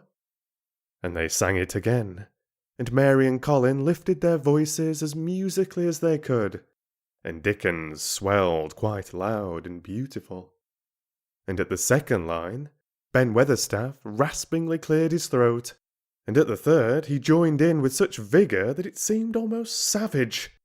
And when the Amen came to an end, Mary observed that the very same thing had happened to him, which had happened when he found out that Colin was not a cripple. His chin was twitching, and he was staring and winking, and his leathery old cheeks were wet. I never seed no sense in that doxology afore, he said hoarsely, but I may change my mind i' time. I should say they'd gone up £5 this week, Mr. Colin. 5 on 'em. Colin was looking across the garden at something attracting his attention, and his expression had become a startled one. Who is coming in here? He said quickly. Who is it? The door in the ivied wall had been pushed gently open, and a woman had entered. She had come in with the last line of their song, and she had stood still listening and looking at them. With the ivy behind her, the sunlight drifting through the trees and dappling her long blue cloak, and her nice, fresh face smiling across the greenery, she was rather like a softly coloured illustration in one of Colin's books. She had wonderful, affectionate eyes, which seemed to take everything in. All of them, even Ben Weatherstaff, and the creatures, and every flower that was in bloom. Unexpectedly as she had appeared, not one of them felt she was an intruder at all. Dickon's eyes lighted like lamps. It's Mother! That's who it is! He cried, and he went across the grass at a run. Colin began to move towards her too, and Mary went with him. They both felt their pulses beat faster. It's Mother! Dickon said again when they met halfway. I knowed I wanted to see her, and I told her where that door was hid. Colin held out his hand with a sort of flushed royal shyness, but his eyes quite devoured her face. Even when I was ill I wanted to see you, he said. You and Dickon and the secret garden. I'd never wanted to see anyone or anything before.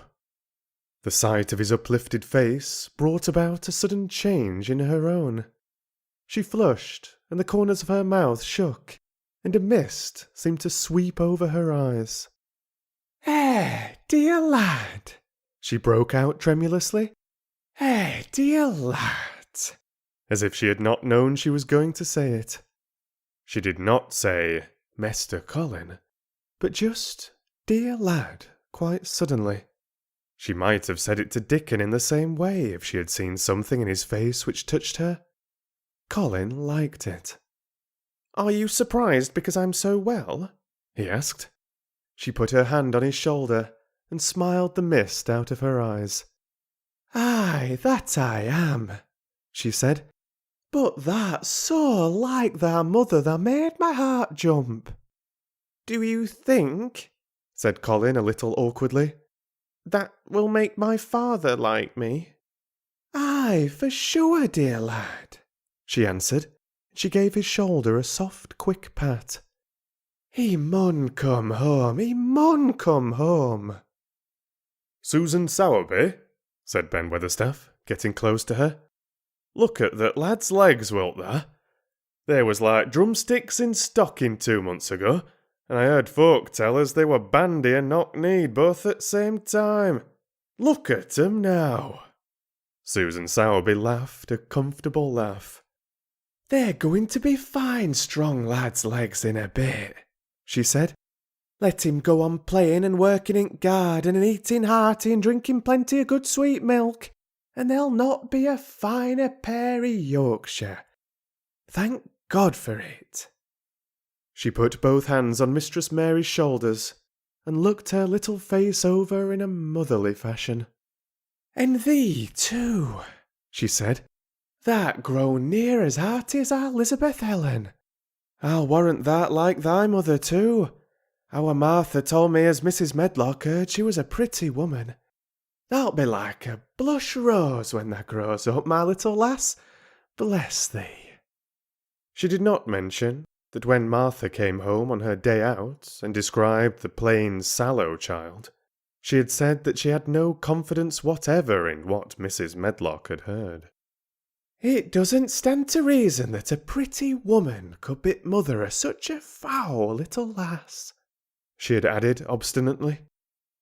Mary had not had time to pay much attention to her changing face.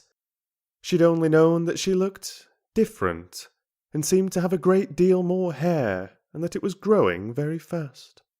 But remembering her pleasure in looking at the Mem Sahib in the past, she was glad to hear she might some day look like her. Susan Sowerby went round their garden with them and was told the whole story of it and shown every bush and tree which had come alive. Colin walked on one side of her and Mary on the other.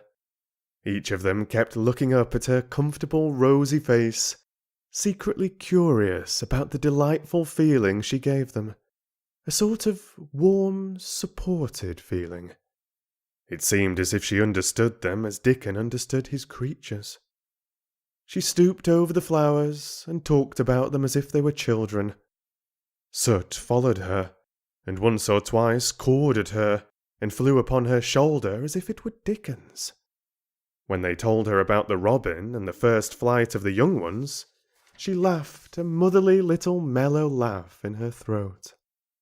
I suppose learning 'em to fly is like learning children to walk. But I'm feared I should be all in a worrit if mine had wings instead of legs, she said. It was because she seemed such a wonderful woman in her nice moorland cottage way that at last she was told about the magic. Do you believe in magic? asked Colin, after he had explained about Indian fakirs. I do hope you do. That I do, lad, she answered. I never knowed it by that name, but what does that name matter? I warrant they'll call it a different name in France and a different one in Germany. That same thing as set that seeds swelling and the sun shining made thee a well, lad, and it's the good thing. It isn't like us poor fools as think it matters as if us is called out of our names. That big good thing doesn't stop to worrit, bless thee. It goes on making worlds by the million. Worlds like us. Never thee stop believing in that big good thing, and knowing that world's full of it, and call it what thou likes. Thou wert singing to it when I came into t' garden. I felt so joyful, said Colin, opening his beautiful strange eyes at her. Suddenly I felt how different I was, how strong my arms and legs were, you know, and how I could dig and stand, and I jumped up and wanted to shout out something to anything that would listen. That magic listened when thou sung that doxology. It would ha' listened to anything thou'd sung. It was that joy that mattered.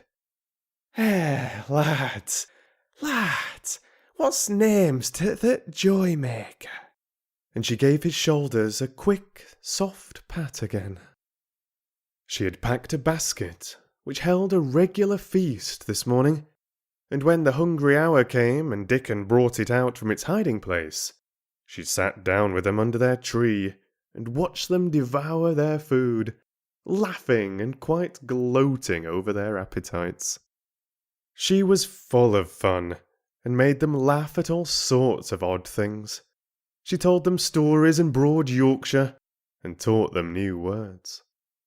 She laughed as if she could not help it, when they told her of the increasing difficulty there was in pretending that Colin was still a fretful invalid. You see, we can't help laughing nearly all the time when we are together, explained Colin, and it doesn't sound ill at all. We try to choke it back, but it will burst out, and that sounds worse than ever. There's one thing that comes into my mind so often, said Mary, and I can scarcely ever hold in when I think of it suddenly. I keep thinking, suppose Colin's face should get to look like a full moon. It isn't like one yet, but it gets a tiny bit fatter every day, And suppose some morning it should look like one. What should we do? Bless us all, I can see there's a good bit of play acting to do, said Susan Sowerby. But thou won't have to keep it up much longer. Mr. Craven'll come home. Do you think he will? Asked Colin. Why? Susan Sowerby chuckled softly. I suppose it'd break thy heart if he found out before thou told him in thy own way, she said. Thou's laid awake nights planning it. I couldn't bear anyone else to tell him, said Colin. I think about different ways every day. I think now I just want to run into his room. That'd be a fine start for him, said Susan Sowerby. I'd like to see his face, lad. I would that. He mun come back. That he mun. One of the things they talked of was the visit they were to make to her cottage. They planned it all. They were to drive over the moor and lunch out of doors among the heather. They would see all the 12 children in Dickens' garden and would not come back until they were tired. Susan Sowerby got up at last to return to the house and Mrs. Medlock. It was time for Colin to be wheeled back also. But before he got into his chair, he stood quite close to Susan and fixed his eyes on her with a kind of bewildered adoration, and he suddenly caught hold of the fold of her blue cloak and held it fast. You were just what I wanted, he said. I wish you were my mother, as well as Dickens. All at once, Susan Sowerby bent down and drew him with her warm arms close against the bosom under the blue cloak, as if he had been Dickens' brother. The quick mist swept over her eyes. Dear lad, she said, thy own mother's in this here very garden, I do believe. She couldna keep out of it. Thy father mun come back to thee. He mun.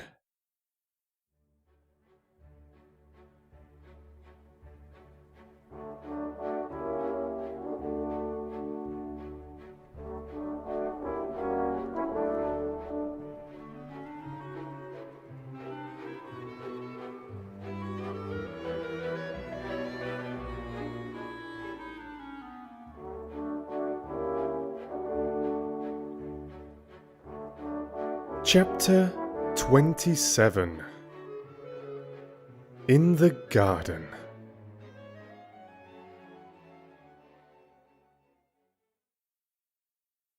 In each century since the beginning of the world, wonderful things have been discovered. In the last century, more amazing things were found out than in any century before. In this new century, hundreds of things still more astounding will be brought to light. At first, people refuse to believe that a strange new thing can be done. Then they begin to hope it can be done. Then they see it can be done. Then it is done. And all the world wonders why it was not done centuries ago. One of the new things people began to find out in the last century was that thoughts, just mere thoughts, are as powerful as electric batteries, as good for one as sunlight is, or as bad for one as poison. To let a sad thought or a bad one get into your mind is as dangerous as letting a scarlet fever germ get into your body. If you let it stay there, after it has got in, you may never get over it as long as you live. So long as Mistress Mary's mind was full of disagreeable thoughts about her dislikes and sour opinions of people, and her determination not to be pleased by or interested in anything, she was a yellow-faced, sickly, bored and wretched child. Circumstances, however, were very kind to her, though she was not at all aware of it. They began to push her about for her own good.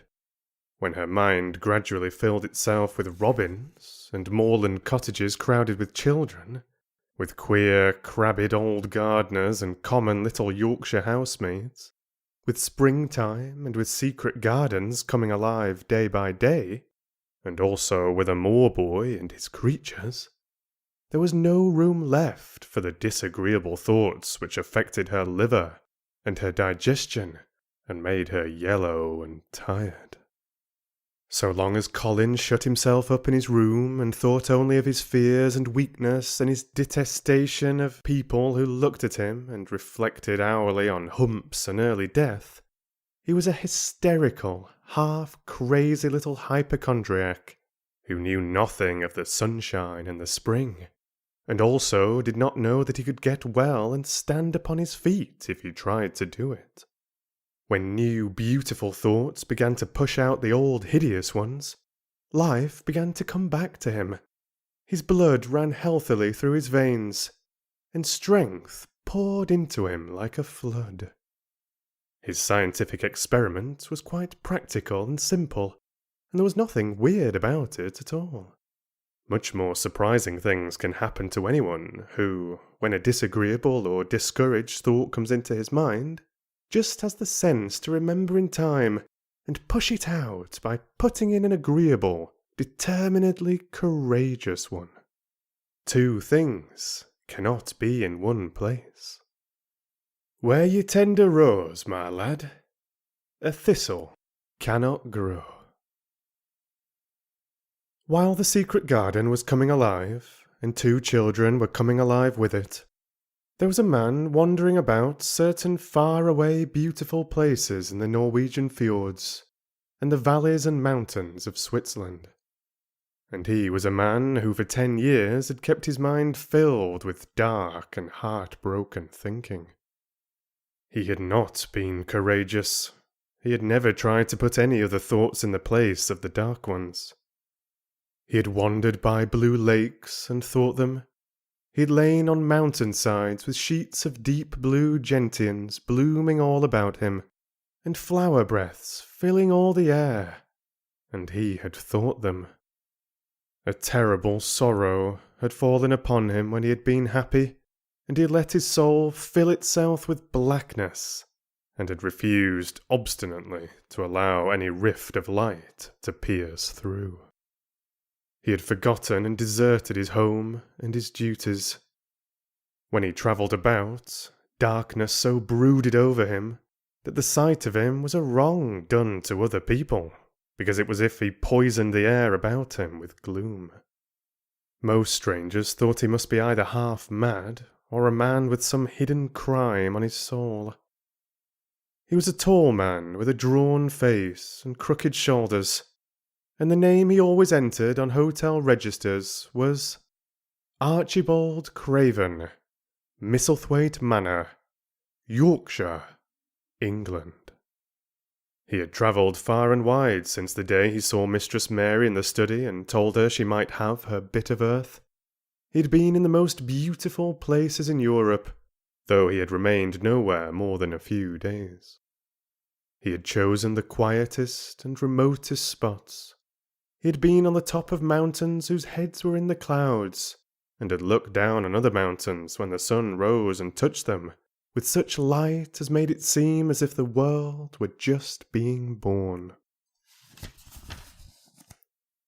But the light had never seemed to touch himself, until one day when he realized that for the first time in 10 years, a strange thing had happened. He was in a wonderful valley in the Austrian Tyrol, and he had been walking alone through such beauty as might have lifted any man's soul out of shadow. He had walked a long way, and it had not lifted his. But at last he had felt tired, and had thrown himself down to rest on a carpet of moss by a stream. It was a clear little stream, which ran quite merrily along its narrow way, through the luscious damp greenness. Sometimes it made a sound rather like very low laughter, as it bubbled over and round stones. He saw birds come and dip their heads to drink in it, and then flick their wings and fly away. It seemed like a thing alive, and yet its tiny voice made the stillness seem deeper. The valley was very, very still. As he sat gazing into the clear running of the water, Archibald Craven gradually felt his mind and body both grow quiet as the valley itself. He wondered if he were going to sleep, but he was not. He sat and gazed at the sunlit water, and his eyes began to see things growing at its edge. There was one lovely mass of blue forget-me-nots growing so close to the stream that its leaves were wet, and at these he found himself looking, as he remembered he had looked at such things years ago. He was actually thinking tenderly how lovely it was, and what wonders of blue its hundreds of little blossoms were. He did not know that just that simple thought was slowly filling his mind, filling and filling it, until other things were softly pushed aside. It was as if a sweet, clear spring had begun to rise in a stagnant pool, and had risen and risen, until at last it swept the dark water away. But of course, he did not think of this himself. He only knew that the valley seemed to grow quieter and quieter as he sat and stared at the bright, delicate blueness. He did not know how long he sat there, or what was happening to him, but at last he moved as if he were awakening, and he got up slowly and stood on the moss carpet, drawing a long, deep, soft breath, and wondering at himself. Something seemed to have been unbound and released in him, very quietly. "What is it?" he said, almost in a whisper, and he passed his hand over his forehead. "I almost feel as if I were alive." I do not know enough about the wonderfulness of undiscovered things to be able to explain how this had happened to him. Neither does anyone else yet. He did not understand at all himself, but he remembered this strange hour months afterwards, when he was at Misselthwaite again, and he found out quite by accident that on this very day Colin had cried out as he went into the secret garden, "I am going to live for ever and ever and ever!" The singular calmness remained with him the rest of the evening, and he slept a new, reposeful sleep. But it was not with him very long. He did not know that it could be kept. By the next night he had opened the doors wide to his dark thoughts, and they had come trooping and rushing back. He left the valley and went on his wandering way again. But, strange as it seemed to him, there were minutes, sometimes half hours, when, without his knowing why, the black burden seemed to lift itself again, and he knew he was a living man, and not a dead one. Slowly, slowly, for no reason that he knew of, he was coming alive with the garden. As the golden summer changed into the deeper golden autumn, he went to the Lake of Como. There he found the loveliness of a dream. He spent his days upon the crystal blueness of the lake, or he walked back into the soft thick verdure of the hills, and tramped until he was tired so that he might sleep. But by this time he had begun to sleep better, he knew, and his dreams had ceased to be a terror to him. "Perhaps," he thought, "my body is growing stronger." It was growing stronger, but, because of the rare peaceful hours when his thoughts were changed, his soul was slowly growing stronger too. He began to think of Misselthwaite, and wonder if he should not go home. Now and then he wondered vaguely about his boy, and asked himself what he should feel when he went and stood by the carved four-poster bed again, and looked down at the sharply chiselled ivory-white face while it slept, and the black lashes rimmed so startlingly the close-shut eyes. He shrank from it. One marvel of a day, He had walked so far that when he returned the moon was high and full, and all the world was purple shadow and silver. The stillness of the lake and shore and wood was so wonderful that he did not go into the villa he lived in. He walked down to a little bowered terrace at the water's edge, and sat upon a seat and breathed in all the heavenly scents of the night. He felt the strange calmness stealing over him, and it grew deeper and deeper until he fell asleep. He did not know when he fell asleep and when he began to dream. His dream was so real that it did not feel as if he were dreaming. He remembered afterward how intently wide awake and alert he had thought he was. He thought that as he sat and breathed in the scent of the late roses and listened to the lapping of the water at his feet, he heard a voice calling. It was sweet and clear and happy and far away. It seemed very far, but he heard it as distinctly as if it had been at his very side. "Archie! Archie! Archie!" it said, and then again, sweeter and clearer than before. "Archie! Archie!" He thought he sprang to his feet, not even startled. It was such a real voice, and it seemed so natural that he should hear it. "Lilias? Lilias?" he answered. "Lilias, where are you?" "In the garden." It came back like a sound from a golden flute. "In the garden." And then the dream ended. But he did not awaken.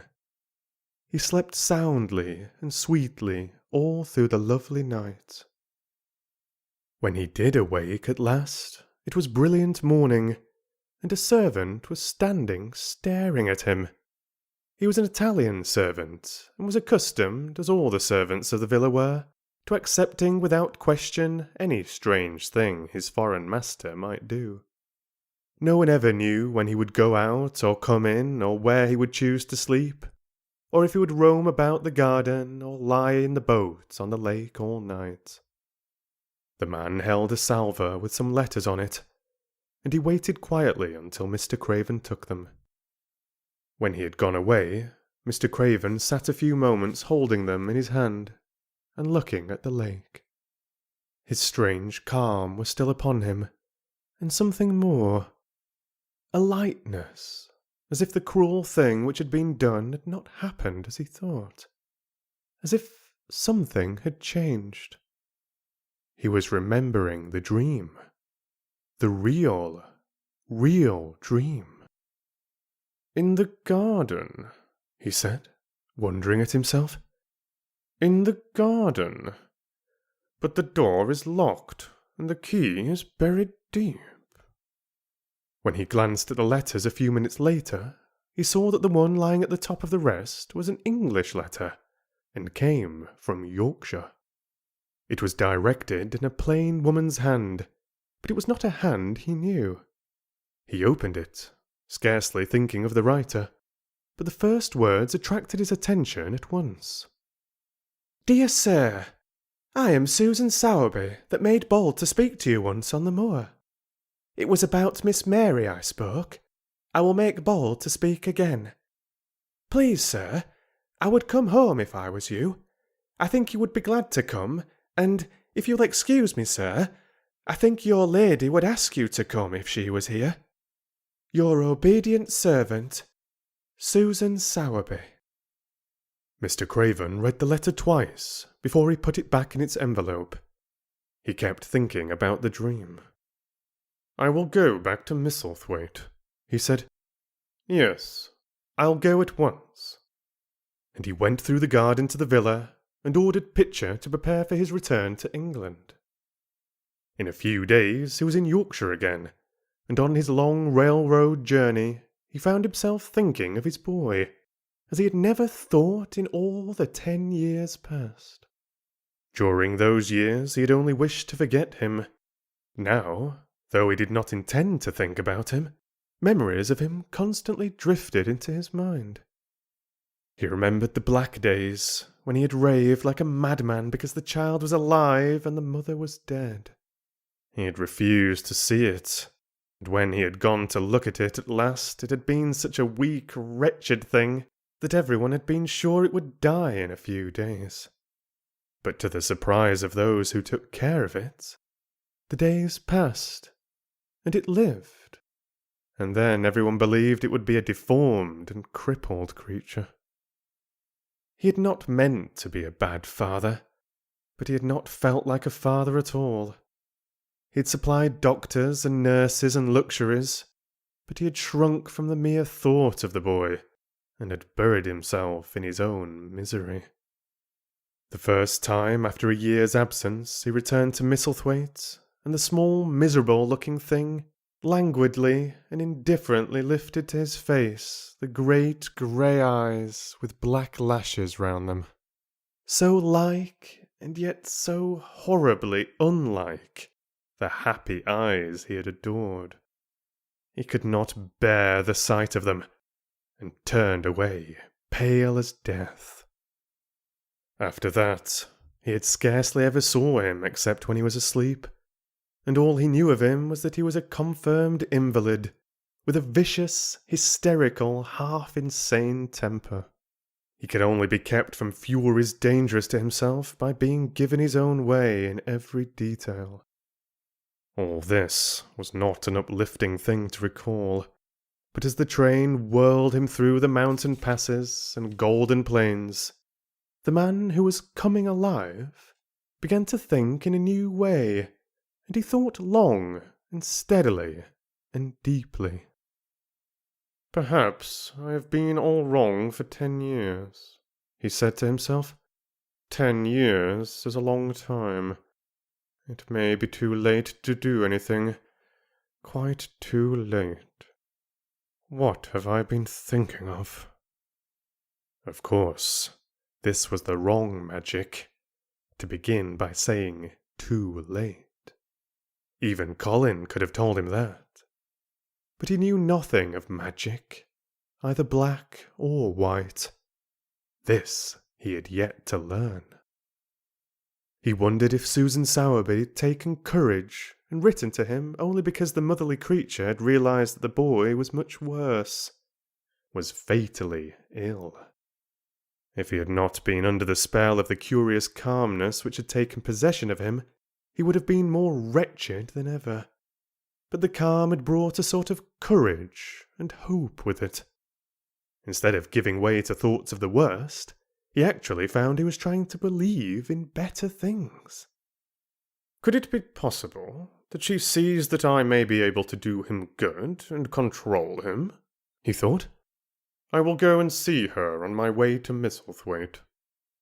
But when on his way across the moor he stopped the carriage at the cottage, 7 or 8 children who were playing about gathered in a group and bobbing 7 or 8 friendly and polite curtsies told him that their mother had gone to the other side of the moor early in the morning to help a woman who had had a new baby. Our Dickon, they volunteered, was over at the manor, working in one of the gardens, where he spent several days each week. Mr. Craven looked over the collection of sturdy little bodies and round, red-cheeked faces, each one grinning in its own particular way, and he awoke to the fact that they were a healthy, likeable lot.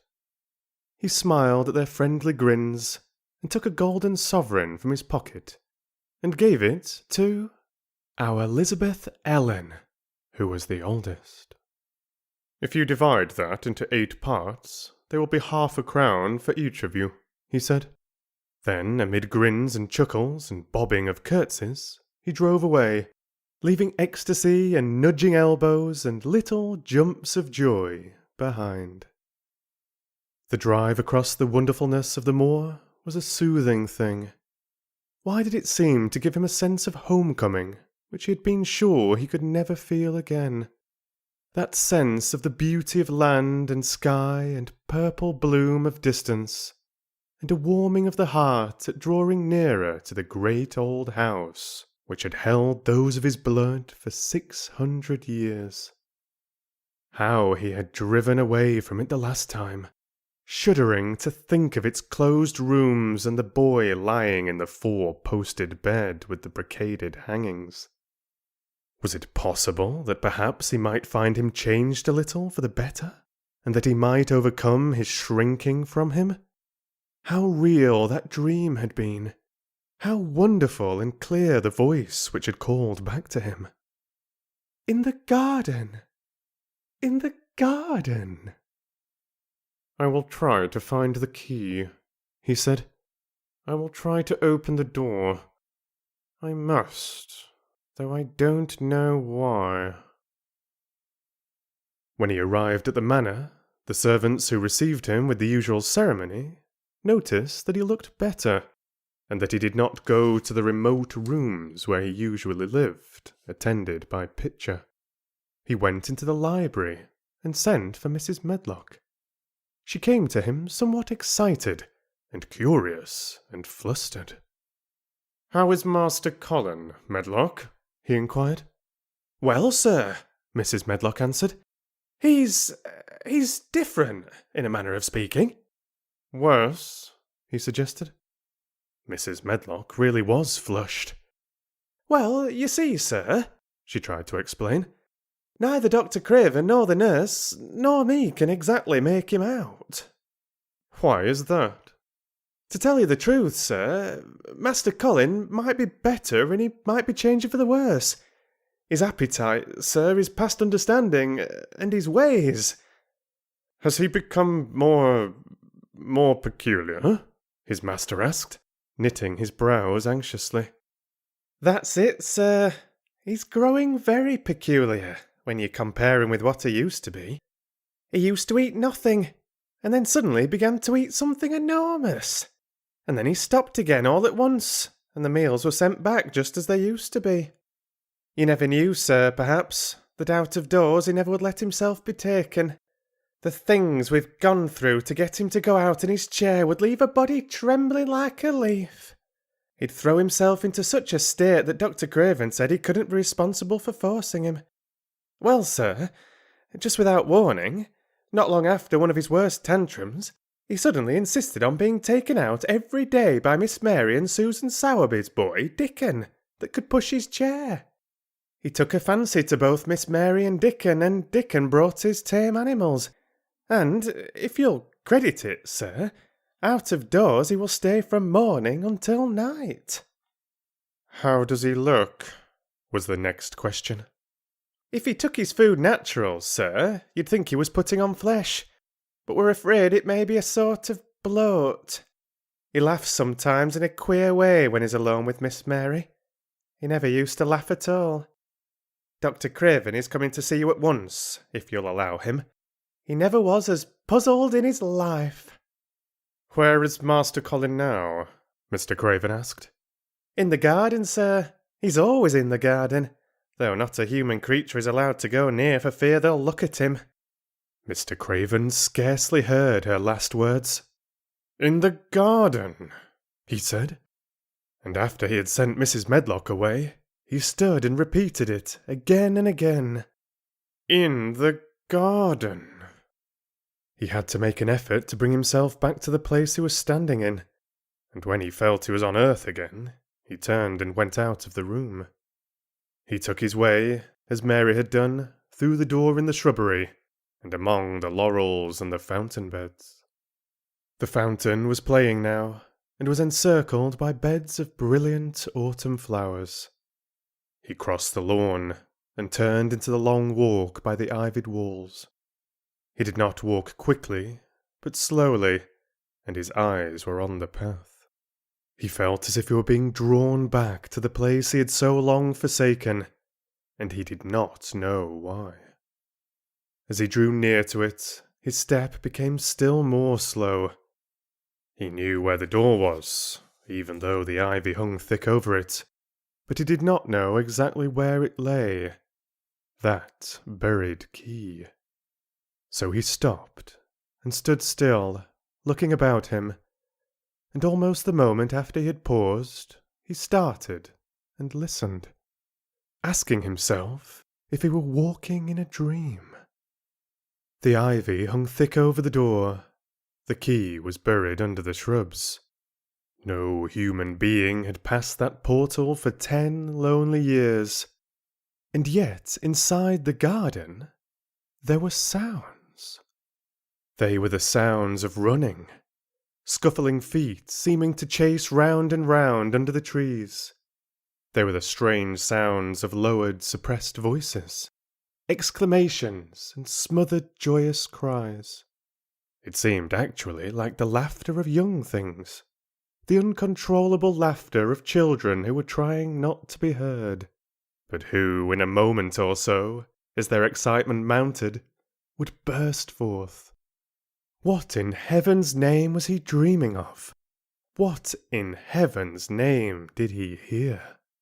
Was he losing his reason and thinking he heard things which were not for human ears? Was it that the far clear voice had meant? And then the moment came, the uncontrollable moment when the sounds forgot to hush themselves. The feet ran faster and faster. They were nearing the garden door. There was quick, strong, young breathing, and a wild outbreak of laughing shouts which could not be contained. And the door in the wall was flung wide open, the sheet of ivy swinging back, and a boy burst through it at full speed, and, without seeing the outsider, dashed almost into his arms. Mr. Craven had extended them just in time to save him from falling as a result of his unseeing dash against him, and when he held him away to look at him in amazement at his being there, he truly gasped for breath. He was a tall boy, and a handsome one. He was glowing with life, and his running had sent splendid colour leaping to his face. He threw the thick hair back from his forehead, and lifted a pair of strange grey eyes.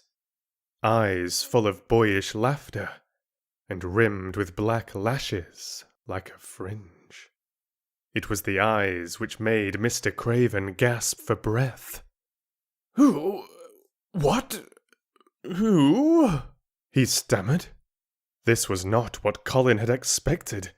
This was not what he had planned. He had never thought of such a meeting, and yet to come dashing out, winning a race, perhaps it was even better. He drew himself up to his very tallest. Mary, who had been running with him and had dashed through the door too, believed he had managed to make himself look taller than he had ever looked before. Inches taller. "Father," he said, "I'm Colin. You can't believe it. I scarcely can myself. I'm Colin." Like Mrs. Medlock, he did not understand what his father meant when he said hurriedly, "In the garden. In the garden." "Yes," hurried on Colin.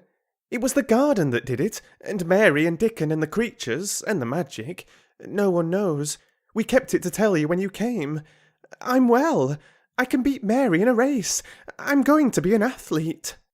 He said it all so like a healthy boy, his face flushed, his words tumbling over each other in his eagerness, that Mr. Craven's soul shook with unbelieving joy. Colin put out his hand and laid it on his father's arm. "Aren't you glad, Father?" he ended. "Aren't you glad? I'm going to live for ever and ever and ever." Mr. Craven put his hands on both the boy's shoulders and held him still. He knew he dared not even try to speak for a moment. "Take me into the garden, my boy," he said at last, "and tell me all about it." And so they led him in. The place was a wilderness of autumn gold and purple and violet blue and flaming scarlet, and on every side were sheaves of late lilies standing together, lilies which were white, or white and ruby. He remembered well when the first of them had been planted, that just at this season of the year their late glories should reveal themselves. Late roses climbed and hung and clustered. and the sunshine deepening the hue of the yellowing trees made one feel that one stood in an embowered temple of gold. The newcomer stood silent, just as the children had done when they came into its greyness. He looked round and round. "I thought it would be dead," he said. "Mary thought so at first," said Colin, "but it came alive." Then they sat down under their tree, all but Colin, who wanted to stand while he told the story. It was the strangest thing he'd ever heard, Archibald Craven thought, as it was poured forth in headlong boy fashion. Mystery and magic and wild creatures, the weird midnight meeting, the coming of the spring, the passion of insulted pride which had dragged the young Raj at his feet to defy old Ben Weatherstaff to his face. The odd companionship, the play acting, the great secret so carefully kept. The listener laughed until tears came into his eyes, and sometimes tears came into his eyes when he was not laughing. The athlete, the lecturer, the scientific discoverer was a laughable, lovable, healthy young human thing. "Now," he said at the end of the story, "it need not be a secret any more. I dare say it will frighten them nearly into fits when they see me, but I am never going to get into the chair again. I shall walk back with you, father, to the house." Ben Weatherstaff's duties rarely took him away from the gardens, but on this occasion he made an excuse to carry some vegetables to the kitchen, and being invited into the servants' hall by Mrs. Medlock to drink a glass of beer, he was on the spot, as he had hoped to be, when the most dramatic event Misselthwaite Manor had seen during the present generation actually took place. One of the windows looking upon the courtyard gave also a glimpse of the lawn. Mrs. Medlock, knowing Ben had come from the gardens, hoped that he might have caught sight of his master, and even by chance of his meeting with Master Colin. "Did you see either of them, Weatherstaff?" she asked. Ben took his beer mug from his mouth and wiped his lips with the back of his hands. "Aye, that I did," he answered, with a shrewdly significant air. "Both of them?" suggested Mrs. Medlock. "Both of 'em," returned Ben Weatherstaff. "Thank you kindly, ma'am. I could sup up another mug of it." "Together?" said Mrs. Medlock, hastily overfilling his beer mug in her excitement. "Together, ma'am," said Ben, and Ben gulped down half of his new mug at one gulp. "Where was Master Colin? How did he look? What did they say to each other?" "I didn't hear that," said Ben. "Along her only being on step-ladder looking over t' wall. But I'll tell thee this. There's been things going on outside as you house people knows nowt about. And what thou'll find out soon." And it was not 2 minutes before he swallowed the last of his beer and waved his mug solemnly toward the window, which took in through the shrubbery a piece of the lawn. "Look here," he said. "If that's curious, look what's coming across that grass." When Mrs. Medlock looked, she threw up her hands and gave a little shriek, and every man and woman servant within hearing bolted across the servants' hall and stood looking through the window with their eyes almost starting out of their heads. Across the lawn came the Master of Misselthwaite, and he looked as many of them had never seen him. And by his side, with his head up in the air and his eyes full of laughter, walked as strongly and steadily as any boy in Yorkshire. Master Colin. The end.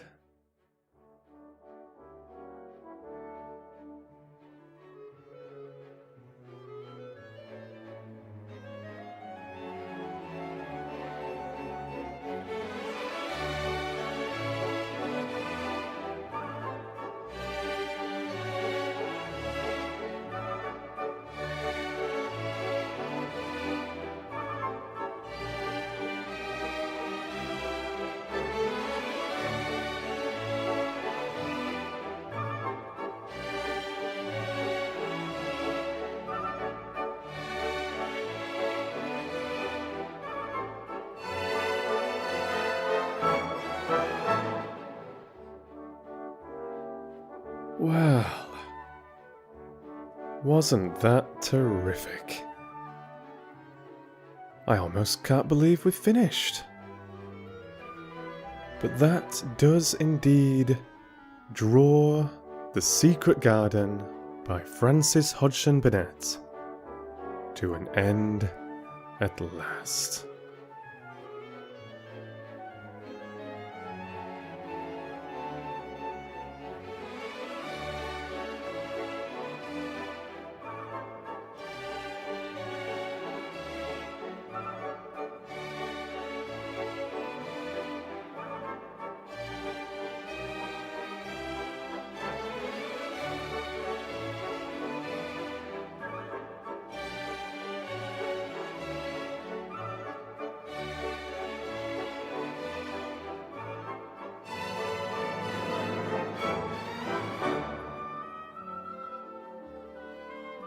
What a beautifully written book. What a delightful story. Thank you so very much for sharing that classic adventure with me. I really hope you enjoyed it. I absolutely did. Sincerely, it was delightful. And in many ways I enjoyed it more and more and more as every chapter passed. What did you think? Please do leave me a comment down below. Were you already a veteran of The Secret Garden before starting my reading of it? Had you ever heard an audiobook version of it before, or perhaps only read it? Had someone read it to you before? Or was this actually the first time you'd ever heard or read a word of this British Yorkshire classic?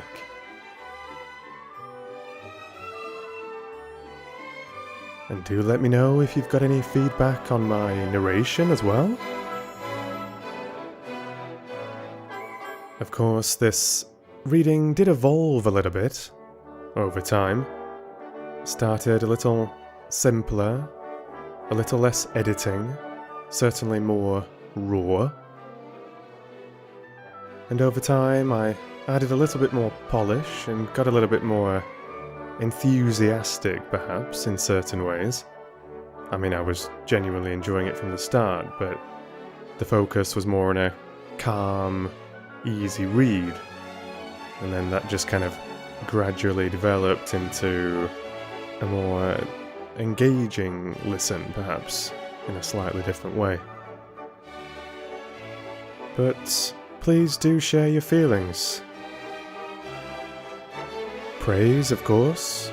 Constructive criticism, absolutely. But do let your voice be heard down in the comments.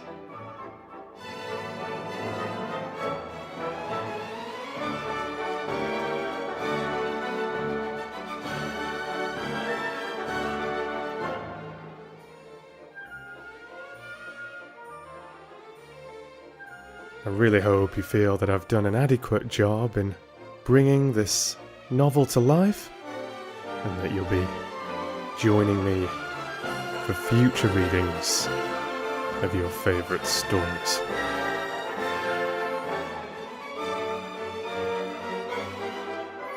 Or perhaps soon to be favourite stories.